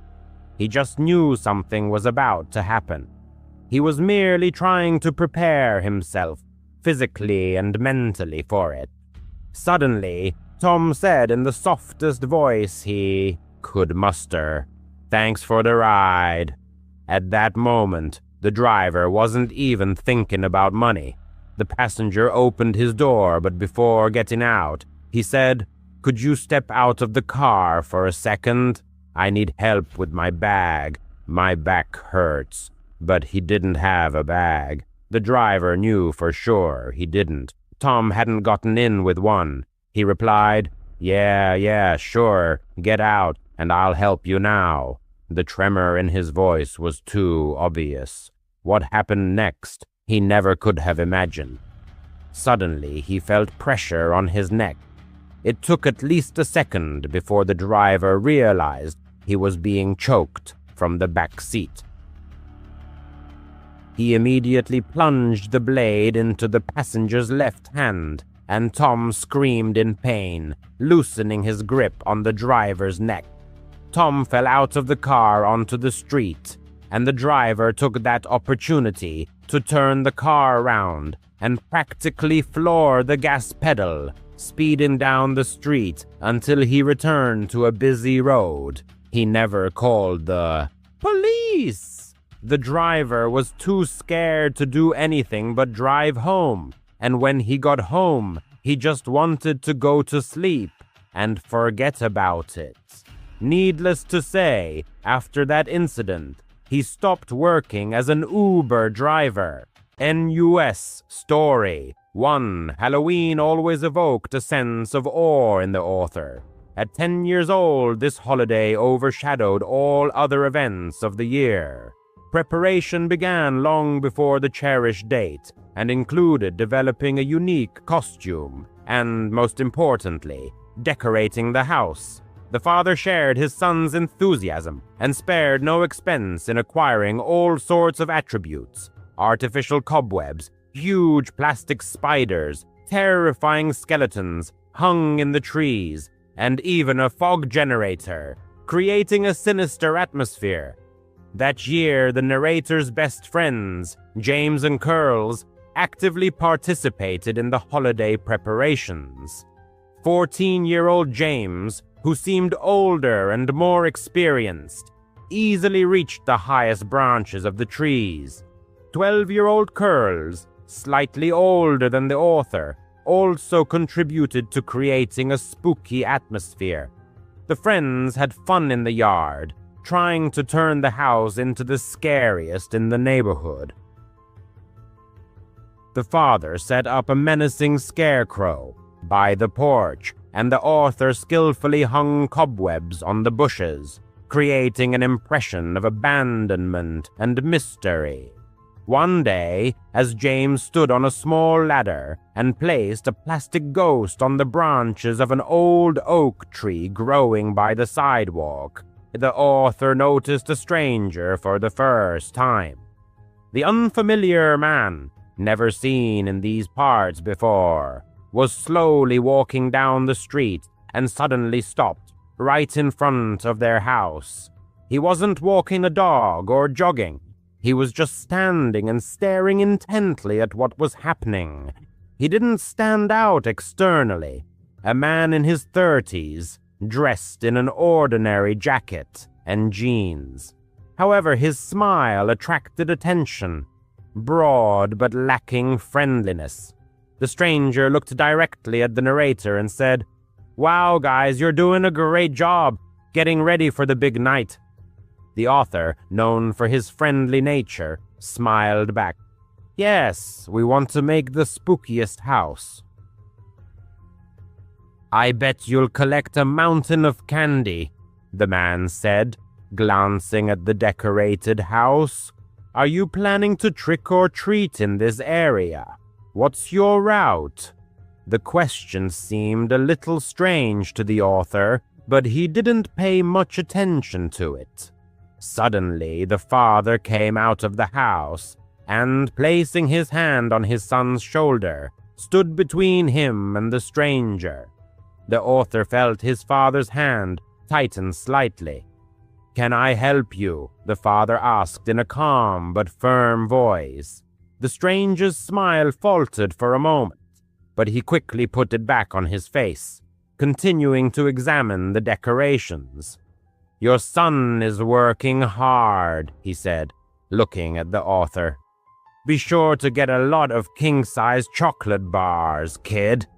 "It's time to go inside, son," the father said, not taking his eyes off the stranger. The author obediently headed toward the front door. Looking back, he noticed how the man's face had changed. The fake smile disappeared, replaced by a cold, almost evil look. The stranger glanced at the father, then turned and silently walked away down the street. A couple of nights later, the author was awakened by a loud bang coming from the yard. The sound was like something heavy falling. The author's room was on the second floor, and the window overlooked the street and the yard. Overcome with fear but giving in to curiosity, he got out of bed and peeked through the blinds. Streetlights cast long, eerie shadows. Right in the middle of the yard stood that same stranger, partially hidden behind the trunk of a large oak tree. The sound was probably caused by him bumping into the scarecrow that the father had set up, which was now lying on the grass. The stranger did nothing, just stared at the house. His gaze was directed right at the windows, and it seemed to the author that he was looking directly at him. In fright, the author recoiled from the window, feeling his heart pounding wildly. He ran out of the room and down to the living room, where his father was watching television. "Dad, that man is in the yard," he blurted out. The father instantly jumped up from the couch and headed for the front door. He flung it open and went outside, looking around the yard. Returning a minute later, he locked the door. "There's no one there," he said, though he looked worried. "The scarecrow fell over. The wind probably knocked it down." But the author knew it wasn't the wind. The next day was October 31st, Halloween. The author was still feeling some anxiety, but the anticipation of trick-or-treating took over. James and Curls came over after school, and the friends donned their costumes. The author was a ninja, James was a werewolf, and Curls was a vampire. As soon as it got dark, they grabbed their candy bags and went outside. At first, they went to houses in their neighborhood, but soon they had the idea that houses farther away might be giving out more generous treats. So they went block after block until the author almost stopped, recognizing the streets. The bags were filling up with candy, and the friends were proud of themselves. As they approached a dark house decorated with only one pumpkin on the porch, a voice came from the shadows across the street. "Hey kids, come over here. I have something interesting for you." The friends turned around. Standing in the shadows of the driveway of an unlit house was that same stranger. He was holding a large bowl in his hands and took a step forward. The same fake, broad smile was plastered on his face. "Come on, don't be shy," he said, trying to make his voice sound friendly. Curls and the author took a step forward, because who would refuse extra candy? But James grabbed both of them by the arms. "No," he said in a trembling voice. "Don't. We need to leave." James was older and obviously sensed that something was wrong. Story 1. Suddenly it became clear something had gone completely wrong. The stranger, noticing our confusion, instantly changed. His face and his welcoming smile disappeared as if it had never been there. Dropping the empty bowl, he rushed towards us. "Run!" James shouted desperately. We didn't need to be told twice. We turned and ran as fast as our legs could carry us. The sound of his footsteps, fiercely drumming on the sidewalk, grew louder, relentlessly approaching. Our cries merged into a single scream of terror. Curls, always agile, instantly darted between the houses and disappeared into the dark opening of the yard. James, faster than me, pulled ahead. Taking a chance, I looked back. The pursuer's gaze was fixed on me. He didn't seem to notice anyone else. A grimace of inhuman rage was frozen on his face. My strength was leaving me, and the ninja costume seemed unbearably heavy. The pursuer was already close. I could hear his heavy breathing. His hand reached out and grabbed me by the back. At that moment, I was sure it was the end. "Get your hands off my son!" My father's thunderous voice rang out. He jumped out of the alley, his face contorted with a mixture of horror and anger. The stranger instantly let go of me, and I fell to the ground in surprise. He looked at my father, then at me, and without saying a word, disappeared into the darkness. My father ran over to me and hugged me tightly. A few minutes later, James appeared, and Curls timidly peeked out from behind the fence. We were all crying, unable to hold back the tears. On the way home, my father squeezed my hand so hard that it felt like he was hurting me. He said that he had started to worry when we didn't come back on time. Calling James, he found out that he wasn't home either. In a panic, he rushed to look for us. Stopping, he asked the neighbors if they had seen us. Fortunately, they said that they had seen 3 children in costumes heading to that part of town. If it hadn't been for them, it's hard to imagine how it would have ended. We never saw that man again, but his face was forever etched in my memory. That Halloween, which was supposed to be full of fun, turned into a nightmare that I will never be able to forget. Story 2. My name is Mark, and I'm 17 years old. I live in a quiet suburb near Chicago, where everyone knows each other by sight. That evening, our neighbor, Mr. Taylor, was having a small party. This elderly man, who is retired, invited a few guests for refreshments and entertainment. I decided to stop by, as my parents didn't mind, and I had no other plans. That's where I met Jake. He introduced himself as a 19-year-old guy, a distant relative of Mr. Taylor, or something like that. He immediately made an impression as a cool guy, tall with short-cropped chestnut hair, dressed in a simple hoodie and jeans. We started talking about video games. It turned out that he, like me, was into Call of Duty. We even played a few rounds on Mr.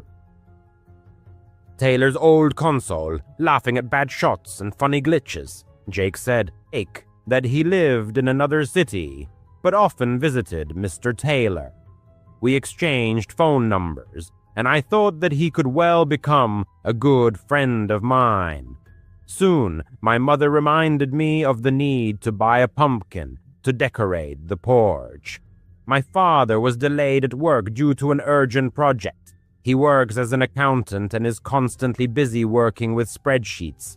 Therefore, my mother asked me to take on this task. I shared this with Jake, and he smiled mysteriously.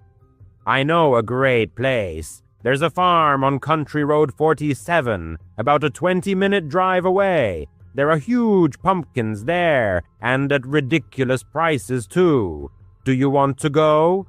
I thought it was a good idea. It wasn't too late yet, around 6 in the evening, and Halloween wasn't over yet.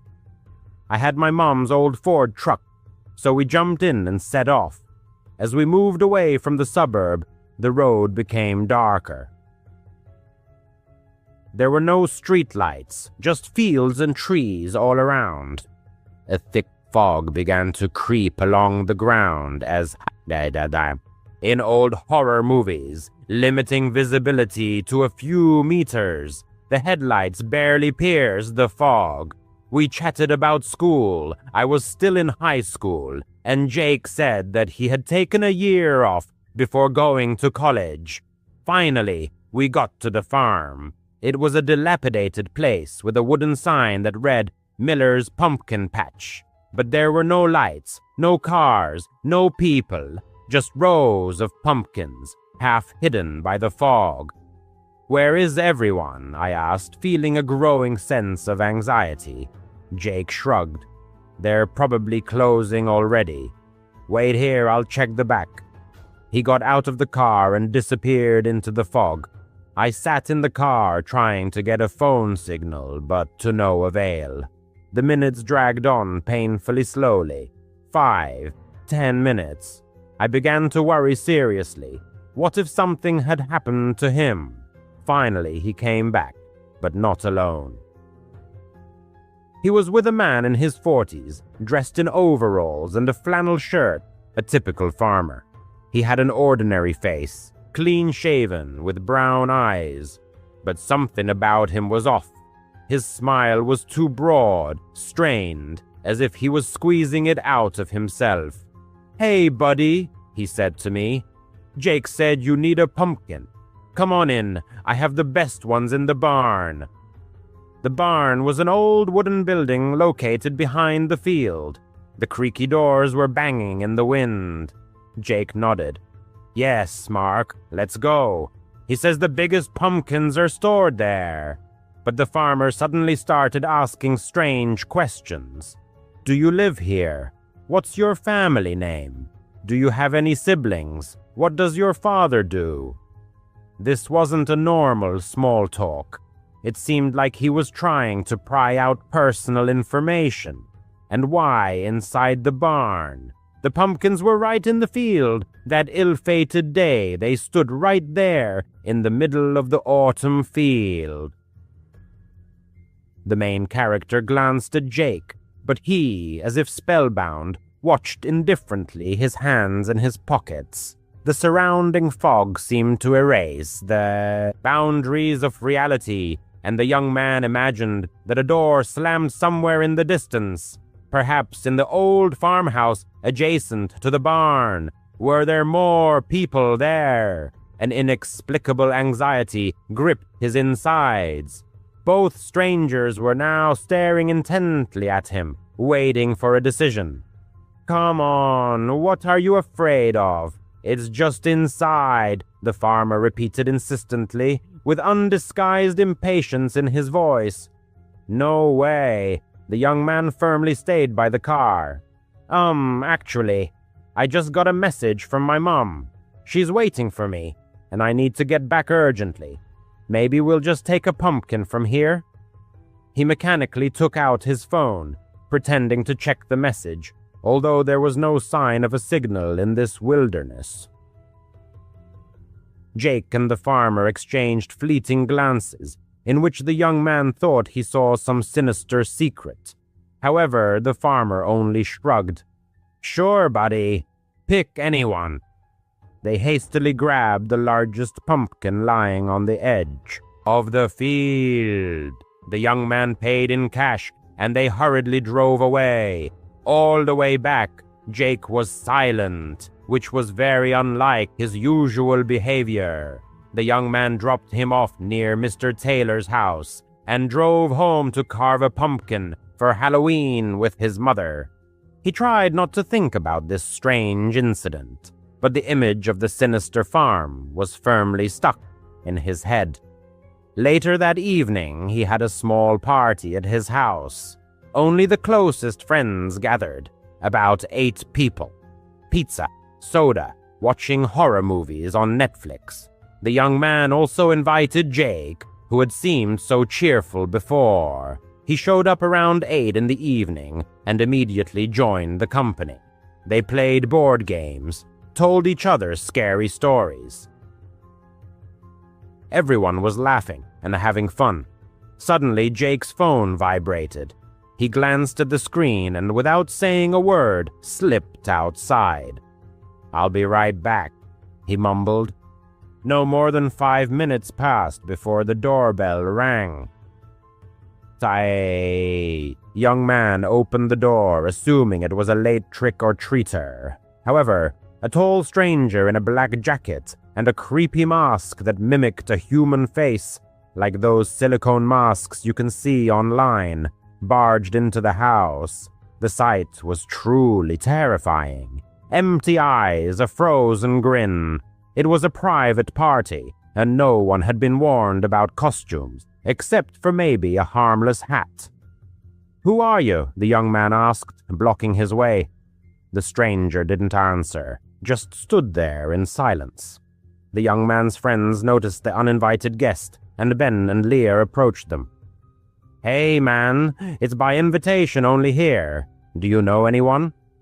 Only silence in response. Then the stranger reached into his jacket and pulled out a gun. A real one, black and heavy like a Glock or something like that. He pointed it straight at them. "All the money, phones and jewelry. Put everything in this bag." He threw a sports bag on the floor. Panic broke out in an instant. The young man's heart was pounding wildly. It felt like it was about to jump out of his chest. Everyone froze in shock and then started giving up their belongings. The young man's iPhone, Leah's necklace, Ben's watch. The robber acted quickly and assertively, waving the gun around. The young man glanced at Jake furtively. He was standing in the corner and, like everyone else, was throwing his wallet into the bag. But there was no fear or horror in his eyes. No wide eyes, no trembling. He looked absolutely calm, as if he had been in this situation many times before. The robber even took Jake's belongings, but it all seemed like a pre-planned performance. The robber grabbed the bag and, backing away, headed for the door, disappearing into the night darkness. They locked the door and called 911. The police arrived very quickly. 2 patrol cars with flashing lights woke up the quiet neighborhood. They told the police everything that had happened. They checked the street surveillance camera that the young man's father had installed last year for security purposes. The recording showed everything clearly. When Jake went outside to talk on the phone, he met the same guy in the mask, but without it yet. They talked briefly, huddling their heads together. Then the guy waited for Jake to return to the house. Everything had been planned in advance. The police arrested Jake right at the scene of the crime. He hardly resisted. At the police station, he confessed to everything. It turned out that the farmer, the owner of the pumpkin plantation, was Jake's uncle, a certain Carl, previously convicted of theft. They carried out their dirty deeds, choosing victims like the young man, looking for suitable houses through friends like Jake. The trip to the farm was just a pretext to gather information about the young man's family, to assess the presence of valuables. The strange questions were part of their plan. They wanted the young man to go inside the farmhouse, perhaps to steal keys or a phone, but he luckily refused. The robbery at the party was their main plan. Jake provided them with all the necessary information. The police raided the farm. It turned out that it was not a real pumpkin plantation at all. but just a cover for criminal activity. The things stolen from the young man and his friends were hidden in the barn, as well as things stolen during other robberies. Carl had an unregistered gun, loaded and ready to fire. He was also arrested. All the stolen items were returned to their owners, but that couldn't erase the horror they had experienced. Now the young man constantly rechecks the doors and is wary of new acquaintances. Mr. Taylor was completely unaware of Jake's criminal tendencies. He felt terrible. That Halloween taught the young man that the scariest things in life are not ghosts and monsters, but people you consider your friends. If he had gone inside the farmhouse back then, who knows what might have happened. He still gets goosebumps when he remembers it. Story 3. When the young man was still a child, about 11 years old, his family visited his grandparents every year during the holidays. They lived in a quiet provincial town in rural Ohio, in a place where everyone knows everyone else's secrets, but no one likes to talk about the oddities. They lived somewhere else, about a 2-hour drive from the town. But Thanksgiving, Christmas, and Easter always meant one thing: pack your bags and hit the road. And so the time came to set off. The house where his grandparents lived was located in a quiet cul-de-sac. The street was unremarkable, ordinary old wooden houses with spacious yards. The author's aunt and uncle lived 2 steps away from them. They had a little daughter growing up, the author's cousin, who was barely a year old. To get from one house to the other, you had to walk along the cracked sidewalk past the house in the middle. That's where she lived, a woman who inspired an inexplicable fear. No one knew her real name. The children simply called her the woman with the chain behind her back. She was striking in size, nearly 6'3", and a build like a professional American football player. An unchanging attribute of her appearance was heavy logging chains wrapped around her neck, like those used to transport felled trees. They made an ominous clanging and rattling sound with every movement she made. Her look was completed by dirty, old-fashioned dresses, as if they had come from the pages of 50s magazines, and rough work boots covered in a thick layer of dirt. Her hair, wild gray and tangled, seemed to have never known a comb. Only rarely could she be seen in the yard, digging in the garden or engaged in the strange activity of washing the walls of her house. Yes, she washed her house from the outside. Armed with a bucket of soapy water and a stiff brush, she would fiercely attack the siding, as if trying to scrub away invisible dirt. She did this constantly, regardless of the weather. Even in pouring rain, it seemed extremely abnormal. Enos, and if she noticed children playing nearby, she would start yelling in her hoarse voice, raspy from years of smoking. "You brats, the devil is coming for you. He'll drag you all to hell."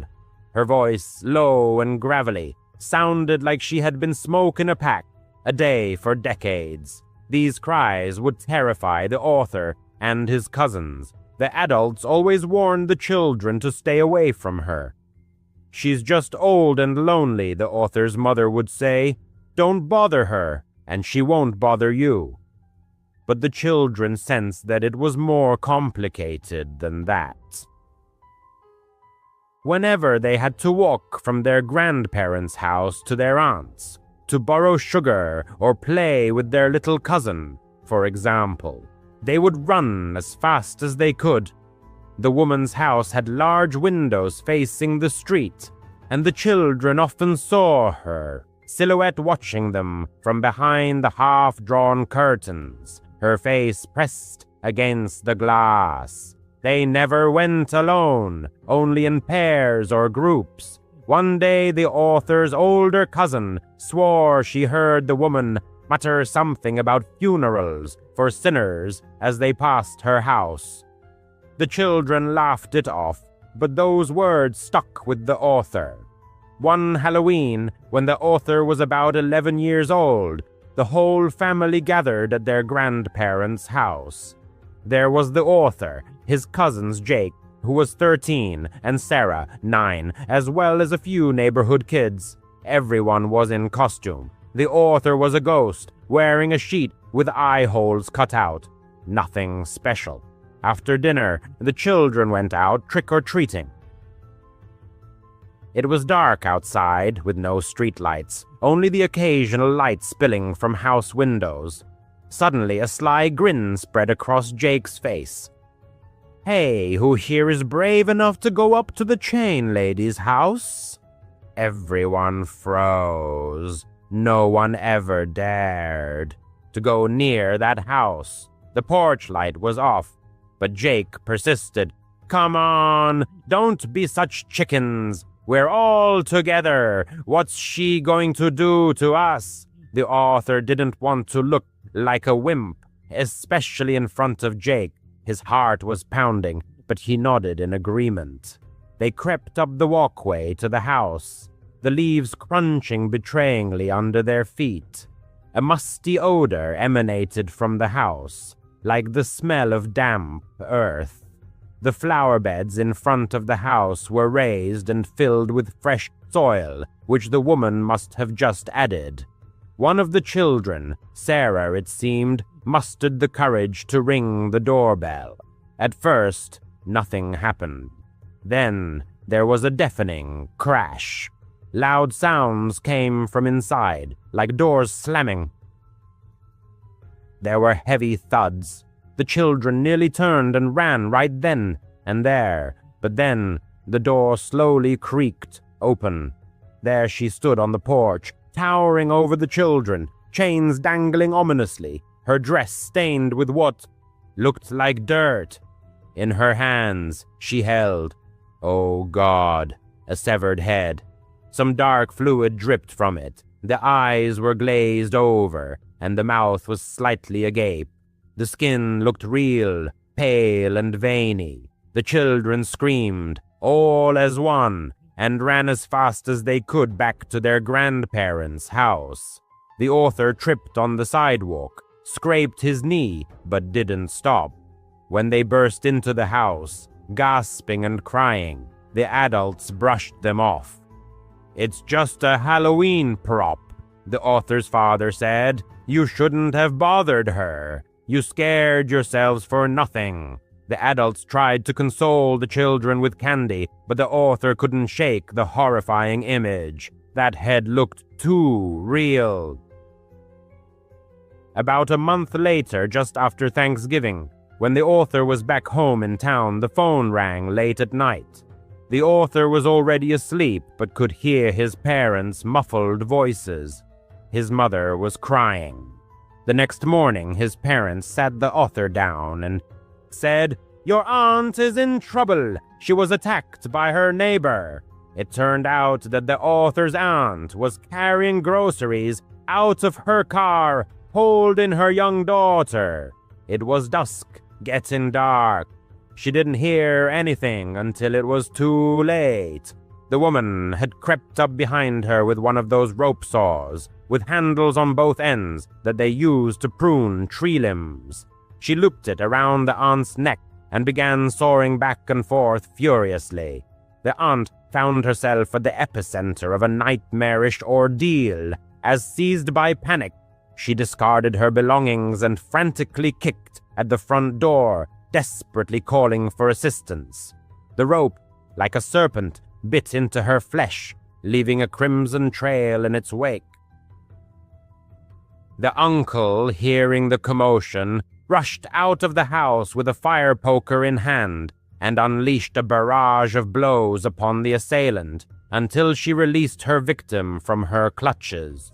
Responding police officers and paramedics provided necessary aid. The aunt was rushed to the hospital, where doctors determined that she had sustained a deep laceration on her neck, requiring stitches and surgical intervention. Fortunately, the aunt survived, but the memory of this horrific event remained in the form of a long, unsightly scar stretching from ear to ear. To conceal this mark, she often resorts to wearing scarves. However, this was only the beginning of the nightmare. The police arrested the perpetrator and searched her residence, where they discovered something unimaginable. It turned out that the woman had been digging tunnels under her house for years. These weren't just holes, but actual underground labyrinths, reinforced with wooden beams like old mines.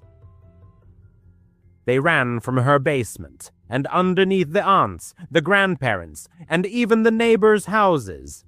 That's why she was always digging in her garden, carrying out buckets of dirt at night and hiding it in the raised flower beds. The gardens were overflowing with soil, but no one paid any attention. In the tunnels, the police found a gruesome shrine, a dirt-filled room lit with melted candles, with religious symbols and inverted crosses scratched into the walls, and strange drawings of devils.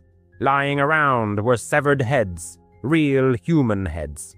3 of them had been somehow preserved, placed in jars or wrapped in plastic. According to the police, they belonged to missing persons, drifters, or hitchhikers that the woman had picked up over the years. For decades, she had been living in her own deranged world, without family or friends, surrounded only by her chains and her secrets. It turned out that the head from Halloween wasn't just a prop, but a real head, possibly quite fresh. The police identified it as belonging to a man who had gone missing a week prior. If the aunt had stayed out there, she might have been next. After these events, the house was torn down and the tunnels were filled in. The aunt and uncle couldn't stay there anymore and moved away. The grandparents stayed, but put up fences around their house. The narrator doesn't visit them often, but sometimes at night. He remembers the woman watching from the windows, and he wonders how many other creepy neighbors are hiding their tunnels, and something even more horrifying. This story makes one wonder who lives next door. En use. Several months ago, the author of this account was returning home from his sister's place. It was an ordinary Tuesday, approaching midnight. The highway seemed deserted, with only the headlights cutting through the darkness and the yellow lane markings flashing beneath the car's wheels. Fatigue was setting in, but the driver remained vigilant. To avoid falling asleep at the wheel, the radio was kept at a low volume. About 60 kilometers from the city, a turnoff onto a small dirt road leading into agricultural fields caught his eye. The GPS promised to save about 10 minutes, so the author turned off the highway. The road was narrow and plunged into impenetrable darkness. Tall cornstalks loomed on both sides, and the asphalt glistened from recent rain. The speed was reduced to 80 kilometers per hour to avoid colliding with a deer suddenly darting out. After 10 minutes, headlights appeared in the distance, revealing a car parked on the shoulder. Hazard lights blinked weakly against the backdrop of the cornfields. A woman in a light jacket stood near the trunk, waving both arms frantically. Her face was obscured by wind-blown hair. The author slowed down and carefully approached. When he was about 12 meters from the woman, she stepped onto the road, continuing to wave her arms energetically. At that moment, the headlights illuminated the rear of her car from a better angle. A man was crouched behind the bumper, almost completely hidden by tall grass. He wasn't changing a tire. He was watching the road intently. Instinct immediately signaled that something was wrong. Why hide if you need help? Flashed through his mind. Gripping the steering wheel tighter, the author maintained his speed and moved closer to the center line to increase the distance as he passed. The woman stepped back toward the shoulder, continuing to wave, but not as desperately as if she were acting. His gaze darted back to the man. He turned his head toward the approaching car, his left hand resting on the trunk, his legs poised to jump. A cold shiver ran through his body, and his self-preservation instinct kicked in. His foot moved from the brake to the accelerator. The engine roared louder. Maintaining a calm expression, the author looked straight ahead, pretending not to notice anything. As he passed, he saw the man's shoulders tense. He seemed ready to pounce, but something held him back. After driving about 15 meters, the author heard gravel spraying from under the tires and a woman's scream, the words of which he couldn't make out. Looking in the rear-view mirror, the author saw both strangers jump into their car. The hazard lights went off, and the headlights came on. The engine roared. The accelerator was pressed to the floor. The car wasn't exactly known for its speed, but on the straight road, it felt like a rocket. The speedometer needle crept up, passing 110 and 130 kilometers per hour. The pursuers swerved sharply onto the road, tires squealing. Their headlights were closing in the rear-view mirror. His gaze fell on the phone lying on the seat. No signal. The dirt road was too far from civilization. Calling for help wasn't possible yet. He needed to get back to the highway. The author tried to calm down and take action.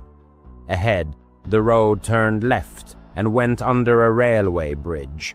For a moment, the headlights were turned off to make the pursuers lose sight of their target on the turn, a risky maneuver. Darkness engulfed the road, but just before the bridge wall, the headlights were turned back on.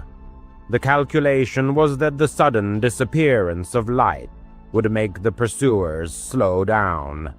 In the rearview mirror, the pursuers' headlights wavered, then stabilized, continuing to close in relentlessly. They were only a few car lengths behind. His heart was pounding, and a metallic taste filled his mouth. Looking for a lit driveway or farmhouse, all he could see were tall cornstalks and a black sky. After the bridge, the road straightened out for 1.5 kilometers. The accelerator was pressed to the floor again. The engine howled. The distance between the cars increased, perhaps to 10 car lengths. Soon a green highway sign appeared. Exit to I-87 in 3 kilometers. Relief filled his soul. The presence of traffic and light might scare off the pursuers, but something else caught his attention. To the right, there was a dirt road used for agricultural equipment, the entrance to which was hidden by tall cornstalks. The author blinked, deciding that the road was only visible at close range. A sharp brake and a turn toward the cornfield could hide the brake lights. A glance in the rear-view mirror. The pursuers were holding the center of the road, preparing for a straight chase.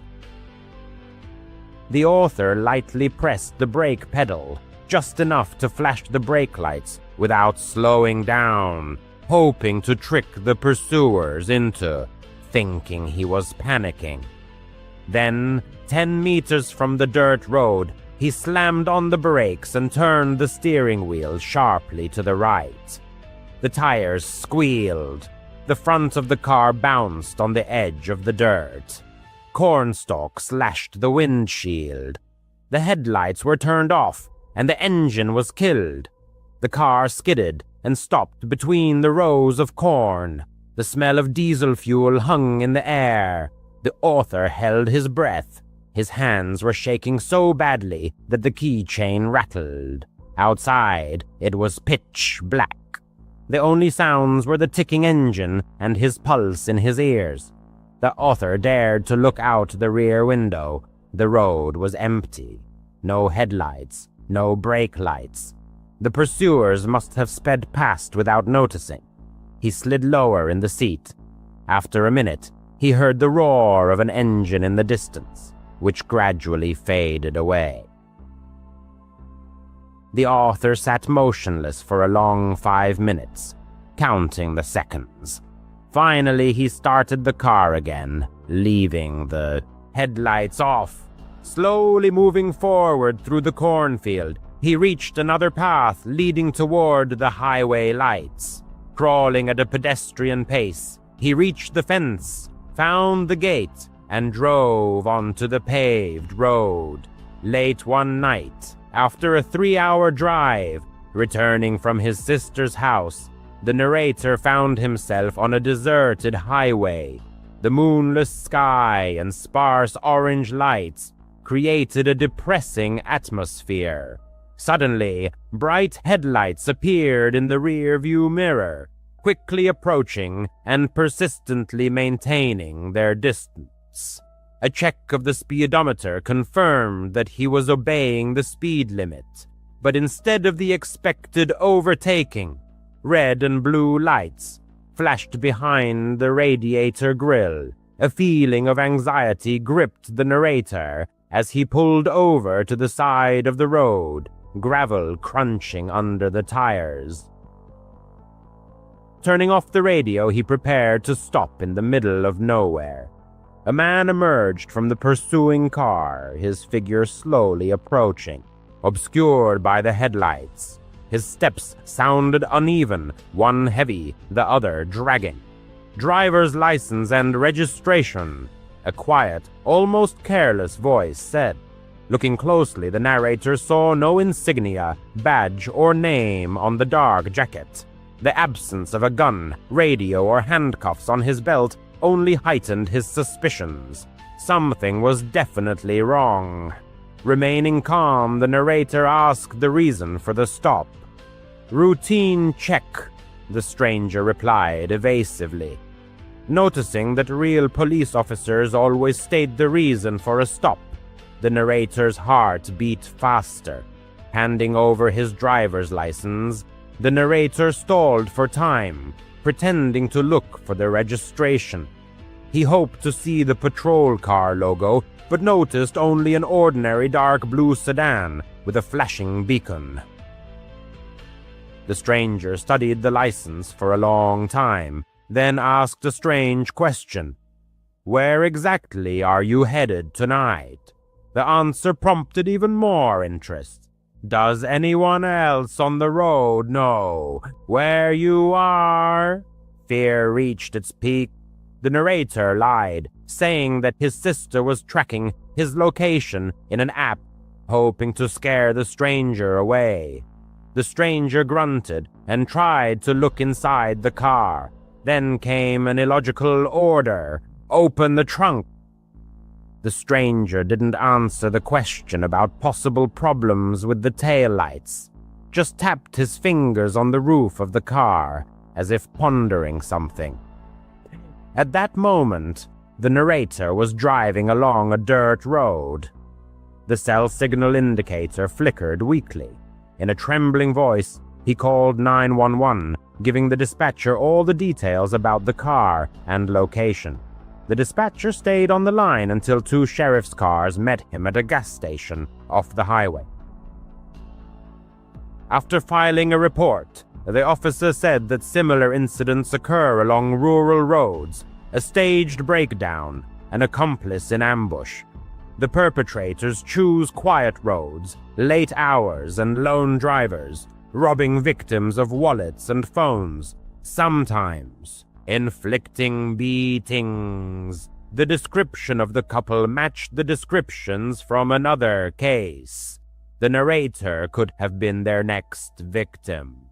Arriving home at 3 a.m., he carefully checked all the locks and listened to the silence. The next day, detectives reported that the same car had passed through a toll road camera heading south shortly after the call, but the plate was stolen. The search continued. Since then, the narrator avoids dirt roads at night, preferring safety to saving time. When he sees a stranded driver, he calls for help, but never stops himself. The moment when the woman stepped back and the man's eyes met his is forever etched in his memory. What could have happened if he had stopped and offered help? That question haunts him on night drives, making him vigilant when the road is empty and lit only by his headlights. He seemed to be pondering something. I realized I needed to leave immediately, but hitting the gas so close to him seemed too dangerous. So I decided to buy some time. "I can't find the trunk release button," I said, pretending to look for it on the console. He stepped back slightly, shining his flashlight on the passenger seat, giving me a slight advantage. Instantly rolling up the window and shifting into gear, I was ready to go. He slapped his hand on the glass, but I sped off. Gravel sprayed from under the tires as I shot out onto the highway. My pulse was pounding in my temples, and the steering wheel was shaking in my hands, which were numb with tension. In the rear-view mirror, I saw the headlights of a suspiciously similar car turn around and come after me. He was chasing me, but the flashing lights remained off. The distance between us was closing rapidly. I increased my speed to 130, then to 145 kilometers per hour. I knew there was a small 24-hour gas station with security cameras and possibly a night attendant at the next exit. My cell phone was on the passenger seat. Holding the steering wheel with one hand, I grabbed it and dialed 911. The operator answered, and I frantically reported my location, speed, and being chased by an unknown person impersonating a law enforcement officer. The operator advised me to continue driving toward a lighted area, stay on the line, and not stop until real police arrived. Suddenly, the sedan chasing me slowed down. Its headlights receded, flickered, and disappeared as it turned onto a dirt road. I didn't feel relieved until I saw the bright lights of the gas station ahead. Pulling up to it, I parked near the glass entrance doors and locked myself in the car, waiting for help to arrive. Within minutes, 2 sheriff's cars arrived with their sirens off, but their lights flashing. The real police officers took my statement, examined the tire tracks, and the shoulder where I had been stopped. They said there had been 3 similar reports from that same stretch of highway in the past month. Always late at night, always from lone drivers. The perpetrator had never harmed anyone, but all the victims described the same strange questions and a jacket without any identifying marks. I sat on the curb, unable to stop my hands from shaking, while the police searched the area for the fake car. Returning an hour later empty-handed, they gave me a case number and said they would increase patrols in that area of the highway. They thanked me for calling in time, which had prevented a possible search of my car. Finally, around 2:30 a.m., I got back on the road. The rest of the drive seemed 5 times longer. Every time headlights appeared in the rearview mirror, I felt a painful clenching inside, but I made it home safely at dawn. 2 days later, a detective called me and said that the abandoned sedan had been found in a field near the same highway. Inside were a magnetic flashing light, a dark jacket, and a tablet with the times and locations, presumably a schedule of planned stops. None of the fingerprints matched anything in the system, and the suspect remained at large. He might never be caught. For weeks, I replayed the incident over and over in my head. If I had opened the door, the trunk, or gotten out of the car, the consequences could have been unpredictable. I replaced the old camera in my car with a new one and installed a rear-view camera.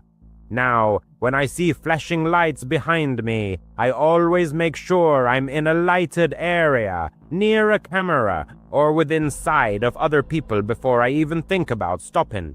I share this story with friends when the subject of driving comes up. Most of them laugh nervously, assuring me that it would never happen to them. I hope they're right.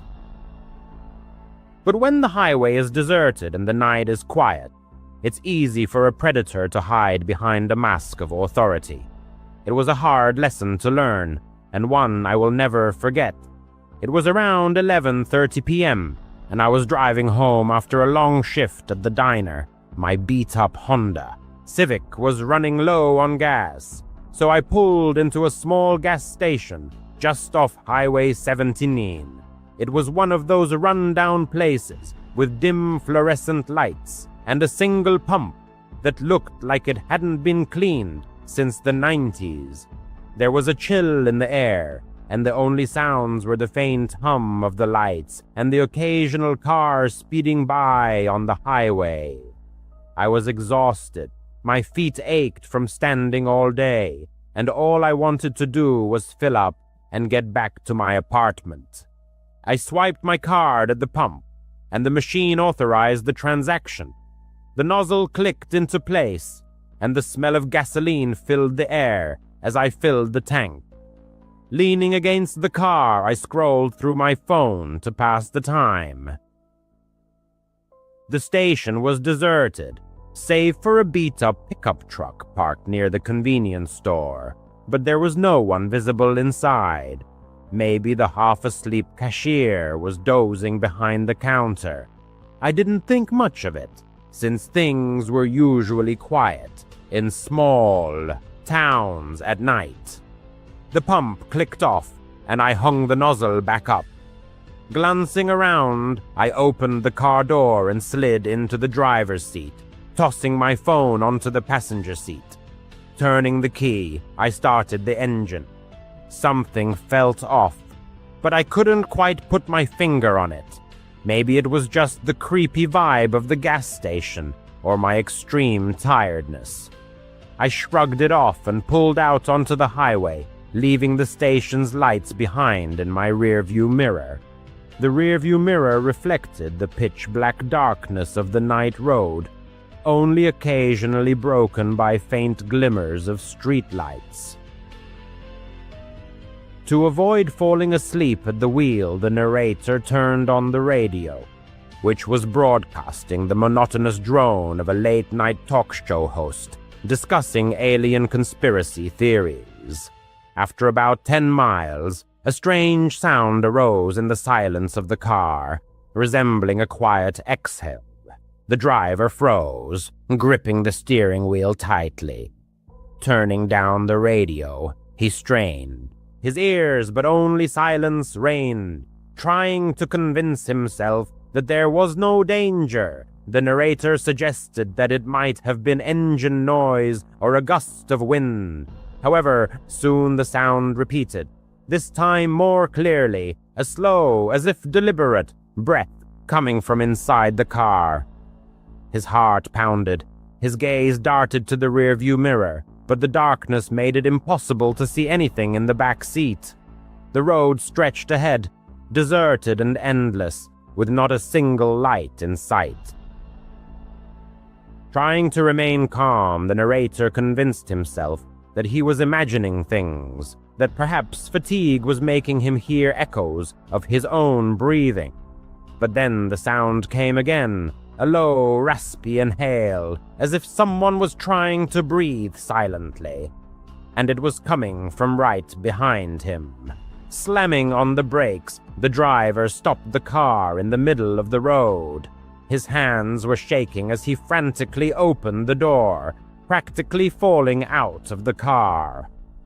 Without hesitation, he rushed to the side of the road, his sneakers crunching on the gravel. Turning around, he saw his car illuminated by a dim light from inside. No one was visible in the back seat, but he had no desire to approach. Suddenly, there was a rustling sound. The rear passenger side door swung open, and a figure slipped out. It was a tall, lean man dressed in a dark, hooded sweatshirt. Without looking back, he ran across the road and disappeared into the dense forest that stretched along the highway. The trees swallowed him up instantly, and only the sound of breaking branches disturbed the night's silence. Frozen in place, the narrator felt his heart pounding wildly. His phone was still in the car on the passenger seat. He didn't want to go back there, but there was no other choice than to stay on the deserted road. Taking a tentative step forward, then another, he kept his eyes fixed on the car. The back seat seemed empty, but it wasn't worth the risk. Grabbing a stick from the side of the road, not the most reliable weapon, but better than nothing, the narrator, holding it like a bat, cautiously approached the car. The interior light was still on, illuminating a bag on the floor and the phone on the seat. Leaning in, with tension throughout his body, he checked the back seat. Empty, just a sports bag and an old blanket. Grabbing the phone, the narrator retreated, his trembling fingers dialing 911. The operator answered in a calm and professional voice. The narrator tried to explain what had happened, the words tumbling out in disarray. Someone was in my car. He was in the back seat and ran into the woods, he said in a trembling voice. After giving his location, he heard that a patrol car was already on its way. While waiting for the police to arrive, the narrator stood by the road, clutching his phone and looking back at the car and the woods. Every rustle of leaves made him jump, the darkest thoughts running through his head. How long had he been there? Was he waiting for someone like him at the gas station? The thought made him feel sick. The narrator imagined the stranger slipping into the car while he was pumping gas, hiding in the shadows of the back seat. Finally, after about 20 minutes, the police arrived. A man and a woman, exiting the car, approached the narrator, who had to repeat the whole story. The gas station, the breathing, the man running into the woods. After examining the car, shining flashlights into every corner, the female police officer found a small pocket knife under the blanket. It didn't belong to the narrator. "We'll take it as evidence," she said, bagging the knife. Unfortunately, due to the darkness and the speed of what happened, the narrator couldn't remember the stranger's face. The police officer tried to search the woods, but soon returned, saying that it would be impossible to find him in the dark, offering to escort the narrator home. The police received his consent. All the way, the narrator kept looking in the mirrors, afraid to see someone in the back seat. Arriving at his apartment, he locked the door and propped it up with a chair. The night passed without sleep, every creak and every shadow making him jump. The next day, calling the police, the narrator learned that the perpetrator had not been found.